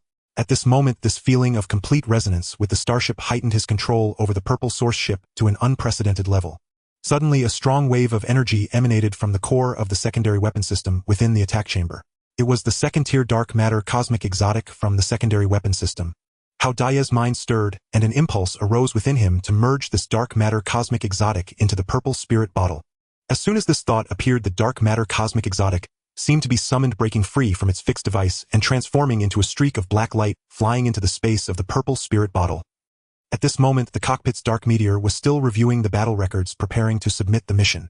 Suddenly, an unusual glow appeared on the holographic screen, and the starship's data began to fluctuate wildly, with the energy core's output power skyrocketing instantly. What is this? Dark Meteor's tone revealed a hint of surprise. The energy core is beginning to evolve. It's about to advance to the second tier. As soon as the exotic material from the dark matter universe entered the purple spirit bottle, it was drawn into the spinning red vortex. The heavenly silk suddenly flew out, tightly wrapping the exotic material from the dark matter universe, then suddenly tightening. Crack! Crack! The exotic material from the dark matter universe was forcibly crushed into powder under the immense power of the heavenly silk. The black powder merged into the red vortex, intertwining with the residual dark attribute energy essence blood source and violent energy converging towards the withered heart. As the black powder integrated, the surface of the heart began to undergo marvelous changes. Its size continually shrank, ultimately reducing to about 1 meter in diameter, and its color transformed from dark purple to pure black. Its surface was covered with blood-red patterns, retaining the shape of a heart, while containing rich dark attribute energy and the aura of essence blood source. This peculiar crystal formed from the exotic material of the dark matter universe, the tyrant's heart shell, and various energies floated at the center of the purple spirit bottle, emanating powerful and stable energy fluctuations. Meanwhile, a dedicated energy line extended from the secondary weapon system, directly connecting to the purple spirit bottle. As the connection was established, the purple spirit bottle erupted, with an even more dazzling blood-red light enveloping the entire purple source. Ding! Energy core upgrade completed. The purple source has successfully upgraded to a second-tier starship. The Starship system prompt echoed clearly in everyone's ears. Starship attributes: updated attack attribute, 2,000 points defense, attribute 2,000 points power, attribute 2,000 points. The number of microcore engineering robots increased to 3 million. Radar detection range increased to 3 million kilometers. Speed increased to 600 Mach. One source of life condensed, capable of binding one core crew member. With the prompt's conclusion, the purple source underwent a dramatic transformation. The ship's outer energy shield, originally a crimson red, instantly transformed into a brilliant orange. The thickness and energy density of the shield significantly increased, radiating a more stable and powerful defensive aura. The flames emitted from the engine also changed from red to orange, with a substantial boost in power output. Inside the ship, the operations of various systems became smoother and energy output steadied. Hao Dageng withdrew his consciousness from the purple spirit bottle, taking a deep breath as he felt the close connection between himself and the purple source's face, revealing an unmistakable joy. A second-tier starship, finally upgraded. The blood crystal vine transformed back into a bracelet wrapping around his right hand. After this evolution, the bracelet's color deepened, the surface patterns became clearer, exuding a rich aura of life. Hao Dageng could sense that the blood crystal vine's abilities had significantly improved, and not only had its self-healing and defensive capabilities enhanced, but it also seemed to unlock new skills that required further exploration. Meanwhile, Hu Lai's expression was serious, as he sensed the changes in the purple source, a complex light flashing in his eyes. At the moment the starship upgraded, he felt an extremely faint yet familiar aura emanating from the purple source. It was the aura of a fated divine weapon. Although it disappeared in an instant, he was certain he hadn't misperceived. The purple spirit. Truly remarkable. Hu Lai thought to himself, casting a peculiar glance at Hao Dageng. He increasingly felt that this guy was not simple. The battle data and the tyrant's kill record have been automatically uploaded to the military system, and the settlement will be completed shortly. As soon as he finished speaking, a prompt message popped up on the holographic screen. Dark Meteor, submit the mission. Hao Dageng's voice carried a hint of excitement. It has been submitted, Dark Meteor replied. The battle data and the tyrant's kill record have been automatically uploaded to the military system, and the settlement will be completed shortly. As soon as he finished speaking, a prompt message popped up on the holographic screen. Task YH68546 completed. Task evaluation excellent. Reward of 3 million military merits has been credited, please check. 3 million military merits. Hao Dageng looked at the numbers in his military merit account, a satisfied smile spreading across his face. Adding the previous 2 million military merits, their total military merits had now reached 5 million, enough to exchange for many precious resources. Alright, mission accomplished. We should head back now, Hao Dageng said. The Sea Dragon clan's chief Hai Long has promised us a reward of 1 million crystal cores. We must not forget to collect it. Understood. Dark Meteor nodded, controlling the purple source to change direction and fly towards planet MY826. The orange energy shield flickered with dazzling light in the starry sky, the speed of the second-tier starship far surpassing that of the first tier. In just over an hour, they arrived above the island where the merfolk resided. On the docking platform, Chief Hai Long and a group of merfolk were already waiting. They used remote observation equipment to witness the battle and explosions in the direction of the comet. Knowing that the purple source had successfully killed the dark devouring spider tyrant, their faces alight with excitement. As the purple source landed smoothly on the docking platform, and the cabin door opened, Chief Hai Long immediately approached with the merfolk respectfully bowing. Honorable Captain Hao, thank you for successfully killing the tyrant. You are the savior of our merfolk. Hao Dageng smiled as he stepped down from the starship, saying, You flatter me, Chief. This is what we should do. Now that the tyrant is gone, you can resume mining operations. Yes, yes, yes. Chief Hai Long nodded repeatedly, his smile becoming even brighter. Captain Hao, we have prepared your reward. He personally operated the interstellar transfer terminal, and with a flash of a pale blue energy beam, the purple source immediately received the notification, 100 million crystal cores credited. Captain Hao, please check. Chief Hai Long's face was filled with grateful smiles, and he then signaled his clansmen behind him to present several crystal-clear jade boxes. This is a token of our merfolk. These deep-sea pearls have been nurtured over 10,000 years. Not only do they shimmer, but they can also slightly amplify spiritual power. We hope you will accept them. Hao Dageng opened the jade box to find each pearl was the size of a fist and pure white, radiating a faint glow with a soft touch, indeed a rare treasure. He nodded with a smile, Thank you, Chief, for your generous gift. I shall not refuse. After carefully storing the pearls, Hao Dageng bid farewell to Chief Hai Long and returned to the ZUN ship. As the cabin door closed, he handed one box of pearls to Jenny, saying, Take this box. It can enhance your mental strength, which should aid in your cultivation. Thank you.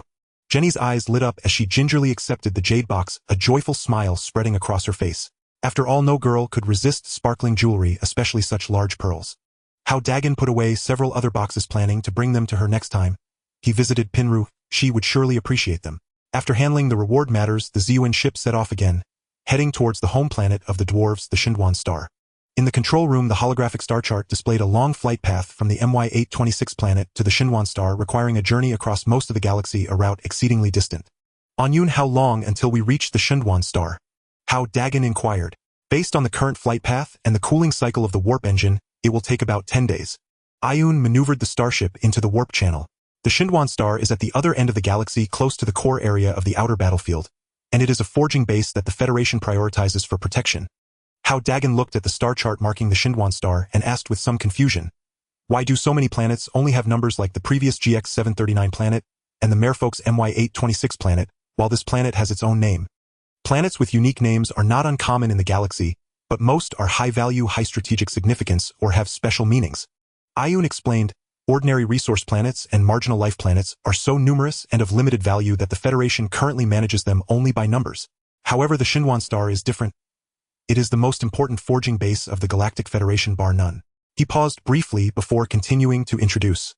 The Xinduan star has a diameter of over 1 million kilometers, situated on the edge of the outer battlefield, where forging workshops, mines, and research centers are abundant. Many of the Federation's high-tier ammunition core components of starships and powerful weapons of various races originate from the Xinduan star. Precision equipment of the mechanical race, the life-bound weapons of the orc race, and even high-tier matrices can all be crafted by top-tier forgers found here. Moreover, the mineral resources of the Xinduan star are extraordinarily rich, especially the rare metal veins that support more than half of the Federation's military production. Consequently, it not only has a unique name, but is also classified as a Level 1 protected planet by the Federation, guarded by a large number of elite troops. Hao Dageng understood in his heart that a planet so crucial to the Federation's military industry indeed deserved such emphasis. For the next 10 days, the ZUN ship sailed steadily through the warp channel. The passage of time during the voyage was always long and monotonous, yet the atmosphere aboard the ZUN ship was not dull. Hu Lai had reverted to his previous farmer persona, spending most of his time in the ecological zone, tending to the peculiar vegetables he had planted. He seemed to possess immense passion for planting, with every action exhibiting great focus. One day, after Hao Dageng completed the daily affairs of the Starship, he arrived at the ecological zone. Seeing Hu Lai bent over watering a plant laden with red fruits, he couldn't help but approach and asked curiously, "Senior, why do you enjoy doing this farming work so much? Wouldn't it be better to spend this time cultivating and improving your strength?" Hu Lai straightened up, a gentle smile gracing his face. "Am I not cultivating right now?" "Ah!" Hao Dageng was taken aback. "Is this also considered cultivation?" "Of course." Hu Lai nodded, continuing to bend down and tend to the plants. Cultivation can be divided into two types. One is the accumulation of source energy through absorbing cosmic energy and refining resources to enhance one's energy reserves and level. The other is the cultivation of the mind, which involves gaining insights into life and refining one's character to enhance control over energy and its efficiency. What I am doing now is the latter. He paused for a moment, looking at Hao Dageng, and asked, "Have you ever thought about why the mechanical race generally has higher levels, with many reaching the 5th or 6th tier, even the 7th tier, yet in terms of actual combat power they often do not reach half of the orc race of the same level?" Hao Dageng thought for a moment and shook his head, saying, "I am not entirely clear, please enlighten me, senior." "Because they possess vast amounts of energy, but cannot utilize it effectively," Hu Lai said. "The energy of the mechanical race mostly comes from the core. Although the reserves are massive, their utilization is too rigid, releasing energy only according to preset programs, lacking flexibility and explosiveness. Conversely, the cultivation of the orc race emphasizes not only the accumulation of source energy, but also the refinement of the mind, allowing them to merge with energy, enabling them to deploy energy with ease and freedom. For example, you, because the ZUN ship upgraded to the 2nd tier, your own level also rose to the 2nd tier, but your combat power is almost zero. Because you have no idea how to mobilize the source energy within your body, you can only rely on external items like the crystal bloodvine for combat, unable to convert your own source energy into true combat power." Hao Dagen's face flushed. Indeed, as Hu Lai said, although he had reached the 2nd tier, aside from manipulating a few treasures derived from the purple spirit bottle, he had almost no attacking power. "Senior, how can I enhance my control?" Hao Dageng quickly asked humbly. "Let me give you a few examples," Hu Lai said. "Take your ZUN ship for instance. It has now been upgraded to the 2nd tier, without the addition of any extra high-tier metals. Merely the energy core has changed, yet the defense of the Starship has doubled. This is the effect of energy utilization. The same material can exhibit entirely different powers under different energy enhancements. For example, with matrices," Hu Lai continued, "the same 4th-tier metal, a low-tier matrix master, can only create a 2nd-tier matrix, while a high-tier matrix master can produce a 6th-tier matrix. The raw materials remain unchanged, or what changes is the understanding and application of energy. The essence of a matrix is to guide energy through special patterns to form specific fields, thereby producing powerful effects. For instance, the outer shell material of the ZUN ship is gray tungsten silver core. When mined and smelted into ingots, although it has a high hardness, it still melts at temperatures of 10,000 or even several tens of thousands of degrees. Yet when it is forged into the Starship's outer shell and connected to the energy core, it can withstand temperatures of hundreds of thousands of degrees and attacks from high-tier energy weapons. This is the most basic application of energy. Through the penetration and enhancement of energy, the physical properties of matter are altered." Hu Lai set down the tools in his hands, looking at Hao Dageng with a serious expression. "The core of cultivation lies not in how much energy you possess, but in how much energy you can utilize. Your sensitivity to energy far exceeds that of ordinary people, which is your advantage. However, currently you are merely passively absorbing and storing energy. Yet you do not know how to actively mobilize and utilize energy. To enhance your combat power, you must earnestly contemplate, understand the flow of energy, and learn how to use energy for combat and defense." After finishing his words, Hu Lai extended his arm and said, "Come, release your crystal blood vine, wrap it around my arm, and then crush it with all your strength." Hao Dageng immediately complied. With a thought, the crystal blood vine on his wrist transformed into a streak of red light wrapping around Hu Lai's arm. The crystal blood vine spread rapidly, tightly entangling Hu Lai's arm. "Feel the state of the crystal blood vine, sense the transmission of energy," Hu Lai instructed. Hao Dageng closed his eyes, concentrating all his thoughts to control the crystal blood vine to contract forcefully. However, the sensation returned by the crystal blood vine was as if it had wrapped around an immense mountain. No matter how hard he tried, Hu Lai's arm remained unmoved, and the crystal blood vine couldn't compress even a fraction. Merely relying on will is insufficient. You must channel your source energy into the crystal blood vine, Hu Lai reminded. As a source energy master, his greatest strength lay in his control over various energies, and a torrent of energy continuously surged into the crystal blood vine. As the energy was injected, the crystal blood vine, originally only the thickness of a finger, began to expand rapidly, soon becoming as thick as an arm. The patterns on the vine became clearer, emitting a rich red glow, and the wrapping power significantly increased.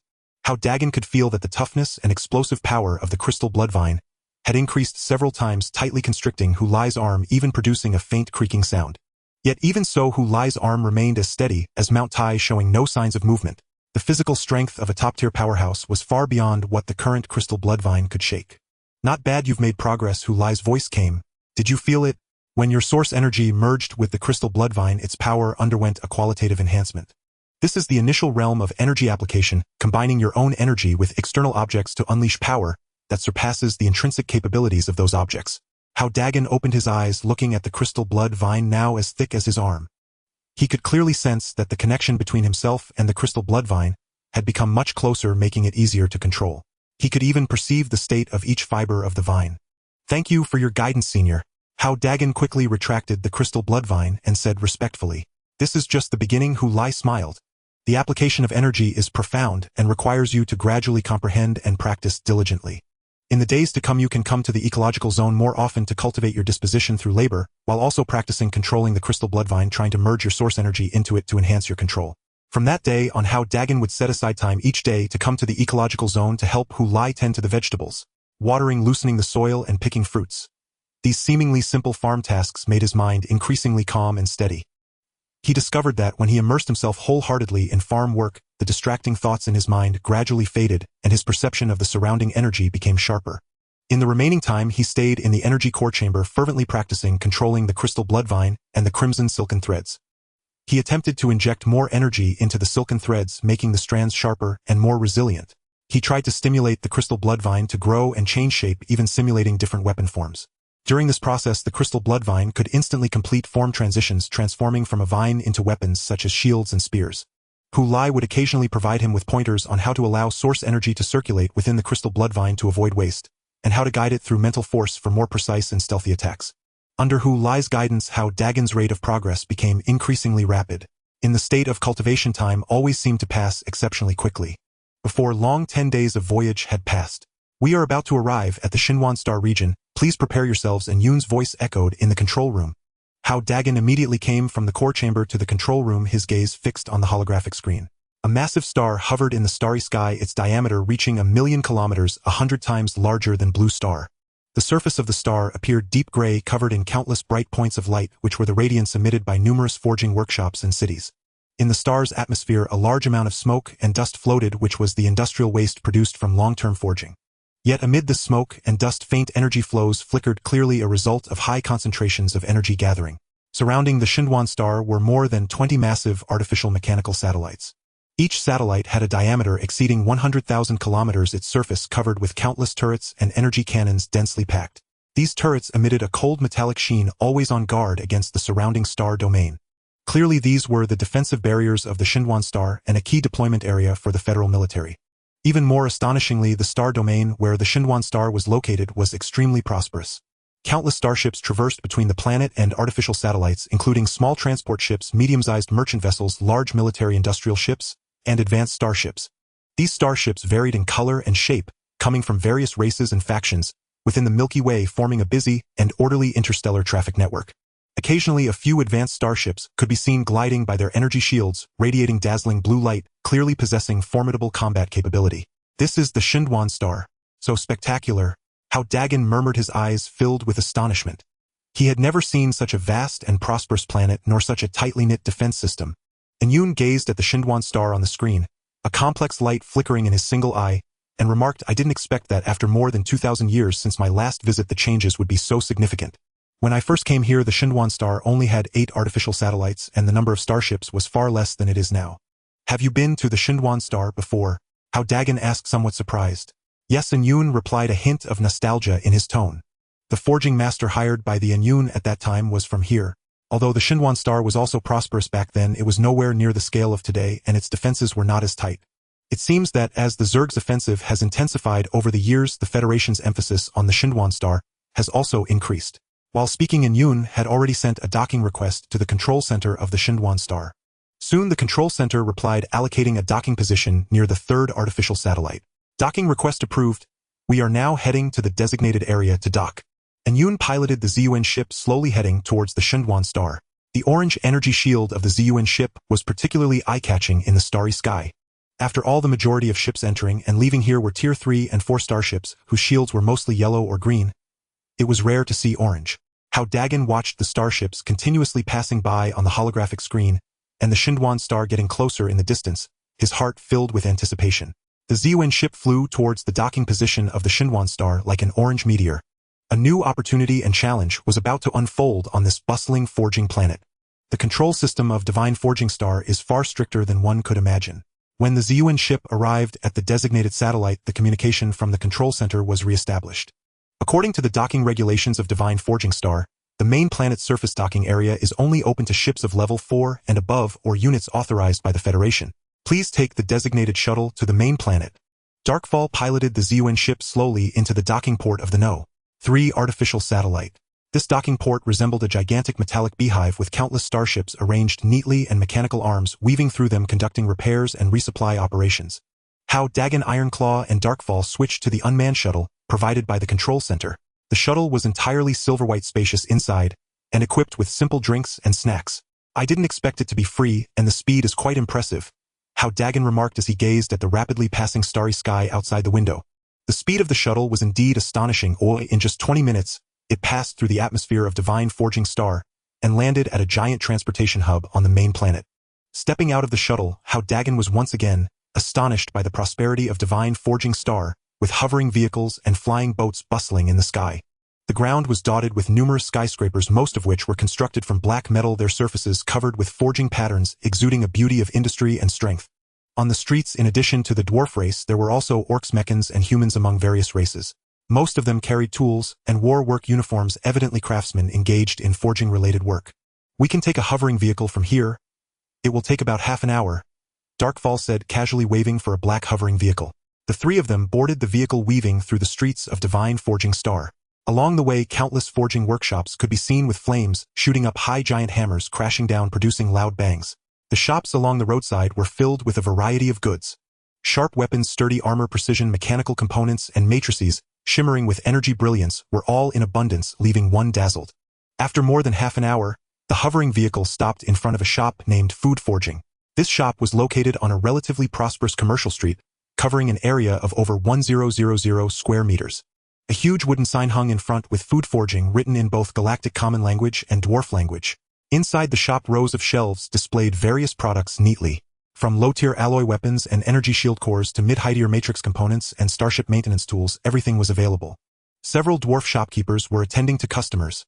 Although small in stature, most were around 1.3 to 1.4 meters tall, their movements agile, with well-defined muscle lines exuding a sense of strength. "Excuse me, is this the shop run by the Food family?" Darkfall floated in the air, asking a female dwarf who was organizing the shelves. The female dwarf looked up, revealing a petite and cute face with a healthy wheat-colored skin.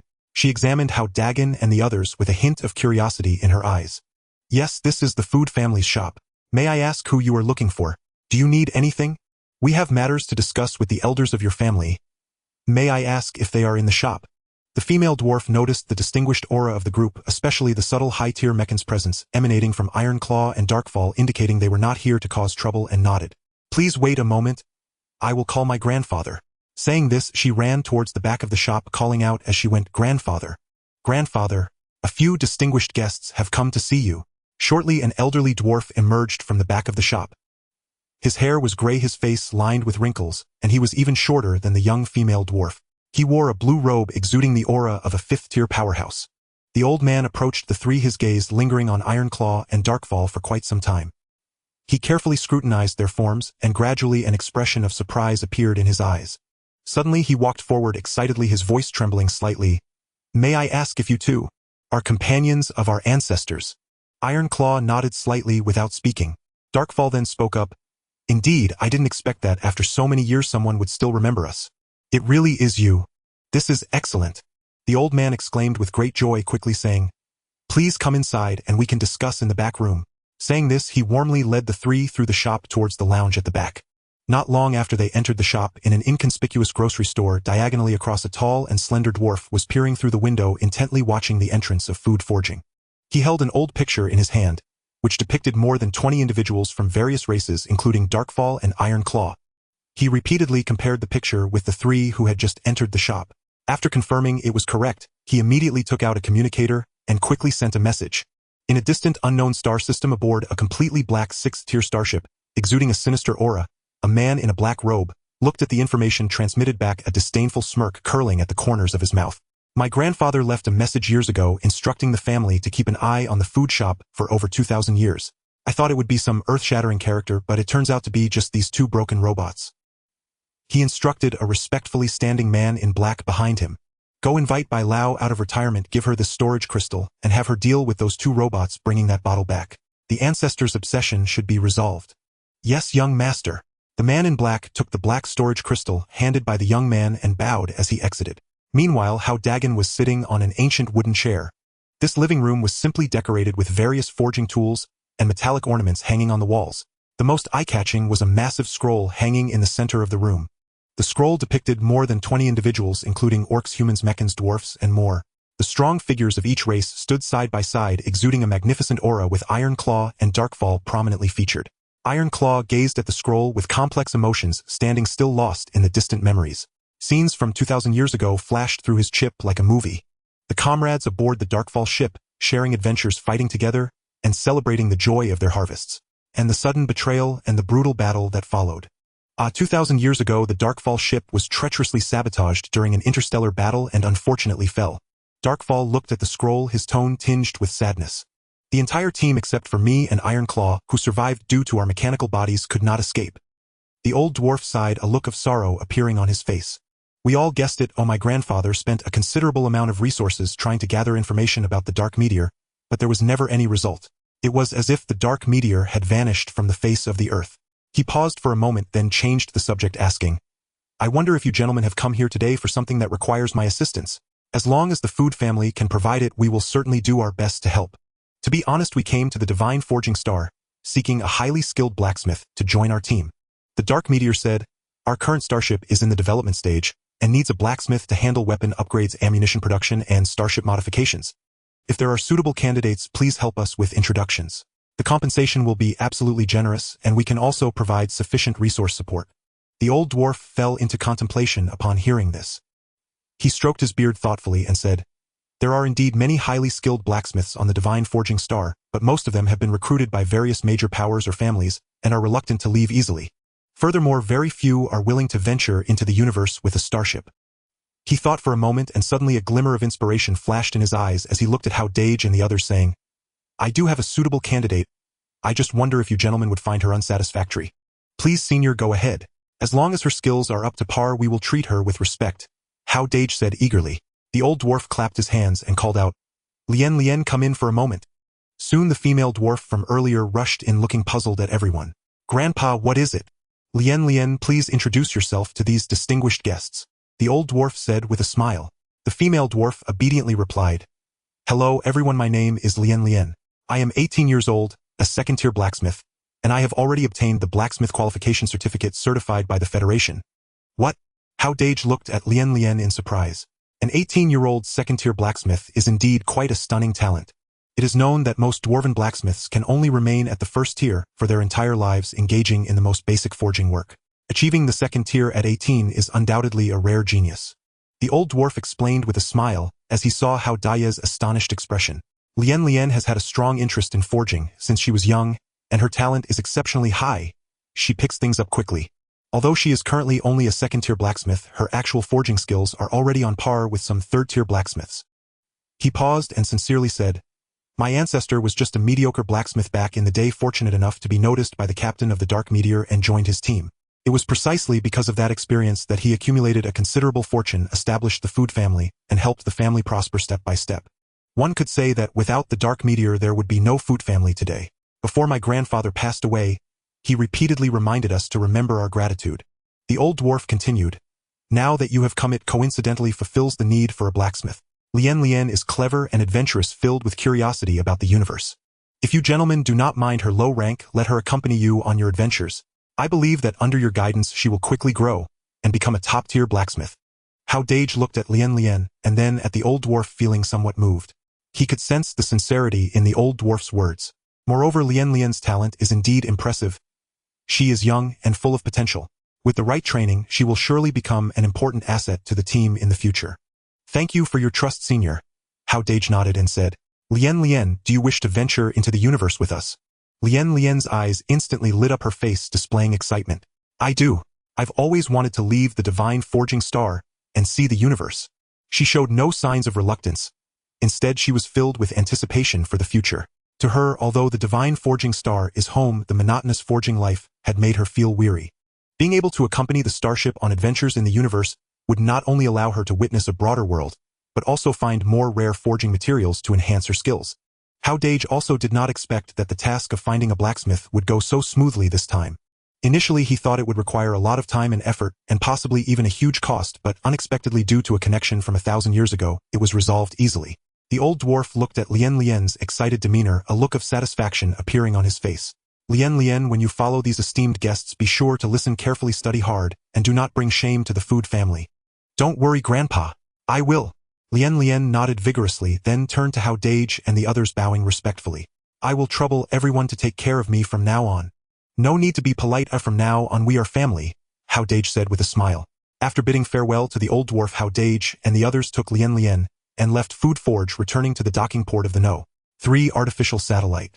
Back on the ZUN, Jenny had already received the news and was waiting at the cabin door. Upon seeing Lien, she immediately approached with enthusiasm. You must be Lien, right? Welcome aboard the ZUN. My name is Jenny and I am a matrix engineer. We can research together in the future. Hello, Sister Jenny. Lien was also very happy. She could feel Jenny's friendliness, and since both were technical talents, one a blacksmith and the other a matrix engineer, they were bound to have much in common. Jenny guided Lien to familiarize herself with the environment of the ZUN and arranged a spacious resting cabin for her. The two, having similar ages and interests, chatted and laughed along the way. The Dark Meteor also specially set up a small forging workshop in the super smelting room, allowing her to forge at any time. Dark Meteor. Hao Dageng suddenly spoke, a hint of nostalgia in his tone. Let's set off back to Blue Star. We've been out for so long and I want to go back and see my family. I wonder how they are doing. Since being chosen by the will of Blue Star to leave, nearly half a year had passed. Now that the team had stabilized and the Starship was upgraded to the 2nd tier, it was time to go back and take a look. The Dark Meteor said, All right, I will start calibrating the course now. Blue Star is located in the solar system within the Milky Way, which is very far from the divine forging star, and we need to avoid many inhabited planets and federal-controlled areas. The estimated travel time will be approximately 1 month. 1 month is fine. There are no urgent tasks anyway, so we can take our time, Hao Dageng said, filled with anticipation. He had already begun to imagine the scene of reuniting with his family upon returning to Blue Star. By the way, Inyun, Hao Dageng suddenly recalled something. Is the person who betrayed the Inyun ship and stabbed us in the back still alive? The one-eyed Inyun flickered for a moment, speaking coldly. He should have perished by now. After all, it has been over 2,000 years. Even if he reached the 7th rank back then, he couldn't possibly live this long. However, his starship, the Demon Spirit, is still around, and has been upgraded to the 6th rank, likely inherited by his descendants. A 6th rank starship. Hao Dageng was greatly astonished. Inyun explained, that person was ruthless. In order to upgrade his starship, he plundered resources and slaughtered weaker races, accumulating a vast amount of wealth and resources. Moreover, his descendants must have inherited his cruelty, continuously expanding their influence and upgrading their starships over these 2,000 years. However, the Demon Spirit is now wanted by the Galactic Federation with a bounty of 38.5 billion military merits. They must be hiding in some unmonitored star region, afraid to show themselves easily. As he spoke, Inyun pulled up a wanted notice from the Galactic Federation, projecting it on the holographic screen. The notice clearly displayed the image of the Demon Spirit, a pitch-black starship with a bizarre shape emanating an aura of evil. The wanted notice read, Wanted Starship Demon Spirit 6th rank, bounty amount 38.5 billion military merits, reason for wanted, suspected of endangering the security of the galaxy, committed multiple serious crimes, specific charges are confidential. Hao Dageng was stunned by the bounty amount. What on earth did this guy do to earn such a high bounty? I don't know either, and Yoon shook his head. The Federation's wanted notice did not specify the exact reasons, only indicating the bounty amount and starship information. However, for the Federation to issue such a high bounty, he must have committed a serious act that threatens the security of the galaxy. Hao Dageng clenched his fists and said with determination, Enyun, rest assured, we will eventually avenge the Enyun ship. Once our Ziyun ship is upgraded to a higher tier, and our strength is strong enough, even without this bounty, we will find the Demon Spirit to avenge our fallen comrades from back then. Enyun continued, now that the Demon Spirit is wanted, and cannot approach the galactic territory, we have plenty of time to develop. Once our strength is sufficient, we can slowly settle the score with them. The The two no longer discussed the demon spirit and focused on preparing for the return journey. And Yoon began to fully calibrate the flight path, calculating avoidance areas and checking various systems of the Starship. Tai Zhao was repairing the weapon systems, while Lien, with Jenny's help, was familiarizing herself with the environment of the Ziyuan ship. Hu Lai continued tending to his vegetables in the ecological zone, as if nothing had happened. The Ziyuan ship's engine started up again, heading towards the solar system. The Starship sailed steadily through the cosmos, and Hao Dageng's heart was filled with anticipation. He did not know what would happen upon returning to Blue Star, or if his family was safe. But he knew that regardless of the difficulties he encountered, he had the powerful support of the Ziyuan ship, and his companions fighting alongside him.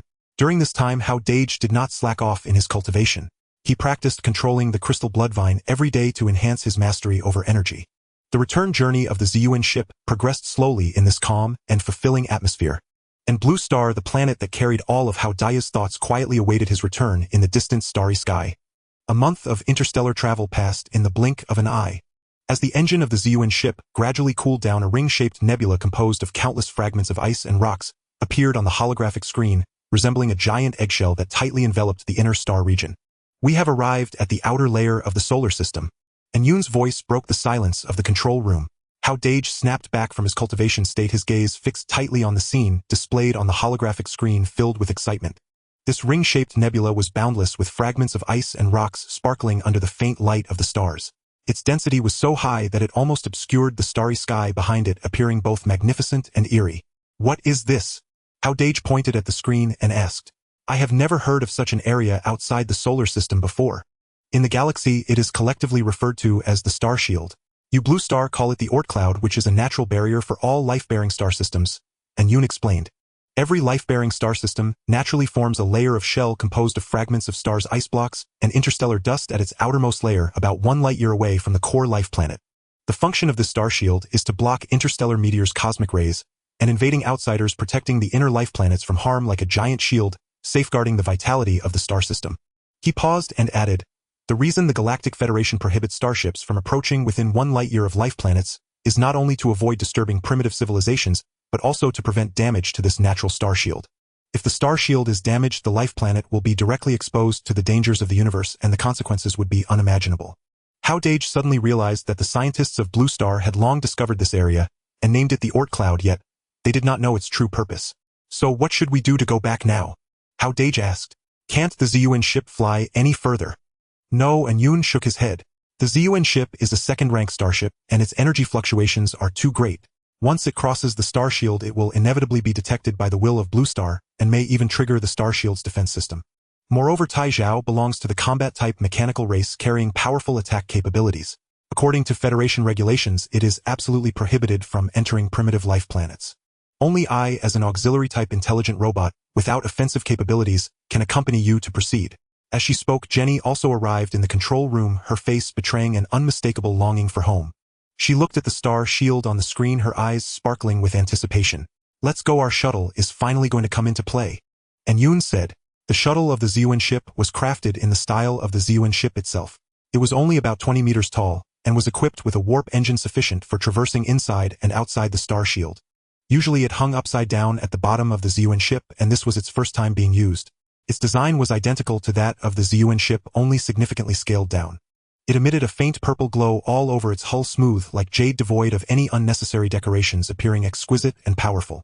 And Yoon proudly stated, "Our shuttle is equipped with the most advanced cloaking systems and shielding devices. The technological level of Blue Star simply cannot detect it, and it is even difficult to perceive with the naked eye. Moreover, its warp engine can achieve short-distance jumps. From here to Blue Star, it only takes an instant." The interior of the shuttle was not large, but it was well-equipped with a driving seat, a rest area, and a storage compartment all present. Hao Dageng sat in the driver's seat, while Yoon took control, and Jenny sat beside him, nervously gazing ahead. The shuttle is starting up, or the warp engine is fully charged, and the destination is above the atmosphere of Blue Star. And Yoon's voice echoed. With a faint vibration, the warp engine of the shuttle began to operate, creating ripples in the surrounding space, as the purple hull gradually blurred. In the next moment, the shuttle vanished from its original spot, as if it had never existed. When it reappeared, it was already hovering above the atmosphere of Blue Star. The azure planet came into clear view, with white clouds like a delicate veil covering its surface. The blue oceans intertwined with land, and the familiar sight brought tears to Hao Dageng's and Jenny's eyes. It had only been half a year since they left Blue Star, but during that time they had experienced countless life-and-death trials. Battling against the insectoids, encountering a second-tier lord, defeating a tyrant, upgrading their starship. Several times they faced perilous situations, and returning home alive was undoubtedly a tremendous stroke of luck for them. We're home. Truly home. Jenny's voice trembled slightly as tears streamed from the corners of her eyes. Hao Dageng felt deeply moved, inhaling deeply to suppress his excitement as he spoke. And Yoon, please drop Jenny off at home first, then we will return to the dragon country. Wait a moment, there are a few important points you must adhere to. And Yoon's tone grew serious. First, you must never reveal our experiences in the galaxy to anyone, including matters related to the Starship, the insectoids, and the Federation. Second, do not disclose the true state of the universe to avoid unnecessary panic. Third, as second-tier martial practitioners, you both possess flying capabilities, but in front of the civilians of Blue Star, you must never expose these abilities. Why can't we expose it? Hao Dageng asked, puzzled. And Yoon explained the abilities of second-tier martial practitioners are considered supernatural forces on Blue Star. Once exposed, it is bound to cause a huge uproar. Moreover, all planetary wills are highly sensitive to external forces. Every move we make is under their surveillance. After detailing all the precautions, and Yoon piloted the shuttle towards Jenny's hometown. The shuttle flew at low altitude through the atmosphere, moving extremely fast yet producing no sound, like a ghost. Soon the shuttle arrived above a city. Jenny pointed to a luxurious villa below and said, "That's it, I'm home." And Yoon landed the shuttle on a patch of open ground behind the villa and said, "Remember, do not expose any abnormalities. We will come to pick you up in a few days." "I understand." Jenny nodded and ran towards the villa. After sending her off, and Yoon piloted the shuttle towards the dragon country. The engine started again, instantly crossing half of Blue Star to reach Hao Dageng's hometown, Zhang City. Meanwhile, a disguised starship was racing toward the solar system, and Yoon parked the shuttle in a forest on the outskirts, activated stealth mode, and then spoke. "We can go now. I will release a shielding wave to hide our presence." Hao Dageng nodded and stepped out of the shuttle. Once Yoon activated stealth mode, only Hao Dageng could see it. "Let's go home." Hao Dageng took a deep breath, leaped lightly, and flew towards the city. A first-tier martial practitioner possesses strength and speed far beyond ordinary individuals, while a second-tier martial practitioner can fly through the air at speeds comparable to a fighter jet. Before long, he returned to his home, an ordinary residential building in the old district of Zhang City. Standing at the familiar hallway entrance, Hao Dageng was filled with emotions. Here there was no danger of the universe, no threats from the insectoids, only a mundane and warm life. Like an ordinary person, he walked up the stairs and knocked on the door. Knock, knock, knock. The door was quickly opened, revealing the familiar faces of his parents. Seeing Hao Dageng, there was not much surprise on their faces, only a hint of confusion as they said, "Dageng, aren't you working out of town? Why are you back so suddenly?" Hao Dageng felt a stir in his heart. According to what he had said, when he left he was working out of town and wouldn't return for at least a year. His parents' reactions were somewhat subdued, as if they were not surprised by his sudden return. "Mom and Dad, I came back to see you." Hao Dageng smiled and said, "The company gave me a few days off, so I returned to rest for 2 days before going back to work. It's good to have you back, good to have you back."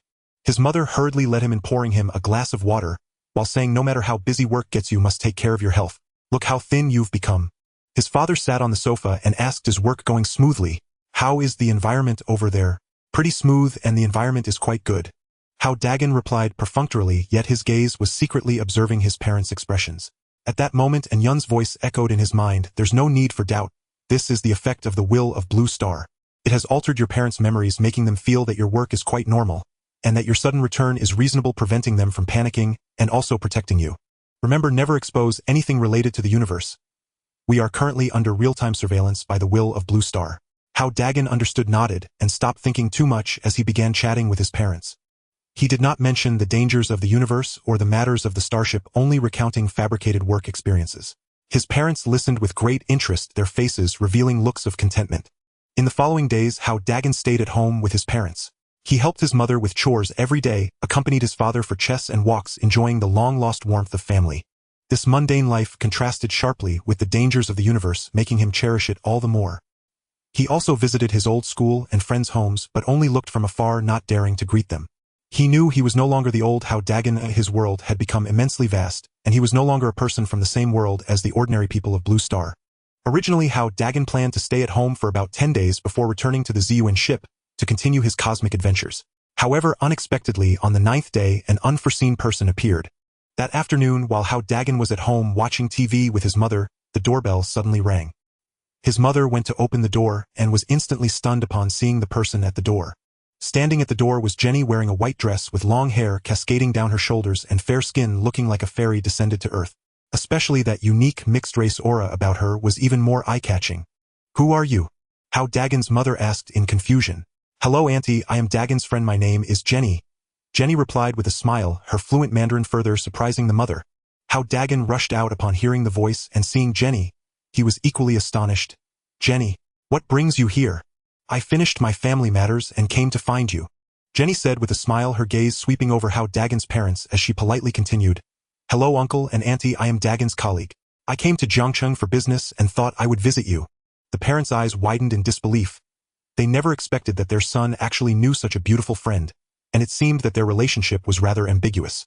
The mother quickly invited Jenny in with enthusiasm, pouring her a glass of water, while continuously appraising her, a smile stretching across her face. "Dageng, you rascal, why didn't you say anything sooner?" The mother held Jenny's hand, growing fonder of her. The father also smiled and said, "Miss Jenny, you've had a long journey. How long are you staying in Jiangcheng? Let Dageng show you around properly." Jenny smiled and said, "Thank you, Uncle and Auntie, I plan to stay in Jiangcheng for a few days. In fact, I have another idea for this trip. I want to invite Dageng to travel the world together. We are usually very busy with work, and it's rare to have a vacation, so I want to take this opportunity to relax." Hao Dageng was taken aback. He didn't expect Jenny to make such a request, but seeing the eager expressions on his parents' faces, and the longing in Jenny's eyes, he couldn't bring himself to refuse. "All right then, let's go for a stroll." Hao Dageng nodded and said. Just like that, Hao Dageng's original plans were completely disrupted. Originally intending to stay for only 10 days, he had to extend his vacation due to Jenny's plan and began the journey of traveling the world. They first visited famous attractions in Jiangxing, then went to the capital and other places before flying to cities abroad. At each location, they fully enjoyed themselves, savoring local delicacies, admiring beautiful scenery, and relishing the rare moments of peace and happiness. During this journey, the bond between him and Jenny rapidly deepened, evolving from initial ambiguity to that of an inseparable couple. One day they arrived at an uninhabited island in the Pacific Ocean. The island boasted stunning scenery and crystal-clear waters. Hao Dageng and Jenny lay on the beach basking in the sun, chatting and enjoying the delightful moments. "I really hope this can last forever," Jenny whispered while leaning on Hao Dageng's shoulder. "No crises, only tranquility and happiness." Hao Dageng tightly held her hand and said, "It will once we become strong enough." They were immersed in happy visions, completely unaware of the enormous crisis that was quietly approaching. A cargo starship disguised as an ordinary vessel was racing towards them. In the starship's control room, a woman tapped her fingers lightly on the table, the holographic screen clearly displaying the location of the purple source. This woman was Bai Lao, sent by the master of the demon spirit to find them a 9th-tier powerhouse. At this speed, she would reach the outskirts of the solar system in at most 3 days. Meanwhile, Hao Dageng and Jenny were still enjoying their beautiful time on the uninhabited island, completely oblivious to the impending danger. The purple source was hovering at the edge of the star shield, surrounding the solar system, while Iron Claw in the cockpit was constantly monitoring the surroundings. Suddenly, the radar picked up a faint yet unusual spatial fluctuation. It was the unique energy ripple caused by a warp engine transition fleeting in the vast cosmos. "Is the shuttle ship coming back?" Iron Claw's voice echoed. He stared at the radar screen, waiting for the shuttle ship's signal to connect, but 1 minute, 2 minutes passed. The screen still only showed signals from the shattered ice and rocks of the star shield, as if that spatial fluctuation had never existed. Confused, Iron Claw connected to Darkfall's communication. "Darkfall, I just detected a spatial fluctuation from a warp engine and thought you were back." At this moment on the uninhabited island, Hao Dageng lay in a chair, his arm draped over Jenny's shoulder, listening to the sound of the waves crashing against the rocks, the scent of coconut lingering in the air. These days of traveling the world had allowed him to completely unwind from the tension of cosmic adventures. At this moment, he just wanted to immerse himself in this rare comfort. Darkfall's voice carried a rare gravity. "It's not us. Looking at their state, they probably need a few more days before they leave."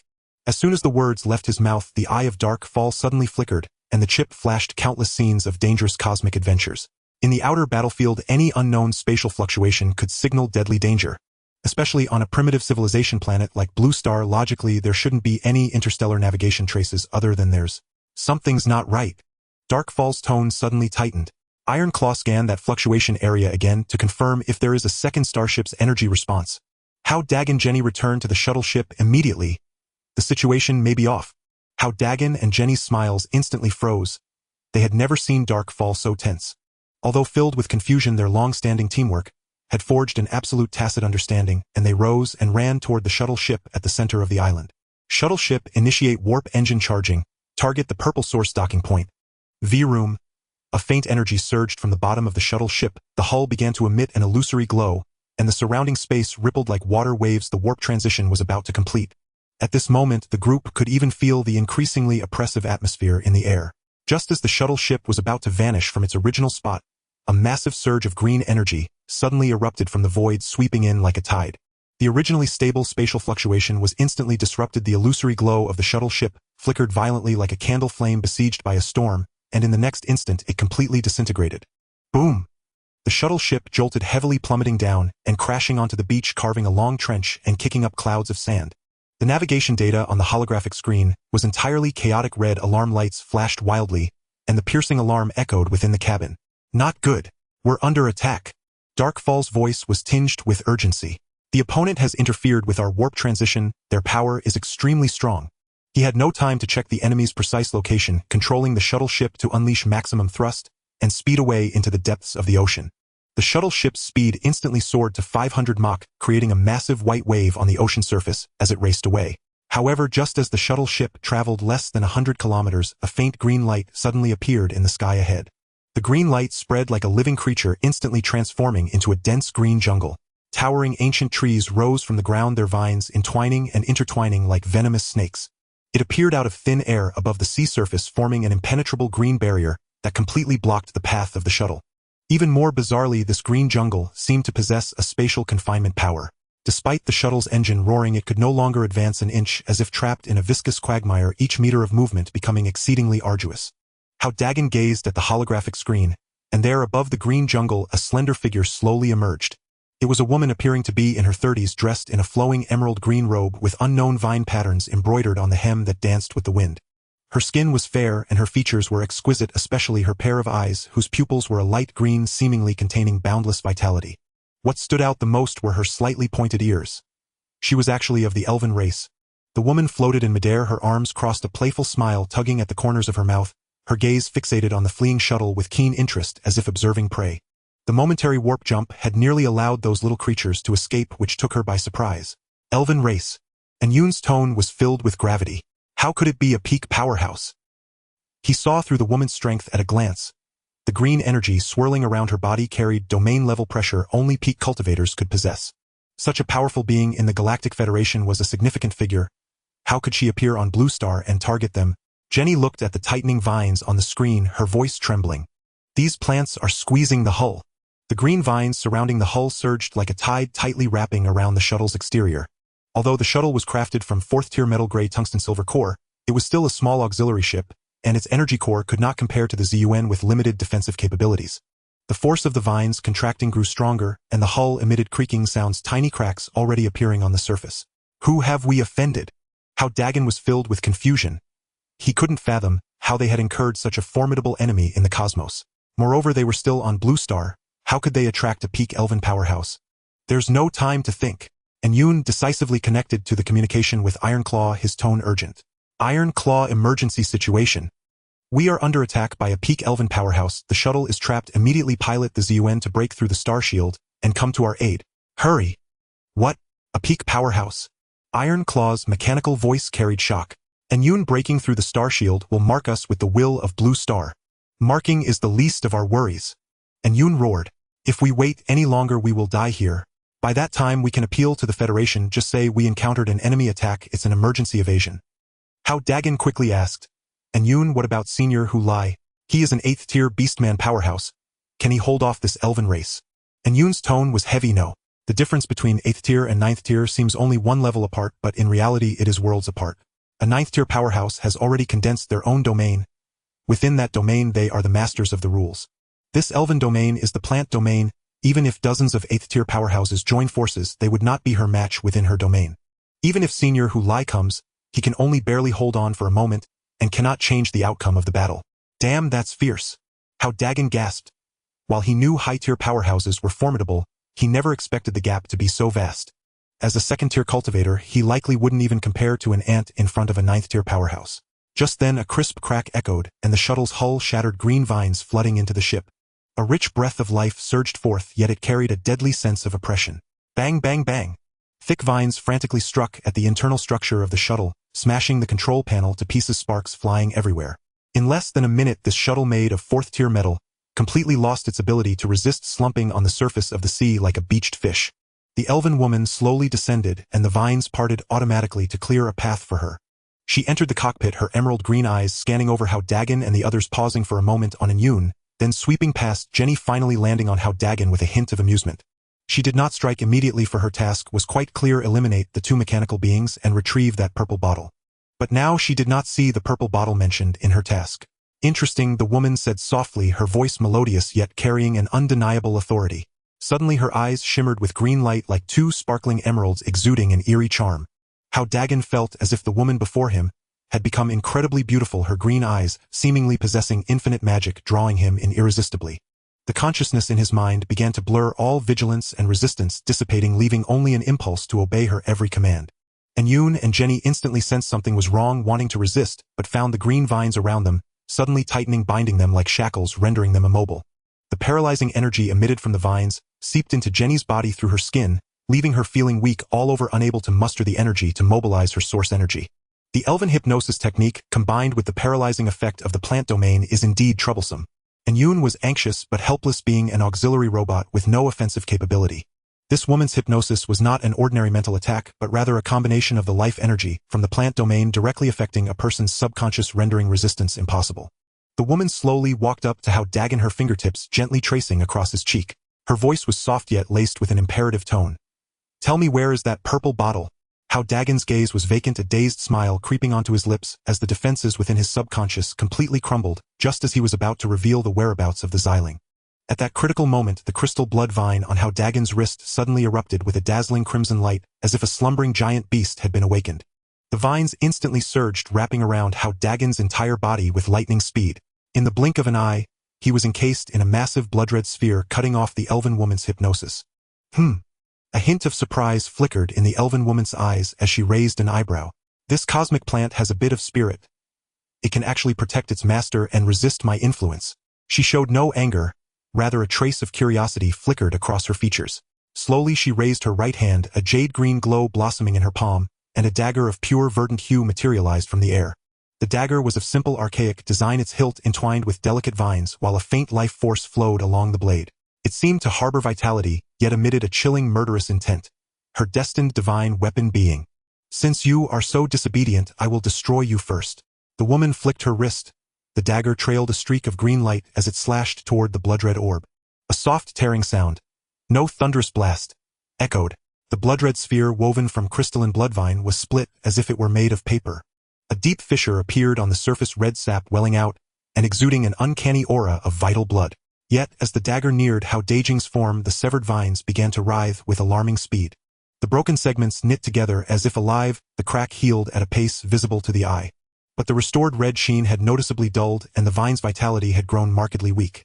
Evidently, the previous strike had consumed a great portion of its origin. "Oh, it can self-heal." Her interest deepened. However, such a degree of self-repair is ultimately futile.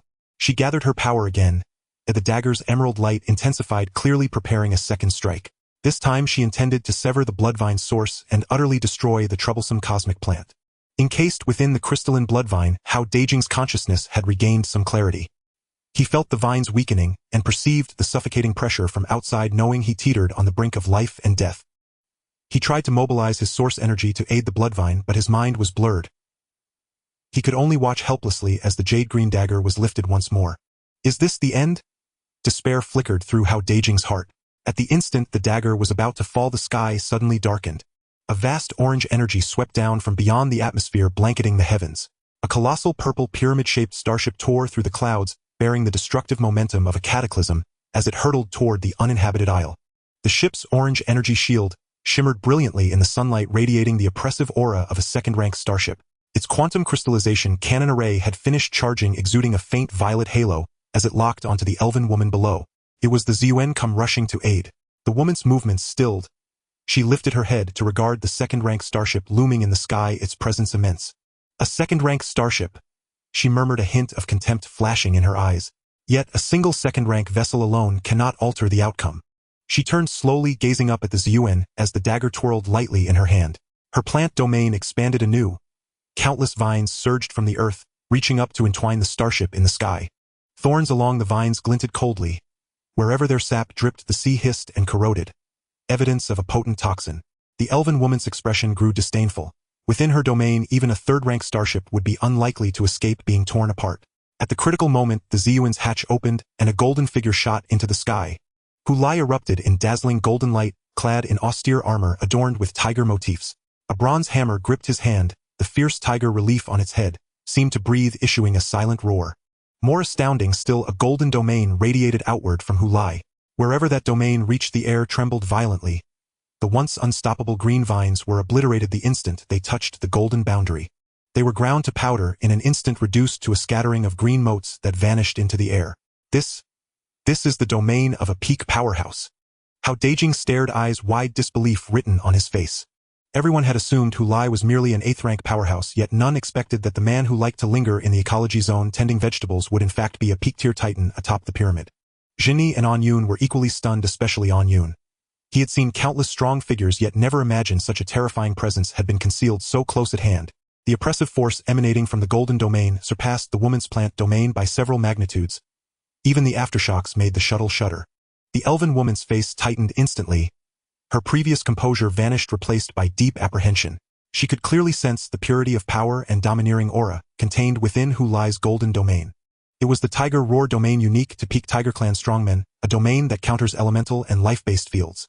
A peak Tiger Clan powerhouse. Her voice carried disbelief.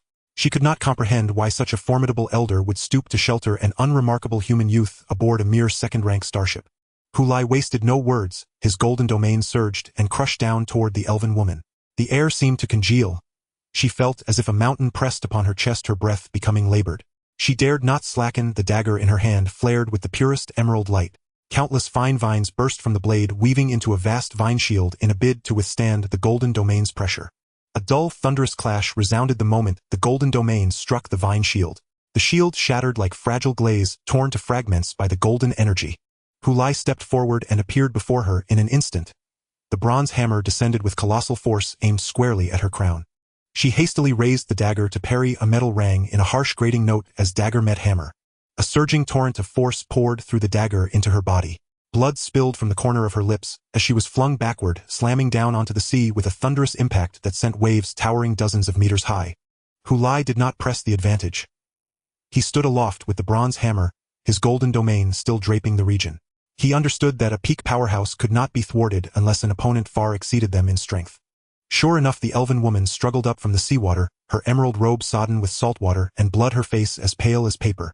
She cast Hulai a long, resentful look, fear and unwillingness in her eyes, and without hesitation transformed into a streak of green light.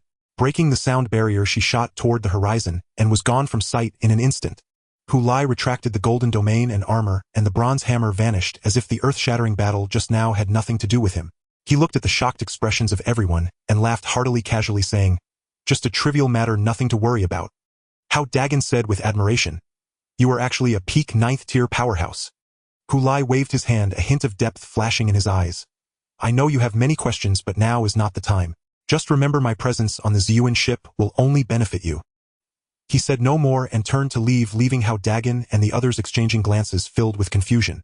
But they also knew that since Hulai was unwilling to elaborate, further questioning would be futile. They could only bury their shock and curiosity deep within. "All right, let's leave this place quickly." And Yoon's voice broke the silence. "Blue Star is a life planet, and our starship has violated regulations by entering within 1 light year. The will of Blue Star has already marked us, and the Federation is aware now. The longer we stay, the more severe the penalties will be. We must depart the solar system as soon as possible and head toward the outskirts of the galaxy." Everyone immediately came to their senses and returned to their respective posts. And Yoon operated the Ziyuan ship, the engines spewing dazzling orange flames, instantly cutting through the sky in a rush towards the star shield at the outskirts of the solar system. The wreckage of the shuttle was dragged away by a tractor beam, leaving the recently battled waters. The Ziyuan ship sped along, quickly passing through the star shield and re-entering the vast universe. At that moment, a red emergency notice suddenly popped up on the holographic screen in the control room, coming from the Galactic Federation Control Center. "Attention Ziyuan ship. Attention Ziyuan ship." A cold electronic synthesized voice sounded. "According to monitoring, your ship entered the 1 light-year zone of a life planet numbered DQ-888. On Galactic Standard Time, January 20th, 4723. violating Article 7 Clause 1 of the Galactic Federation Life Planet Protection Treaty. You are ordered to immediately leave the galactic territory. Until the investigation is clear, re-entry into the galactic system is strictly prohibited. Failure to comply will result in a bounty on your ship. A detailed penalty notification document was automatically sent to the ZUN ship system, clearly listing the violations and preliminary handling opinions. As expected, it has arrived. And Yoon quickly browsed through the document's contents. Fortunately, we are only ordered to leave and not directly wanted. I will now prepare an appeal and report the attack by the 9th-tier elf clan powerhouse truthfully. Attach the battle footage and relevant evidence and apply for leniency. According to Federation practices in such emergency evasive situations, a fine is likely the end result. Hao Dageng nodded, feeling a bit of fear in his heart. Had it not been for Hu Lai's timely intervention, they would likely have perished, and any thought of penalties would have been irrelevant. The ZUN ship accelerated away from the galactic system, heading towards the battlefield beyond. And Yoon was busy at the control panel organizing the battle footage, the characteristics of the elf woman, the damage to the shuttle, and other information into a complete appeal document to submit to the Galactic Federation's appeal department. Meanwhile, Hu Lai returned to his rest cabin. He took out an ancient communicator and connected to an encrypted channel. On the communicator's screen appeared a blurred figure only visible wearing armor adorned with Tiger Clan patterns, exuding an aura of authority. Big brother, just now near Blue Star, we were attacked by a peak 9th-tier elf clan powerhouse. Hu Lai's tone turned serious. Her target was clear, she was after Hao Dageng. I suspect this matter is related to Xiling. The figure on the other end of the communicator fell silent for a moment, the voice deep and powerful. Third brother, I understand. I will personally investigate this matter. You just need to stay by Hao Dageng's side and protect him. I understand. Hu Lai nodded, hanging up the communication, a complex light flashing in his eyes. The secret of Xiling is far more important than Hao Dageng imagines. This crisis has likely just begun. In the cockpit of the ZUN ship, Hao Dageng finally calmed the shock in his heart and began to ponder the doubts surrounding the attack. And Yoon, our movements have always been very discreet, and the shielding crystal has been active. How could that elf clan powerhouse still find us? Moreover, we have not made such a powerful enemy in the universe. Who exactly sent her? And Yoon said, regarding the exposure of our movements, I can roughly guess some reasons. There is a very mysterious intelligence organization within the galactic system called the Shadow Pavilion, whose members are all from the Shadow Clan. The Shadow Clan is a subordinate race of the Beastmen, not very strong in combat, but they are naturally adept at concealment and intelligence gathering, able to sense weak energy fluctuations in the universe. Even the shielding crystal can only block scans from low-tier detectors, making it difficult to evade the perception of the Shadow Clan. They live by selling intelligence. As long as the price is high enough, they can acquire any desired information. I suspect someone has hired the Shadow Clan to track our movements. Hao Dageng frowned. But who could it be? We haven't interacted with any forces. Could it be that we were discovered while using Xiling? It's possible, but we can't rule out other forces, and Yoon replied. Once the secret of the Xiling bottle leaks, it will surely attract the covetousness of countless forces. The target of that elf powerhouse was very clear, the Xiling bottle, indicating that the other party knows the value of the Xiling bottle all too well. And that shielding crystal seems to no longer meet our needs. Hao Dageng sighed. In the face of high-tier powerhouses and the detection of the Shadow Clan, it is utterly ineffective. If we cannot find a more advanced shielding device, we will likely be tracked endlessly in the future, living in perpetual unease. And Yoon agreed, saying, You're right, high-tier shielding devices are extremely rare and generally not circulated in the market, mostly monopolized by major forces. However, I thought of someone who might help us find clues. Who? Hao Dagen's eyes brightened. Boss Hu Mei from the Beast Merchant Association. And Yoon said, the Beast Merchant Association is one of the largest merchant associations in the galactic system, covering various star regions, well-informed, and holds information on various rare treasures. Boss Hu has cooperated with us before and is quite reliable. We can consult her to see if she has information on high-tier shielding wonders. That's a great idea, Hao Dageng immediately said. Quickly send her a message. No matter the cost, we must acquire a high-tier shielding wonder. And Yoon immediately sent an email to Hu Mei detailing their needs. They required a rare treasure that could shield against high-tier powerful detection, and they would be informed of any clues regardless of cost. The efficiency of the Beast Merchant Association was indeed as renowned as its reputation. Only 5 days later, Hu Mei replied to the email.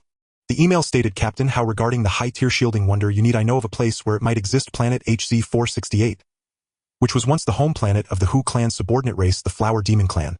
The Flower Demon Clan is a plant-based life form not adept at direct combat, but they possess a natural talent for deception and concealment, able to create spaces that are completely shielded. Later, when the insect race invaded, the Flower Demon Clan was forced to migrate back to the Milky Way, and the HC-468 planet became a desolate world occupied by the insect race. It is said that when the Flower Demon clan left, they left behind many rare treasures which might include what you need. However, that planet is located far outside the Milky Way, and the journey will take about 40 days. Moreover, there are numerous insect troops stationed there posing a high risk, so you need to consider it carefully. After reading the email, Hao Dageng and Yoon exchanged glances, each seeing determination in the other's eyes. "We must go," Hao Dageng said firmly. "Even if the risks are high, we must obtain the high-level shield artifact. Otherwise, we will always be at a disadvantage and will eventually fall into the hands of others." And Yoon nodded. "All right, I will adjust the course and head to HC-468 planet." Just then, a new message popped up on the holographic screen in the control room. The result of the Galactic Federation's appeal had arrived. The appeal materials of the Ziyuan ship have been approved. Considering that your ship violated the entry into a life planet due to an attack from a 9th-tier powerhouse, it falls under emergency evasion, and being a first-time offender, the Federation has decided to handle it leniently. A fine of 28 million crystal cores has been imposed to be paid within 3 days. If payment is not made by the deadline, the lenient treatment will be revoked, and a warrant will be issued against your ship. Upon seeing the fine amount, Hao Dagen's eyes widened in shock, nearly spitting out old blood. 28 million crystal cores. That's way too much. To put it in perspective, a 6th-tier fusion bomb wouldn't even sell for that price.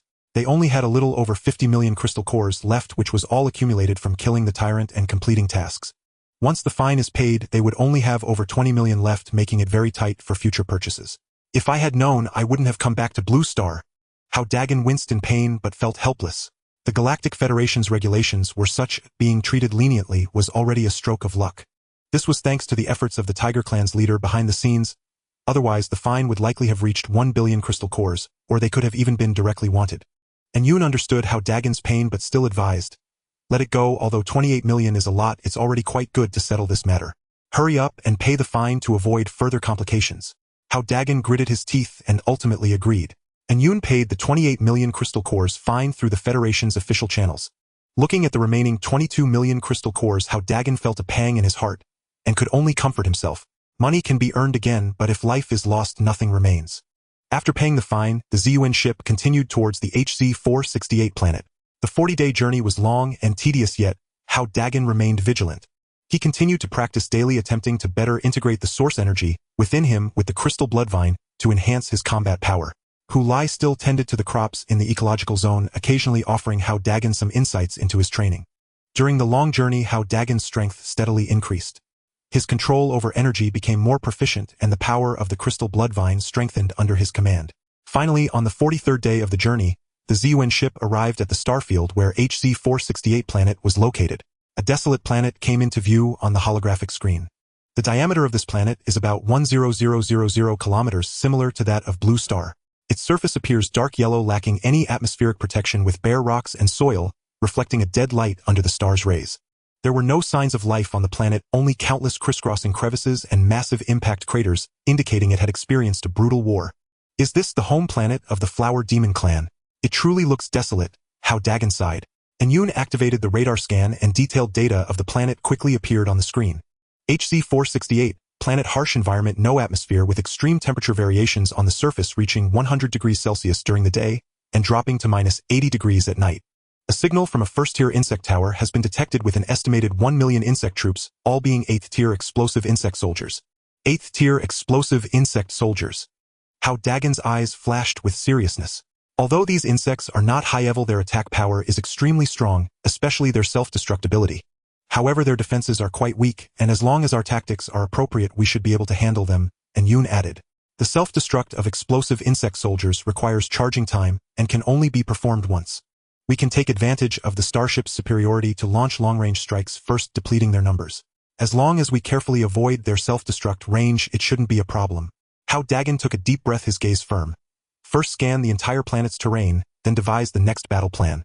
The Ziyuan ship slowly landed in a flat area of HC-468 planet, with the orange energy shield activated to withstand the harsh environment of the planet's surface.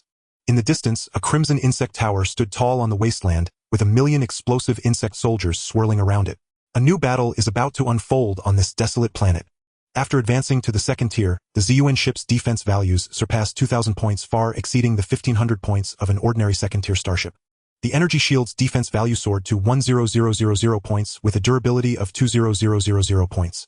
Coupled with the optimized red rock matrix by Jenny, its defensive capability is considered top-notch even among third-tier starships. Even the conventional attacks of a fourth-tier starship may not be able to breach its defenses in one strike. The terrain scan of the entire planet has been completed, and Yoon's single eye flickered with data flow. The holographic screen instantly displayed a three-dimensional topographical map of HC-468 planet, with a massive shaped canyon marked by a red circle. Ambush area discovered. The canyon stretches about 50 kilometers with a maximum width of 10 kilometers, and the entrance is only 300 meters wide, flanked by steep cliffs rising a kilometer high, making it easy to defend and hard to attack. The explosive insects have slow movement speeds and cannot fly low at scale. The entrance to the canyon can effectively limit their charge scale. Hao Dageng looked at the canyon terrain on the screen, a hint of approval flashing in his eyes. Let's choose this place. And Yoon enter the canyon and use the terrain to wear down the insect swarm. Understood. The ZUN ship's engines emitted orange flames, slowly heading towards the canyon. Meanwhile, the million explosive insects around the insect tower remained oblivious to the impending danger. These blast-igniting insects were deep brown in hue, measuring 20 to 30 centimeters in length, their backs bristling with sharp, bony spines. Their abdomens, however, swelled grotesquely, churning with volatile, chaotic energy. Though sluggish in movement, they detonated upon nearing their target, unleashing explosive force, rivaling that of a Class 1 quantum warhead. Quantum crystal cannon lens, fully charged, dark matter energy supply stable. Ironclaw's voice intoned. Within the Xiling space, the core, forged from the tyrant's heart and a rare cosmic artifact of dark matter, now pulsed with a dense violet-black radiance, channeling pure dark matter energy continuously into the weapons system. Having matured fully within the Xiling vessel, the artifact had undergone complete evolution. It could now transmute ordinary cosmic energy into an unceasing stream of dark matter energy. Commander Hao Dageng ordered, "Open fire." Boom! A wave of obsidian light flared across the cannon lens, coalescing into a colossal black sphere 10 meters in diameter, hurtling toward the insect swarm on the horizon. Though deceptively slow in appearance, the sphere surged at over 1,000 Mach, crossing thousands of kilometers in the blink of an eye before plunging into the heart of the blast-igniting swarm. There was no cataclysmic blast, only a surreal ripple of distorted energy. The moment the sphere contacted the swarm, it disintegrated, blooming into a vast, expanding cloud of dark matter. Within its reach, the blast-igniting insects dissolved soundlessly, like frost under dawn's first light, vanishing without trace. Not a single spark ignited, and not a single self-destructive detonation occurred. The dark matter cloud spread 5 kilometers before gradually dissipating. On the holographic display, the swarm count plummeted. Over 50,000 blast-igniting insects erased utterly, leaving not even ash or residue. Brilliant! Commander Hao Dageng slammed his palm onto the console, exhilarated. This newly ascended dark matter artifact. The annihilation effect is overwhelming. These insects never even got the chance to detonate. While the swarm is disoriented, enter the canyon, now. And Yoon commanded, calm and precise. The ZUN vessel shot forward, breaching the canyon's entrance. The 300-meter-wide aperture fit the Starship perfectly. Towering kilometer-high cliffs on either side formed natural ramparts, blocking all flanking maneuvers by the blast-igniting insects. Only then did the Hive Lord inside the insect spire realize what had transpired. A piercing ultrasonic screech tore through the entire spire, summoning a million blast-igniting insects like soldiers answering a battle horn, surging en masse toward the canyon mouth. Yet the narrow entrance became their nightmare. Only 10,000 could squeeze through at once, rendering any coordinated swarm assault impossible. Scatter laser mode. Engage. Ironclaw manipulated the quantum crystal cannon lens, unleashing torrents of blood-red energy beams, raining down like a crimson storm. Blast-igniting insects entering the canyon fell in waves beneath the dense barrage. They attempted self-detonation, but remained kilometers away from the ZUN vessel. The shock waves from their explosions were effortlessly absorbed by the energy shield, its integrity barely wavering. Yes, grind them down steadily and relentlessly. Commander Hao Dageng watched the dwindling numbers on the holoscreen, a satisfied smile spreading across his face. The swarm count dropped swiftly, from 1 million to 800,000, then 700,000. The canyon floor grew thick with insect carcasses reeking of acrid charred decay.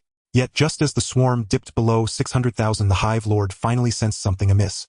The screech sharpened, suddenly urgent, and the advancing insects halted midrush, retreating with eerie coordination. What are they planning? Hao Dageng frowned, a chill of unease creeping up his spine. The next instant, the holoscreen revealed a staggering sight. 10 colossal first-tier insect sovereigns emerged from the crimson spire, each longer than 20 meters, blazing like white-hot iron, their abdomens swollen beyond measure. Their semi-translucent carapaces revealed roiling embers churning within, incandescent, unstable, poised on the edge of cataclysmic detonation. Blast-igniting sovereigns. Anyun's voice hardened. Mutated variants of the blast-igniting insects. Their self-detonation rivals a Class 3 quantum warhead with a devastatingly wide blast radius. Before Iron Claw could fire, the 10 sovereigns had already reached the canyon entrance.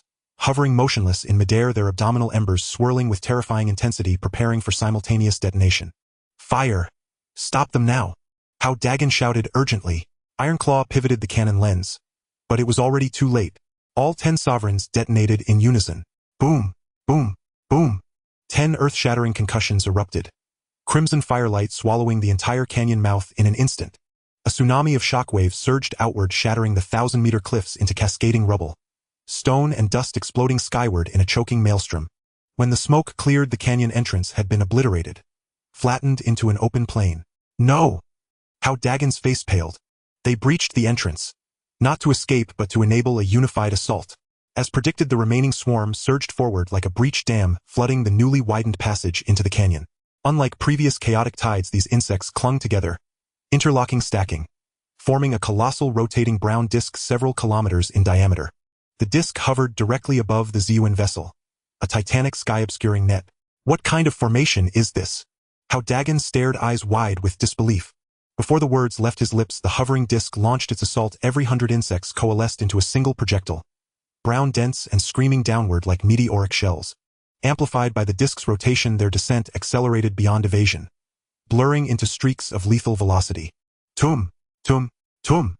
A deafening drumbeat of detonations erupted against the Zun vessel's Chien matrix shield, sending concentric ripples across its shimmering surface.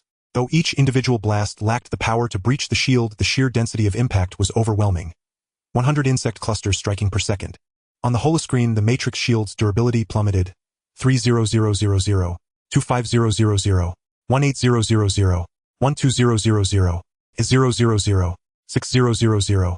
In less than 2 minutes, 3/4 of its strength had vanished, its luminescence dimming drastically. We can't sustain this. The matrix shield won't hold much longer. Jenny cried, frantically channeling her matrix artisan's primordial essence to repair the shield. Yet her restoration lagged far behind the relentless attrition. Iron Claw, can we counterattack? Hao Dageng asked, urgency sharpening his tone. Captain, boost dark matter energy flow to maximum. Iron Claw's mechanical voice carried a rare spark of excitement. I've just perfected a new artillery technique. Time to test it in combat. Hao Dageng unwaveringly controlled the essence of blood within the xylene bottle, infusing it into the dark purple heart. The heart-shaped exotic treasure suddenly erupted with a dazzling dark purple light, as if it had come to life, beginning to beat rhythmically. Pure and majestic dark matter energy flowed through the dedicated conduits, continuously surging into the auxiliary attack system. The mechanical arm of the Iron Claw moved swiftly across the control panel. The quantum condensation cannon of the Zun ship lit up with black light once more, but this time it was not forming an ordinary black sphere, but rather a slowly rotating black lotus. This lotus was composed of pure dark matter energy, its petals layered, and exuding an aura that seemed to devour everything, with intricate annihilation patterns covering each petal. Dark annihilation, strike fire. With a command from Iron Claw, the black lotus, accompanied by a deep hum, rushed towards the colossal brown disk above. In the course of its flight, the black lotus suddenly began to split. 1 into 2, 2 into 4, 4 into 8, 8 into 16. In the blink of an eye, it divided into 1,000 small black lotuses, each only the size of a fist. Yet their sheer number, like a swarm of black bees, densely enveloped the entire brown disk. As these small black lotuses split, every explosive insect they touched was devoured by an invisible force, their bodies disintegrating instantly, unable to even react with self-detonation. The black lotuses weaved through the swarm like a harvester, causing explosive insects to fall in droves, visibly shrinking the brown disk. In just 10 seconds, the attack ended. The 1,000 small black lotuses gathered at the center of the insect swarm, reforming into a massive black lotus before slowly dissipating. The number of insects displayed on the holographic screen plummeted. 630000 explosive insects instantly reduced to 220000. This strike had eliminated a staggering 410000 explosive insects. Hao Dageng exclaimed excitedly. Iron Claw, that move was incredible. Iron Claw's tone carried a hint of pride. This is an attack method developed using the splitting characteristics of dark matter energy, which I have named Dark Annihilation Strike. Although the power of the split small lotuses is diminished, their coverage area is much wider, specifically targeting large swarms of insects. At that moment, the insect lord completely lost its composure, clearly not anticipating that its million-strong swarm could be so easily depleted by a second-tier starship. The holographic screen displayed more than 50 large explosive insect kings flying out from the insect tower, surrounding the entirely dark red insect tower as it slowly moved closer. This insect tower stood only over 300 meters tall, smaller than a typical first-tier insect tower, but its surface was covered in protruding bone spines radiating a rich and violent energy. Finally, we've drawn out the main target. A glint flashed in Hao Dageng's eyes. Iron Claw, prepare to launch a fifth-tier proton bomb. Blast that insect tower apart. The defensive power of a first-tier insect tower is relatively weak, relying primarily on the swarm for protection with its own defensive strength, even inferior to that of a second-tier starship. The fifth-tier proton bomb is one of the trump cards currently stocked by the ZUN ship. Even a single hit from it would damage a second-tier insect tower. Fifth-tier proton bomb ready, target locked on the first-tier insect tower, fire. As soon as Iron Claw's voice fell, the ZUN ship's electromagnetic catapult launched a silvery projectile.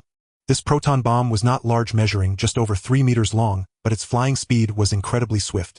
In an instant it broke through to 1,000 times the speed of sound, leaving a faint white trail in the sky, and in the blink of an eye it reached the insect tower. The insect lord had just arrived on the battlefield, and had no time to react when the proton bomb precisely struck the midsection of the insect tower. Boom! A deafening explosion resonated, and brilliant white light instantly engulfed the entire insect tower. The shock wave from the explosion acted like an invisible hand, tossing the surrounding explosive insect kings away, with many explosive insects being torn to shreds by the shockwave. As the smoke cleared, a shocking scene emerged. The over 300-meter-tall first-tier insect tower had been severed in half by the proton bomb. The upper half of the insect tower collapsed with a thunderous crash, crashing to the ground and kicking up a cloud of dust with the larvae inside the tower directly exposed. Beautiful! Hao Dageng exclaimed excitedly. Dark Meteor remarked, but it does feel a bit costly. After all, a fifth-tier proton bomb is worth over 3 million, while the military merit for taking down a first-tier insect tower along with all the spoils barely amounts to over 2 million. The income and expenditure were severely mismatched, or under normal circumstances no one would be willing to use such high-tier ammunition against a first-tier lord. As the insect tower was destroyed, the insect lord became utterly panicked. It was hidden within the lower half of the insect tower, sensing the horror pressure emanating from the ZUN ship, leaving only fear in its heart.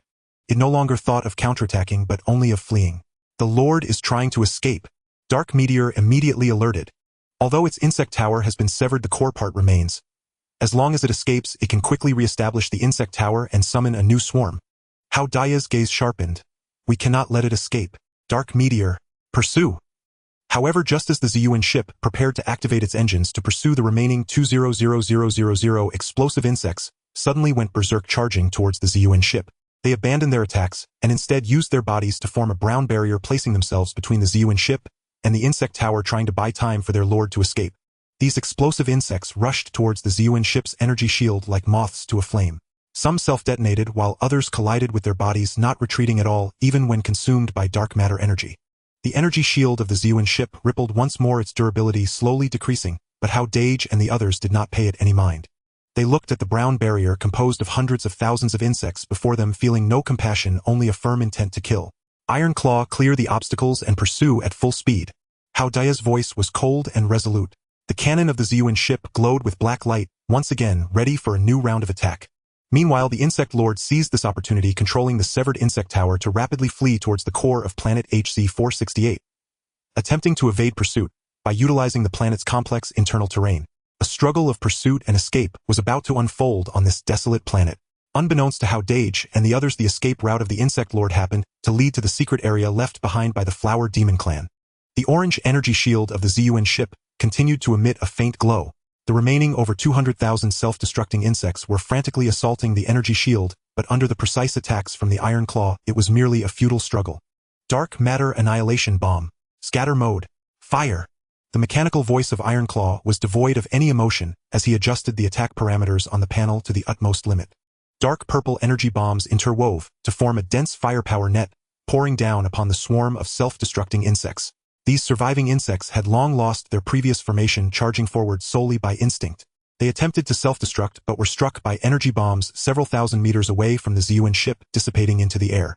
The annihilation effect of dark matter energy was once again manifested. Each dark matter bomb that hit the swarm would trigger a small dark matter cloud, silently engulfing the self-destructing insects within its range. In just a few minutes, the last self-destructing insect was annihilated amidst the shelling. The number of insects on the holographic screen dropped to 0, and there were hardly any insect corpses left on the ground after this battle. Insect swarm cleanup complete. Remaining durability of the energy shield is 12000 points, and the attack system's energy reserves are sufficient, the voice of Anyun sounded. The residual energy fluctuations of the Lord point to the northwest, approximately 8000 kilometers away, with the target area displayed as a dormant volcano. Chase. We must not let it escape. Full speed ahead, lock onto the volcano's location. Hao Dageng exclaimed. Anyun controlled the ZUN ship with its engines emitting powerful tail flames, racing toward the direction of the dormant volcano. For the ZUN ship, which had surpassed 600 Mach, the distance of 8000 kilometers was merely the blink of an eye. Soon a magnificent dormant volcano came into view. The volcano stood about 3000 meters tall, its surface covered with black volcanic rock, barren and devoid of any vegetation, appearing exceptionally desolate. The volcano's crater was bottomless, emanating a faint sulfurous odor. Detected the energy fluctuations of the Lord disappearing within the volcano. Anyun's tone carried a hint of gravity. Radar scanning results show that the interior of the volcano is a straight passage to the Earth's core, but there are no life signals or energy reactions within the passage. It seems the Lord has vanished into thin air. Hao Dageng frowned, staring at the three-dimensional model of the volcano on the holographic screen. Vanished into thin air. Impossible. Its half-insect tower is massive. Even if it entered the passage, it couldn't have escaped radar detection. Indeed, it is peculiar, Anyun added. The inner wall of the passage is smooth with no branches. The radar scan depth has reached 4800 kilometers directly into the Earth's core area, yet the Lord's trace remains undiscovered. It's as if it evaporated completely after passing through the volcano's mouth. Hao Dageng said, his face filled with confusion. Could it be some kind of cloaking technology from the insect race? Or perhaps there's a magnetic field within the volcano that interferes with the radar. The likelihood is low. Anyun shook his head. The radar system of the ZUN ship can penetrate various interferences such as magnetic fields and energy shields. Ordinary cloaking technology cannot evade it at all. Moreover, our energy detectors have not captured any abnormal energy interference sources. Hao Dageng fell silent for a moment, a glint of determination flashing in his eyes.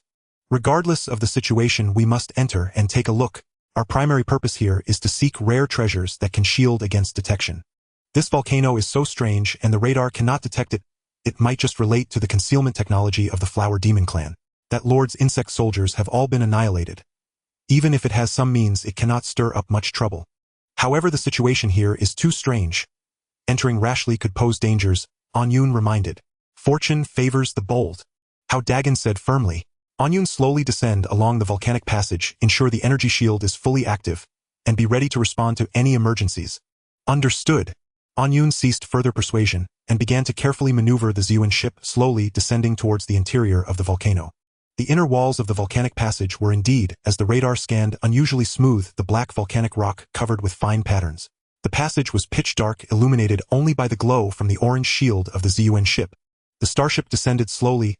Every time it descended 100 kilometers, Anyun would rescan the surrounding environment, but the results remained unchanged. There were no life signals, no energy reactions, and the Lord's trace had vanished like a stone sinking into the sea. We have descended to 4800 kilometers, reaching the Earth's core area. Enyon's voice rang out. A vast underground space appears ahead. Prepare to enter. The ZUN ship passed through the end of the passage, gliding into an expansive underground realm. This place resembled a gigantic cave with a ceiling rising thousands of meters high, adorned with countless stalactites of various shapes, emanating a faint glow that illuminated the entire space. The ground was covered by a thick layer of white crystals, shimmering like snow and ice. The area of the space extended over thousands of square kilometers, eerily vast. However, within such a colossal underground space, there were still no traces of the Lord or the insect tower. This thing can't have truly vanished into thin air, can it? Hao Dageng's face was filled with confusion. He even resonated deeply with the ZUN ship, activating energy, sensing to attempt to perceive the surrounding energy fluctuations, but the result was still nothing. It was as if that Lord and its half-insect tower had never set foot here. Could it be that we pursued in the wrong direction? He said with a furrowed brow. Impossible, Anyun asserted. The Lord's energy fluctuations continued until the volcano's mouth, and since there are no branches in the passage, it cannot have escaped to another location. Hao Dageng also sensed something was off. Everything felt too strange. The radar couldn't detect anything, and the energy sensing found nothing. The opponent seemed to have integrated into this space, becoming completely invisible. He suddenly thought of Hu Lai, a peak powerhouse with extensive experience who might be able to unravel this mystery. I'll go ask Senior Hu Lai. After saying this, Hao Dageng turned and walked toward the ecological zone. At this moment, the ecological zone was still teeming with life. Hu Lai, dressed in simple cloth, was crouching on the ridge, carefully watering the vegetables. Senior Hu Lai, sorry to bother you. I would like to consult you about something. Hao Dageng approached quickly, speaking respectfully. Hu Lai raised his head, a calm smile on his face. What is it? You look hurried, as something must be troubling you. Indeed. Hao Dageng nodded, recounting the events in detail. We pursued that first-tier lord following its energy fluctuations to this dormant volcano and tracked through the passage to the underground space, but now we can't find any trace of it. Upon hearing this, Hu Lai set down his tools and rose to his feet. Oh, such a thing exists. Take me to see it. The two quickly returned to the main control room. Hu Lai stared intently at the holographic display of the underground chamber, his gaze gradually deepening with contemplation. After a moment of silence, he spoke slowly. This is no mere cloaking or interference technology. It is spatial manipulation. And judging by the unique signature of this spatial fluctuation, it is highly likely the work of the Flower Demon Clan. The Flower Demon Clan's spatial arts. Hao Dageng's eyes lit up. Senior, do you mean there exists an independent pocket dimension, and the Overlord has taken refuge within it? Precisely. Hu Lai nodded. Though the Flower Demon Clan excels little in frontal combat, their mastery of concealment and spatial cultivation ranks among the highest across the entire cosmos. They can construct autonomous spatial sanctums using refined energy. Such sanctums shield all forms of detection, even warping spatial coordinates, so that their interior remains utterly imperceptible to the outside world. What you see as the underground chamber is merely the entrance to the sanctum. The Overlord must have retreated deep inside. Then how do we enter? Hao Dageng asked urgently. With the current technological capabilities of the ZUN Starship, we cannot breach the Flower Demon Clan's spatial barrier, Hu Lai replied. Access requires either a specific key or overwhelming force capable of tearing open the fabric of space itself. Still, I may attempt to sense the spatial node and forcibly carry you through. Truly, excellent, Hao Dageng exclaimed elated. Hu Lai smiled faintly. Let us try. Though the Flower Demon Clan's spatial arts are exquisitely refined, even they yield before absolute power. With that, Hu Lai turned and strode toward the starship's airlock. Follow me. Hao Dageng hurried after him. They stepped out of the ZUN, standing upon the white crystalline floor of the underground chamber. Hu Lai drew a deep breath. Then in an instant, blinding golden radiance erupted from his body, unleashing the full, unmitigated pressure of a 9th-tier apex cultivator. His golden tiger roar domain expanded outward, enveloping nearly the entire subterranean expanse. Closing his eyes, Hu Lai sank his consciousness into the domain, attuning himself to the subtlest spatial ripples around him. His domain was not only a vessel of immense power, but also an instrument of extraordinary perception, capable of detecting the faintest spatial tremors. Minute by minute passed. Hao Dageng stood quietly beside him, watching as the energy within Hu Lai's domain surged and receded like tides. After roughly 10 minutes, Hu Lai's eyes snapped open, golden irises blazing with sharp, incisive light.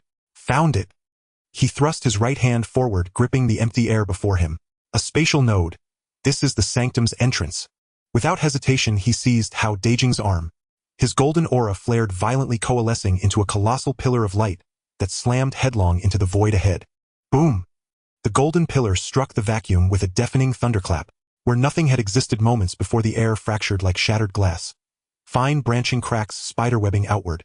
The fissures rapidly expanded, forming a circular spatial conduit, approximately 3 meters in diameter. Within its aperture shimmered a soft emerald glow, pulsing with dense, palpable energy. Hold on tight! Hu Lai roared, and gripping Hao Dageng's arm, leapt headfirst into the rift. Hao Dageng felt a violent vertigo, as if swept into a maelstrom of time and space. His surroundings dissolved into blurred motion, emerald light and golden energy swirling together, while shrieking winds and eerie spatial harmonics howled in his ears.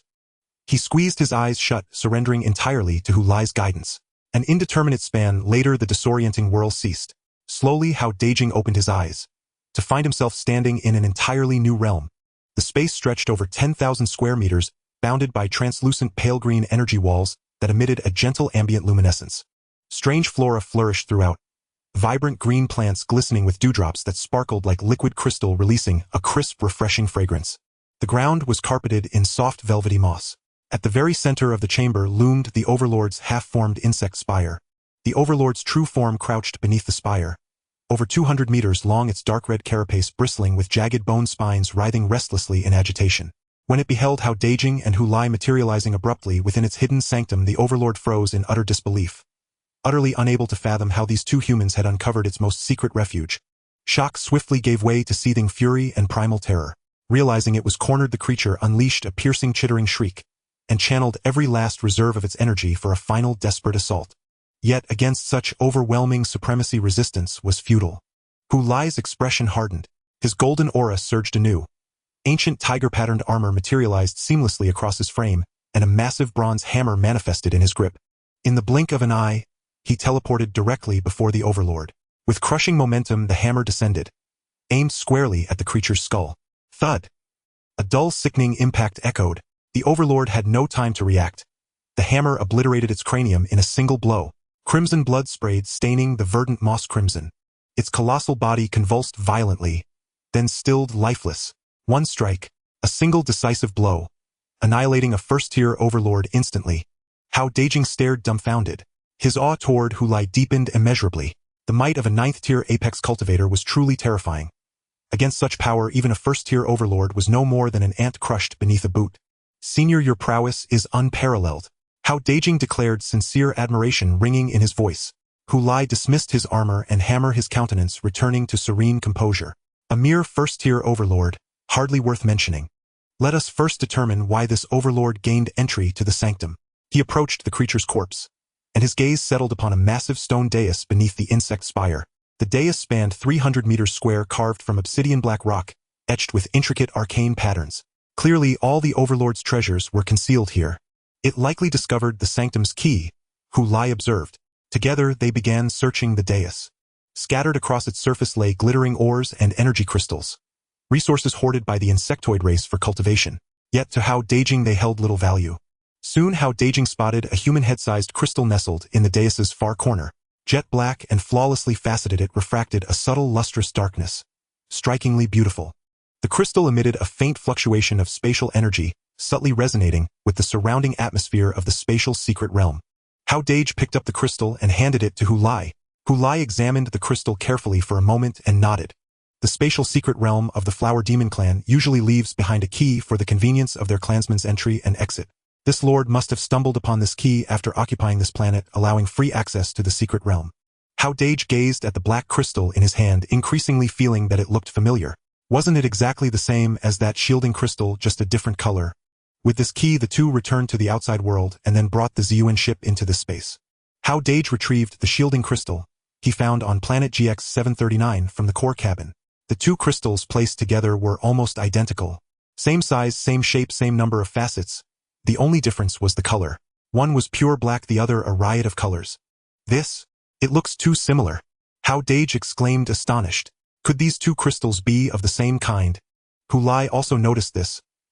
He picked up the colorful shielding crystal and observed it carefully for a moment, a glimmer of contemplation flashing in his eyes. This colorful crystal, while it emits a faint energy fluctuation, is essentially of the same origin as the black key. Moreover, I can sense that this colorful crystal contains even more powerful spatial energy. He paused before continuing. I think I understand what's going on. This spatial secret realm is not the main secret realm of the Flower Demon clan, but merely an outer layer secret realm. Within this secret realm, there exists a deeper inner secret realm, and this colorful crystal is very likely the key to the inner secret realm. An inner secret realm. Hao Daya's eyes brightened, filled with anticipation. The outer layer secret realm is already so mysterious. Perhaps the inner realm truly hides the treasures left behind by the Flower Demon clan. Hulai nodded, holding the colorful shielding crystal, and said, "Let me try." He infused the golden source energy within him into the colorful crystal. In an instant, the colorful crystal erupted with dazzling light, growing ever more brilliant, forming a huge column of multicolored light that surrounded Hulai and Hao Dageng. The surrounding space began to violently fluctuate, and a light green energy barrier rippled with layers of waves. Hao Dageng felt a flash before his eyes, his body once again caught in a whirlwind of sensation, just as when he entered the outer layer secret realm. When he regained his senses, he found himself and Hulai in an entirely new space. This space was utterly different from the outer layer secret realm, devoid of any plants or soft green light. The entire space presented a profound blue hue surrounded by endless void, with only a transparent platform beneath their feet, exuding a faint blue glow. In the center of the platform, something seemed to be flickering with a weak light, but it was too far away to discern what it was. Hao Dageng and Hulai stood on the transparent platform, exchanging glances. They knew that this was the true core secret realm of the Flower Demon clan, and that flickering object was likely the high-grade shielding treasure they had been desperately searching for. However, as they approached, a hint of confusion crossed their faces. There were no fantastical treasures radiating light, as they had imagined, nor any universe crystals containing terrifying energy. Just a half-human tall crystal box stood quietly in the center of the platform. The box was entirely clear, resembling the purest crystal, its surface intricately carved with fine patterns, with a faint glow flowing through the grooves, illuminating the contents within down to the finest detail. Through the box's walls, they could clearly see a plant lying inside. Its form resembled a tulip from Blue Star, with layers of petals radiating a colorful glow, 7 colors interweaving and flowing within the petals. Strangely, this colorful plant showed no signs of life, as if it were trapped in eternal slumber. Other than this plant, there was nothing else in the crystal box, not even a hint of energy fluctuation. Is this all there is in the inner secret realm? Hao Dageng frowned, unable to hide his disappointment in his tone. They had traversed over 40 days of interstellar travel, seeking a high-grade shielding treasure, and after all this effort, they found only a sleeping plant. This was far from the extraordinary treasures he had anticipated, leaving him with a sense of letdown. Hu Lai, however, appeared remarkably calm. He stepped slowly to the side of the crystal box, gently touching its cold outer surface, while examining the colorful plant inside. Don't be too quick to be disappointed. These 2 spatial secret realms are exceptional in themselves. This plant is kept so solemnly within the crystal box of the inner secret realm, it must possess something extraordinary. Extraordinary? Hao Dageng leaned in closer, scrutinizing the colorful plant. But it just looks like an ordinary flower, only its color is special, and it's in a dormant state, not even emanating energy. Even if it is a rare plant, it holds no value for us, right? You don't understand. Hu Lai shook his head. Botanical treasures in the universe are often more precious than metals or crystals.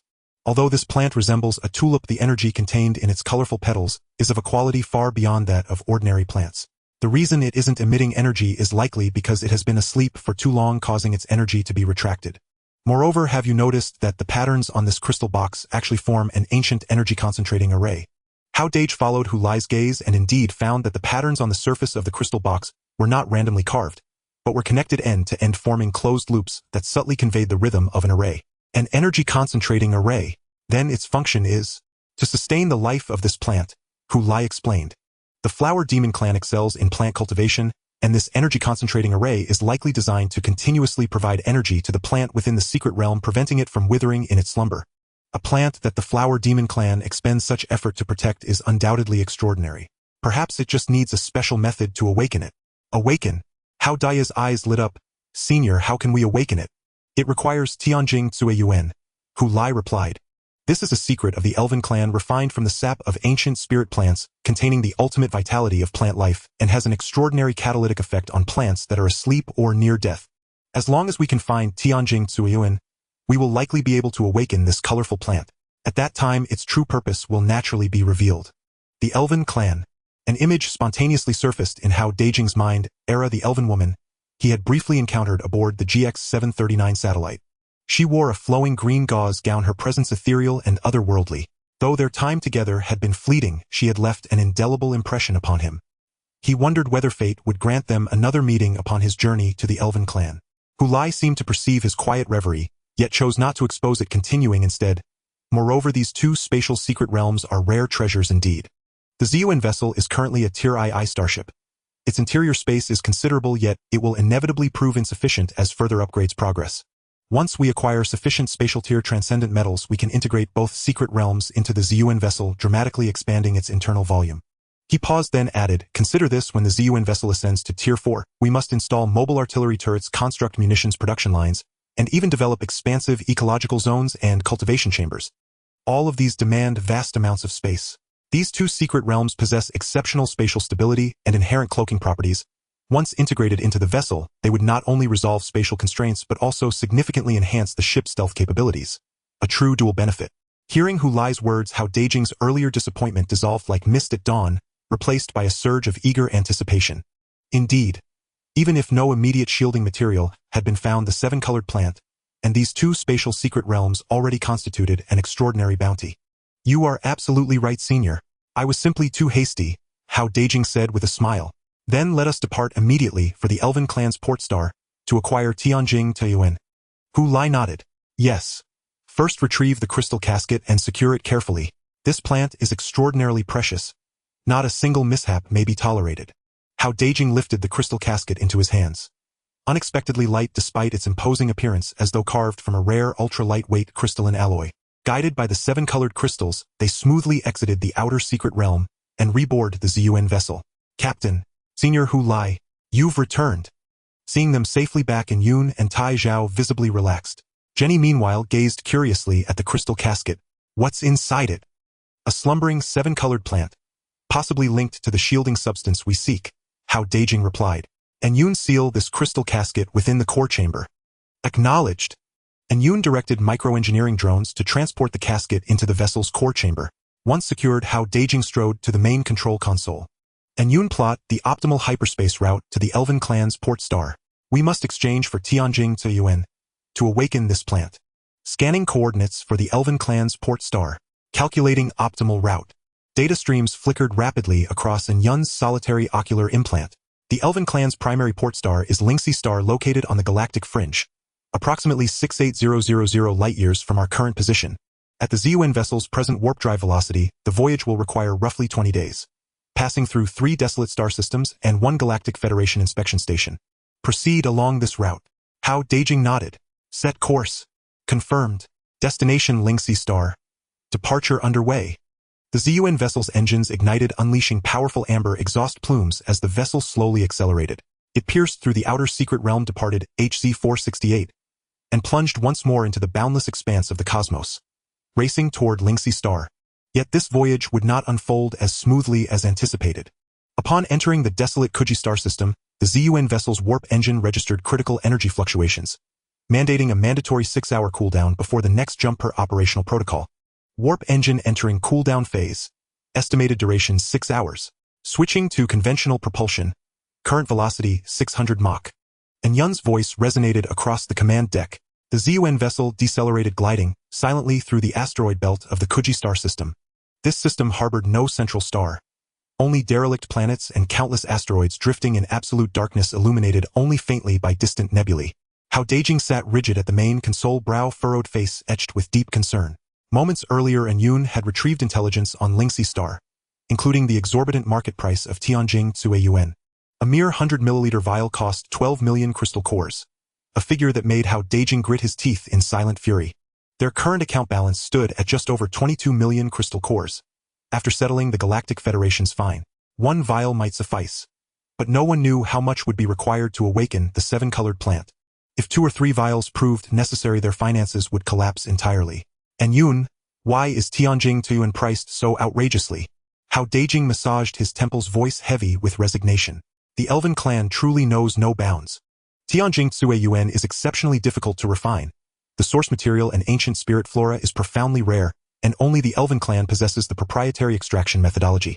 Its high price is therefore entirely justified. And Yoon explained, even the Galactic Federation would set the same valuation. Not because the Elven clan artificially inflates prices. Yet our funds fall far short. Hao Dageng sighed deeply. If awakening the plant demands multiple vials, we'll be utterly ruined. A sudden thought struck him. Doesn't the Galactic Federation offer commercial loans? Could we secure emergency financing? No, and Yoon replied flatly. The Federation's commercial loan interest rate stands at 5% monthly and requires substantial collateral. Our sole viable asset is the ZUN vessel. But as a combat-capable starship, its appraised value for collateral purposes is drastically reduced. At most, we could borrow 10 million crystal cores, insufficient to resolve the crisis. Moreover, the crippling compound interest would trap us in a downward spiral. Loans must remain a last resort, never touched unless absolute desperation leaves no alternative. Hao Dageng sank back into his seat, weariness clouding his expression.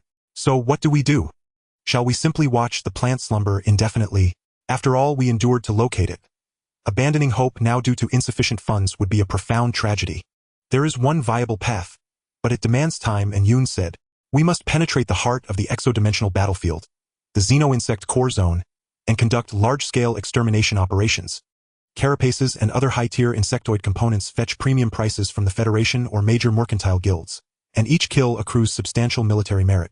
With consistent elimination of elite xeno-insects, we could amass the necessary capital swiftly. Hao Dageng nodded. This was without question the most credible option available. Yet the crux remained: they lacked funds now. Distant solutions could not quench present thirst. Just as he wore a troubled expression, a thought suddenly flashed through his mind.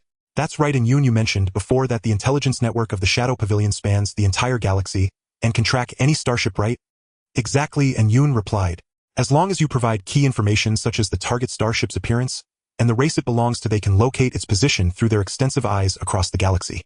However, their fees are not low. Depending on the target's level of concealment, the charges range from hundreds of thousands to tens of millions of crystal cores. Hao Dageng's eyes sparkled with a hint of excitement. Can we have them help locate Lin Qiangshu's starship?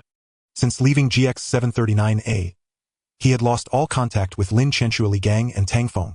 The Galactic Federation had assigned the chosen ones to different outer battlefield regions. Now half a year had passed, and he wondered how the 3 starships had fared. More importantly, Lin Qianxue had awakened as a strategist. If they could find her and have her assist in managing some interstellar trade or resource recovery business, it might just resolve their funding crisis. Moreover, Lin Qianxue did not enjoy combat. Having her handle logistics and business would allow her to leverage her strengths. The fees for searching for low-tier starships are relatively low. And Yoon stated, Lin Qianxue's starship is a Tier 1 basic starship with distinct characteristics, so it shouldn't cost too much. We can try contacting the Shadow Pavilion, provide the relevant information, and have them assist in the search. Alright, let's do it.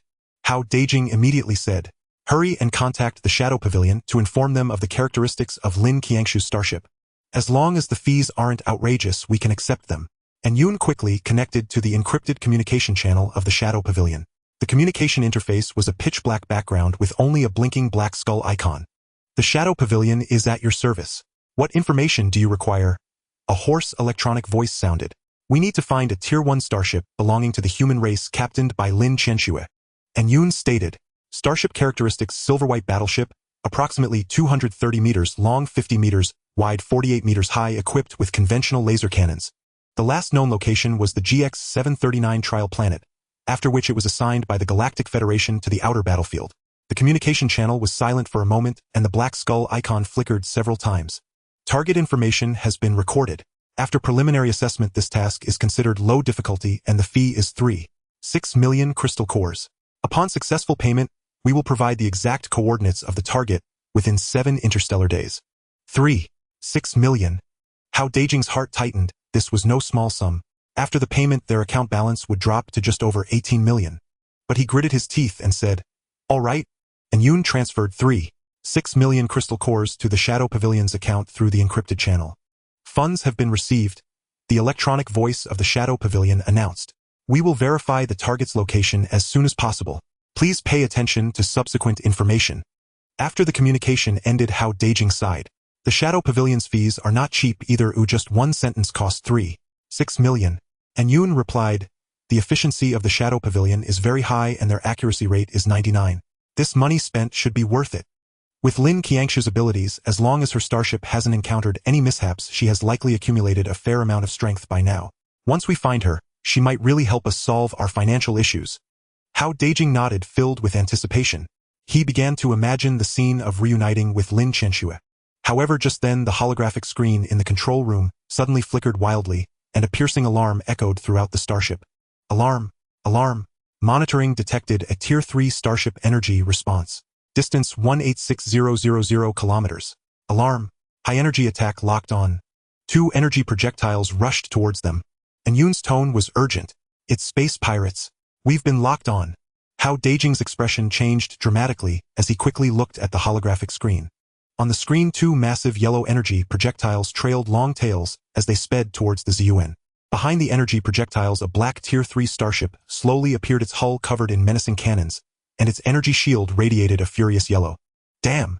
How could we encounter space pirates here? Hao Dageng's eyes narrowed. The desolate star system was remote, far from the Federation's trade routes, yet he never expected space pirates to be lurking here. There's no time to think. Evasive maneuvers. And Yoon piloted the ZUN, speeding towards the nearby asteroid on the left. Boom! Boom! The 2 yellow energy projectiles struck in quick succession. The first grazed the ZUN's tail, hitting a nearby asteroid and shattering it to pieces. The second energy projectile struck the ZUN's energy shield directly. A violent tremor reverberated through the ship, and the lights in the control room flickered briefly.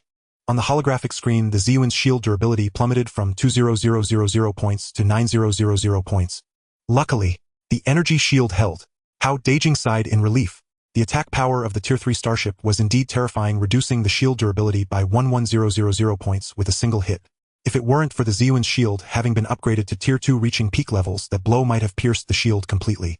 And Yoon quickly checked the starship's status: energy shield, remaining durability, 9000 points, hull, undamaged, attack system, operational, engine functioning.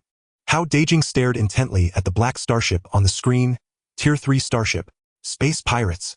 At that moment, in the control room of the black starship, several men clad in black armor were staring at the ZUN on the screen, their faces revealing greedy smiles. The man on the left was tall with a sinister scar across his face, the leader of these space pirates, Scarface. Big brother, look at this prey. It's obviously a Tier 2 starship. Their supplies and energy cores are enough for us to indulge for a while. The man on the right was slightly plump with a sinister glint in his eyes, the second-in-command of the pirates' Fat Cat. Exactly. Just a Tier 2 starship. Even if its defenses are a bit strong, it won't withstand our Tier 3 starship's attacks. That last hit already took out most of its shield. Just a few more shots, and we can breach its defenses. Then the supplies and personnel inside will all be ours. Scarface licked his lips, a cruel glint flashing in his eyes. Heh, there might even be beauties on this starship. Once we take it down, let's loot the supplies clean, then enjoy ourselves. Fat Cat laughed along. You're right, big brother. Prepare for the second wave of attacks. We must breach its shield. The main cannon of the black starship began to charge with yellow energy light, intensifying a wave of terrifying energy fluctuations enveloping the ZUN. They had no idea that the prey in their eyes was not an ordinary Tier 2 starship. The ZUN not only possessed top Tier 2 defenses and attack systems, but also had the peak powerhouse Tiger Lie on board. This seemingly one-sided hunt was about to turn into a one-sided crushing. Hao Dageng looked at the charging black starship on the screen, a glint of murderous intent flashing in his eyes. And Yoon prepared a counterattack. The ZUN vessel suddenly blazed with intense crimson light as the Qian matrix activated instantly. 108 circular shields extended from within the starship, their surfaces etched with intricate patterns and radiating a dense energy barrier that enveloped the ZUN vessel completely. Matrix activation complete. Durability 30000 points. Darkfall's voice remained calm, his solitary eye simultaneously updating intelligence on the Heiji vessel. Target vessel identified. Heiji vessel. Tier 3 starship. Captain codenamed Blood Scorpion, human Tier 7 cultivator, Class A fugitive of the Galactic Federation. Bounty 22 million military merits. 22 million military merits? Hao Dagen's eyes lit up instantly. The earlier tension vanished, replaced by barely concealed exhilaration. Converted to crystal cores, that's nearly 70 million. It's like a pillow delivered just as one drifts into slumber. If we seize them now, funding for Tianjing Zuyuan will be secured beyond doubt. He stared fixedly at the holographic display, on which the black Heiji vessel bristled with weapon emplacements, and in his mind it had already transmuted into towering piles of gleaming crystal cores. At that very moment, the Heiji vessel's main cannon recharged fully once more. A thick roaring yellow energy projectile hurtled forth and slammed violently into the matrix-generated barrier. Boom! The matrix barrier shuddered violently, its crimson glow rippling outward like water struck by a boulder. On the holographic display, the matrix durability plummeted rapidly before stabilizing at 17000 points. Over 13000 points lost in a single strike. Inside the Heiji vessel's command chamber, Fat Cat gazed at the readout and grinned greedily. Brother, this Tier 2 starship actually carries an elite-grade matrix barrier. Its cargo must be immense. It's a fat lamb indeed. Scarface moistened his lips, his eyes gleaming with bloodthirsty fervor. A mere Tier 2 vessel, no matter how robust its matrix, cannot withstand our sustained bombardment. Continue firing. Shatter its barrier. Yet their elation lasted only a moment before the ZUN vessel's counterattack descended. Quantum crystal cannon alignment complete. Dark matter laser discharge initiated. Ironclaw's mechanical voice rang out as the ZUN vessel's cannon focal lens converged a pitch-black beam of light. Within that beam pulsed dark matter energy capable of annihilating all things streaking unerringly toward the Heiji vessel. Instantly, the vessel's yellow energy barrier flared to life, attempting to repel the assault. Yet dark matter energy possessed an innate annihilation property, nature's perfect counter to barriers, and upon contact the beam began dissolving the yellow shield like hot iron searing snow. The Heiji vessel's original barrier durability, 24000 points, plummeted to 18000 in that single blow, its golden luminescence visibly dimming. What? Fat Cat's grin froze mid-face, his tone turning grave. How could a Tier 2 starship deliver such devastating firepower? It just stripped away 6,000 points of our barrier. One of the pirates frowned beside him. Something's wrong. This is no ordinary Tier 2 vessel. Its offensive output rivals that of a Tier 3. What's there to fear? We're aboard a Tier 3 starship. We shouldn't tremble before a Tier 2. Scarface's gaze hardened. Resume fire. I refuse to believe its matrix can endure forever. Thus began a brutal exchange of fire. The ZUN vessel's assaults were not only formidable but eerily unpredictable, alternating between jet-black dark matter lasers and scarlet energy beams. The two beams flashed in rapid succession like the scythe of death itself, relentlessly severing the Heiji vessel's barrier energy. Meanwhile, the Heiji vessel relied primarily on energy projectiles, spherical, cylindrical, and fan-shaped bursts of yellow energy raining down like torrential hail, striking the ZUN vessel's matrix barrier in relentless concentrated barrages. Under this ceaseless assault, the matrix barrier's glow dimmed steadily, its durability dropping, from 17000 to 12000 then to 8000. Hao Dageng clenched his fist's eyes locked on the flickering numbers. Darkfall. Maintain optimal matrix energy flow. Ironclaw. Target their main cannon position. Disable their offensive systems if possible. Affirmative. Darkfall diverted additional power to the Chien matrix, barely sustaining the barrier stability. Ironclaw precisely adjusted the cannon's aim. A dark matter laser lanced directly at the Heiji vessel's main cannon, not destroying it outright but significantly delaying its recharge cycle. Back and forth they traded blows for half an hour. Crack! Crack! Two sharp crystalline sounds echoed almost simultaneously. The Zhuan vessel's matrix finally gave way, the barrier fracturing like shattered glass, splintering into countless shards of crimson light that dissolved into the void. Simultaneously, the Heiji vessel's yellow energy barrier collapsed under another dark matter laser strike, exposing its hull to the cold darkness of space. Their barriers down. The pirates aboard the Heiji vessel erupted in triumph. Brother close in. Engage in boarding combat. Scarface's eyes flashed with ruthless intent. Excellent. All brothers. Prepare for boarding. I'll see for myself what treasures this Tier 2 vessel conceals within. Without protective shielding, the structural integrity of a Tier 3 starship offered little advantage over a Tier 2. But their true strength lay in boarding operations. Pirates excelled at close-quarters melee, and Scarface, a Tier 7 cultivator, would find subduing a Tier 2 vessel child's play. The Heiji vessel slowly edged toward the Zhuan vessel. From its flank, a silvery metallic ring, approximately 1 meter in diameter and inscribed with complex spatial sigils, extended outward. This was a black market-acquired spatial breach device capable of temporarily opening a localized spatial aperture through a starship's hull, granting direct access to its interior. Hostiles preparing for boarding combat, Darkfall warned. Their spatial breach device has a 1-meter radius. They will most likely target a structurally weaker section of the hull. Hao Dagen's gaze sharpened. Everyone, assume combat positions. Ironclaw Jenny Lian. Meet me in the ecological zone. It's centrally located, spacious, and ideal for close-quarters engagement. Darkfall. You hold the command center and monitor overall status. Affirmative, came the unified reply. At that instant, the Zhuan vessel shuddered faintly. The silvery spatial breach device adhered precisely to the hull's outer surface, emitting a soft azure ripple that instantly tore open a 1-meter square spatial aperture. And the aperture opened exactly on the outer wall adjacent to the ecological zone. Ha ha ha. Luck's on our side. Straight into the interior. Scarface's raucous laughter echoed through the breach, followed by a black-clad figure leading 14 pirates surging inward like ravenous wolves. Inside the ecological zone, vegetables flourished vibrantly. Who lie still squatted beside the raised beds, watering them leisurely with a simple irrigation pitcher. He appeared utterly oblivious to the intruders, his aura serene and unassuming, indistinguishable from that of an ordinary farmer. Hao Dageng and his companions had long been on high alert in the center of the ecological zone. Upon seeing the incoming space pirates, Jenny instinctively took a step back. The gazes of the space pirates roamed over her like hungry wolves filled with greed and lewdness. The scar-faced man glanced at the crowd, and upon seeing Jenny's beauty his eyes flashed with a hint of astonishment soon replaced by contempt. His gaze swept over Hao Dageng and the others, Hao Dageng at the second level, Jenny at the second level, Lian at the second level, while only Ironclaw the robot emitted a 7th level energy fluctuation. Ha ha ha! Is this all the strength you have? A second-level space pirate behind the scar-faced man leered. Big brother, there's even a stunning beauty here.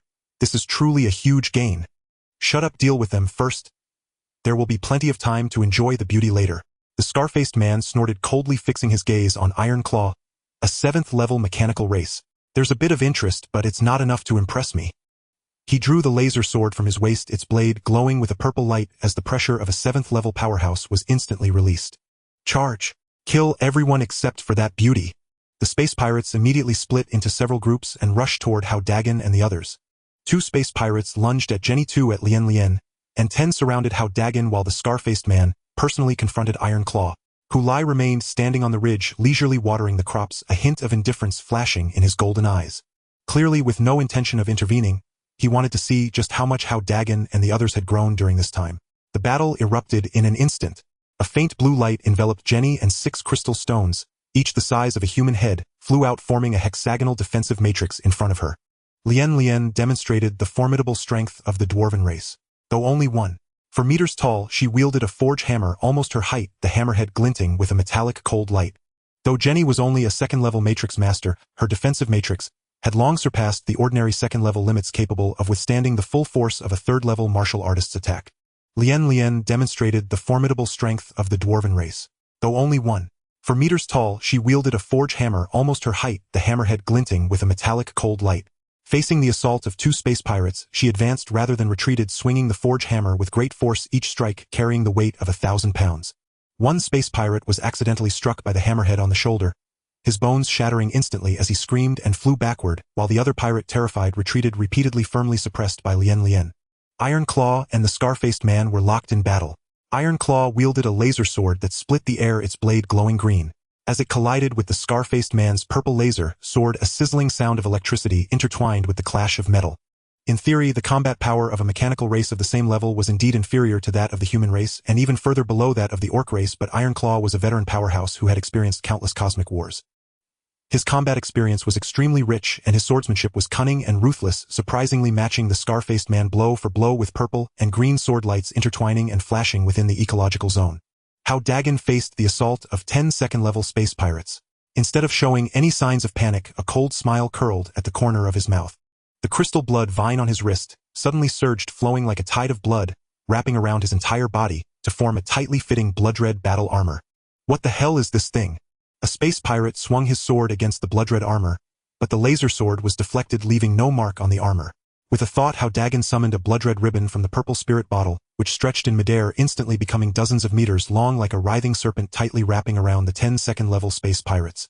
The space pirates struggled desperately, but found the binding strength of the ribbon to be incredibly strong. The more they struggled, the tighter it became. Even the source energy within them was absorbed by the ribbon, soon leaving them powerless to resist, surrendering helplessly. What? The scar-faced man caught a glimpse of this scene out of the corner of his eye, his heart sinking. He had initially thought Hao Dageng was just an ordinary second-level cultivator, but he never expected him to possess such a bizarre treasure. The 10 second-level space pirates were instantly subdued, far exceeding his expectations.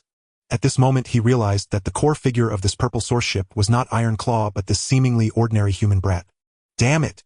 The scar-faced man's eyes flashed with a fierce glint as he suddenly unleashed all his source energy, causing the purple laser sword to shine brightly as an overwhelming energy pushed Iron Claw back. Then he turned and charged toward Hao Dageng, the laser sword slicing through the air, with a tearing force striking down fiercely toward Hao Dagen's head. "Captain, be careful!" Iron Claw shouted urgently. Hao Dageng stood his ground, his expression unchanged. The battle armor glowed with a rich red light. Facing the full force strike of a 7th-level powerhouse, the surface of the battle armor merely rippled slightly, completely blocking the attack. How is this possible? The scar-faced man's eyes widened in disbelief. His full-force strike could slice through the armor of a 2nd-level starship, yet it couldn't break a 2nd-level cultivator's battle armor. In that moment, he finally realized that he had kicked a hard iron plate. This seemingly ordinary 2nd-level starship was in fact a dragon's den. "Want to run?" Hao Dageng sneered as the crystal blood vine extended from the armor, wrapping around the scar-faced man. The scar-faced man's expression changed drastically, losing all previous arrogance, leaving only fear. He abruptly pulled out a black grenade from his spatial bracelet, its surface etched with terrifying energy patterns, emitting a heart-pounding aura. This was the explosive grenade produced by the mechanical race, containing violent explosive power. Even 7th-level powerhouses dared not take it heeding, and it was his last resort. "Get away from me!" The scar-faced man shouted angrily, about to detonate the grenade to create chaos and escape. But at that moment, his body stiffened as if locked by invisible shackles, unable to move. A tremendous pressure descended from all directions like a mountain pressing down, making it difficult for him to even breathe. He instinctively looked at the farmer on the ridge, who slowly raised his head. A glimmer of pressure flashed in his golden eyes, and just a glance made him feel as if he had fallen into an ice cellar. "Peak! Powerhouse!" The scar-faced man's voice trembled, his face drained of color. He finally understood why the starship was so bizarre. It turned out to be hiding such a big shot.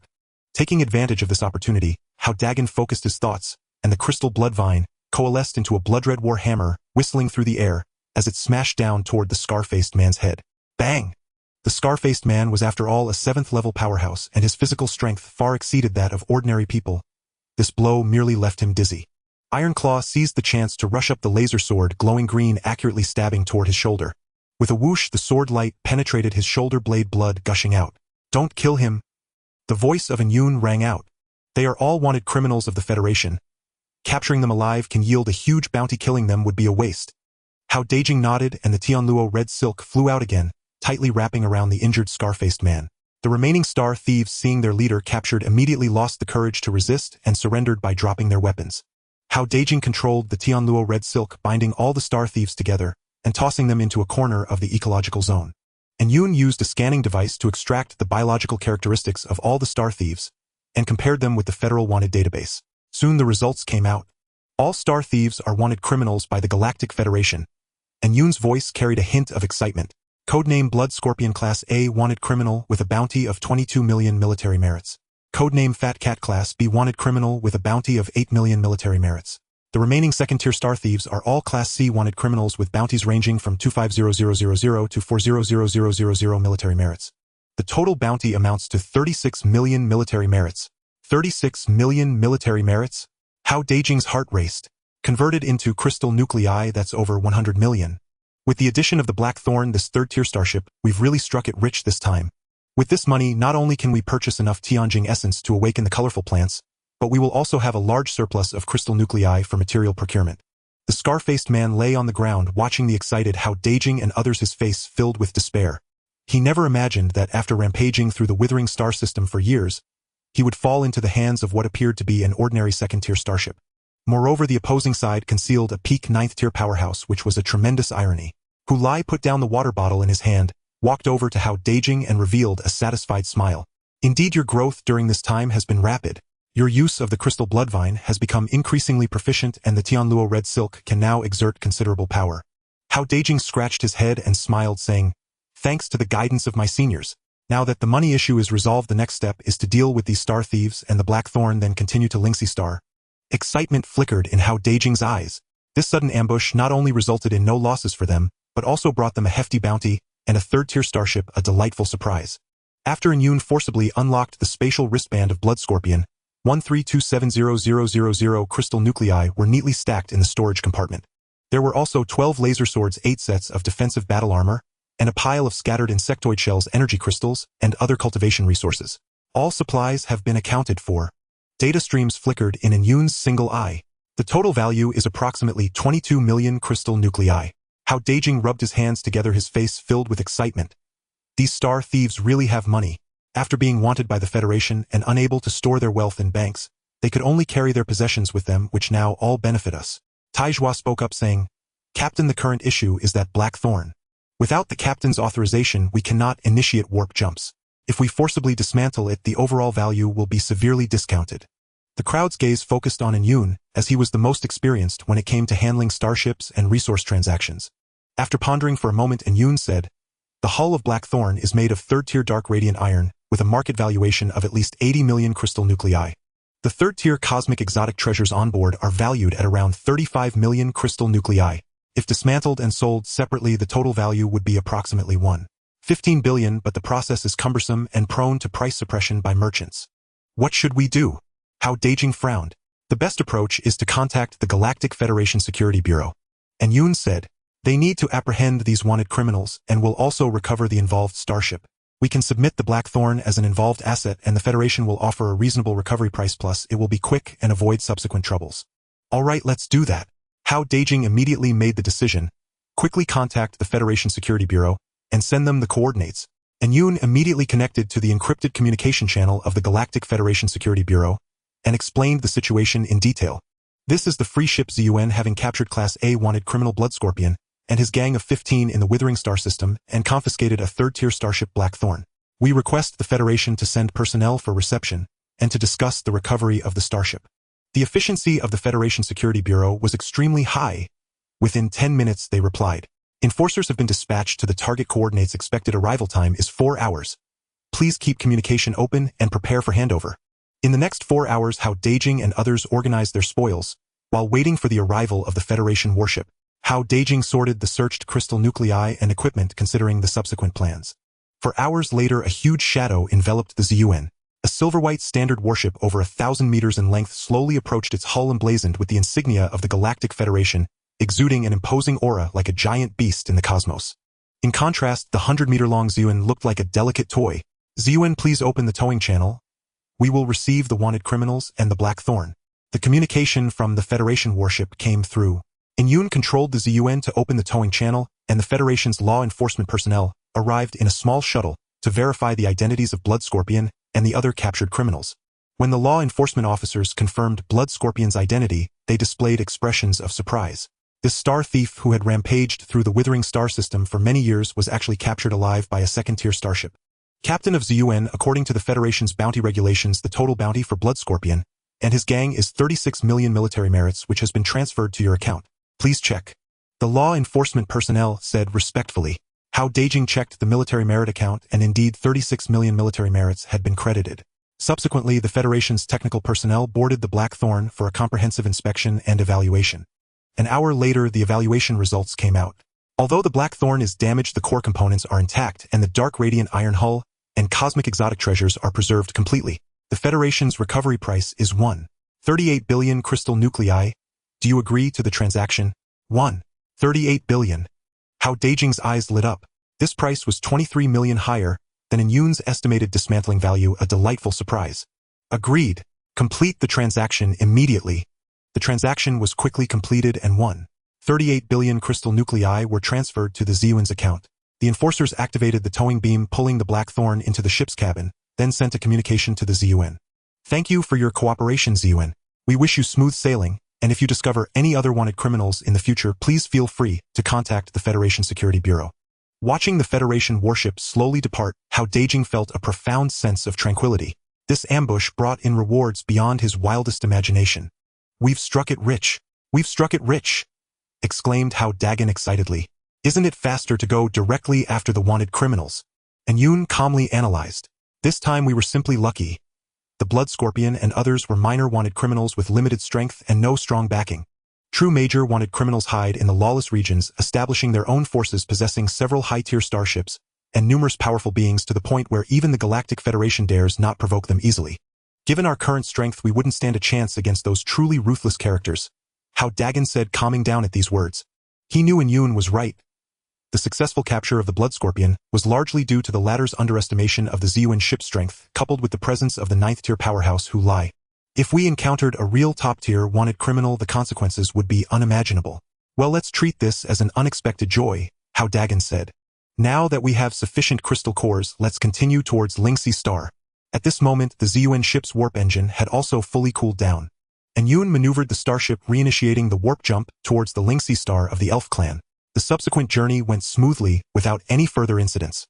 On the 5th day of the journey, information from the Shadow Pavilion arrived on schedule. The Shadow Pavilion has found the exact location of Lin Qiangshu's Source Dragon ship. They also provided the communication IP of the Source Dragon ship, and Yoon said, "That's great." Hao Dageng felt a surge of joy and immediately said, "Quick, connect." The holographic screen flickered a few times before revealing a familiar figure. Lin Qiangshu, clad in light blue combat armor, her long hair tied in a ponytail, wore a hint of fatigue, yet her eyes still sparkled. When she saw the communication request, a trace of confusion crossed her face, clearly not expecting anyone to contact her. "Who is it?" Lin Qiangshu's voice carried a hint of wariness, as there were often ill-intentioned individuals sending harassing communications on the port star. Upon seeing Hao Dagen's face on the screen, Lin Qiangshu's eyes instantly lit up, her fatigue vanishing, replaced by a delightful smile. "Hao Xiaoge, why is it you? How did you find me?" Hao Dageng chuckled and replied, "I found you through the information network of the Shadow Pavilion." "Where are you now? How's the situation?" Lin Qiangshu asked. "I've been assigned to the GN562 port star," she replied. "This is an edge port star of the lawless battlefield with many missions. Almost every few days I have to venture out to hunt the insectoids, and I'm utterly exhausted. Moreover, the accumulation of military merits is particularly slow. I have only managed to gather over 200,000 military merits, far from the million required." She regarded Hao Dageng with curiosity. "Hao Xiaoge, you look so spirited. You haven't already accumulated 1,000,000 military merits to become a free ship, have you?" "That's right. I've long since become a free ship," Hao Dageng nodded. "I am currently on my way to the Elf clan's port star to purchase some supplies. Do you need any assistance over there?" Lin Qiangshu sighed. "What assistance could there be? I'm just slowly accumulating military merits. By the way, Li Gang and Old Tang were also assigned to the GN562 port star with me, but we are not in the same fleet, so opportunities to meet are rare." "How many brothers from the Longhua fleet are still alive?" Hao Dageng asked, a hint of concern rising in his heart. Initially, 32 ships successfully upgraded to Tier 1 starships on planet GX-739. There are over 400 brothers from Long Country who survived, all assigned to different starships. On my Source Dragon ship, there are more than 60 sisters, all members of the former Longhua fleet.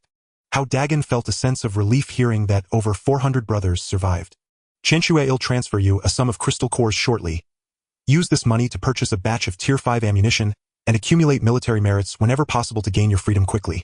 Lin Qianxia's eyes brightened with excitement. Really? That's wonderful. With enough ammunition, the speed of military merit accumulation will surely increase significantly. Not just you, please convey the same to Li Gang and Old Tang. I will transfer you 35 million crystal cores. You can decide how to allocate them, so that the three of you can quickly accumulate enough military merits to regain your freedom.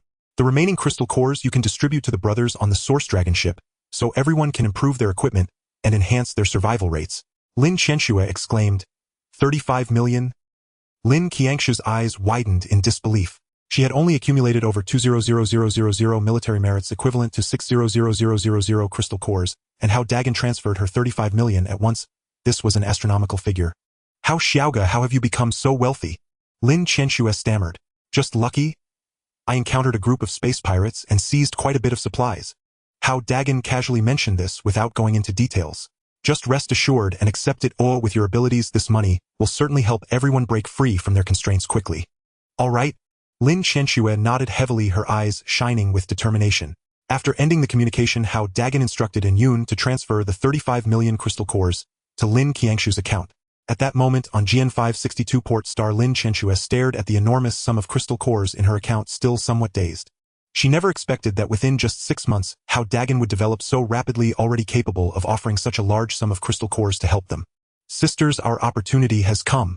Lin Qianxue immediately gathered the crew of the Source Dragon ship, sharing Hao Dagen's message and the news of this huge amount of money. What? Boss Hao transferred us 35 million crystal cores. That's amazing. With this money, we can buy high-tier ammunition and equipment. Finally, we won't have to worry about military merits anymore. We'll soon become a free ship. The crew was ecstatic, their faces lighting up with excitement. Lin Qianxue quickly calmed down, methodically arranging. I will first contact Li Gang and Old Tang, transferring each of them 10 million crystal cores to help them quickly accumulate military merits. The remaining 15 million will be used to purchase a batch of Tier 5 ammunition and Tier 2 defensive armor, striving to accumulate 1 million military merits within 3 months. Meanwhile, the Ziyuan ship continued its journey towards Lingxi Star. After over 20 days of a lengthy voyage, Lingxi Star finally appeared in everyone's sight. It was a vibrant planet. Viewed from space, the entire planet was cloaked in rich greenery. Countless ancient trees reached towards the sky with clouds wrapped around their crowns, emitting a faint green glow. Unlike the mechanical and metallic feel of other starports, Lingxi Star lacks towering skyscrapers and roaring factories. Only scattered wooden buildings and winding streams fill the air with the essence of nature. Is this the starport of the elven race? It's so beautiful. Jenny couldn't help but exclaim, her eyes shimmering with longing. She had never seen such a vibrant world. Lian nodded in agreement, saying, the environment is truly wonderful, much better than the God-forging star. Compared to the heavy industry of the God-forging star, this place was nothing short of a paradise. An application for docking was sent by Yun, and it wasn't long before a reply was received. ZUN number docking spot C37 has been allocated to you. Please proceed according to the navigation instructions. The docking fee is 100 crystal cores per day. If you need to extend your docking period, please report in advance. And Yun maneuvered the ZUN number, slowly descending to docking spot C37, as directed by the navigation. Once the starship was stable, Hao Dageng stepped out of the ZUN number with Jenny, Lian, and Yun. As soon as they set foot outside the starship, a refreshing breeze greeted them, carrying the fragrance of grass and delicate flowers, invigorating their spirits. The gravity of Lingxi Star is similar to that of Blue Star, with a pleasant temperature. Sunlight streamed through the gaps in the leaves, casting dappled shadows on the ground. The environment here is truly delightful. Hao Dageng inhaled deeply.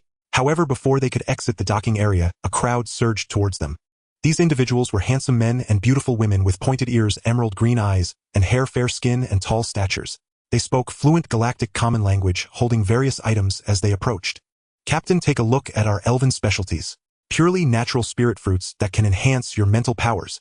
And there are accessories made from spiritual herbs, imbued with plant energy to calm the mind.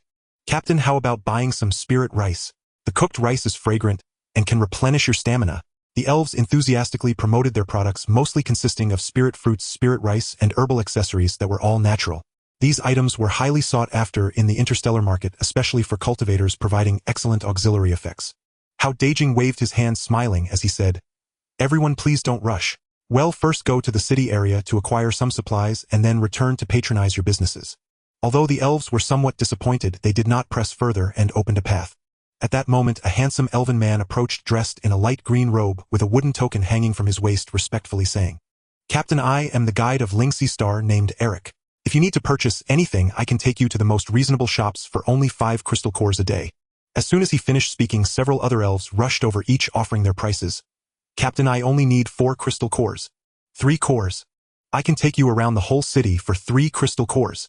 2 cores. I only need 2 cores." The elves eagerly lowered their prices, vying for this business. Hao Dageng glanced at Eric and noticed a hovering vehicle parked beside him, elegantly designed with wood and plant vines looking quite distinctive. "I choose you, Eric," Hao Dageng said. "We need to purchase Tianqing Zui Yuan. Do you know which shop has the best price?" Eric's eyes sparkled with surprise as he quickly replied, "Of course. There are 4 shops on Linksea Star that sell Tianqing Zui Yuan, and the Green Source Chamber of Commerce offers the most reasonable prices with quality assured. I'll take you there right away." Hao Dageng nodded and along with Jenny and Lian boarded Eric's hovering vehicle. Once the vehicle started, it smoothly headed towards the city area. The scenery along the way was breathtaking, with dense forests flanking the winding road and streams babbling nearby. Occasionally, elven wooden buildings could be seen nestled among the trees, resembling a fairy tale world. "Captain, Tianqing Zui Yuan is a specialty of our elven race, refined from ancient spiritual plants, and has always been priced quite high," Eric explained as he drove the hovering vehicle. "The Green Source Chamber of Commerce is one of the largest in Linksea Star, and the owner is an ancient elven elder who never overcharges. Many visiting cultivators choose to purchase there." Before long, the hovering vehicle arrived at the city area. The urban area of Linksea Star lacks wide roads, featuring only winding stone paths flanked by various shops, mostly wooden structures with various spiritual plants and specialties, displayed at the entrances, brimming with a rich sense of life. Eric took Hao Dageng and the others to visit 4 shops selling Tianqing Zui Yuan.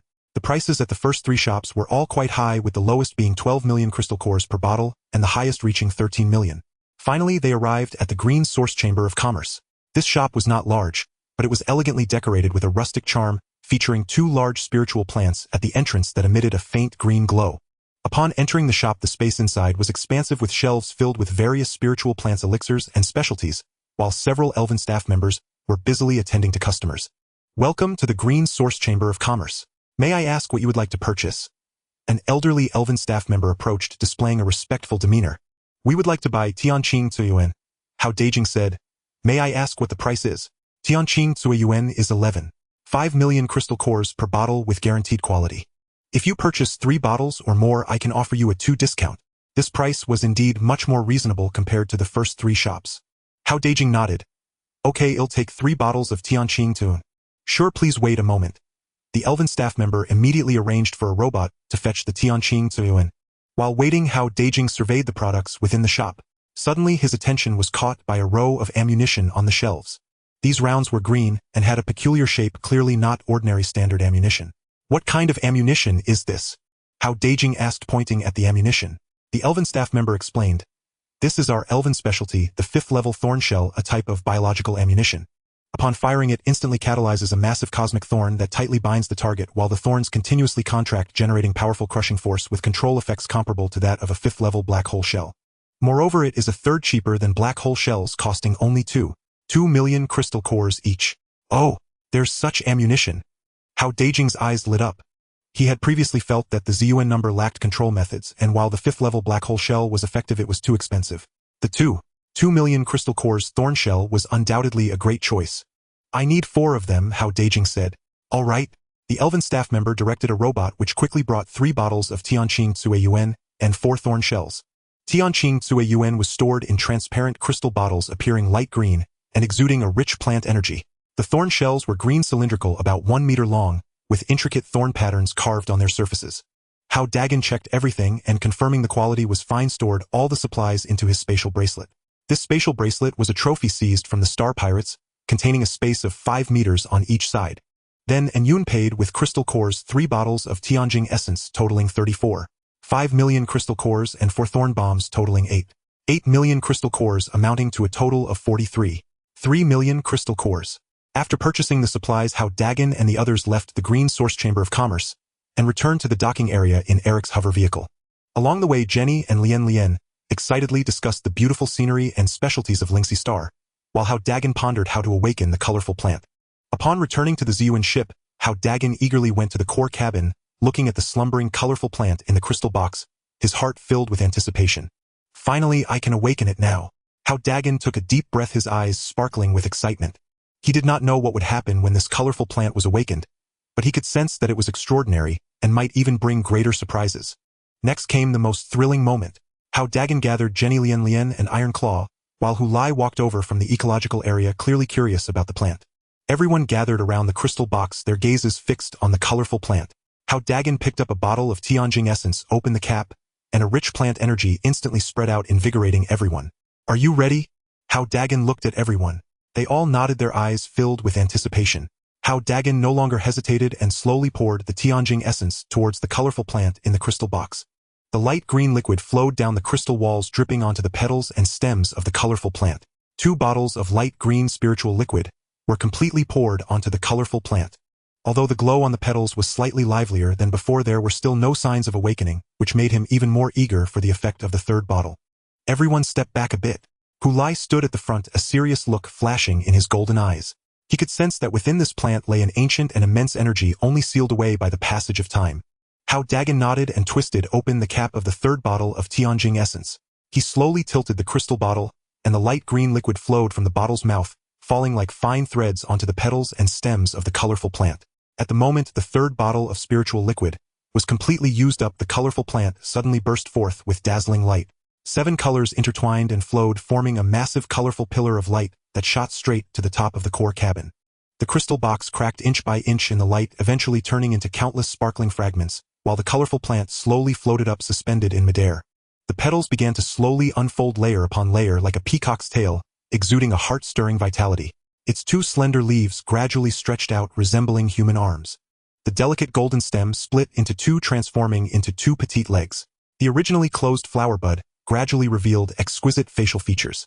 A pair of emerald-like eyes, a tiny delicate nose, and soft pink lips surprisingly formed a human-shaped outline about the size of a palm.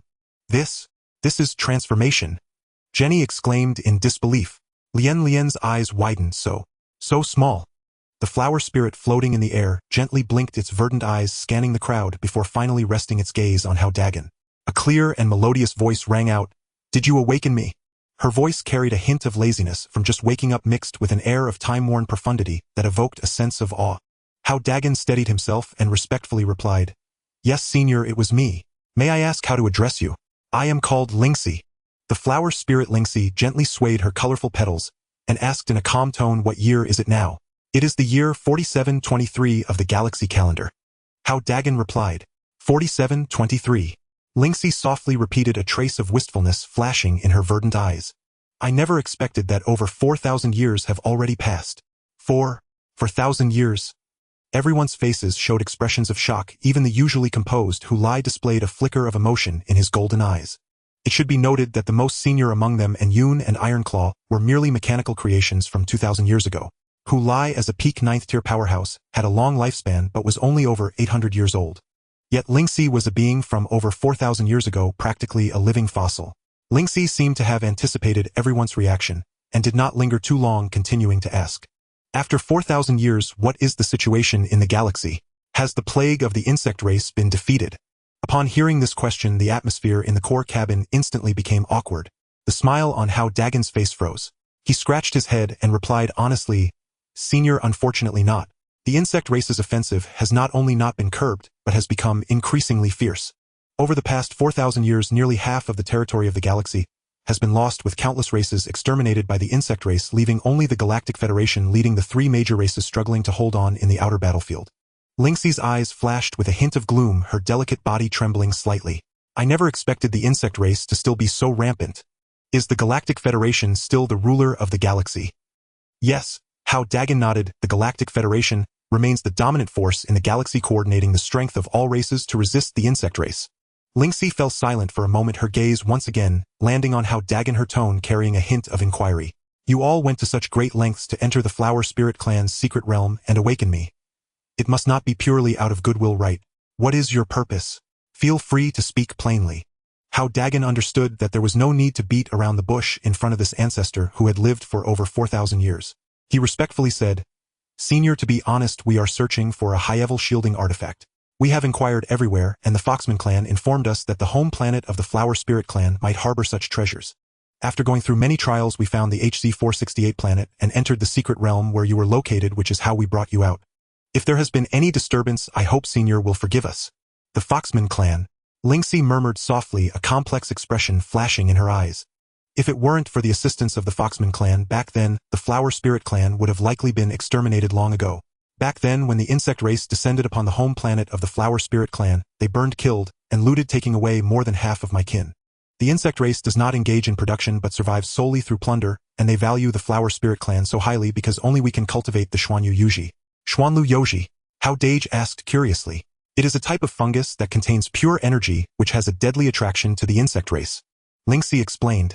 After the insect race consumes Xuanlu Yoji, they can not only quickly restore their energy, but also significantly enhance their chances of evolution. Back then, the insect race invaded the home planet of the Flower Demon clan to plunder my people and cultivate Xuanlu Yoji for themselves. The remaining clansmen, with the help of the Fox clan, were forced to relocate deeper into the galaxy, searching for a new habitat. As for me, I was left by the old clan leader on the home planet to guard those two spatial secret realms. Lingxi's tone carried a hint of sadness. It seems that the spatial keys from back then have already been lost, or otherwise you would not be able to enter the secret realms. Senior, you have misunderstood. Hao Dageng quickly explained. These two spatial keys were not obtained from the Flower Demon clan, but were acquired from the insect race. Upon hearing this, Lingxi's eyes flashed with surprise, then understanding. It is not surprising that the insect race has held the home planet of the Flower Demon clan for so many years, and the keys fell into their hands. She fell silent for a moment, seemingly having made some kind of decision, and looked up at Hao Dageng. Since you have awakened me, from now on I will assist you in fighting against the insect race. But you must promise me one thing. Senior, please speak. As long as I can do it, I will never refuse. Hao Dageng said hastily. When you become powerful enough in the future, help me rescue my clansmen who are imprisoned by the insect race. Lingxi's tone carried a hint of pleading. I know that over 4,000 years have passed and everything may have changed. But Xuanlu Yoji can only be cultivated by the Flower Demon clan, and the insect race, in order to continuously obtain Yoji, will certainly not harm my people but will only confine them. Hao Daya's heart sank.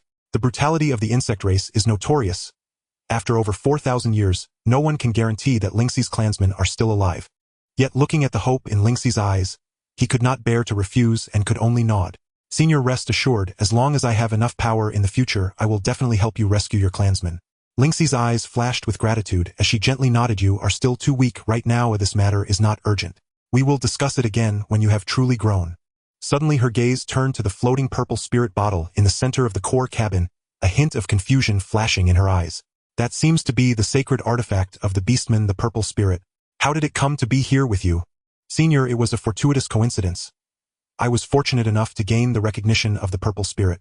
Hao Dageng said respectfully. Lingxi did not press further, seemingly understanding that some secrets were not suitable for questioning.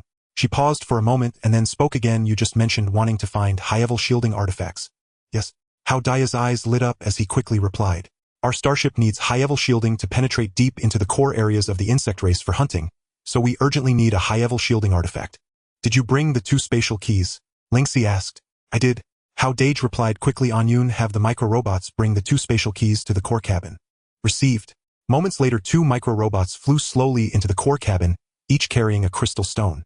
One was pure black, while the other was colorful, the very shielding crystal stone that Hao Dageng had obtained earlier. When the two crystal stones were placed together, aside from their differing colors, their shapes and facets were identical. Lingxi's gaze fell on the two crystal stones, and her delicate branches gently lifted, pointing at the stones. An astonishing scene occurred as both crystal stones suddenly lit up simultaneously, with a swirl of black mist flying out from the black crystal, and a swirl of colorful mist emerging from the colorful crystal. The two mists converged in the air, gradually condensing into two sesame-sized black particles, emitting a faint life aura. What? What is this? Hao Daya's eyes widened. Hu Lai's pupils constricted. As a peak powerhouse, he had not even detected that these two crystal stones held something inside. This was enough to show that Lingxi's strength far exceeded his imagination. At least in terms of spatial manipulation, she had reached a height he could not aspire to. This is the seed of Xuanlu Yoji, Lingxi explained. When the old clan leader entrusted the secret realm to me, he specifically sealed the Yoji seeds within the spatial keys. Xuanlu Yoji has a deadly attraction to the insect race. Once its aura is exposed, insects within 1,000,000 kilometers will rush over crazily. To prevent the last seeds from falling into the hands of the insect race, the old clan leader used the secret technique of the Flower Demon clan to seal them and disguise the keys, yet in the end, they were still obtained by the insect race. She paused, then continued. However, these two spatial keys themselves are natural shielding artifacts. They contain the spatial secret techniques of the Flower Demon Clan, and can shield all high-level detection, even distort energy fluctuations.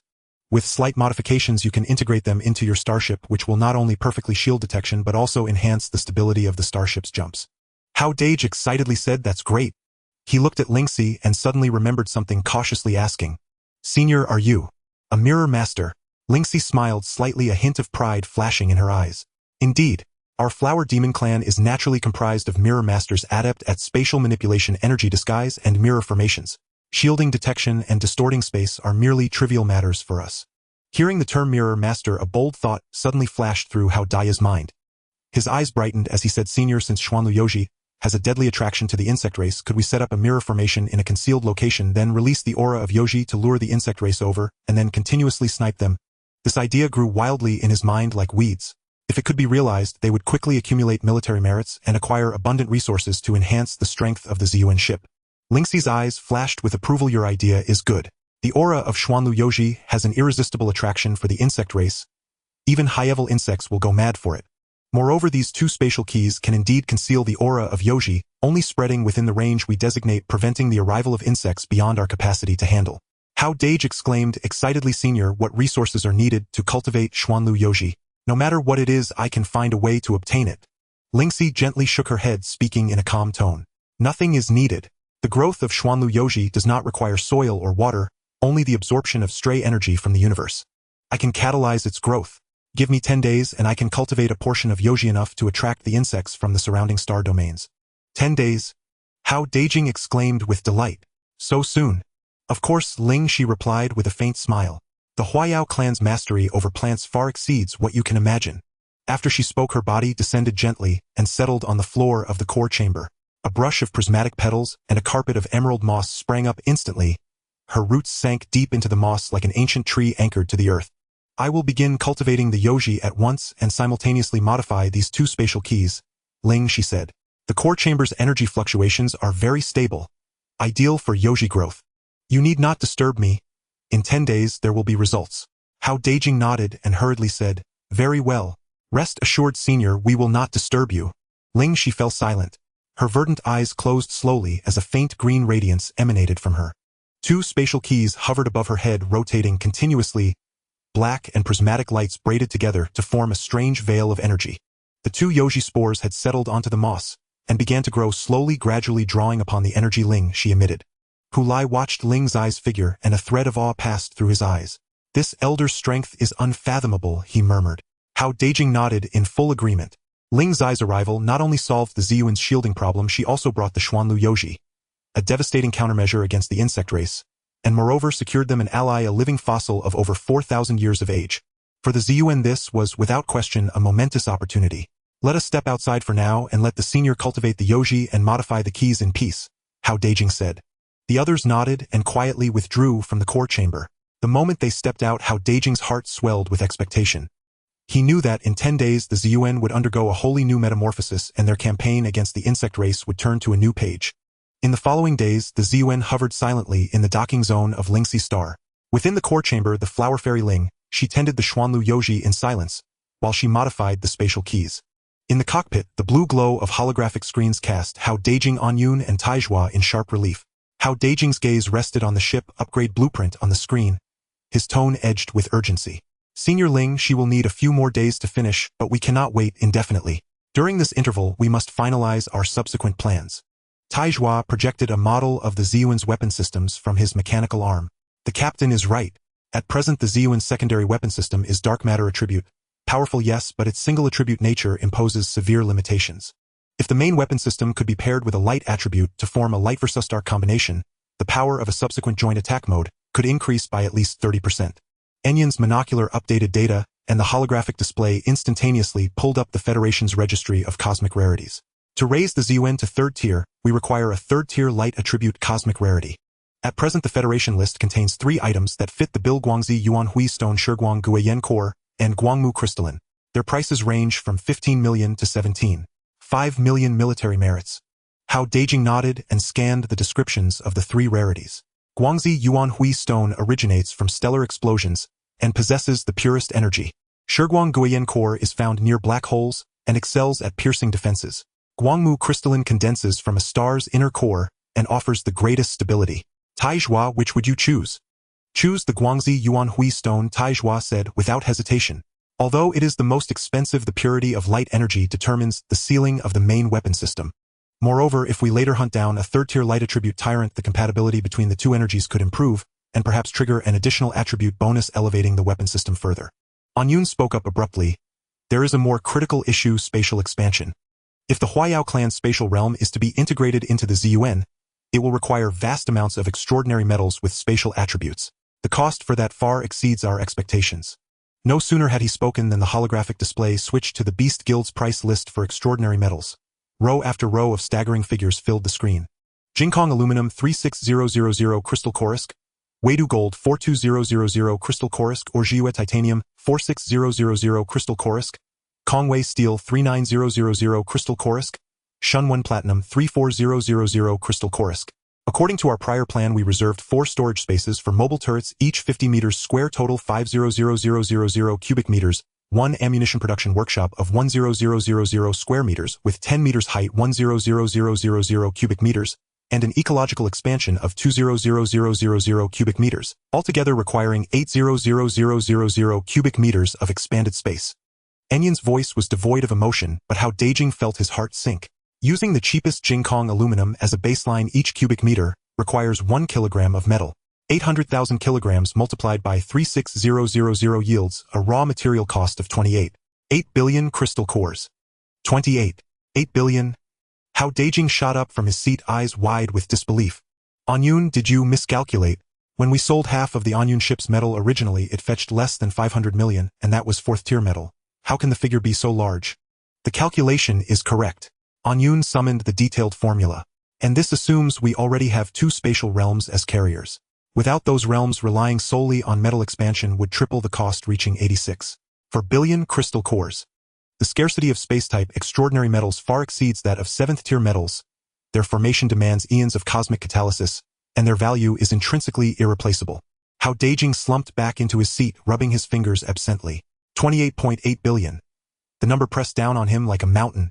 Even if they later hunted 3rd-tier insect towers, each yields only about 100 million. They would need to fell nearly 300 such towers to make up the sum, an obviously unrealistic prospect. Is there no alternative? Hao Dageng asked, his voice tinged with reluctance. Could we substitute other metals or lower the expansion standards? There are no substitutes, Anyun said regretfully. Spatial expansion demands metals with extremely high spatial conductivity. Ordinary extraordinary metals cannot withstand the realm's spatial fluctuations. Forcing a fusion would only lead to the ship's disintegration. Besides, the expansion standards we've set are already at the minimum. Any further reduction would render the space unable to bear the energy load of mobile turrets and the ammunition production line. The cockpit fell into silence, broken only by the flicker of the price table on the holographic display.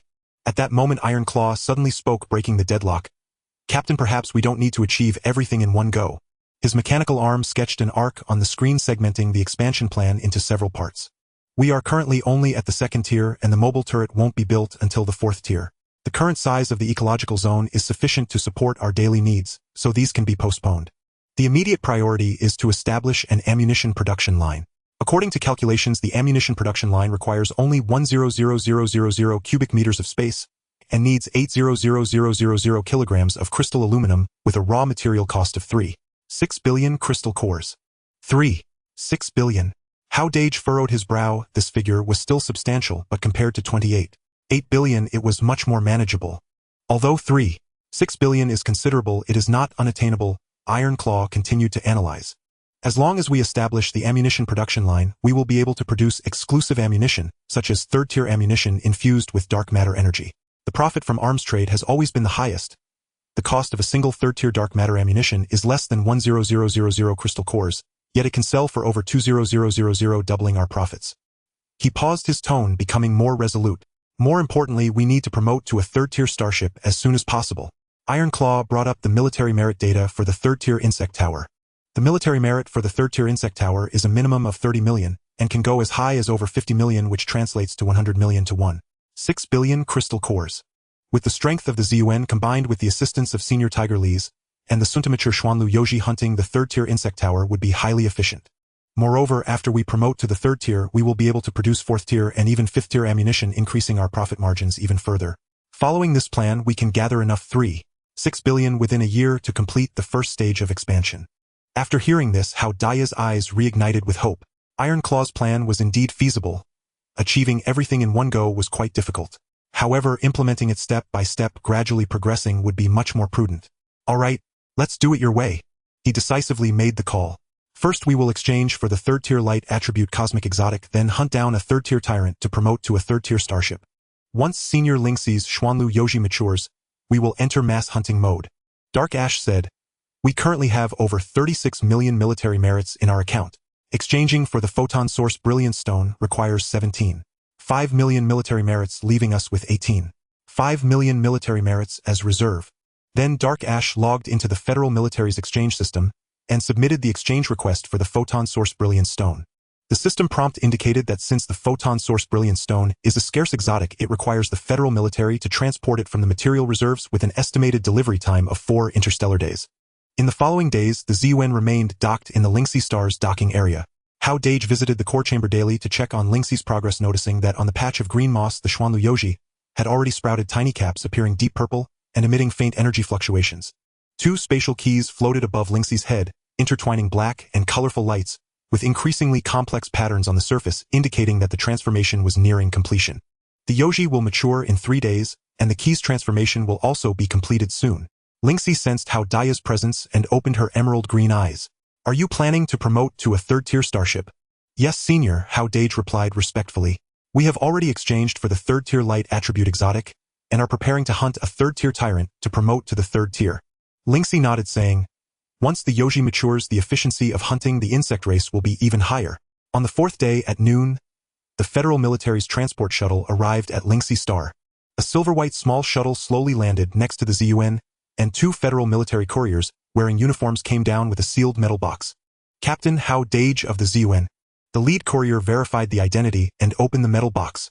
Inside the box was lined with special materials to prevent energy dissipation, and a fist-sized crystal stone lay quietly within, glowing golden and emanating a soft yet powerful light attribute energy resembling a miniature sun.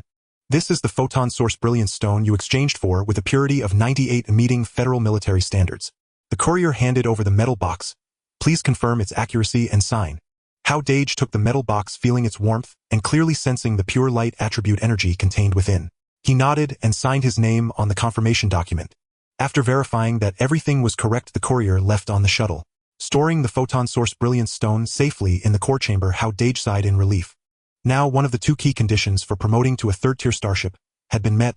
Only the hunting of a 3rd tier tyrant and obtaining its heart remained. Dark Ash search for the Federal Military's posted tasks for hunting 3rd tier tyrants and find a suitable target, Hao Dageng instructed. Dark Ash immediately initiated the search program, and thousands of task details for 3rd tier tyrants popped up on the holographic screen. There were tyrants occupying certain planets, swarm tyrants leading their groups, and solitary tyrants wandering alone. Recommended target 3rd tier tyrant Huijingdi active, in the vicinity of planet DJ-768. Dark Ash filtered a task. This is a solitary tyrant with no subordinate species, unpredictable in its movements, but it has repeatedly attacked the transport fleets of planet DJ-768, with a federal bounty of 23.8 million military merits. According to the task description, Huijingdi excels in speed and light attribute attacks, while its defenses are relatively weak, which fits our needs. Hao Dageng looked at the holographic image of Huijingdi on the screen. It was a giant butterfly with a wingspan of over 300 meters. Its wings were a translucent crystalline blue covered in golden patterns, leaving a dazzling light trail, when flying appearing beautiful yet deadly. A 3rd tier solitary tyrant with a military merit of 23.8 million. Hao Dageng stroked his chin, his tone laced with hesitation. Dark Ash, with our current strength, can we handle this creature? We are confident. Dark Ash retrieved the simulated battle data. The ZUN's Qian matrix shield combined with the energy shield is sufficient to withstand several attacks from the Huijingdi tyrant. Although the main weapon system has yet to be upgraded, the secondary weapon system's dark matter has a restraining effect on light attribute targets. Additionally, with Senior Tiger Li's 9th tier strength and 1 6th tier fusion core bomb we have in reserve, as long as we can trap Huijingdi, we can kill it. The only challenge is that Huijingdi's speed is extremely fast, reaching 700 Mach, which is considerably faster than the ZUN, making it easy for it to escape. However, once the Xuanlu Yoji cultivated by Senior Lingxi matures, we can use Yuzi's aura to attract it. Coupled with the spatial key's shielding function, we can set an ambush and have a high probability of taking it down. Hao Dageng took a deep breath, a resolute gleam flashing across his eyes. Very well. We shall choose it. And Yun plot a course to the planet DJ-768. Tai Zhao, prepare the weapon systems, especially the 6th-tier fusion core warheads, and stand by. I will request Senior Master Hu Lai's assistance. He turned and headed toward the ecological zone, where Hu Lai sat calmly atop a field ridge gazing at the vegetables he had cultivated. Senior Master Hu Lai, Hao Dageng said, respectfully bowing deeply. We have located a 3rd-tier Tyrant Radiant Crystal Butterfly, and intend to hunt it on DJ-768 to obtain the core material required for the Starship's ascension to the 3rd tier. We humbly request your aid. Hu Lai lifted his head. A flicker of interest shimmered in his golden eyes. A 3rd-tier Tyrant, the Radiant Crystal Butterfly. I've heard of this insectoid species. It is swift and its light-based attacks hold a certain intrigue. He rose to his feet and brushed dust from his robes. Very well. I'll stretch my limbs. Subduing a 3rd-tier Tyrant poses no challenge for me. With Hu Lai's ascent secured, Hao Dageng breathed a profound sigh of relief. A 9th-tier Apex Cultivator's intervention, combined with the ZUN vessel's firepower and 6th-tier fusion core warheads, made victory against a lone 3rd-tier Tyrant all but assured. Returning to the command center, Hao Dageng issued the departure order, and Yun power up the Starship. Destination DJ-768. Set course now. Acknowledged. Warp drive fully charged, a navigation path confirmed. The ZUN vessel, departing. Orange exhaust flared from the ZUN vessel's engines as the Starship slowly glided away from Lingxi Star's docking bay, surging forward toward DJ-768. Lingxi Star's emerald halo receded into the distance, replaced by the boundless, starless void of deep space. On the holographic display, DJ-768's coordinates pulsed steadily, 23000 light-years away, with an estimated transit time of 8 stellar days. Within the core chamber, the Xuanlu Yoji mushroom's cap continued expanding, its energy fluctuations intensifying. Maturation was imminent. Hao Dageng stood before the main console, gazing at the starfield unfolding across the holographic interface, anticipation stirring in his heart. By the 3rd day of transit, the ZUN vessel's warp drive hummed with serene stability. Suddenly, a gentle wave of energy emanated from the core chamber, immediately seizing Hao Dagen's attention. Something has stirred in the core chamber. And Yun's voice carried a subtle note of excitement. Hao Dageng sprang to his feet and hurried toward the chamber. As he pushed open the door, a rich vital aura washed over him. Warm, organic, and utterly unlike the vessel's sterile metallic chill. The once smooth metal floor now bore a lush carpet of emerald moss studded with delicate white blossoms, soft and springy beneath his tread. Pale green vines spiraled along the walls, bejeweled with glistening dewdrops that refracted the soft light from the chamber ceiling. Across the 1,200 square meter expanse hung a faint, refreshing fragrance of forest and earth, blended seamlessly with the Xuanlu Yoji's unique energetic resonance, invigorating the spirit and sharpening the senses. At the chamber's center, the Xiling vial remained suspended midair, radiating pure, refined energy. A steady, pulsing heart sustaining the entire Starship. Beneath it, 2 spatial keys rotated slowly, their surfaces one obsidian black, the other iridescent, etched with dense golden spatial sigils that flowed like living currents, emitting potent spatial ripples. No longer dormant, the keys now seemed imbued with sentience. Each rotation subtly warped the surrounding space-time. Lingxi had reverted to her botanical form, rooted firmly in the moss's heart. Her prismatic petals were gently closed while slender luminous leaves unfurled, lightly brushing the rotating keys. Beside her, the Xuanlu Yoji had grown impressively large, its cap a deep violet veined with silvery galaxy-like patterns, its stout stalk glowing with a soft violet luminescence. Its shape echoed terrestrial Lingxi mushrooms, but its energy output dwarfed theirs, vast and primordial. Senior Master Lingxi, Hao Dageng whispered, cautious not to disturb her. Her petals trembled faintly. A pair of jade-green eyes shimmered into being at the bud's apex. You've arrived. The key's refinement is complete, and the Xuanlu Yoji has reached its initial stage of maturity. Hao Dagen's gaze lingered upon the 2 keys, wonder alight in his eyes. Senior Master, how effective is the refinement? Feel for yourself. A leaf from Lingxi's form gently touched the black key.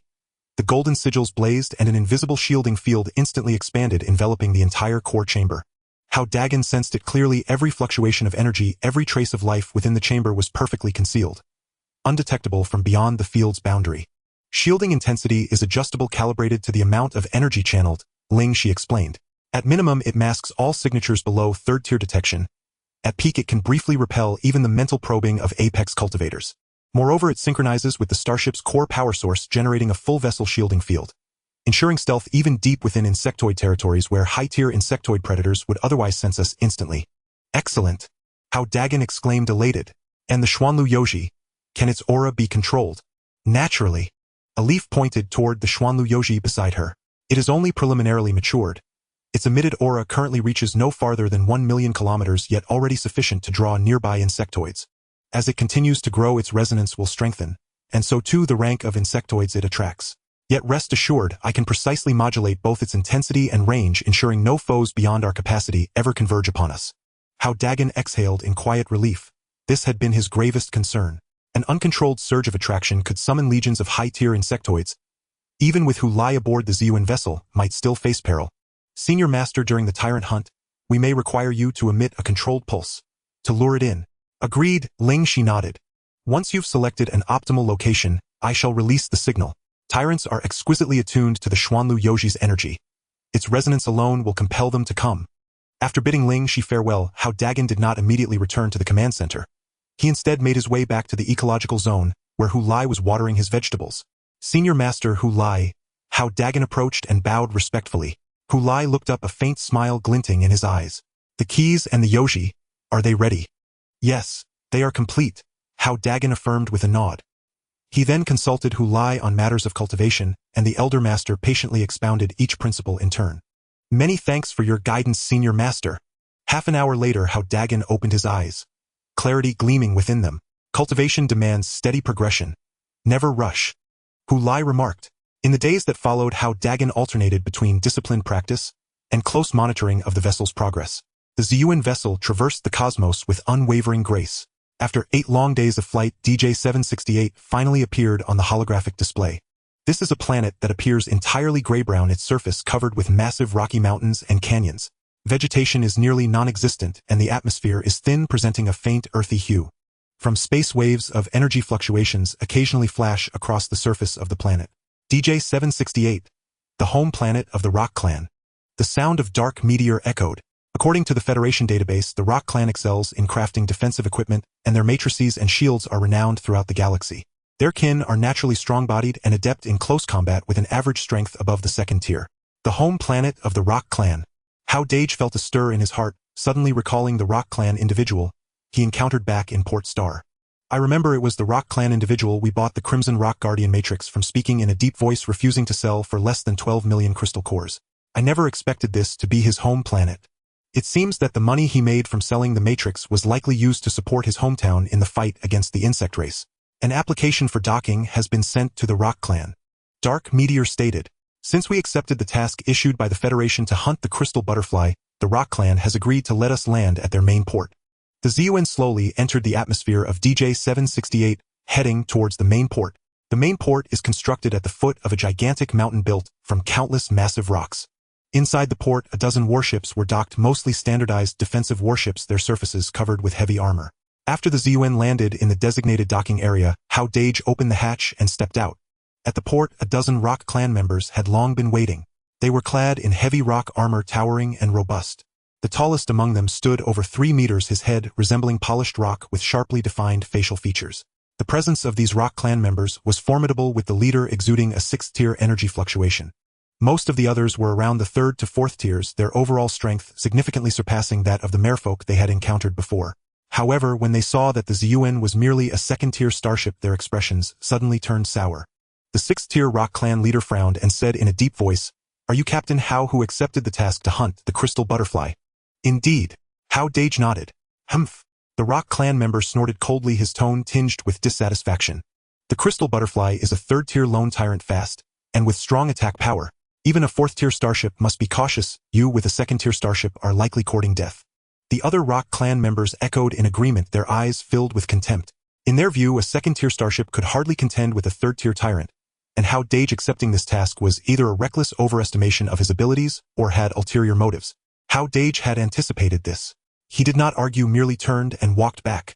The Rock Clan members exchanged glances, unsure of his intentions. Moments later, Hao Dageng stepped out again, and behind him, Hu Lai followed slowly. Hu Lai merely stood casually, not exerting any deliberate pressure, yet his mere presence seemed to solidify the surrounding air. The contempt on the faces of the Rock Clan members instantly vanished, replaced by shock and awe. They could clearly sense that within Hu Lai lay a terrifyingly potent energy, like a dormant volcano, ready to erupt at any moment. N. 9th-tier peak powerhouse. The 6th-tier Rock Clan leader's expression changed drastically, stepping forward with respect. I didn't realize a senior from the Beastman clan was present. I was blind to not recognize your greatness. I hope you can forgive me. The other Rock clan members also lowered their heads, not daring to meet Hu Lai's gaze. A peak powerhouse is a top-tier existence throughout the galaxy. Even the leader of the Rock clan is merely at the 7th tier and cannot be compared. Hu Lai merely nodded slightly without speaking. It was then that Hao Dageng stepped forward wearing a faintly smug expression and said, "May I ask who is in charge here?" "I am the Old One." The 6th-tier Rock clan leader quickly replied, his tone extremely respectful. "I am Shi Feng, the head of this port. Captain Hao, I apologize for my earlier rudeness. I hope you will not take offense." He was now calculating in his heart. Hao Dageng was young yet had a peak Beastman powerhouse accompanying him. There must be a powerful force backing him, likely a scion of a prominent family out for training. Such a person must not be offended, but rather befriended, as he might bring great benefits to the Rock clan in the future. "No offense taken," Hao Dageng waved his hand. "We have come primarily to hunt the crystal butterfly. I have heard that this tyrant often troubles your planet and nearby routes, causing you considerable inconvenience." "Indeed." Shi Feng sighed, a hint of helplessness in his tone. "This crystal butterfly is elusive, striking with speed and precision. Our transport fleet has already lost several ships. Now many transport companies are unwilling to take our jobs, resulting in the matrices and shields produced on our planet not being shipped out in a timely manner, leading to significant economic losses. Since Captain Hao has arrived, I am sure you will succeed. Please help us eliminate this menace." "I will do my best," Hao Dageng said, shifting the subject. "Speaking of which, I have some connections with your Rock clan. I purchased a set of Crimson Rock Guardian Matrix from one of your noble clansmen in Port Star, and the results have been quite satisfactory. I have heard that your clan specializes in defensive equipment. I wonder if it would be possible to help me upgrade this matrix. This way we can be more confident in combating the crystal butterfly." The Crimson Rock Guardian Matrix. A hint of doubt flashed in Shi Feng's eyes. "So it was crafted by Master Panli." Shi Feng suddenly understood. "Master Panli is the top matrix master in our clan. The Crimson Rock Guardian Matrix he crafted is considered top tier among 3rd-tier matrices. However, this matrix did have some flaws in its design, and there is room for optimization in the energy circuits." He looked at Hao Dageng and said earnestly, "Captain Hao, rest assured I will personally handle the upgrade of this matrix. I will arrange for our clan's best craftsmen to optimize the energy circuits for you free of charge, ensuring that the matrix's defensive capabilities are elevated to a new level. I just hope Captain Hao can take action soon and help us eliminate the crystal butterfly." Free upgrade. Hao Dageng felt a surge of joy in his heart, not expecting such good fortune. He had merely mentioned it casually, but Shi Feng responded so readily, clearly influenced by Hu Lai's presence. "Then I thank you, Manager Shi Feng," Hao Dageng said. "No need for such courtesy," Shi Feng hurriedly replied. "Captain Hao, I will arrange for the craftsman right away." Hao Dageng informed Jenny of the matter and gave her full responsibility. Shi Feng took it very seriously and immediately summoned the top matrix craftsman of the clan to board the Zun ship with Jenny. The craftsman studied the matrix parameters carefully, discussing in low voices, and soon formulated an optimization plan. To enable Hao Dageng to go into battle as soon as possible, the craftsmen of the Rock clan worked efficiently, busy for most of the day, and finally completed the upgrade of the matrix. "Captain Hao, the upgrade is complete." Shi Feng personally rushed over, his face filled with smiles. "We redesigned the energy circuit of the matrix and optimized the energy conduction efficiency. Now this Red Rock Guardian matrix has reached the standards of a 4th-order matrix." Hao Dageng quickly checked the matrix parameters, and the defense value increased from the original 10000 points to 14000 points. The shield's durability increased from 30000 points to 32000 points. Although the energy consumption is still 3 times the normal, it is completely negligible for the Zun ship. "Great. Thank you, Shi Feng," Hao Dageng said. The upgraded Red Rock Guardian matrix significantly enhanced its defensive capability enough to withstand several direct attacks from 3rd-order tyrants, which boosted his confidence in hunting the crystal butterfly. "You're too polite, Captain Hao. As long as we can eliminate the crystal butterfly, this minor task is nothing," Shi Feng said. "If you need any other assistance, such as energy replenishment or Starship repairs, just let me know." "Not for now. We will set off immediately to search for the crystal butterfly's traces," Hao Dageng replied. After bidding farewell to Shi Feng, the Zun ship slowly departed from the port, heading towards the star region near planet DJ-768. According to the information provided by the mission, the crystal butterfly often moved in the vicinity of this planet, attacking passing transport fleets. However, the process of searching for the crystal butterfly did not go smoothly. This tyrant was a lone wolf without an affiliated tribe or a fixed activity area, making its whereabouts unpredictable. The Zun ship drifted in the nearby asteroid belt for 2 days, activating its maximum power radar detection, yet it failed to find any trace of the crystal butterfly. "This isn't a solution," Yun said. The crystal butterfly is extremely fast, and adept at hiding or searching aimlessly like this makes it difficult to find it. Hao Dageng frowned. He knew this approach was unworkable. The longer they delayed, the more uncertainties arose. If the crystal butterfly left the star region, all their preparations would be in vain. It seems we can only lure it out using the aura of Xuanlu Yuji, Hao Dageng said, turning towards the core chamber. Lingxi was still rooted in the center of the moss, and the aura of Xuanlu Yuji was even more intense than before. Seeing Hao Dageng enter, she actively spoke up. Do you want to release the aura of Yuji?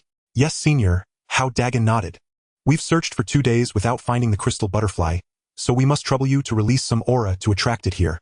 However, please keep the range within 100,000 kilometers to avoid attracting other insect races that we can't handle. No problem. Lingxi's leaves gently brushed over the mushroom cap of Xuanlu Yuji. I will control the intensity and range of the aura to minimize attracting other enemies. As she finished speaking, the purple halo of Xuanlu Yuji suddenly became denser, and an invisible energy aura emanated from the mushroom cap, spreading like ripples in water. This aura was pure and enticing, possessing a deadly attraction for insect races, especially high-level insect races, which found it irresistible. At this moment, on an asteroid 80,000 kilometers away from the Zun ship, the crystal butterfly was resting on a large rock. Its wings spanned over 100 meters, adorned with golden patterns on its crystal blue wings, sparkling brilliantly under the faint starlight. As a third-order lone tyrant, it had just attacked a transport ship and was currently in an energy recovery period. Suddenly, it sensed a tempting aura. The crystal butterfly's antennae trembled slightly, and its emerald green compound eyes instantly lit up. This aura contained pure life energy, more refined than any energy it had previously consumed. Moreover, it had a strong compatibility with its essence, as if it were custom-made evolutionary nourishment for it. Buzz! The crystal butterfly's wings gently vibrated, and it instantly took off from the rock. Its perceptive ability was extremely strong, instantly locking onto the source of the aura, a glint of greed and excitement flashing in its eyes. This energy was enough to elevate its power to the next level, and it might even break through to fourth order. Without the slightest hesitation, it increased the frequency of its wing beats, transforming into a stream of crystal blue light rushing towards the Zun ship. As a high-level tyrant, the crystal butterfly possessed high intelligence and was very cautious. It did not fly in a straight line, but continually used the surrounding asteroids to obscure its visibility, trying to hide its tracks. Even more terrifying was that its light attribute essence granted it a certain ability to conceal energy. During its flight, it compressed its energy fluctuations to the lowest level, and combined with the cover of the asteroids, the Zun ship's radar never detected its presence. Soon, the crystal butterfly approached within 20,000 kilometers of the Zun ship.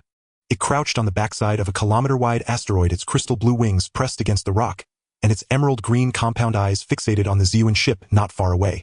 The enticing aura was emanating from this second-order starship. The crystal butterfly was filled with confusion. How could a second-order starship possess such pure life energy? But that did not matter. What was important was that it had to obtain this energy. Its body slightly arched, and its crystal blue wings began to emit a rich golden glow. The golden energy quickly gathered in its mouth, forming a slender beam of light no thicker than a finger. This beam of light appeared weak, but it contained extreme light attribute energy with powerful penetrating ability, one of the crystal butterfly's trump cards specifically designed to breach enemy defenses. At the moment the beam was fully condensed, the Zun ship's radar finally detected a strong energy fluctuation. Alarm! Alarm! Strong energy fluctuations detected. Suspected high-level light attribute attack. The piercing alarm instantly echoed throughout the main control room. What? Hao Dageng's expression changed drastically as he quickly looked at the holographic screen. On the screen, a slender golden beam of light was rapidly approaching the Zun ship, moving so fast that it almost exceeded the radar's tracking limits. Quick dodge! Hao Dageng shouted loudly, and Yun reacted extremely quickly, immediately controlling the Zun ship to evade this attack. However, the crystal butterfly's attack was too fast. Almost at the moment the radar reported, the beam was already closing in on the Zun ship. Boom! The golden slender beam instantly struck the outermost red rock guardian matrix shield of the Zun ship. The seemingly slender beam unleashed astonishing penetrating power. The crimson glow across the matrix shield surface trembled violently while a golden beam, sharp as a drill, bore relentlessly into its defenses. On the holographic display, the durability of the Qian Guardian Matrix plummeted at terrifying speed: 32000, 28000, 25000, 21000. The sheer power of this strike far exceeded all expectations. Hao Dagen's heart leapt into his throat. Even the upgraded Qian Guardian Matrix had just lost 11000 durability points in a single blow. This radiant crystal butterfly was far more formidable than they had imagined. No! Something is wrong, and Yuan sensed the anomaly instantly. Though the outer matrix shield remained intact, the golden beam had somehow pierced straight through its layered defense. Even the inner energy shield suffered an additional 8000-point durability loss. Behind the asteroid, the radiant crystal butterfly flickered with surprise in its compound eyes upon seeing its attack fail to obliterate the target. Then greed swiftly eclipsed it. With a powerful beat of its wings, it gathered energy, once more preparing its second assault. Inside the ZUN vessel's main control chamber, alarms shrieked unceasingly, and Hao Dageng's expression turned grave. He knew full well that confronting this third-tier tyrant demanded absolute focus. Any lapse, however slight, could spell catastrophic failure. Before the crew could even catch their breath, another blinding golden speck flared on the holographic screen. The butterfly's second strike arriving without warning. This time the beam, no thicker than a human finger, was denser, its golden radiance edged with an eerie pallor betraying vastly greater destructive potential. It tore across the void without preamble, slamming again into the Chien Guardian Matrix's shield. Boom! The violent impact reverberated through the barrier, sending the entire ZUN vessel into a shuddering convulsion. The crimson luminescence across the shield receded like a retreating tide of fissures already etched into its surface, instantly multiplied into a web of jagged cracks. Durability numbers flashed wildly on screen, plummeting from 21000 down to 8000. Worse still, the beam punched yet another finger-thin breach directly through the matrix shield. The inner energy shield shattered instantly, and the golden beam then grazed the hull, leaving behind a charred, scorched scar. Inner energy shield fully compromised. And Yuan's voice carried urgent urgency. Its penetration capability far exceeds projections. The Matrix can withstand no more than one such strike. Hao Dageng's gaze hardened. 2 devastating blows had nearly shattered their upgraded 4th-tier Matrix. A testament to the 3rd-tier tyrant's terrifying offensive, might exceeding even their direst estimates. Has radar locked onto the target? He demanded, voice low and steady. Locked. And Yuan immediately projected the radiant crystal butterfly's full combat profile onto the holographic display. 3rd-tier radiant crystal butterfly tyrant. Attack 3450, Defense 2980, HP 320000, Attribute Light. Traits: Absolute Penetration, High-Speed Concealment. Excels in Ambush Warfare. The data laid bare the enemy's overwhelming strength. But Hao Dagen's eyes held not fear but fierce resolve. Chezhua, fire 1 5th-tier Thornshell round. Disrupt its attack rhythm. Confirmed. Thornshell round loaded and launched. Chezhua's mechanical arms moved with lightning precision. The ZUN vessel's electromagnetic rail launcher flared emerald green, and a sleek Viridian Thornshell round shot forth at blistering speed toward the butterfly. Its velocity rivaled even the butterfly's light beam. Within a blink it spanned over 10,000 kilometers and arrived before the radiant crystal butterfly. Bang! At 100 meters distance, the Thornshell round detonated violently, erupting into a colossal sphere of ink-green energy, expanding instantly into a cosmic thornwood thicket over 500 meters in diameter. Countless barbed thorns erupted like ravenous vines, ensnaring the butterfly's 300-meter-long form in an inescapable verdant prison. The radiant crystal butterfly clearly hadn't anticipated such a potent crowd control maneuver. Its wings thrashed furiously, straining against the bindings. Yet the thorns possessed extraordinary resilience. Their barbs sank deep into its crystalline blue wings, flooding them with paralytic bioenergy. But a 3rd-tier tyrant's might was no hollow title. Trapped for only an instant, its wings erupted with searing golden light. From within its body burst countless photon-edged blades, spinning like lethal saw blades, slashing frenziedly through the surrounding thornwood thicket. Crack, crack. Under the relentless cutting force, the emerald thicket crumbled, shattered into drifting fragments within 4 seconds, dissolving into shimmering motes of green energy scattered across the void. Less than 5 seconds of containment, and Yuan exclaimed, disbelief thick in his voice. Elven 5th-tier Thornshell rounds could immobilize 4th-tier starships for over 10 seconds. Yet against this 3rd-tier tyrant they proved startlingly ineffective. That's enough. A flash of sharp calculation lit Hao Dagen's eyes, and Yuan, full thrust forward now. Instantly the ZUN vessel's engines roared, propelling the vessel forward, as a streak of soft violet light hurtling straight toward the butterfly. Simultaneously the airlock opened, and Hu Lai shot forth like a bolt of golden lightning. Clad once more in his tiger-patterned golden armor, and gripping a massive bronze mace, he radiated an aura of overwhelming primordial authority. The moment he emerged, Hu Lai threw wide his arms, and unleashed a deafening, world-shaking tiger's roar that echoed across the cosmos. Golden shockwaves rippled outward from him, coalescing into a domain over 1,000 kilometers wide. The Roar Domain. With raw sonic force alone, the very silence of space bent and quaked. Within the domain, golden energy churned like liquid gold. Space itself seemed frozen. Light warped and twisted under the pressure. The butterfly's compound eyes contracted, sharply flickering with unmistakable wariness. It sensed with chilling clarity the Beastman warrior's terrifying presence. an existence capable of slaying third-tier tyrants outright. Without ascending to the fourth-tier, escape would be impossible. VVVVRRR. The butterfly attempted to accelerate away, but the roar domain pressed down like an invisible cage, exerting immense suppressive force. Its speed was forcibly reduced by 30% from a peak of 750 Mach. It now struggled to exceed 500 Mach. Stripped of its greatest tactical advantage, it could no longer dart freely through the void. Now, Tejwa, deploy dark matter cloud. Hao Dageng commanded. The quantum crystal lens of the Zun vessel's main cannon flared with ominous violet light. A vast cloud of dark matter erupted from the lens, instantly enveloping the radiant crystal butterfly. As dark matter inherently opposed light attributes the moment the cloud contacted the butterfly's golden radiance. A violent energetic reaction erupted. Hissing and spitting white vapor, the butterfly's body convulsed violently. The dark matter cloud not only siphoned its energy but also drastically slowed its movements. It attempted to unleash a beam to break through the dark matter cloud, but the beam was swallowed up instantly, as if a mud bull had plunged into the sea, leaving not even a ripple. Opportunity! A fierce glint flashed in Hu Lai's eyes as he manipulated the tiger roar domain to compress further, trapping the brilliant crystal butterfly firmly at its center. He stepped into the void, instantly appearing before the brilliant crystal butterfly, raising the copper hammer high in his hand. The phantom of the tiger beast on the hammer seemed to come alive, opening its massive jaws and letting out a roar. Boom! The copper hammer, imbued with tremendous force, struck heavily against the wings of the brilliant crystal butterfly. The collision of golden energy with the light attribute energy of the butterfly erupted in dazzling brilliance. The brilliant crystal butterfly emitted a sharp screech, a deep crack appearing on its wings, as its life force plummeted by 50000 down to 270000. Hao Dageng seized this opportunity with a thought, releasing the crimson refining dark silk from the purple spirit bottle.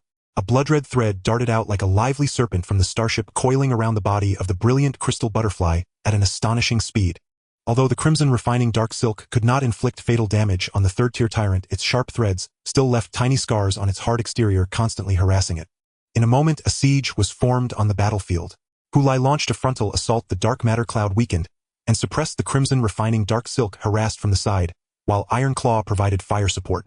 Though the brilliant crystal butterfly was powerful, it gradually found itself at a disadvantage under such a siege. It frantically unleashed light blades and beams, trying to break through the encirclement, but the suppression of the tiger roar domain and the erosion of the dark matter cloud greatly diminished the power of its attacks. Bang! Bang!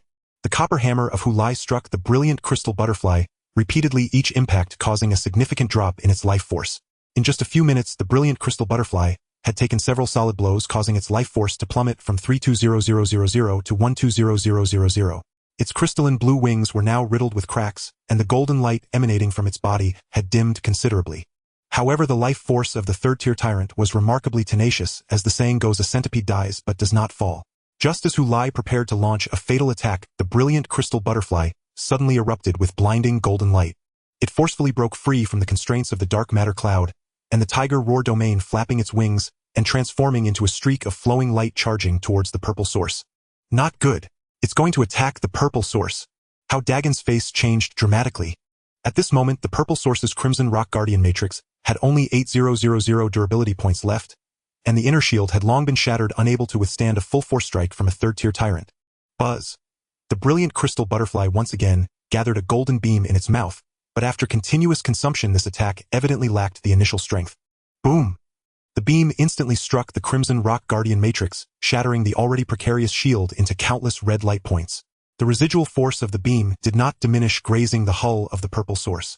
It left a scorched gash several dozen meters long, causing the ship to shudder violently, and alarms blared inside once more. Both layers of shields are gone. Jenny's voice carried a hint of panic. At that moment, she was in the shield control chamber, leading microengineering robots in emergency repairs. We can't delay any longer. A fierce glint flashed in Hao Dageng's eyes. Iron Claw, fire another thorn bomb. Received. Thorn bomb launched.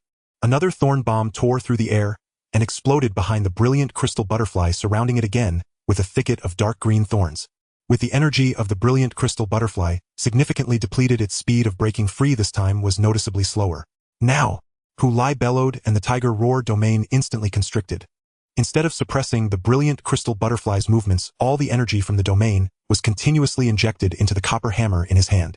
The phantom of the tiger beast on the hammer grew increasingly clear, its size expanding. Ultimately, it transformed into a gigantic tiger-headed hammer shadow, standing 100 meters tall, exuding a pressure capable of annihilating the heavens and the earth. Hao Dageng also spared no effort drawing out all the essence blood stored in the purple spirit bottle to infuse it into the dark matter heart. The dark purple heart suddenly erupted with intense brilliance, and an overwhelming surge of dark matter energy flowed through the dedicated energy conduits into the auxiliary weapon system. Quantum congeal cannon mirror maximum power charging. Dark matter binding net launch. The mechanical eye on Ironclaw's forehead glowed with utmost intensity. On the purple source's quantum congeal cannon mirror dark purple energy gathered frantically, forming a black-purple energy sphere with a diameter of 10 meters, the surface intertwined with strands of blood light emanating a chilling aura.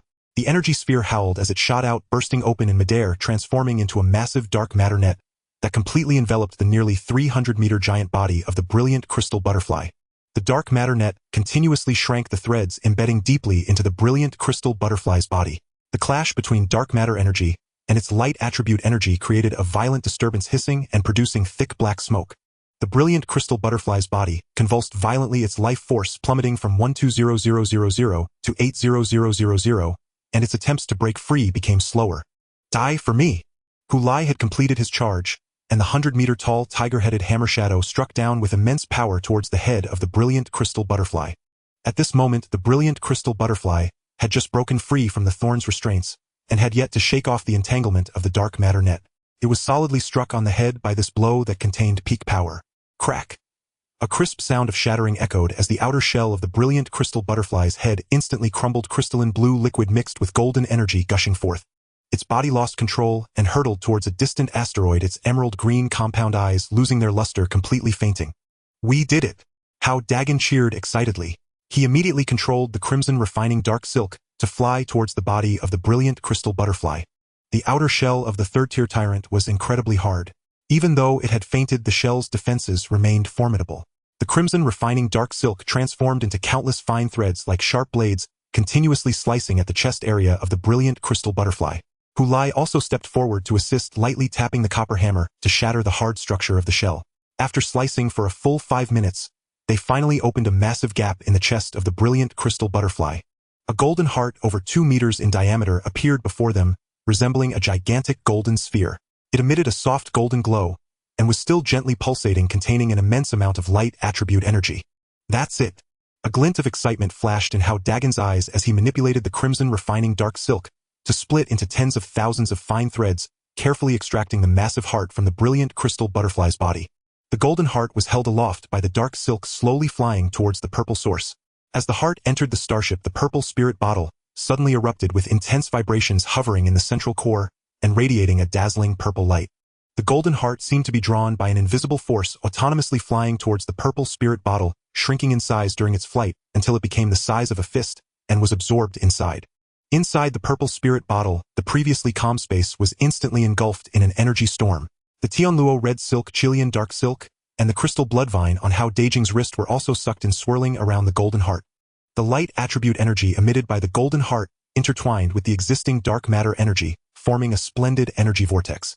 Quick, put the photon source gem in, and Ian reminded. Hao Dageng immediately threw it towards the purple spirit bottle.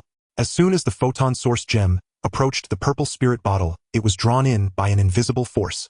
Identical to the previous scene, the Tianluo red silk enveloped the photon source gem, then suddenly contracted and crushed it. The sound of cracking echoed as the photon source gem was ground into countless golden powder, which floated towards the golden heart like fireflies. After absorbing the powder from the photon source gem, the golden heart began to undergo dramatic changes. Its color gradually shifted from golden yellow to blazing white, and its size shrank to about 1 meter. Golden patterns densely appeared on its surface, resonating with the energy inside the purple spirit bottle. A brand new dedicated energy channel extended from the purple spirit bottle, resembling a white energy river, leading directly to the main weapon attack system of the ZUN ship. At the moment the channel was established, the main weapon system emitted a blazing white light, and the entire system began undergoing adaptive modifications alongside the Tianluo red silk, Chilean dark silk, and crystal bloodvine, which were 3 derived treasures. The dark purple heart and the blazing white heart floated within the space of the bottle. The 2 hearts, one dark and one white, rotated around each other, emanating a balanced and magnificent energy. V-room.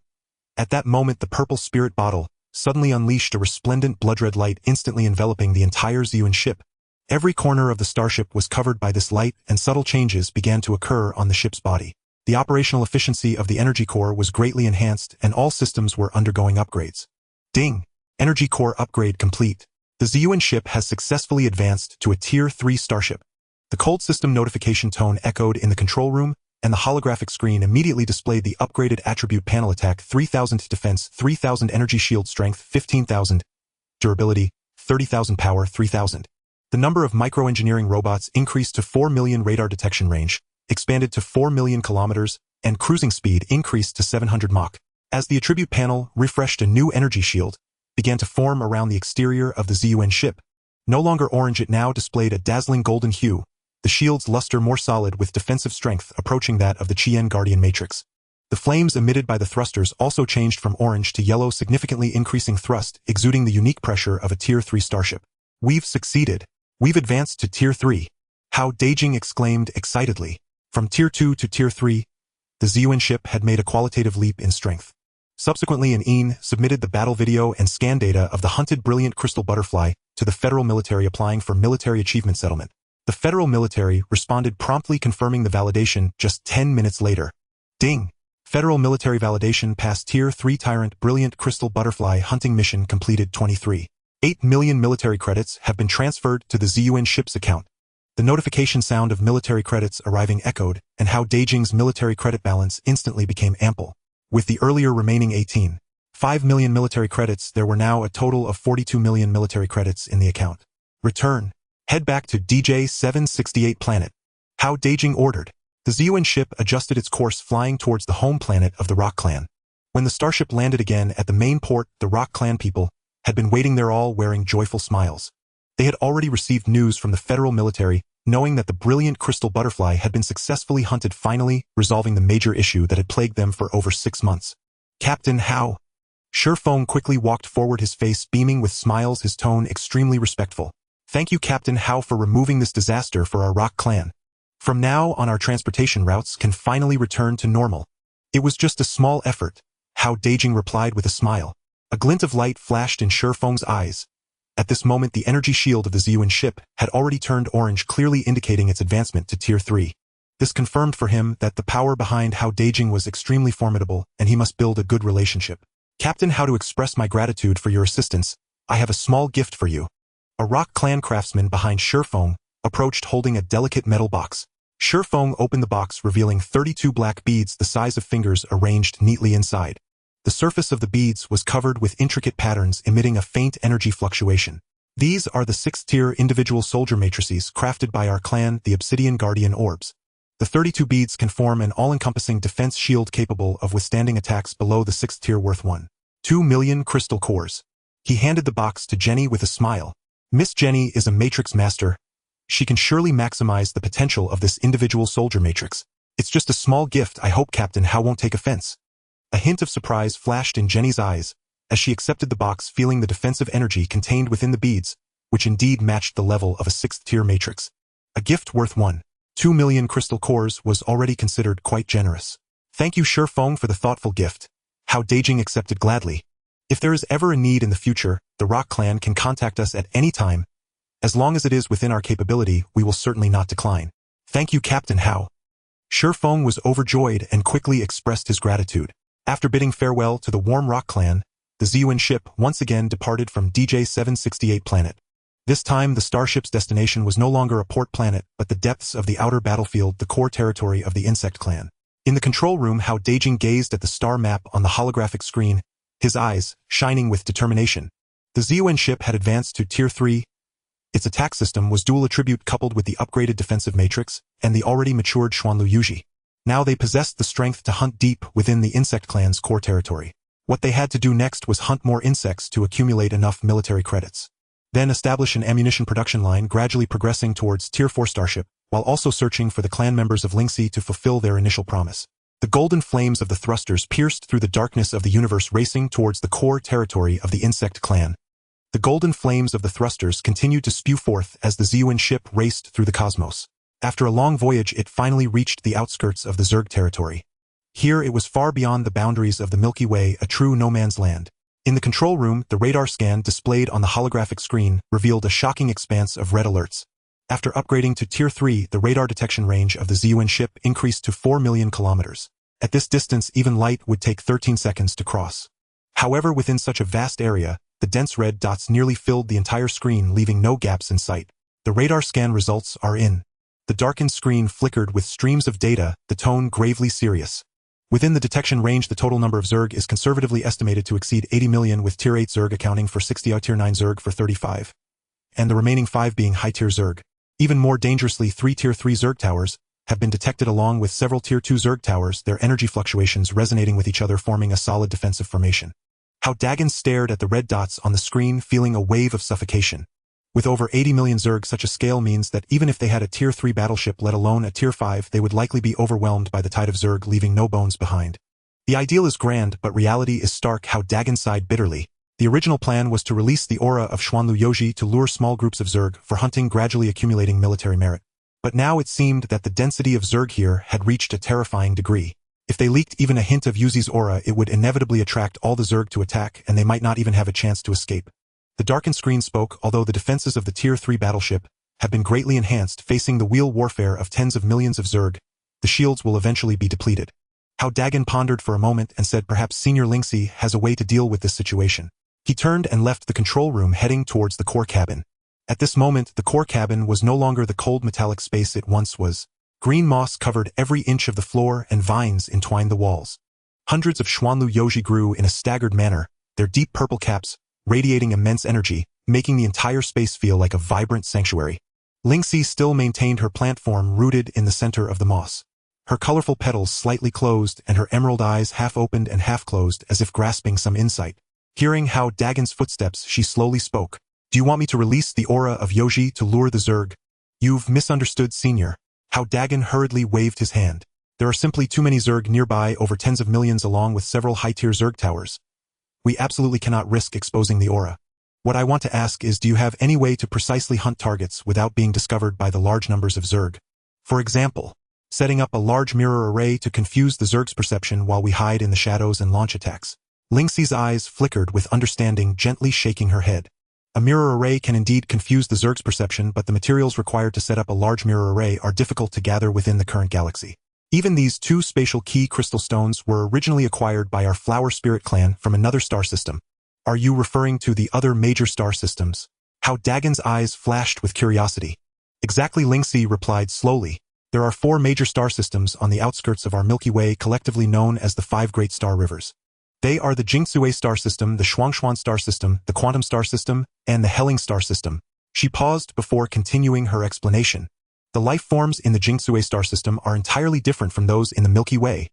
They are all silicon-based life forms composed of various crystals. This star system is rich in peculiar crystals, especially those of spatial attributes and energy camouflage, which are the core materials for creating large mirror arrays. In ancient times, the Jingsui star system bordered the Milky Way, and there were occasional trade exchanges at the borders. The spatial key crystal stones of our Flower Spirit clan were exchanged from there. Then why was the contact broken later? Hao Dageng asked curiously. Because of the zerg. Lingxi's tone carried a hint of heaviness. After the zerg's arrival, the 5 major star systems were surrounded by the zerg army, their trade routes cut off, and naturally trade exchanges ceased. Regarding the 5 major star systems, Master Zino had informed me of this before, and I was somewhat puzzled. Why didn't the 5 major star systems unite to resist the enemy? In the ancient times before the zerg invaded, the relationships between the 5 major star systems were not harmonious, with constant border skirmishes over territory and resource distribution. Only after the zerg attacked did the 5 major star systems cease their internal conflicts and begin to resist the zerg, but once surrounded and split by the zerg, they could not form an effective alliance. Different civilizations, different thoughts, and different interests made it difficult to unite. Lingxi sighed softly. Not to mention the alliance of the 5 major star systems. Even within the Milky Way, they initially fought alone, until many races were exterminated by the zerg, which forced them to unite and establish the Galactic Federation. Though the relations among the 5 major star systems have eased considerably now due to a common enemy, forming a genuine alliance remains impossible. However, private high-end trade has not completely ceased, albeit on a very small scale and conducted in secrecy. The universe is vast, with many civilizations and interests intertwined, far more complex than he had imagined. Senior, will we be turned away if we head to the Jingsui star system? No, Lingxi said decisively. At this critical juncture, any force that can resist the zerg is welcome. The Jingsui star system is also under attack from the zerg, and their territory is equally shrinking. We can use crystal cores as exchange. They have no reason to refuse. As she finished speaking, she gently waved her leaf, and a golden beam shot from her body, landing in the air and transforming into a detailed map of the star systems. The map clearly marked the positions of the Milky Way and the Jing-Sui star system, as well as a relatively safe route. This route followed the edge of the Zerg territory, utilizing the shielding of the spatial key to avoid most Zerg. This is the route to the Jing-Sui star system, Lingxi said. The density of Zerg along the way is relatively low. With our current shielding capability, as long as we do not actively expose ourselves, we should not be discovered. Hao Dagen's eyes flashed with excitement. Then let's set off now. After bidding farewell to Lingxi, Hao Dageng returned to the control room and informed Yun of the decision to head to the Jing-Sui star system. Yun had no objections, as the current core territory of the insect race was exceedingly dangerous. Heading to the Jing-Sui star system to find materials for the mirror formation is undoubtedly the best choice. Adjust the course, target Jing-Sui star system, and proceed according to the route provided by Senior Lingxi. Hao Dageng commanded. Received. Course adjustment complete. Warp engine charging setting off. The Ziyuan ship changed its course and sped toward the Jing-Sui star system. Thanks to its powerful cloaking capabilities, the Ziyuan ship's aura was perfectly concealed. The several waves of insect race encountered along the way failed to detect the quietly passing starship. After 18 interstellar days of travel, the Ziyuan ship finally reached the edge of the Jing-Sui star system. When this peculiar star system came into view, everyone in the control room showed expressions of awe. The shape of the Jing-Sui star system was completely different from that of the Milky Way. It was not spiral, but resembled a gigantic straw hat floating in the cosmos. The diameter of the star system was approximately 50,000 light-years, half the size of the Milky Way, and at its center was an ultramassive black hole. It emitted an immense gravitational pull, with the surrounding planets adorning the hat slowly revolving around the black hole. The entire star system radiated dazzling light, with countless planets made of crystal, reflecting the brilliance of the stars, resembling a magnificent sea of jewels. What a beautiful star system! Hao Dageng couldn't help but exclaim. Is this the home of silicon-based life? He gazed at the planets on the holographic screen, filled with curiosity. At that moment, the radar suddenly captured an unusual signal. 3 million kilometers ahead, a planet is under attack by the insect race. The holographic screen switched, revealing a pale blue crystal planet. The planet's surface was covered with glistening crystal mountains, where countless oddly shaped stone beings were battling the insect race. These stone beings were all silicon-based life forms, standing about 3 meters tall, their bodies composed of colorful crystals. Some were red, others blue, resembling walking gem sculptures. Though varied in form, they all exuded a sense of hardness. The one attacking the planet was a third-tier insect tower, towering at 10,000 meters. Its body, a chilling ice blue, emanating a bone-chilling aura. Surrounding the insect tower, a massive swarm of insects surged like a tide toward the stone beings, numbering over 5 million, all 9th-tier ice-type insects, the frozen bugs.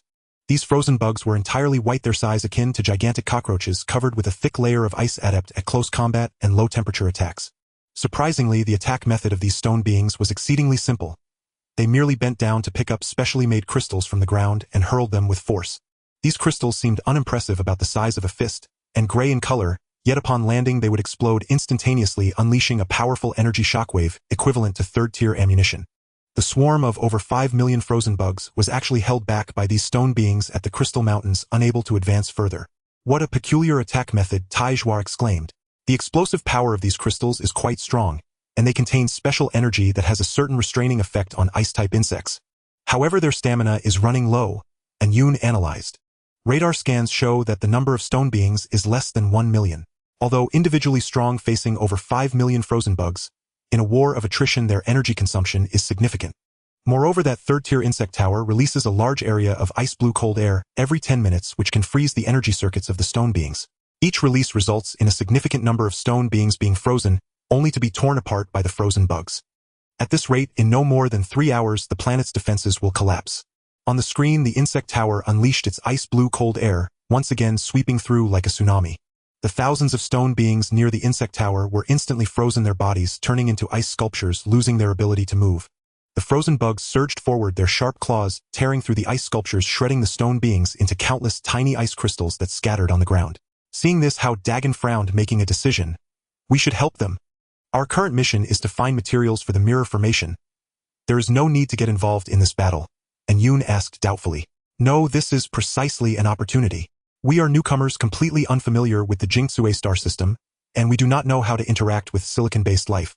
Helping them repel the insect race not only leaves a good impression, but also facilitates communication later on. Moreover, look at these stone beings. Their strength is not weak, only lacking large-scale offensive means. I agree, Taizhua said. With our current strength combined with these stone beings, our odds of winning are quite high. Hao Dageng immediately issued orders, and Yun approached this planet, and hide behind the crystal mountains. Taizhua prepared to fire the dispersion laser to clear out some frozen bugs, reducing the pressure on the stone beings. Received. Approaching the target, expected to reach the designated position in 30 seconds. Main weapon fully charged dispersion laser ready. The ZUN ship slowly approached the pale blue crystal planet, using the cover of the crystal mountains to conceal its presence. At this moment, the battle on the planet's surface had escalated to a fever pitch. The number of stone beings was dwindling, their defense line continuously shrinking, and it seemed they were about to be breached by the insect tide. Now's the time. Fire! Hao Dageng commanded. The quantum crystallization cannon instantly illuminated with a brilliant white light, and a thick red-white beam shot from the cannon's mouth, heading toward the most concentrated area of the insect tide. This beam contained pure light attribute energy, and enhanced by a third-tier cosmic exotic treasure of light, attribute its power was doubled compared to before the upgrade. Just as the beam was about 100 meters away from the insect tide, Taizhua shouted, "Dispersion laser, spread out." The brilliant white beam exploded, instantly transforming into thousands of tiny laser beams that fell like a meteor shower covering a 10-kilometer area. Wherever the laser beams passed, the icy outer shells of the frozen bugs were instantly melted and penetrated their bodies, dissolving into clouds of white mist vanishing into the air. Buzz, buzz. The sound of explosions rang out in succession. With just one attack, over 100,000 frozen bugs were killed. A massive breach appeared in the insect tide, and the previously surging offensive suddenly came to a halt. The stone beings fighting against the frozen bugs were stunned, ceasing their actions. They turned to look towards the direction of the incoming laser beams, their crystalline eyes filled with confusion and vigilance. Meanwhile, the Lord within the insect tower had clearly noticed this sudden attack. A cold mental wave swept over, locking onto the ZUN ship, hidden behind the crystal mountains. Roar! The insect tower let out a deep roar, immediately dispatching a full 1 million frozen bugs toward the direction of the ZUN ship. These tundra worms differed from ordinary ones. Their heads had evolved sharp protruding spines, marking them as ranged attackers. 1 million tundra worms aligned in perfect formation, midair, their mouths converging beams of frigid ice spikes. Pale blue and radiating bone-piercing cold, the spikes descended like a blizzard upon the ZUN vessel. Ding! Ding! Ding! The ice spikes struck the ZUN vessel's matrix shield in rapid succession, emitting crisp metallic chimes. Ripples shimmered across the shield's surface as its durability slowly dwindled. Yet no fracture appeared. The upgraded matrix shield possessed vastly superior defensive strength. Though dense, these ice spikes remained insufficient to breach it. Shield durability remaining 26000, defense stable. And Yoon reported, "Excellent." A flicker of satisfaction crossed Hao Dagen's eyes. Taizhua, continue suppressing the swarm with scatter lasers. Affirmative. Taizhua grew increasingly fluid in combat, firing laser beams through the targeting array with unerring precision. Blinding white laser slashes swept across the battlefield like scythes reaping life. Each strike annihilating tens of thousands of tundra worms. The million-strong formation quickly disintegrated under relentless assault, suffering catastrophic losses. Within the insect spire, the Overlord clearly sensed the escalating crisis. It abandoned all attention toward the stone golems below, and instead channeled every ounce of its energy inward. The spire's apex flared with an intense sapphire blue luminescence as a chilling aura, orders of magnitude more potent than before, coalesced at terrifying speed. Clearly, it was charging a far more devastating attack. Its target locked solely on the ZUN vessel. Inside the command chamber, faces tightened. They could palpably sense the terrifying energy coalescing within that chill. A cataclysmic force whose detonation might well prove unbearable. That sapphire blue light descended like a cosmic frost tide, bearing an aura of absolute zero, capable of freezing existence itself. And in the blink of an eye, it reached the ZUN vessel. This cryogenic current was no mere low temperature. It carried primordial ice elemental energy at its core. In its wake, spacetime itself fissured with delicate crystalline cracks, as if poised to shatter and collapse. VVVVRRR. The cryogenic surge slammed into the ZUN vessel's outermost Qian Guardian matrix. Instantly, the shield turned sapphire blue, its radiance dimming visibly before their eyes. A bizarre phenomenon unfolded. The energy conduits, once flowing smoothly, froze solid in an instant. The shield became like a frozen lake, glossless, inert. Its defensive value plummeting to zero on the holographic display. The matrix shield had been utterly nullified. Not breached, but frozen into complete failure. Critical matrix shield offline. And Yun's voice sharpened with urgency. This current can freeze energy flow itself. The insect spire must house a fourth-tier cosmic rarity cryo-primordial essence. Hao Dagen's expression contorted in shock. This was the first time since the ZUN vessel's ascension to Tier 3 that it had encountered such an anomalous assault. Previously, even the full-force strike of a Tier 3 tyrant could not overwhelm the Qian Guardian matrix. Yet against this primordial ice current, it crumbled with shocking fragility. Activate full energy shielding, Immediately, Hao Dageng commanded without hesitation. Tiezhua, concentrate fire on incoming tundra worms. Acknowledged. Energy shield activated. Durability stabilized at 30000 points. Prioritize elimination of proximate tundra worms. A golden-hued energy shield erupted outward, intercepting the ice spikes surging in the wake of the cryogenic tide. Yet 1,000,000 tundra worms had already closed the distance, spewing torrents of glacial spikes that hammered relentlessly against the shield, rippling its surface with each impact. More troubling still, swarms clambered up the shield's periphery, attempting to rend its energetic fabric with razor-sharp claws. Frost sheathed their carapaces like natural armor. Dense, resilient, unervingly hard. Hao Dageng directed the Chilean Mingxi, blood-red filaments, to erupt from the Xiling vial, spiraling outward in tens of thousands of threads around the Ziyuan vessel, forming a colossal whirling wheel of annihilation. SHHHK, SHHHK. The Mingxi scraped across tundra worm carapaces, emitting grating metallic shrieks, yet the chitin's hardness far exceeded expectations, severely impeding the filament's lethal rotation. Often several consecutive cuts were required to sever a single worm. Such lethargy rendered the Mingxi hopelessly outpaced by the swarm's charge. This won't suffice. Hao Dageng gritted his teeth and reactivated the Xiling vial. Tianluo Hongxiao, deploy. A crimson ribbon unfurled from the vial, expanding midair into a vast scarlet canopy. Unlike the Chilean Mingxi's precise cutting lethality, the Tianluo Hongxiao relied purely on overwhelming force. It descended like a colossal hand clenching shut, and instantly enveloped thousands of tundra worms within its grasp. Boom! The Hongxiao contracted violently, crushing everything within beneath titanic pressure. Though their carapaces were hardened, they lacked resilience against the Hongxiao's absolute force. They shattered like brittle eggshells, exploding into countless glittering ice crystals scattered across the void. One strike eradicated thousands. The Tianluo Hongxiao moved ceaselessly, a tireless hunter weaving through the swarm, seizing, compressing, and obliterating. Each motion claimed thousands of lives. The once raging tide fractured, instantly torn open by yawning catastrophic gaps. Meanwhile, the stone golems on the ground, witnessing the Ziyuan vessel's ferocious counteroffensive, ignited with renewed hope. They drew forth their ultimate armaments, replacing fist-sized projection crystals with colossal 1-meter diameter variants. These massive crystals glowed deep violet, etched with intricate energy runes and pulsing with overwhelming power. Boom! Boom! Boom! With tremendous effort, the golems hurled the crystals into the swarm. Upon impact, each detonated with a shockwave several times more powerful than before. Where the blast wave passed, tundra worms disintegrated outright. The explosive yield of these giant crystals rivaled that of fifth-tier matter disintegration warheads. Under the coordinated assault of the Ziyuan vessel, and the stone golem's tundra worm casualties surged dramatically. Within 10 minutes, the swarm, originally over 5 million, had lost nearly 1 million. The sapphire blue light atop the insect spire gradually faded. The Overlord, recognizing the dire shift in fortune, emitted a piercing ultrasonic shriek, an unmistakable command to retreat. The remaining 4 million tundra worms withdrew en masse, flowing back toward the spire like a receding tide, before ascending together into the starry depths of the galaxy. On the ground, the stone golems erupted in jubilant celebration, leaping, stomping, and raising their arms in deep, resonant roars of triumph. At their forefront strode a towering stone golem, its entire body suffused with radiant purple light. Standing over 4 meters tall, it dwarfed its kin. Its amethyst carapace shimmered with profound luminescence and thrummed with immense energy. Undoubtedly the sovereign of this ancient race. Hao Dageng, accompanied by Hu Lai, stepped out of the starship's hatch. The purple stone man halted, its emerald crystal eyes gazing at the two. Without a word, a gentle mental force directly entered the minds of Hao Dageng and Hu Lai. Although they could not comprehend the specific language, the information contained within the mental force was clear. Who are you? Why have you come to our territory? We are from the neighboring galaxy, and I am Captain Hao Dageng. Hao Dageng quickly explained.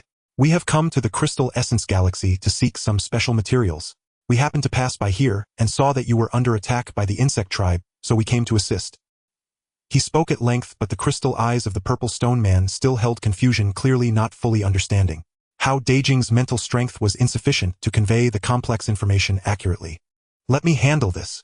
Hu Lai said, his mental strength far surpassing that of Hao Dageng, enveloping the purple stone man like a vast ocean. Hu Lai transformed Hao Dageng's words into clear mental intentions, directly transmitting them into the other's mind. The confusion in the purple stone man's eyes gradually faded, followed by a wave of grateful mental energy. So you are powerful beings from the galaxy. Thank you for your timely rescue. If it weren't for you, our planet would likely have been breached by the insect tribe. What kind of materials do you need? Please tell me, and I will do my utmost to help you find them. That's wonderful! Hao Dageng exclaimed with delight. The materials we need should preferably be crystals with spatial attributes and concealment properties. Hu Lai once again transformed his request into a mental intention to convey. The purple stone man nodded and let out a low rumbling roar. Soon countless stone men dispersed, rushing in various directions across the planet, evidently to search for the required crystals. Hao Dageng returned to the starship's core cabin and informed Ling Shi of the situation. Senior, the stone men have agreed to help us find the materials. I have mentioned the requirements for spatial attributes and concealment properties. Do you think we need to add anything? No need, these two attributes are essential, Ling Shi replied slowly. As long as they meet these two conditions, they can be used to set up a large mirroring array. I will accompany you outside to help identify the quality of the crystals. With that, Ling Shi transformed back into a humanoid form, her slender body floating in midair as she followed Hao Dageng out of the starship. The purple stone man looked at Ling Shi and a hint of surprise flashed in its eyes, clearly sensing the ancient and powerful energy fluctuations emanating from her. However, it did not inquire further and continued to wait quietly for its kin to search for the crystals. Within an hour, countless stone men returned one after another, bringing with them hundreds of crystals of various shapes. These crystals varied in size and color. Some were pitch black, emitting spatial fluctuations, while others were semi-transparent, capable of refracting light and possessing certain concealment effects. Some were covered in intricate patterns, simultaneously containing both spatial and concealment attributes. Ling Shi stepped forward, her delicate branches lightly brushing over each crystal, a glimmer of light flashing in her emerald eyes, as she seemed to sense the attributes of the crystals. After a moment, she stopped and pointed to 3 crystals. These 3. The first is Dark Shadow Spatial Crystal, containing both space folding and energy concealment dual attributes. The second is Illusory Light Prism, adept at creating visual illusions. When used in conjunction with spatial attributes, it can greatly enhance the confusing effects of the mirroring array. The third is Star Concealment Stone, which can absorb surrounding energy fluctuations, allowing the mirroring array's presence to go unnoticed.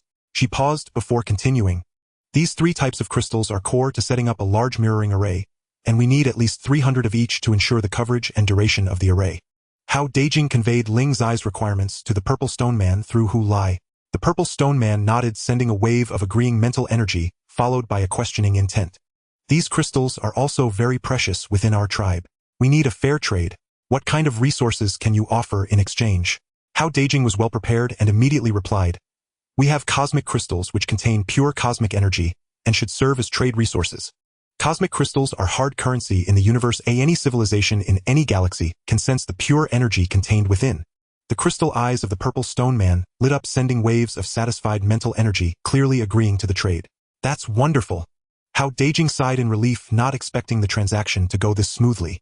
Just as both parties were preparing to finalize the trade, and Yun suddenly spoke up. Wait, the radar has scanned a special crystal and it's among those crystals. Hao Dageng followed the direction indicated by Yun and saw a fist-sized crystal quietly lying among the pile of crystals. This crystal was smooth and round, emitting a faint silver glow with no patterns on its surface. It seemed unremarkable, but the radar scan indicated it contained an extremely rich spatial power. What's wrong with this stone? Hao Dageng asked in confusion. This is no ordinary stone. And Yun's single eye sparkled with excitement. The spatial power it contains is extremely pure and possesses strong stability. If used to expand the starship space, its effect is far superior to that of spatial extraordinary metals. A crystal like this can accommodate at least 2 to 3 cubic meters of space, with an effect 2 to 3 times that of crystal void aluminum. What? Hao Dageng's pupils constricted and a storm surged in his heart. He recalled the earlier calculations of space expansion costs by Yun. 800,000 cubic meters required 800,000 kilograms of crystal void aluminum worth 28 billion cosmic crystals. If the silver crystal truly has such an effect, only over 300,000 pieces would be needed to complete the entire space expansion, and the cost might be far less than 28 billion. Senior Hu Lai, please ask him how many of these silver crystals there are, and how we can trade for them. Hao Dageng said eagerly. Hu Lai immediately transformed his inquiry into mental intentions and conveyed them to the purple stone man. A complex emotion flashed in the crystal eyes of the purple stone man, followed by a wave of melancholic mental energy. This crystal is called Source Stone, a companion stone of dark flame crystal, found in the core of our mother star. In the depths of the core, this stone is abundant and not rare. But now our mother star has been occupied by the insect tribe, and we can no longer obtain source stones. The mental energy contained clear information, and both Hao Dageng and Hu Lai understood the situation. The purple stone man's mother star is a massive crystal planet abundant in dark flame crystals and source stones deep within its core. The Anyun Jing contains remarkably pure fire attribute energy essential to the evolution of fire-affiliated silicon-based lifeforms. The Kongyuan Shi, a companion stone of the Anyun Jing, embodies a pristine spatial force. A few years ago, 3 third-rank fire attribute insect lords commanding 20 million 9th-tier Fenshin moth soldiers seized their homeworld. The Fenshin moth clan excelled at long-range fire, assaults their firepower dreadfully formidable. Furthermore, the Anyun Jing could purge energy impurities within them and hasten their evolution, which is why the homeworld was utterly dominated. Outmatched, the silicon-based lifeforms were forced to migrate to this blue crystal planet. Deprived of the Anyun Jing's nourishment, their evolutionary pace slowed markedly, and their strength steadily waned. Hao Dageng understood at once, a resolute glint flashing across his eyes. If they could help reclaim the homeworld, they would secure a steady stream of Kongyuan Shi, solving the astronomical costs of spatial expansion. They would also forge deep bonds with this silicon-based clan, making future affairs, in the Jingzue star system, far more convenient. Senior Hu Lai asked him for me if we help them retake their homeworld and eliminate those 3 Fenshin moth lords, and all the insect forces, will they supply Kongyuan Shi to us free of charge? Hao Dageng spoke, and Hu Lai transmitted his question. Upon receiving it, the purple stone being's amethyst radiance surged violently. An obvious display of great excitement. A wave of joyful, urgent mental energy flowed into their minds. If you help us reclaim our homeworld, any crystal our clan possesses, including Kongyuan Shi and Anyun Jing, you may take it will. We will also fully support your operations, providing detailed maps of the homeworld, the insects' distributions, and all of our combat forces. Hao Dageng clearly felt the urgency in their mental transmission. For these silicon-based lifeforms, the homeworld was not merely a homeland, but the very foundation of their evolution. Reclaiming it was of existential importance. Excellent, Hao Dageng said with excitement. Tell them we agree to cooperate. But now was not the time to strike. The homeworld housed 3 third-rank lords and over 20 million Fenshin moth soldiers, their strength too great. We must devise a meticulous plan. The purple stone being promptly transmitted its consent and sent the homeworld's coordinates and detailed intelligence. Through the mental link, Hao Dageng learned that the purple stone being's homeworld was called Jingyanxing. It lay only 5 million kilometers from the blue crystal planet.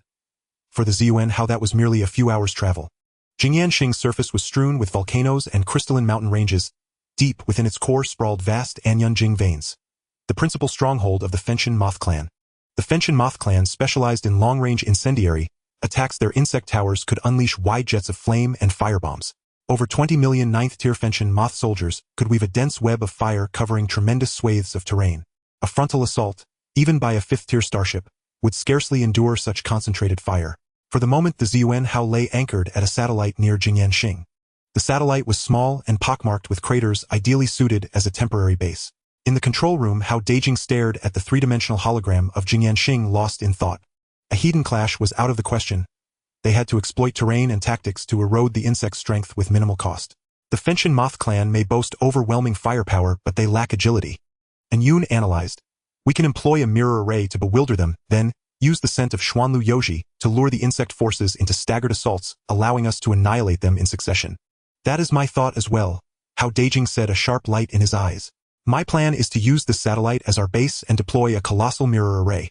The mirror array would not only confuse the insect's perception but conjure countless phantoms, making it impossible for them to tell illusion from reality.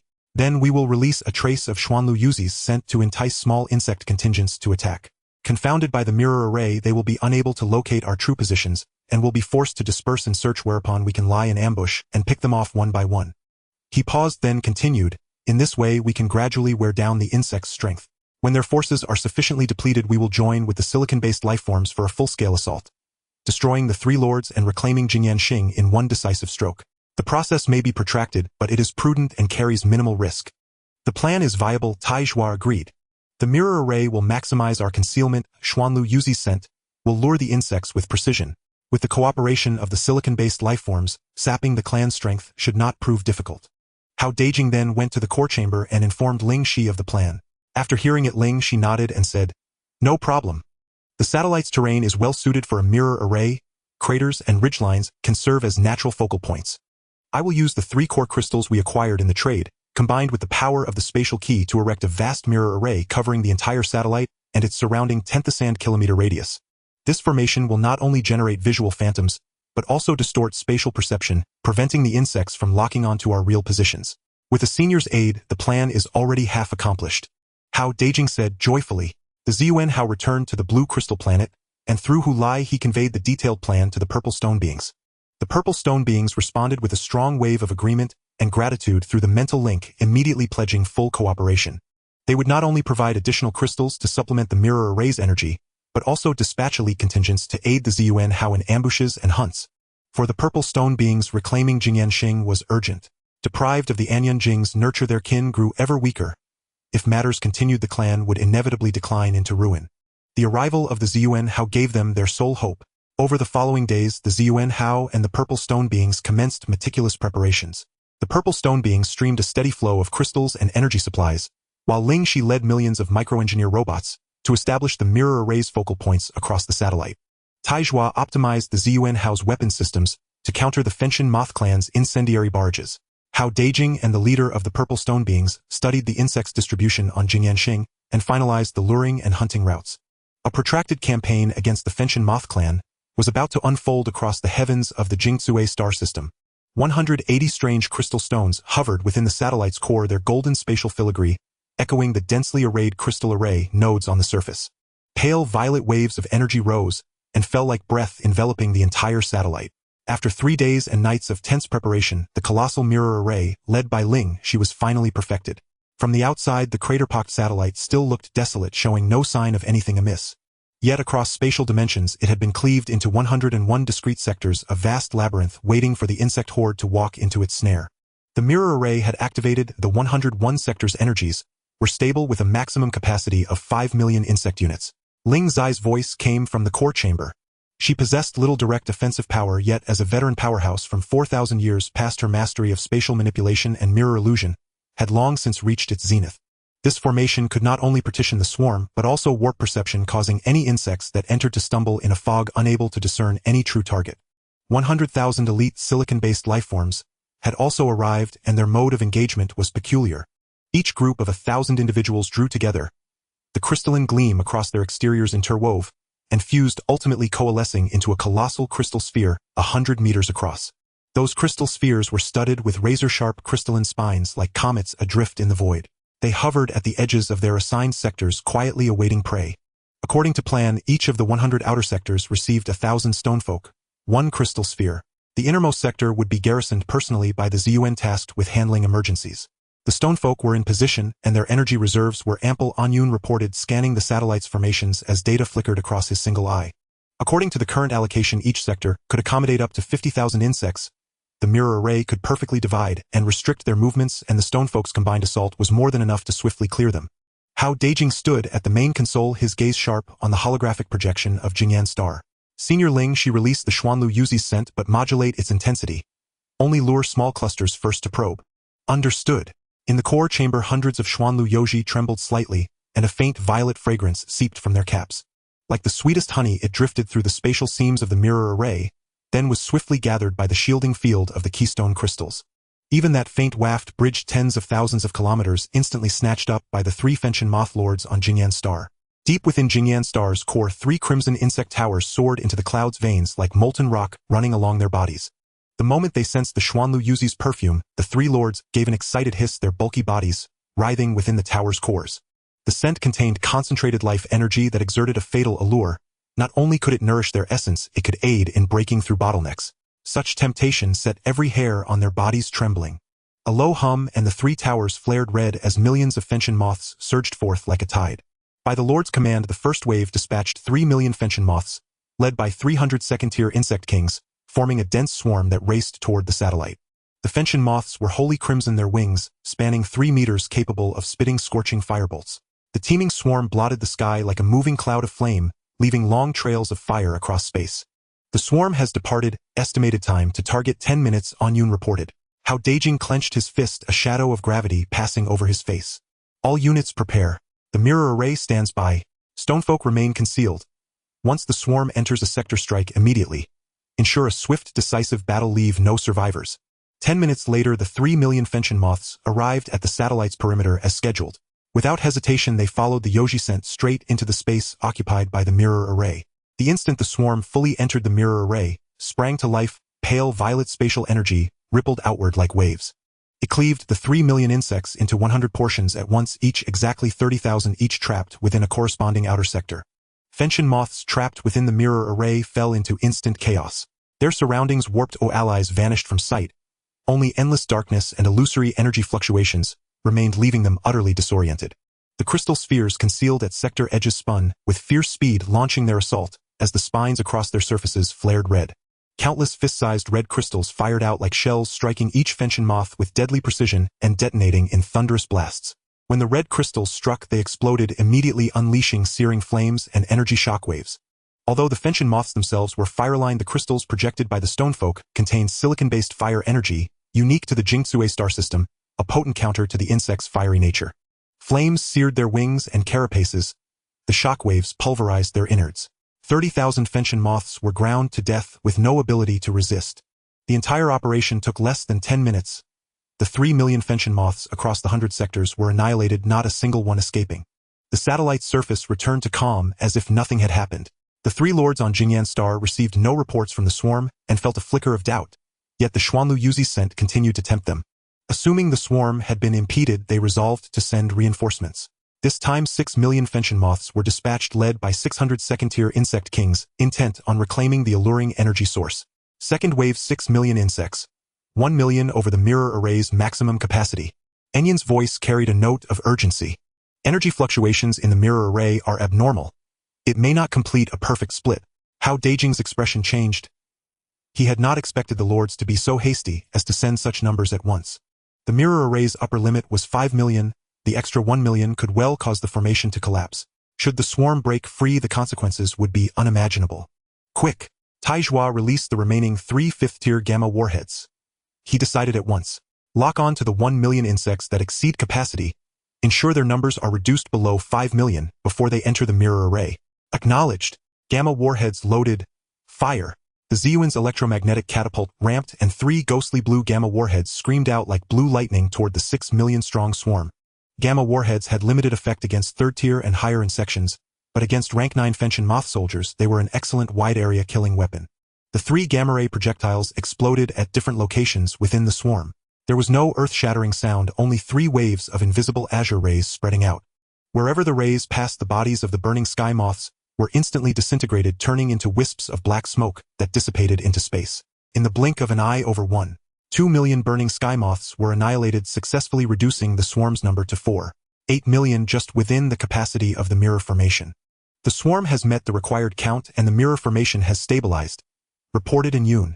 4.8 million burning sky moths charged into the mirror formation, evenly divided into 100 parts, each containing 48000.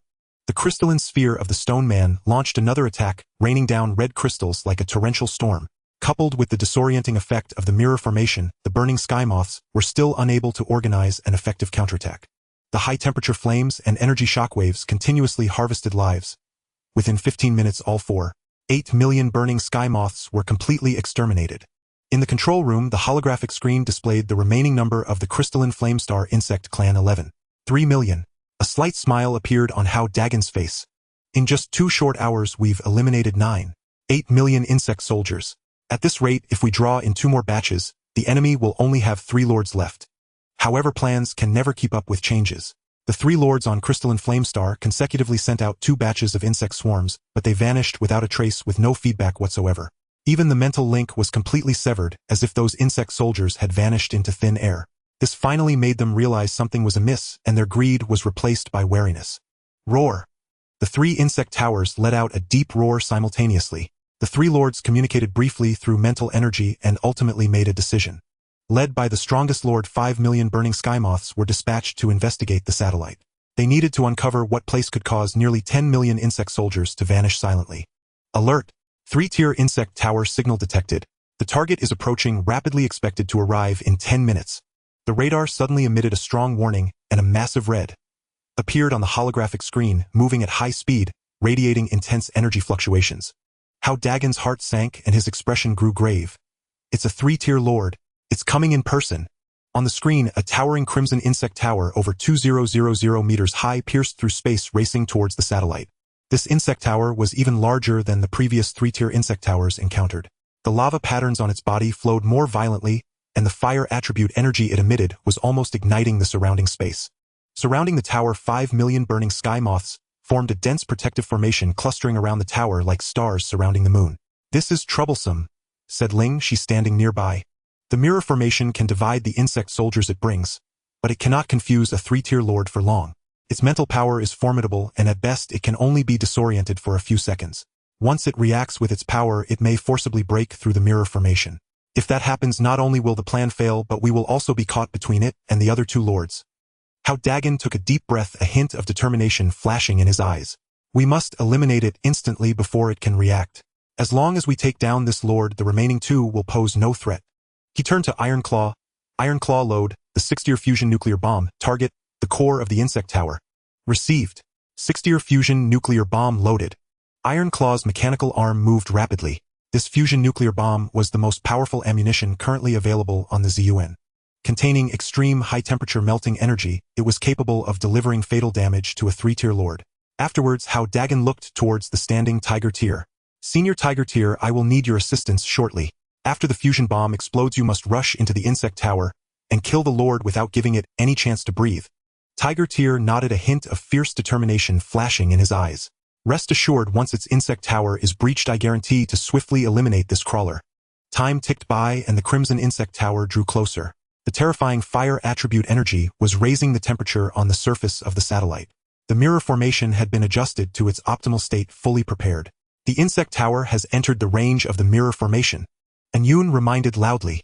As soon as the Crimson Insect Tower entered the spatial range of the satellite, the mirror formation activated instantly, and pale purple spatial energy spread out. 5 million burning sky moths like the previous batch were instantly divided into 100 parts, trapped in various regions, losing contact with their lord. As for the lord within the insect tower, just as Ling, she said, its mental power was disturbed by the mirror formation, leading to a brief moment of confusion, a hint of bewilderment flashing in its eyes. But in just 3 seconds the lord reacted. It sensed the disappearance of its insect soldiers and noticed the anomaly in space, a strong sense of crisis surging within. Roar! It let out an enraged roar, and the energy port at the top of the insect tower instantly lit up with a blinding red light, clearly preparing to launch an attack. Simultaneously, a dense chorus of insect cries emanated from within the insect tower as 100 massive 3-tier burning sky moth insect kings were released. These insect kings were distinctly different from ordinary 2nd-tier insect kings. They were clearly a mutated variety. Their bodies reached heights of over 100 meters with wings spanning over 200 meters and were covered in crimson scales. Flames burned on their scales, and the energy fluctuations they emitted were comparable to those of a 1st-tier tyrant. The 100 mutated insect kings surrounded the insect tower, forming a solid defensive barrier, while simultaneously gathering high-temperature fireballs in their mouths, ready to launch an attack at any moment. Now's the time. Fire! Hao Dageng shouted. The already loaded 6-tier fusion nuclear bomb flew out from the electromagnetic launcher of the ZUN. Transforming into a dazzling red light, it sped towards the core area of the Crimson Insect Tower. This fusion nuclear bomb followed a direct trajectory, unceremoniously striking the exterior of the insect tower. There was no earth-shattering roar, only an explosion of extreme white incandescent light like a miniature sun born from thin air, instantly engulfing the entire Crimson Insect Tower. The temperature of the light surged to extremes, even distorting light itself, as if space had ignited, forming a massive shockwave of light that spread outwards. The matrix shield of the ZUN instantly expanded to maximum strength. The mirror formation on the surface of the satellite also rippled, but thankfully Ling, she had reinforced the energy in time, preventing it from being destroyed by the shockwave. The brilliance persisted for a full 10 seconds before slowly dissipating. On the holographic screen, the silhouette of the Crimson Insect Tower reappeared, but a massive hole with a diameter of 100 meters had been melted through its front. The lava patterns on the tower dimmed, their flow rate significantly slowed, and the fire attribute energy emitted was also greatly weakened. Fusion core bomb hit the target. The insect tower sustained severe damage, reported and Yoon Hui. Hao Dageng stared at the insect tower on the screen, frowning.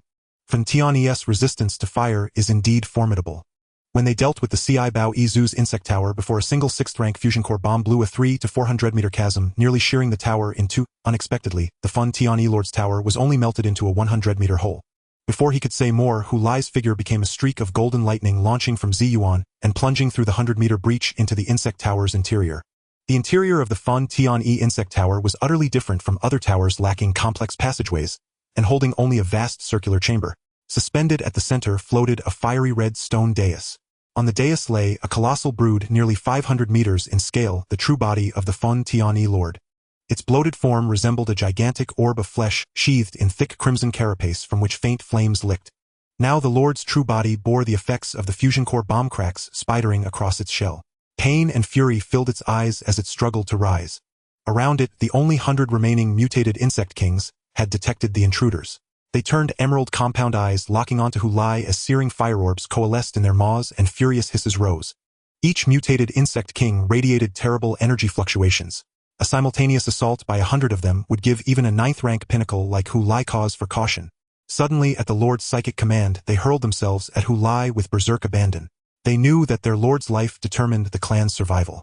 Having already cast aside regard for life and death, each charge carried suicidal resolve. Razor claws wreathed in flame and scalding fire orbs poured down like a torrential storm. Even Hu Lai, a 9th-rank pinnacle powerhouse, found himself entangled by the dense onslaught and unable to strike straight at the Lord's true form. Those insect kings coordinate too well, their reckless Alornothing tactics completely constrained Senior Hu Lai's speed. In the control room, Hao Dageng watched the battle on the screen, his face etched with anxiety. The Lord had by now begun to recover from the fusion bomb's devastating blow. The bloated bulk writhed on the fiery stone dais, evidently attempting to flee the tower. If it broke through the mirror array and joined the other two lords, the three lords together, with the remaining 6 million insect soldiers, Ziyuan and the stonefolk would be consigned to irrevocable ruin. We cannot let it escape. Hao Dageng's eyes hardened as he issued a sharp order. Tiezhua commenced suppressive fire at once, tear, open the insect king's defense, and create a decapitation opportunity for Senior Hu Lai. Received, Captain. Help me unleash all power, Tiezhua replied. The upgraded main and auxiliary weapon systems of Ziyuan required dual attribute cores, feeding them simultaneously to achieve maximum potency. At a thought from Hao Dageng, the life essence stored in the Ziling Ping poured forth, drenching the two suspended hearts. The purple-black dark matter heart and the gold-white light attribute heart were instantly swathed in sanguine fluid as if reborn and began to throb violently. Vast dark matter energy and pure light attribute energy surged like twin torrential rivers, flooding through dedicated conduits into the main and auxiliary weapon systems respectively. The quantum crystalline cannon's aperture flared with a blinding two-toned light. Tiezhua's hands flew over the control panel as he roared. Annihilation Strangulation Cannon in its ultimate form began to fuse. Two utterly opposed energies accelerated into cohesion, one a bottomless orb of dark matter, exuding a devouring deathly stillness. The other a blazing, dazzling high-energy photonic sphere burning with a searing light that consumed all. The two energy spheres, opposites by nature, did not repel upon leaving the barrel. Instead, in flight, they began to spin and merge. Dark matter's devouring pull braided with the photon's explosive force to form a strange gray vortex. As energy continued to pour in, the vortex condensed into a gray sphere 100 meters across. Black and white braided patterns rippled across its surface, emanating disquieting spatial disturbances. It stopped expanding yet resembled a compressed cosmic singularity, holding a power capable of ripping space apart. Tiezhua slammed the launch key. The gray sphere passed through the tower's breach, as if teleporting, and landed precisely amid the 100 mutated insect kings. The sphere detonated in the next instant, and the extreme conflict between dark matter and photons erupted. Surrounding space shattered like glass, as countless jet-black rifts spread outward, forming a kilometer-wide spatial strangulation field. The rifts brimmed with inexorable strangling force. The insect kings detected a mortal threat. They beat their wings in frantic flight, but found the space beneath them already twisted and locked. No matter how they struggled, they only made futile movements, as if trapped in an invisible quagmire. Quickly, the warped strangulation field enveloped every insect king. The grating crack of breaking shells echoed. Before the field, the insect king's hard crimson carapaces were like paper instantly webbed with fissures. Green ichor mixed with shattered shell fragments and was swallowed by the rifts. In a single instant, more than 80 of the 100 mutated insect kings were grievously maimed. Wings severed and shells shattered, they lost the power of flight. Slumped at the tower's base, they could no longer impede Hu Lai's advance. Now Hu Lai roared, and the golden tiger roar field expanded in an instant, enveloping the tower's interior. Energy within the field poured into his bronze hammer, and the tiger sigils on its haft swelled. They coalesced into a 100-meturtle tiger-headed hammer silhouette that exuded cataclysmic pressure. The remaining 20-odd intact insect kings tried to surge forward to stop him, but were crushed under the field's pressure, denied even the right to approach. The lord at the tower's core felt the shadow of death. Its bloated bulk writhed more violently, attempting to roll off the dais and flee. But it was already too late. Hao Dageng bellowed for Tiezhua. The quantum crystalline cannon flared gold-white once more, as a beam no thicker than a finger condensed. The seemingly slender beam contained peerless penetrative power, the upgraded piercing laser. The beam struck precisely at a seam in the lord's carapace, opening a finger-sized wound on its vast body from which ichor spurted. Although not fatal, the blow completely disrupted the lord's escape rhythm. As it howled in agonizing pain, Hu Lai's colossal hammer silhouette crashed down with the weight of 1,000 tons, smashing mercilessly into the lord's skull. A thunderous boom filled the chamber. A muffled impact reverberated violently, shaking the insect spire to its core. The Overlord's chitinous skull fractured, instantly spraying cerebral matter, mingled with insect blood in all directions. Its colossal body convulsed several times before collapsing into unconsciousness, utterly devoid of resistance. Ming-Si! Hao Dageng willed it forth. Chilean Ming-Si erupted from the Xiling vial and surged into the insect spire, splitting into tens of thousands of razor-sharp filaments that streaked toward the 80-odd gravely wounded insect kings. The Ming-Si pierced through fissures in the insect kings, shattered carapaces, shredding their internal organs in an instant and extinguishing their life force entirely.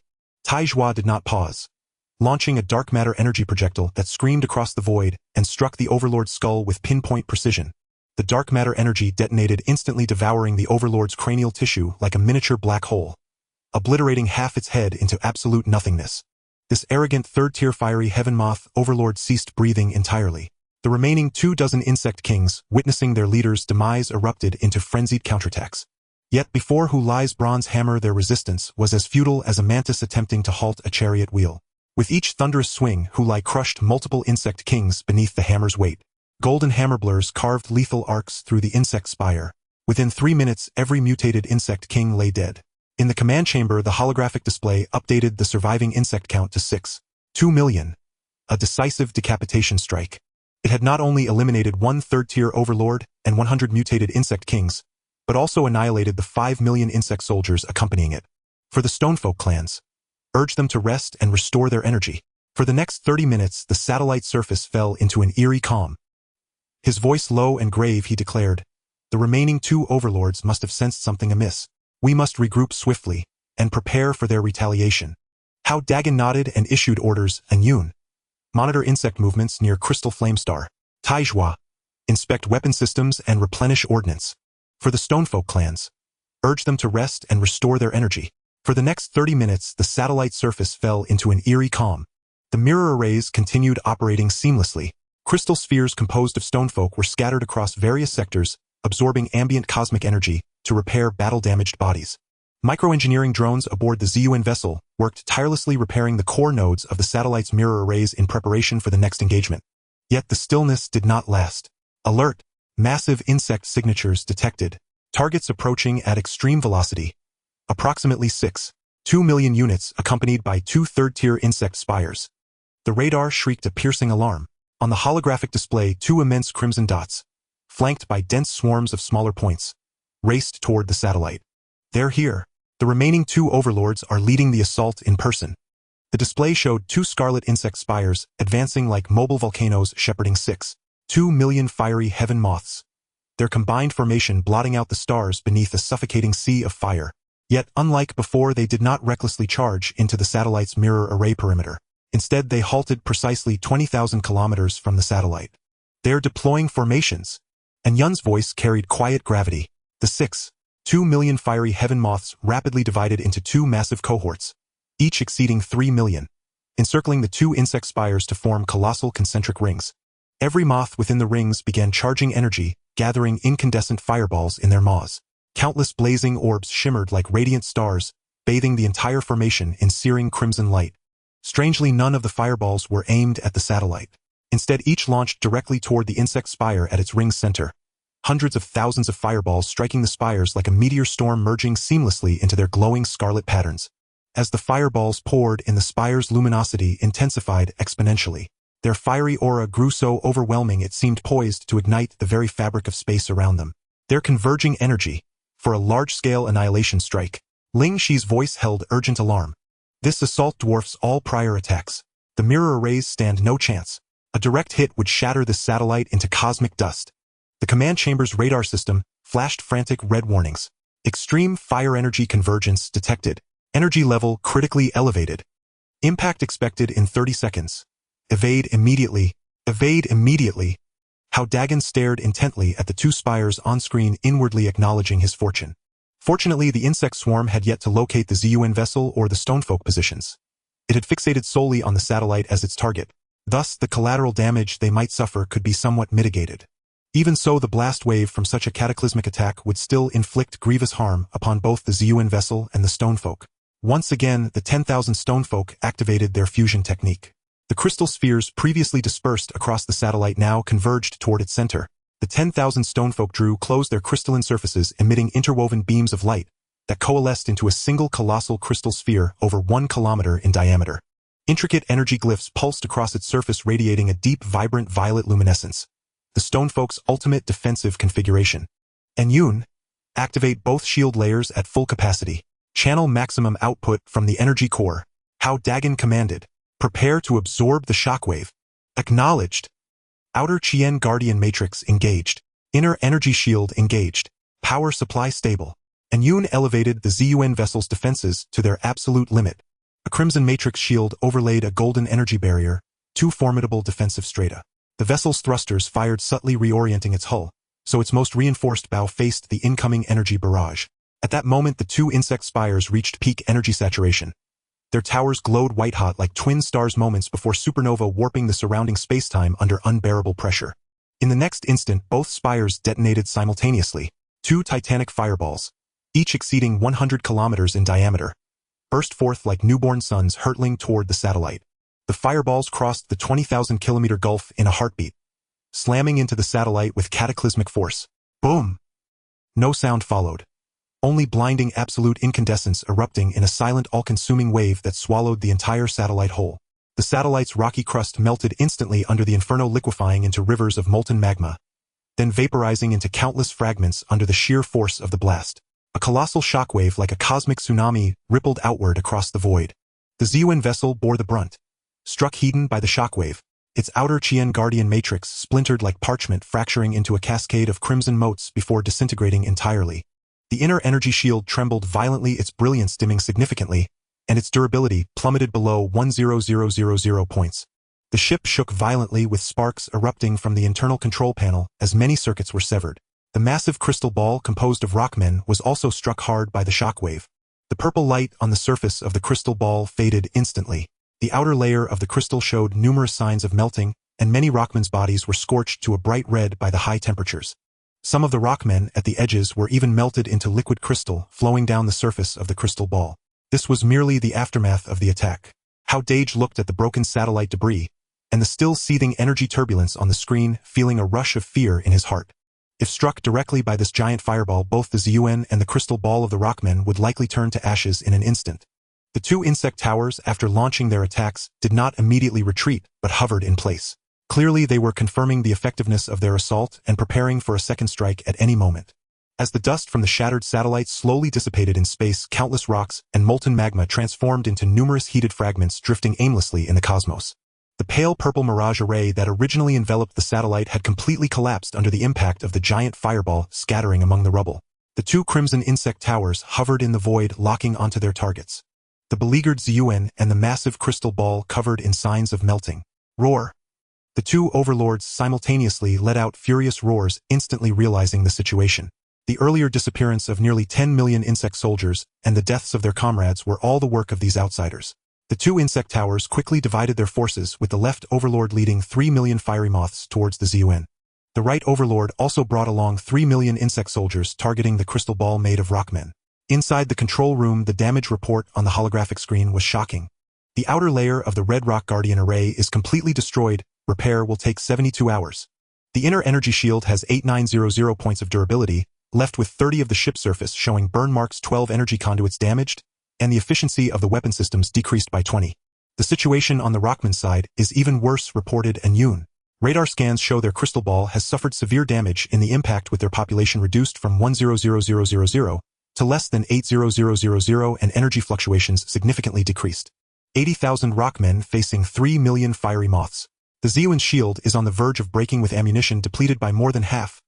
The situation is extremely dire against the encirclement of the third-tier overlord and 3 million insect soldiers. Hao Dageng rapidly contemplated an escape plan. Just then, an unexpected scene appeared on the holographic screen. The inner energy shield has 8900 points of durability, left with 30 of the ship's surface showing burn marks, 12 energy conduits damaged, and the efficiency of the weapon systems decreased by 20. Its speed was incredibly fast, and in an instant it passed through the atmosphere and plunged into an erupting volcano, disappearing completely from view. What the hell? These rockmen have no sense of honor. Hao Dageng stared in shock, instinctively cursing.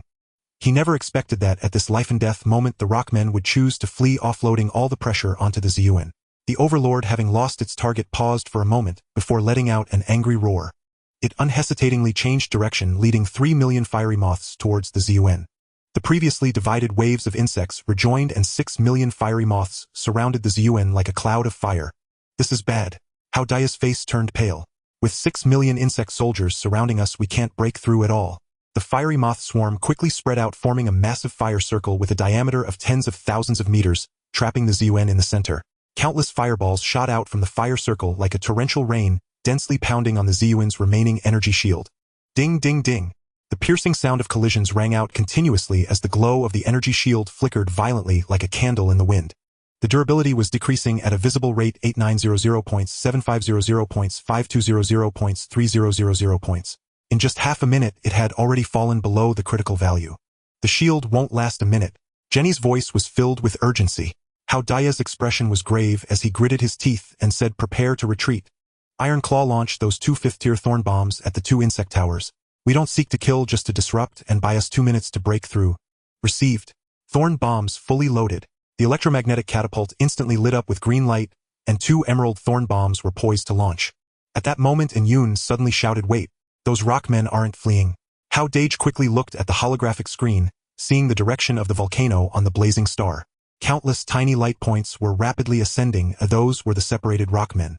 More than 80000 rockmen no longer maintained the crystal ball form, each racing towards the insect swarm. What was even stranger was that within their crystalline bodies, a fiery red light point illuminated, resembling a burning ember radiating rich fire attribute energy. "What is that inside them?" Hao Dage asked in confusion. Before Yun could respond, the scene on the screen left everyone stunned. The first rockman at the forefront, upon contact with the fiery moths, suddenly swelled violently, then exploded with a thunderous sound. Boom! The intense explosion reverberated through the energy waves, and the crimson shockwave instantly spread out, tearing apart dozens of nearby fiery moths. The rockman's crystalline body shattered into countless sharp fragments in the explosion, shooting out like buckshot and taking the lives of many insect soldiers. Self-destruct? Hao Dage's pupils shrank, suddenly realizing the truth. Ling Zai's voice sounded timely. "What they have inside is dark flame crystal. It seems that they did not escape into the volcano, but rather went deep into the Earth's core to seek the dark flame crystal. This type of fire attribute crystal is the core of their clan's evolution, and it also serves as a trump card, using dark flame crystal as the energy core to trigger their crystalline bodies to self-destruct. It turns out that when these 100000 rockmen were selected by the leader to fight, they were already prepared for sacrifice. The leader told them that as long as there was a glimmer of hope to reclaim their home planet, they would not hesitate to give their lives." Seeing the Zun successfully kill a third-tier overlord and reduce the insect race from over 20 million to 6 million, they saw a glimmer of victory. Thus, they resolutely charged into the Earth's core to retrieve the dark flame crystal, intending to clear obstacles for reclaiming their home planet with their own bodies. 1, 2, 3. More and more stone people charged towards the swarm of insects, resolutely self-destructing amidst the burning sky moth horde. Each explosion claimed dozens or even hundreds of the moths' lives. The fiery explosions in the insect tide surged like blooming flowers of death. They showed no hesitation or fear, launching a counterattack against the invaders in the most heroic manner. Hao Dage was deeply moved by this scene, and a flash of fervent respect crossed his eyes. He clenched his fists tightly and shouted. Hao Dage immediately summoned all the vital blood essence he had collected from slaying the third-tier burning sky moth leader from the purple spirit bottle. This essence, brimming with immense life force, was poured over the golden white light attribute heart. "Received. Captain, help me channel the light attribute energy." The voice of Taizhua was filled with excitement. Long-term cooperation in battle had forged an unspoken understanding between them. Hao Dage immediately summoned all the vital blood essence he had collected from slaying the third-tier burning sky moth leader from the purple spirit bottle. This essence, brimming with immense life force, was poured over the golden white light attribute heart. The light attribute heart instantly erupted with a blinding radiance, and the rich vital blood essence transformed into an unending stream of high-energy photons, rushing madly into the main weapon system along the dedicated energy conduits. The patterns on the surface of the quantum crystal cannon mirror suddenly lit up, awakening like a giant dragon, rapidly gathering energy. A massive sphere of light slowly formed at the cannon's mouth, initially only a few dozen meters in diameter, but growing rapidly as energy continued to pour in. 100 meters, 200 meters, 300 meters. Eventually it formed into a giant sphere of light over 300 meters in diameter, its size even surpassing that of the purple source itself. The sphere of light emitted an extreme heat that warped the surrounding space, and countless small blades of light spun and coalesced within the sphere. This is a new skill I created by mimicking the attack style of the Radiant Crystal Butterfly Overlord combined with the light attribute core. 10,000 blade light explosion. Taijua's mechanical arm operated rapidly. Fire! The giant sphere of light flew away from the cannon like an artificial satellite slowly heading towards the dense swarm of insects. The burning sky moths sensed the lethal threat and began to launch fireballs at the sphere. However, these fireballs were instantly devoured upon hitting the sphere, unable to halt its advance. When the sphere reached the center of the insect, Taijua fiercely pressed the control button. Explode! The giant sphere of light shattered instantly and countless small blades of light spread outwards like a sky full of stars. These blades of light were incredibly sharp, spinning like saw blades, cutting through the wings and exoskeletons of the burning sky moths, causing insect blood and shattered limbs to splatter across the void. Boom! Boom! Boom! The chain reaction caused by the explosion of the light blades lasted a full 5 minutes, tearing a massive gap in the previously dense swarm of insects. The number of insectoids on the holographic screen rapidly decreased from 4.8 million to 4.6 million to 4.2 million. This strike directly eliminated 8,000,000 burning sky moths. Meanwhile, the self-destructions of the stone people continued. Over 8,000,000 stone people had more than 6,000,000 completed their self-destructions, taking nearly 1 million burning sky moths with them at the cost of their lives. The number of insectoids on the field rapidly dropped to 4 million, but the situation remained grim. 4 million burning sky moths were still densely packed, forming a new encirclement, and the fireball attacks showed no sign of weakening. The energy shield of the purple source had completely shattered in the earlier intense bombardment, and now they could only rely on the hull to withstand the attacks. The light purple hull was charred black by the fireballs, with many areas of the metallic shell melted, exposing the internal energy conduits. Taijua fired all remaining 2 fifth-tier black hole bombs. Hao Dageng decisively commanded. Target the most densely packed area of the insect tide. Received. Black hole bombs firing. 2 completely black hole bombs were shot out from the electromagnetic launcher, flying towards the swarms of insects on either side. Upon landing, the black hole bombs exploded instantly, forming 2 miniature black holes with a diameter of 100 meters. These black holes emitted intense gravitational pulls like 2 gigantic mouths, voraciously devouring the surrounding burning sky moths. Whoosh, whoosh, whoosh. Countless burning sky moths were drawn towards the black holes by the gravitational force, whether they were flying insect soldiers or shattered limbs, all swallowed by the black holes in an instant, vanishing without a trace. In just 1 minute, the 2 miniature black holes swallowed over 1 million burning sky moths.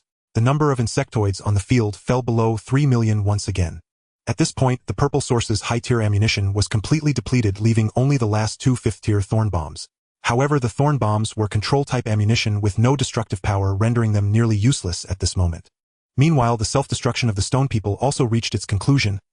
Over 8,000 stone people remained with less than 1,000 left. Their crystal bodies were covered in cracks, and their energy fluctuations had weakened to the extreme, unable to initiate further self-destructive attacks. However, the casualties among the insectoids were even more severe, decreasing from an initial 6 million to less than 3 million, and their morale had plummeted. The 2 third-tier leaders sensed unprecedented fear. They realized that their opponents were far more resilient than they had anticipated. The self-destructions of the stone people had inflicted heavy losses, and the firepower of the purple source was terrifyingly overwhelming. More importantly, their method of attack relied on the energy gathered from insect soldiers, and now the number of insect soldiers had drastically decreased. Their combat effectiveness had been severely impacted, unable to pose a lethal threat to the purple source. Roar! The 2 leaders communicated through mental energy for a moment before ultimately deciding to retreat. They emitted a sharp shriek, and the remaining 3 million burning sky moths retreated like a tide, flying deep into the cosmos, quickly disappearing into space. Hao Dageng did not order a pursuit. The purple source's 2-layer shields were completely shattered, and the hull was severely damaged, requiring timely repairs. The stone people were also reduced to less than 1,000, their vitality greatly depleted. Continuing the pursuit would mean that even if they could completely annihilate the insectoids, they would pay a heavy price, making it not worth the effort. And Yun monitor the movements of the insectoids to prevent their counterattack. Hao Dageng ordered. Taijua immediately organized the microengineering robots to repair the hull, and Jenny hurried to restore the matrix. I will go to rendezvous with the stone people. The purple source slowly descended onto the surface of Crystal Flame Star near the volcano's mouth. Less than 1,000 stone people gathered there, their leader a stone person glowing with a purple hue. The purple crystal on its body was covered in cracks, its aura weak, yet its eyes sparkled with joy. Upon seeing Hao Dageng approach, the purple stone person let out a low growl, and a wave of grateful mental energy entered Hao Dage's mind. Thank you for your assistance. We have finally reclaimed our mother planet. We will fully cooperate to mine the source stones you need. In the following days, Jingyan Star regained the long-lost tranquility. The retreating burning sky moths seemed to have vanished, never to appear again. These silicon-based life forms began to rebuild their homeland, while dispatching numerous clan members to assist the ZUN ship in mining the void source stones. Tiezhua personally led the team guiding millions of microengineering robots deep into the heart of the dark flame crystal vein. The void source stones, as the accompanying stones of the dark flame crystals, were abundant in the veins, and the difficulty of mining was not great. In just 3 days, 300,000 fist-sized smooth and round void source stones were mined and neatly stacked in the storage compartment of the ZUN ship. These void source stones contained pure spatial power, and according to the estimates of Dark Descent 300000, would be enough to expand the internal space of the ZUN ship to 1 million cubic meters, fully meeting the needs for future modifications. During this time, Lian also brought a surprise.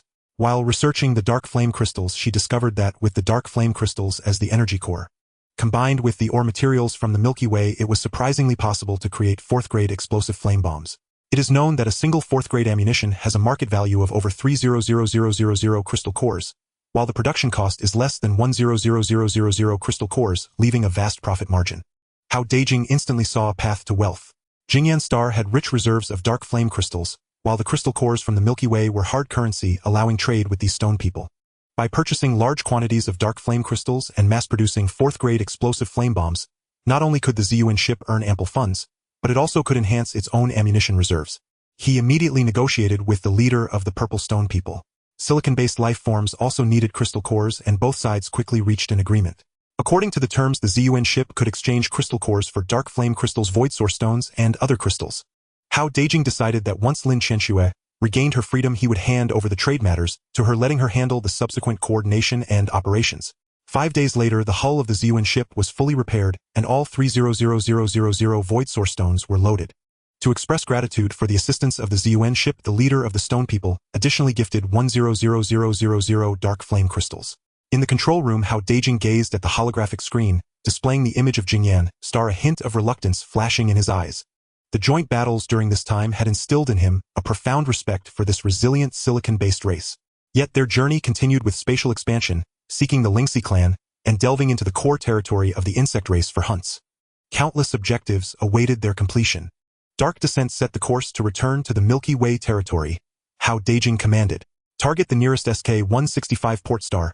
First replenish some supplies, then proceed to the Flower Demon Mother Star to prepare for spatial expansion. Received.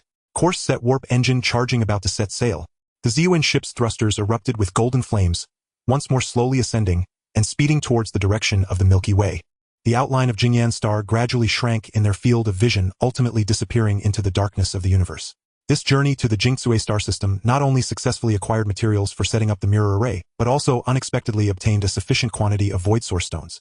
Moreover, a deep friendship was established with the silicon-based life forms, uncovering new trade opportunities. After 2 consecutive days of warp jumps, the darkness of the outer battlefield on the holographic screen was gradually replaced by the brilliant starlight of the Milky Way. The familiar trajectories of the stars and the outlines of nebulae made everyone who had been tense for days let out a sigh of relief. In the control room, Hao Dageng stared at the unresponsive military achievement statistics interface on the holographic screen, unable to contain his complaints. So we killed nearly 20 million insectoids in the Jingzui star system and took down a 3rd-grade lord, yet none of these military achievements can accumulate. This is such a loss. Dark Descent calmly explained, other star systems have not connected to the network of the Galactic Federation, and thus signals cannot be transmitted, making it impossible to record military achievements. Future actions should preferably be conducted within the domains of the Milky Way to avoid similar situations. Hao Dageng sighed helplessly. Although he reaped 300,000 void source stones and a vast amount of dark flame crystals which far exceeded the military achievements in commercial value. However, military achievements pertain to high-tier resource exchanges, and losing so many for nothing was ultimately somewhat regrettable. He turned his gaze back to the screen, where the edge of the Milky Way was already within sight. The signal relay stations distributed along the borders of the territory began to flicker, and the Starship's communication system finally returned to normal. Beep, beep, beep. A series of prompt sounds rang out, and a dense array of email notifications popped up on the holographic screen, almost all from Lin Qianxue. He hurriedly sent a communication request, and moments later Lin Qianxue's figure appeared on the holographic screen. Brother Hao, you finally contacted me. Where have you been these past few days? The communications were down and you didn't reply to emails? We were almost going crazy. On the holographic screen, Lin Qianxue was dressed in a sharp silver-gray uniform. Standing behind her were Li Gang and Tang Feng, both showing expressions of concern. Hao Dageng smiled and explained, I went to the Jingzui star system. That area is a network blind spot and completely disconnected from communications. How are you all? Shouldn't the crystal cores I transferred be enough for you to accumulate military achievements? Not only enough. Tang Feng interjected, his tone barely concealing his excitement. Thanks to brother, how the three of us used the crystal cores you provided to purchase ammunition in bulk and hunted several waves of insectoids. We've long accumulated over 1 million military achievements. Now we are all free ships. Li Gang added, our starships have all advanced to the 2nd tier, and each of us has exchanged for a 2nd-tier cosmic exotic. Lin Qianxue nodded. We three waited for you at the GN 562 port star for quite a while. We couldn't reach you and thought you had encountered some danger. Now that you're safely back, what are the plans ahead? Let's meet up first, Hao Dageng said.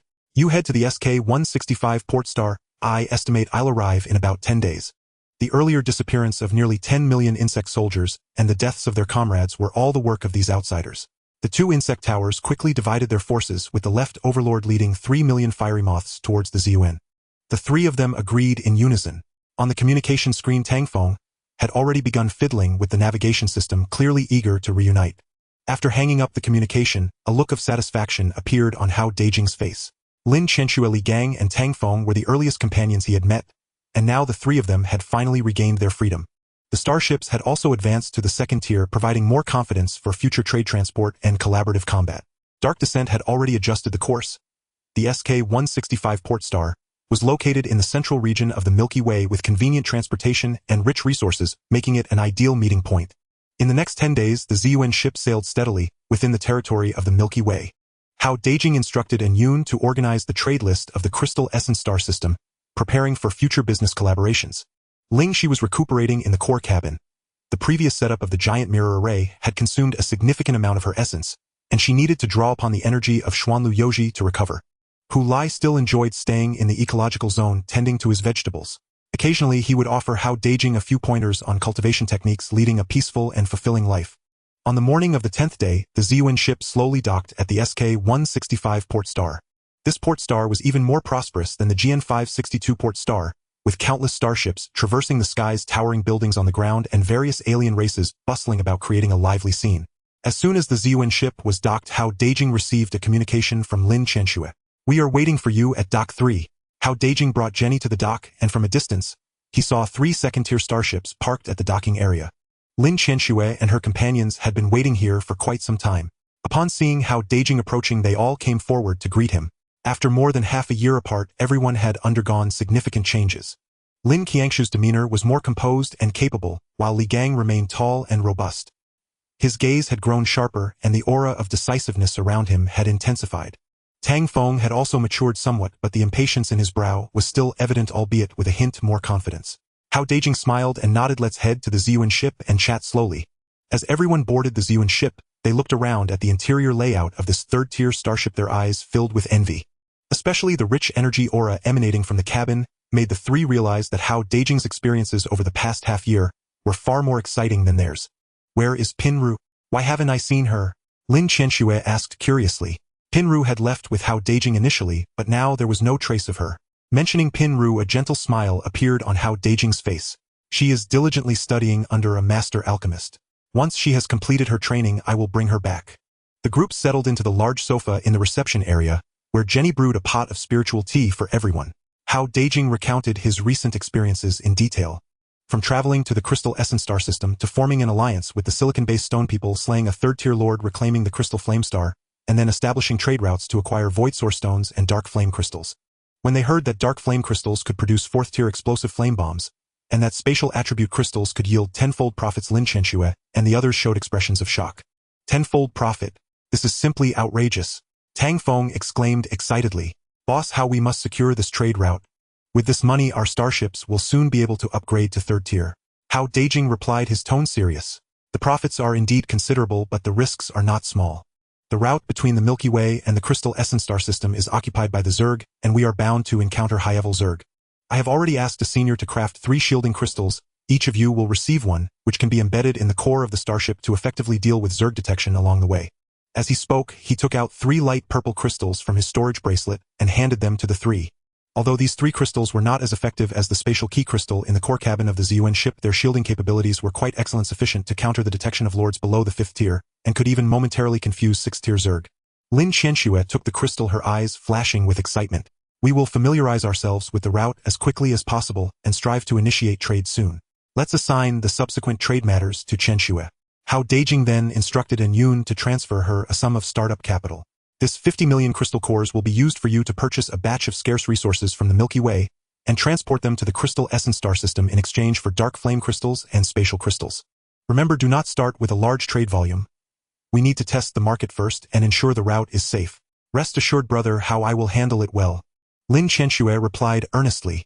Her talent had long been proven, and with this startup capital, she was confident that she could quickly open up the market.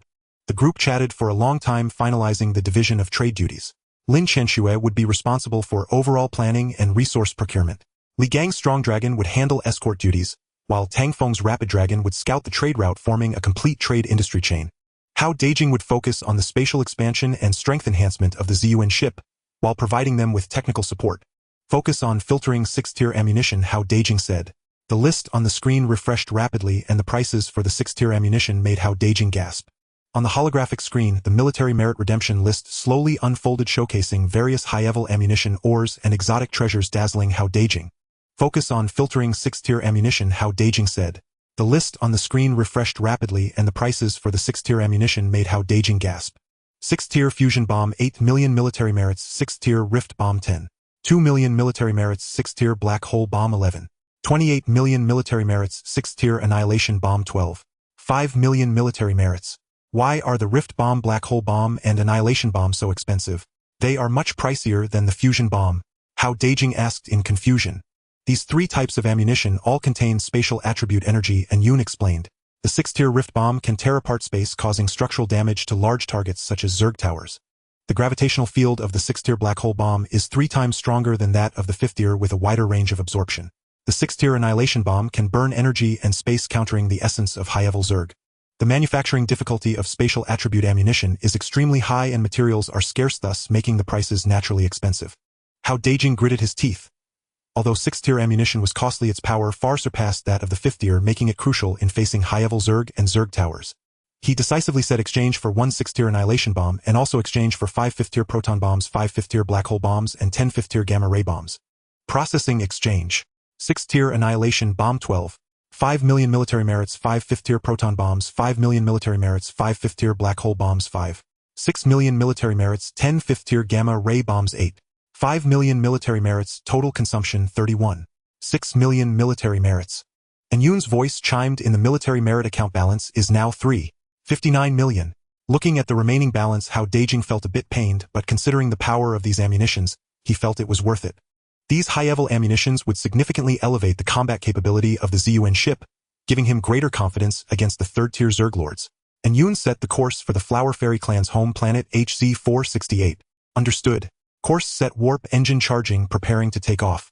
The Ziyuan ship slowly departed from SK-165 Port Star, heading towards the direction of the Flower Fairy home planet. This planet is located in the southern region of the Milky Way, and is the birthplace of the Flower Demon clan, as well as the site of 2 secret realms. By integrating the secret realms into the Starship, the internal space can be significantly expanded. At the same time, one can leverage the energy of the secret realms to enhance the overall performance of the Starship. Just as the Ziyuan ship was sailing smoothly, a personal communicator belonging to Hu Lai suddenly vibrated in the ecological zone. It was an ancient bronze token, not a universal device of the Galactic Federation, but an encrypted communicator of the Tiger clan.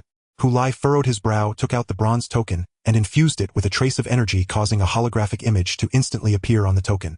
In the image, a man from the Tiger clan, clad in golden armor, sat majestically on a throne. His physique was even more robust than Hu Lai's, with a golden vertical stripe on his forehead, emanating an air of dominance. It was none other than the current clan leader of the Tiger clan, Hu Shao. "Third brother, you need to come to planet GK-853. Hu Shao's voice carried a hint of urgency. "The last broken Saint Dan has emerged." Broken Saint Dan. A glimmer of excitement flashed in Hu Lai's eyes.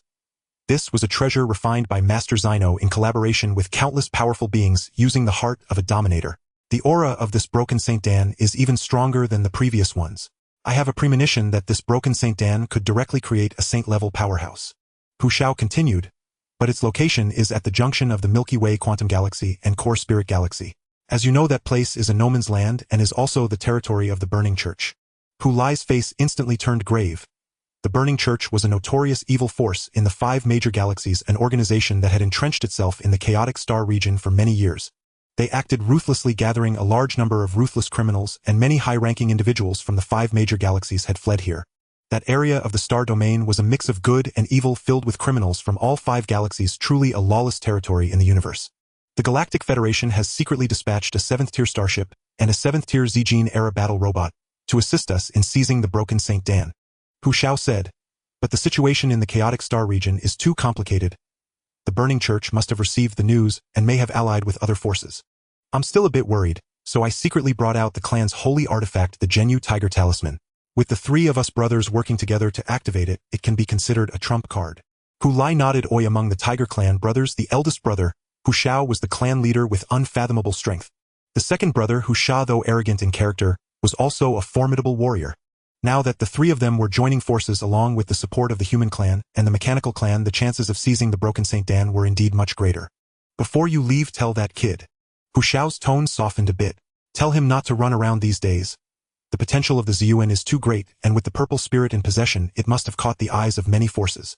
Staying within the Milky Way is relatively safe. Once we seize the broken St. Dan and return, we can help him deter those petty evildoers. All right, big brother, I understand.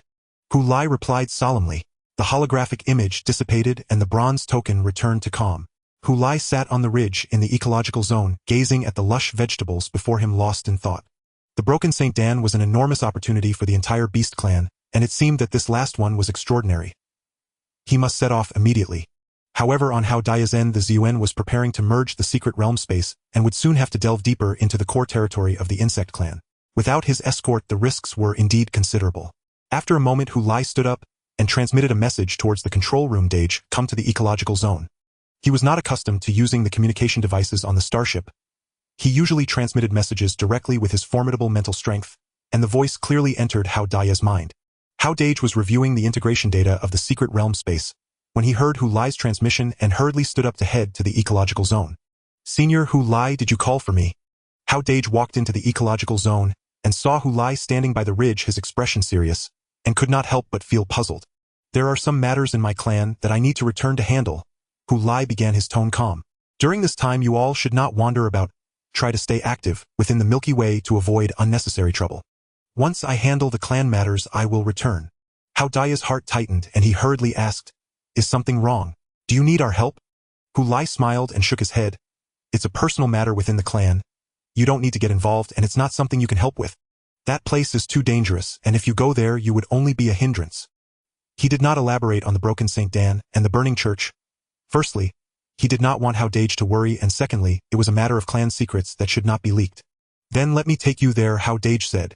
The ZUN's warp engine speed is not slow and can save quite a bit of time. No need, Hu Lai replied. The location of that star domain is special, the route is complicated. I have my own ways to get there faster and safer than the Starship. He paused, his gaze falling on the vegetables on the ridge, revealing a rare warmth on his face. In my absence these few days, help me take care of these vegetables and don't let them wither. Rest assured, Senior. Hao Dage quickly promised. I will take good care of them and ensure that when you return these vegetables are thriving. Hu Lai nodded and said no more. His form flickered and transformed into a stream of golden light, shooting out of the ZUN's hatch, leaving behind a trace in space. Immediately afterward, the void trembled violently, and Hu Lai's figure seemed to merge into a spatial rift, disappearing without a trace. Hao Dage stood at the hatch looking in the direction Hu Lai had vanished, feeling a bit concerned. He could sense that the place Hu Lai was heading to must be extremely dangerous, but since Hu Lai was unwilling to elaborate, he could not ask more. For now, all he could do was follow Hu Lai's instructions, complete the integration of the secret realm space. As soon as possible, enhance the strength of the ZUN and wait for Hu Lai's return. Returning to the control room, Hao Dage said to Inyun, accelerate the route speed and reach planet HZ-468 as soon as possible. We need to complete the integration of the secret realm space in the shortest time, enhance the Starship's strength, and be prepared for any potential dangers. Understood. The power of the warp engine was increased to 80, and it was estimated to arrive at planet HZ-468 in 3 days. The ZUN's thrusters erupted with even stronger flames, speeding towards the home planet of the Flower Demon Clan. Hao Dage knew that without Hu Lai's escort, the journey ahead would be even more perilous, but he would not back down. The integration of the secret realm space, the application of the empty source stone, the construction of the ammunition assembly line. There were countless goals waiting for him to accomplish. And in the distant chaotic star region, a battle over the broken St. Dan was about to unfold. In the void of the chaotic star domain, dark purple nebulae shroud the entire area in darkness. This is an area recognized by the 5 major star systems as lawless territory devoid of rules, and order governed only by the jungle law of the survival of the fittest. Over the course of thousands of years, countless criminals wanted by the 5 major star systems, defected powerhouses, and mutated races have gathered here, forming a 6th major force, the devouring church, capable of standing toe-to-toe with the 5 major star systems. At this moment, within the burning heaven palace at the center of the star domain, a meeting is being held to determine the future direction of the chaotic star domain. This palace, suspended on a giant meteorite, is constructed entirely of black crystal, its surface etched with strange patterns. Inside the palace, over 30 powerhouses of different races sit in a circle, their auras colliding with each other, creating an invisible pressure. At the main seat, a man in a blood-red robe sits upright. His face is pale and his eyes are sinister. He is one of the core figures of the devouring church, code name Night Owl. In recent days, the Galactic Federation has been quite active. Night Owl's voice carries a hint of hoarseness. They have dispatched a large number of fleets landing near the GK-853 planet. Based on my understanding of the Galactic Federation, they would not deploy such military force here unless a significant treasure has emerged. A burly orc below slammed his hand on the stone table, causing it to crack instantly. No matter what treasure it is, the chaotic star domain is our territory. Whatever appears here should belong to the devouring church. Well said. A cold smile curled at the corner of Night Owl's mouth. The chaotic star domain has been managed by our church for thousands of years. Every blade of grass and every treasure within this domain is not for outsiders to touch. Whether it's the Galactic Federation or the Nuclear Spirit Empire, those who dare to seize from us will pay the price. Night Owl's gaze swept across the crowd in the hall. Bloodkite, you are to lead the demon spirit and its accompanying fleet to GK-853 immediately. Razor, lead your elemental tribe to assist Bloodkite first to probe the Federation's true intentions, and then we will arrange for reinforcements. Understood. The two replied in unison. Bloodkite, who was named, is the mastermind behind the assassination of Hao Dageng, having secretly dispatched a peak elven powerhouse. Razor, on the other hand, hails from the Quantum Star System's elemental tribe. He is entirely composed of blazing plasma flames, his form flickering in and out, exuding terrifying heat. In just half a day's time, a massive coalition has gathered in the chaotic star domain. Bloodkite's demon spirit is a 6th-tier starship, its hull pitch black, covered in sharp bone spikes, radiating a powerful aura. The over 1,000 starships under its command vary in strength, most being 2nd-tier, with a few 3rd-tier and 4th-tier vessels mixed in. These individuals are fugitives who committed heinous crimes in the galactic star system and sought refuge in the chaotic star domain. Razor's elemental tribe is even more terrifying, with over 500 fire beings engulfed in a blue plasma flame. This form of life is immune to all physical attacks, and can even absorb part of energy attacks, making them lethal on the battlefield. Meanwhile, around the GK-853 planet, the coalition forces of the Galactic Federation have completed their deployment. 1,000 2nd-tier starships, 100 3rd-tier starships, and 10 4th-tier starships form a tightly knit defensive formation. 2,000 3rd-tier star battle robots stand like a steel flood before the starships. Thousands of 3rd and 4th-tier orc warriors are ready for battle. They are the elite drawn from the Federation's borders. In the void behind the formation, a hidden 7th-tier starship and a 7th-tier purple ember epic battle robot lie in wait. This is the Federation's trump card, ensuring their victory without fail. The Galactic Federation's moves are quite significant. In the control room of the demon spirit, Bloodkite gazes at the holographic screen, displaying the Federation's formation, a hint of seriousness flashing in his eyes. Beside him stand 2 peak powerhouses with terrifying auras. One is the elven woman Bai Lao, who once assassinated Hao Dageng, and the other is the agile leopard man Bao Lao. These two committed a massacre in the galactic system and were wanted by the Galactic Federation, ultimately escaping to the chaotic star domain to join the devouring church. No need to worry. Bao Lao licked his lips, his eyes gleaming with greed. The more the Federation values this, the more it indicates that the treasure on this planet is extraordinary. I can already sense a faint aura. That aura makes my blood boil. If I can obtain this treasure, I might be able to break through my current bottleneck and ascend to a higher level. The elven woman also nodded, her melodious voice tinged with excitement. That aura is extremely pure, containing powerful life energy and law power, significantly benefiting peak powerhouses, and its value probably far exceeds our imagination. A decisive glint flashed in Bloodkite's eyes. Since that's the case, there's no need for probing. Issue the order for the entire army to attack. We must break through the Federation's defenses and seize GK-853. Boom! Over 1,000 starships opened fire simultaneously, unleashing countless energy blasts and laser beams like a torrential rain upon the Federation fleet. The Galactic Federation's fleet immediately counterattacked, and the firepower of both sides collided in the starry sky, erupting in dazzling brilliance. Intense explosions erupted one after another, causing the very space to tremble. Big brother, these scoundrels have launched an attack. Deep within the core of GK-853, Hu Lai felt the vibrations from the ground and said with a grave expression. Beside him Hu Xiao and Hu Sha also wore serious expressions, as the three surrounded the shattered holy pill floating within the array, exerting all their strength to suppress its aura. This is the last shattered holy pill. It will be completely condensed in 3 days. However, this holy pill is extraordinary, containing the power of laws necessary to break through the holy realm, far surpassing the previous few condensed ones. The three brothers of the Tiger clan have expended a great deal of their essence to suppress its aura, yet a faint trace of aura has still leaked out. I didn't expect them to arrive so quickly. Hu Xiao frowned tightly. The shattered holy pill will take 3 days to condense. Given the current battle situation, even if it successfully condenses, it will be extremely difficult for us to break through the encirclement with it. Hu Sha clenched his fists, a fierce glint flashing in his eyes. No matter the cost, we cannot let the shattered holy pill fall into anyone else's hands. If worst comes to worst, the three of us will fight to the death and we will carve out a bloody path. The battle in the starry sky intensified. The more than 500 plasma fire beings led by Razor ghosted through the battlefield, ignoring the energy attacks of the Federation starships heading straight for them. As they approached the starships, the flames on the fire beings surged, violently releasing terrifying heat that scorched the shields of the starships. Alarm! Shield energy rapidly declining. Shields breached. The hull is starting to melt. Within just a few minutes, the shields of 5 second-tier starships were burned down by the fire beings. The hull sustained severe damage and lost combat capability. The Federal fleet was being driven back step by step and the situation had turned passive. Mechanical ray strike, commanded the Federal commander in a deep voice. 2,000 star battle robots instantly powered up their arms, transforming to unleash invisible particle beam attacks. This type of attack was specifically designed to target plasma-based life forms capable of disrupting their energy structures. Under the assault of the particle beams, the flames on the fire people began to flicker unsteadily.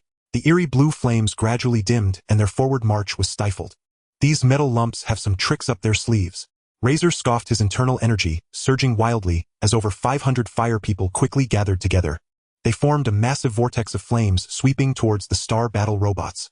The star battle robots immediately adjusted their formation, forming a defensive matrix as particle beam attacks poured down like a waterfall, leading to a stalemate. Just as the fierce battle raged on in the chaotic star domain, the purple source had already crossed the nebula of the southern region of the Milky Way, arriving at the home planet of the Flower Demon Clan, HZ-468. Returning to a familiar place, Anyun skillfully piloted the purple source towards the volcano, where he had first discovered the secret realm. As he slowly entered the volcano, the familiar passage and the crystalline walls were exactly as they had been during his last visit. Hao Dageng walked straight to the core cabin. At this moment, Lingxi had transformed into a colorful plant form rooted on the moss-covered floor. Dewdrops on the petals shimmered with colorful light, exuding rich life energy. Senior Lingxi, we have arrived at the Flower Demon home planet. We need your assistance for the fusion of the secret realm space, Hao Dageng said respectfully. The colorful flower buds swayed slightly, and Lingxi's voice resonated in the core cabin. No problem. The key to space fusion lies in the energy guidance of the Kongyuan stone and the connection of the secret realm's laws. As soon as she finished speaking, she transformed into a streak of light, recoalescing into a humanoid form. Then, with her branches and leaves, she presented a Kongyuan stone. Although the Kongyuan stone contains pure spatial power, it cannot be directly used for fusion. It needs to have guiding patterns inscribed on its surface to connect it with the starship's space. Lingxi's branches gently brushed over the Kongyuan stone, and a faint green energy flow followed her leaves, carving intricate patterns onto the surface of the Kongyuan stone. These patterns seemed simple but contained profound spatial laws.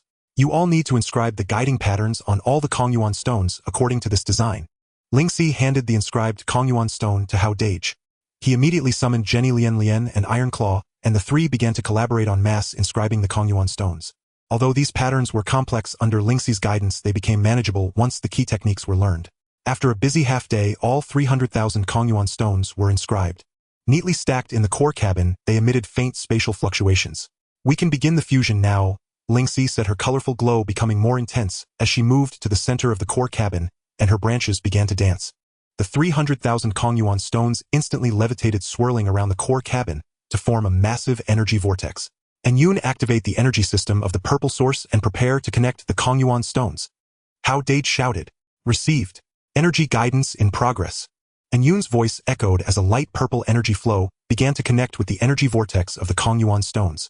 Iron Claw, lead the micro-engineering robots to expand the various areas according to the plan. Iron Claw immediately led millions of micro-engineering robots to different corners of the starship. These robots carried equipment to reshape space, beginning to modify the interior of the starship with the support of the Kongyuan stone's energy. The The first area to be expanded and modified was the storage space for the mobile turrets. The 4 storage spaces originally reserved for the purple source only measured a few dozen cubic meters. Under the influence of the Kongyuan stone's energy, each of the 4 storage spaces was expanded to 50 meters on each side, sufficient to accommodate larger mobile turrets in the future. Then the space of the melting chamber was expanded to 100,000 cubic meters. At the same time, utilizing the energy of the secret realm, a gathering formation was arranged in the melting chamber to enhance the efficiency and quality of forging. Next was the ecological zone, which was planned to be expanded to 200,000 cubic meters. Lastly, the core cabin as the heart of the purple source was expanded to 100,000 cubic meters, covering an area of 15 acres, and standing 10 meters high. Lingxi also transplanted all the plants from the secret realm into the core cabin. Colorful flowers bloomed in competition, and vines and climbing plants covered the walls. A clear stream meandered, transforming the area into a vibrant tropical rainforest. The purple spirit bottle floated at the center of the core cabin, resembling a small purple sun, emitting a soft glow that illuminated the entire space. The entire fusion process lasted a full day. When the last trace of the Kongyuan stone's energy merged into the Starship, the internal space of the purple source had expanded more than 100-fold. From the outside, the purple source still appeared as a structure over 100 meters high, but its interior was vast and boundless, with clearly defined areas full of vitality. After the fusion was completed, Lingxi's flower bud appeared somewhat pale, clearly having consumed a substantial amount of her essence. She transformed back into plant form, rooting herself in the moss-covered floor of the core cabin, speaking slowly. The space fusion is complete. Next, I need to sleep for a period to recover the consumed essence. The Starship has fully connected with the Kongyuan stones, and other areas can be expanded as needed. Thank you for your hard work, Senior. Hao Dageng said respectfully, his heart filled with gratitude. With such a vast internal space, the carrying capacity and combat power of the purple source had received a qualitative enhancement. In the future, whether for storing supplies, cultivating mysterious herbs, or equipping more weapons, there was ample space available. He excitedly wandered around the Starship with Yun. Yun quickly checked the current spatial data of the purple source. Hao Dageng said, the total internal space is 1 million cubic meters, and the energy in each area is stable. The growth environment for mysterious herbs has been optimized with a growth speed increase of 50. The gathering formation in the melting chamber is effective, raising the success rate of forging by 30. Yun's voice began, and a series of data left Hao Dageng overjoyed. Just as Hao Dageng was immersed in the joy of spatial expansion far away on the GK-853 planet in the chaotic star domain, the battle had entered a fever pitch. The Federal's 7th-tier starship and the Ji-Jun-era star battle robots finally struck their overwhelming power, instantly turning the tide of battle, but the resistance from the burning church grew ever more frenzied. The broken Holy Dam, protected by the 3 Tiger brothers, would not be completed for another 2 days. The competition for the broken Holy Dam was about to reach its most critical moment. The battle in the chaotic star region had already escalated to a fever pitch. Turbulent energy currents churned the void surrounding planet GK-853, fracturing spacetime itself. Just as the Federation fleet was being relentlessly driven back, a dazzling pale purple light slashed through the darkness. The Galactic Federation's hidden 7th-tier starship, the Tianaya-class vessel, had finally revealed itself. 300 meters long and sleekly streamlined, the starship gleamed with a silvery white hull enveloped in a shimmering pale purple energy shield. Ripples like liquid light coursed across its surface, radiating an ominous, palpable surge of power. Most astonishing were the 8 mobile turrets, each nearly 100 meters tall, symmetrically mounted along both flanks. Their gun lenses flickered with an eerie cobalt glow like slumbering leviathans poised to unleash annihilation. A 7th-tier starship. It's the Federation's Tianyu. In the command chamber of the Mo Ling-class vessel, a crewman stared at the colossal silhouette on screen, his voice trembling with unmistakable dread. Within the Milky Way, 7th-tier starships represented humanity's ultimate weapon. A single vessel capable of obliterating an entire stellar system. Even 4th-tier starships crumbled before it like paper. Open fire. Target the burn erosion theocracy's starship formation. The cold, commanding voice of the Tianyu's captain echoed across the bridge. All 8 turrets simultaneously charged, converging cobalt energy at their lenses. 8 colossal beams, each several meters in diameter, lanced forth like celestial swords, sweeping across the theocracy's fleet. Boom, boom, boom. Where the beams struck, theocracy starships fell like wheat before the scythe, shattering instantly. 2nd-tier vessels disintegrated on contact. 3rd-tier shields fractured like thin ice, their hulls cleaved in two. Even 4th-tier starships could withstand only a single strike, their shields drained to zero in an instant, hulls spiderwebbed with fissures. In one salvo, over half of the theocracy's 1,000-strong fleet lay crippled. Hundreds of starships exploded into cosmic debris, fireballs and detonations roaring across the starfield. Damn it! The Federation has deployed a 7th-tier starship. Shui Ying's expression hardened. He had not anticipated the Federation would expend such a trump card for this single planet. Yet he remained composed, immediately establishing a secure channel to the Burn Erosion Theocracy's central command to relay the battlefield situation. A frigid voice, Yao Zhao's, crackled over the line, contingency protocol activated. The sure guckless vessel is en route to the battlefield. As the words faded, violent spatial ripples erupted in the distance, and a pitch-black starship emerged from the void. Two massive turrets floated alongside its hull, each rivaling the main ship in sheer scale. Dozens of gun lenses glinted upon each turret, exuding overwhelming, suffocating pressure. Also a seventh-tier vessel, slightly shorter than the Tianyu at 280 meters. The starship pulsed with dense malevolent aura, the Theocracy's ultimate weapon, the sure goo. The Burn Erosion Theocracy possesses a seventh-tier starship too. A flicker of surprise crossed the Tianyu captain's eyes, then vanished. Full assault on the sure goo. Under no circumstances must it approach planet GK-853. Boom! Simultaneously, the Tianyu and sure goo unleashed their weapons. Their titanic energy beams collided in midspace, detonating with cataclysmic force. The shockwave rippled outward like a cosmic tsunami. Dozens of nearby asteroids shattered on impact, exploding into clouds of jagged meteorite fragments. The two seventh-tier starships clashed like primordial beasts, each collision warping spacetime, violently threatening imminent collapse. Elsewhere on the battlefield, the performance of the Zijin Jiayuan-class star combat robot proved equally staggering. Standing only 50 meters tall, the robot appeared diminutive amid the colossal starship armada. Yet suddenly an intense spatial fluctuation surged from its chest. When the ripple subsided, 35 identical Zijin Jiayuan units materialized out of nowhere, forming a coordinated 36-unit formation with the original. It's the mechanoid race's division combat system. Dao's eyes widened in terror. He had never imagined the 7th-tier star combat robot wasn't operating alone, but as part of a fully integrated tactical formation. In an instant, the 36 Zijin Jiayuan units dispersed, forming a perfect spherical containment field that enveloped all 500 plasma fire beings. Then each unit projected a deep violet luminescent veil. Interlocking seamlessly, the veils coalesced into a vast spherical barrier, sealing the fire beings within an inescapable prison. Inside the barrier, countless violet lightning arcs spontaneously ignited, crisscrossing like a lethal grid, radiating terrifying authority. Though plasma fire beings were immune to physical attacks and many forms of energy assault, the violet arcs emitted by the Zijin Jiayuan embodied dual laws, space-time and lightning, specifically designed to subdue energy-based lifeforms. Where the arcs struck, the fire beings' plasma structures unraveled instantly. Azure flames flickering wildly, then dimming, fading. No! Dao roared in fury, hurling himself against the barrier. But his strikes vanished without trace, unable to budge it even a fraction. After only 3 minutes, the violet arcs intensified. Dense, relentless, inescapable. One by one, the 500 plasma fire beings collapsed, their energy matrices utterly annihilated, dissolving into wisps of ashen smoke within the barrier. Dao's form grew translucent, then dissolved entirely into oblivion. A core fighting force of the Burn Erosion Theocracy had been eradicated. In the Mo Ling's command chamber, Shui Ying watched the footage of Dao's clan's destruction on screen. No sorrow crossed his face. Only calculation glinted in his eyes. To men like them, outlaws and mercenaries, comrades were expendable pawns. So long as the treasure was secured, any sacrifice was justified.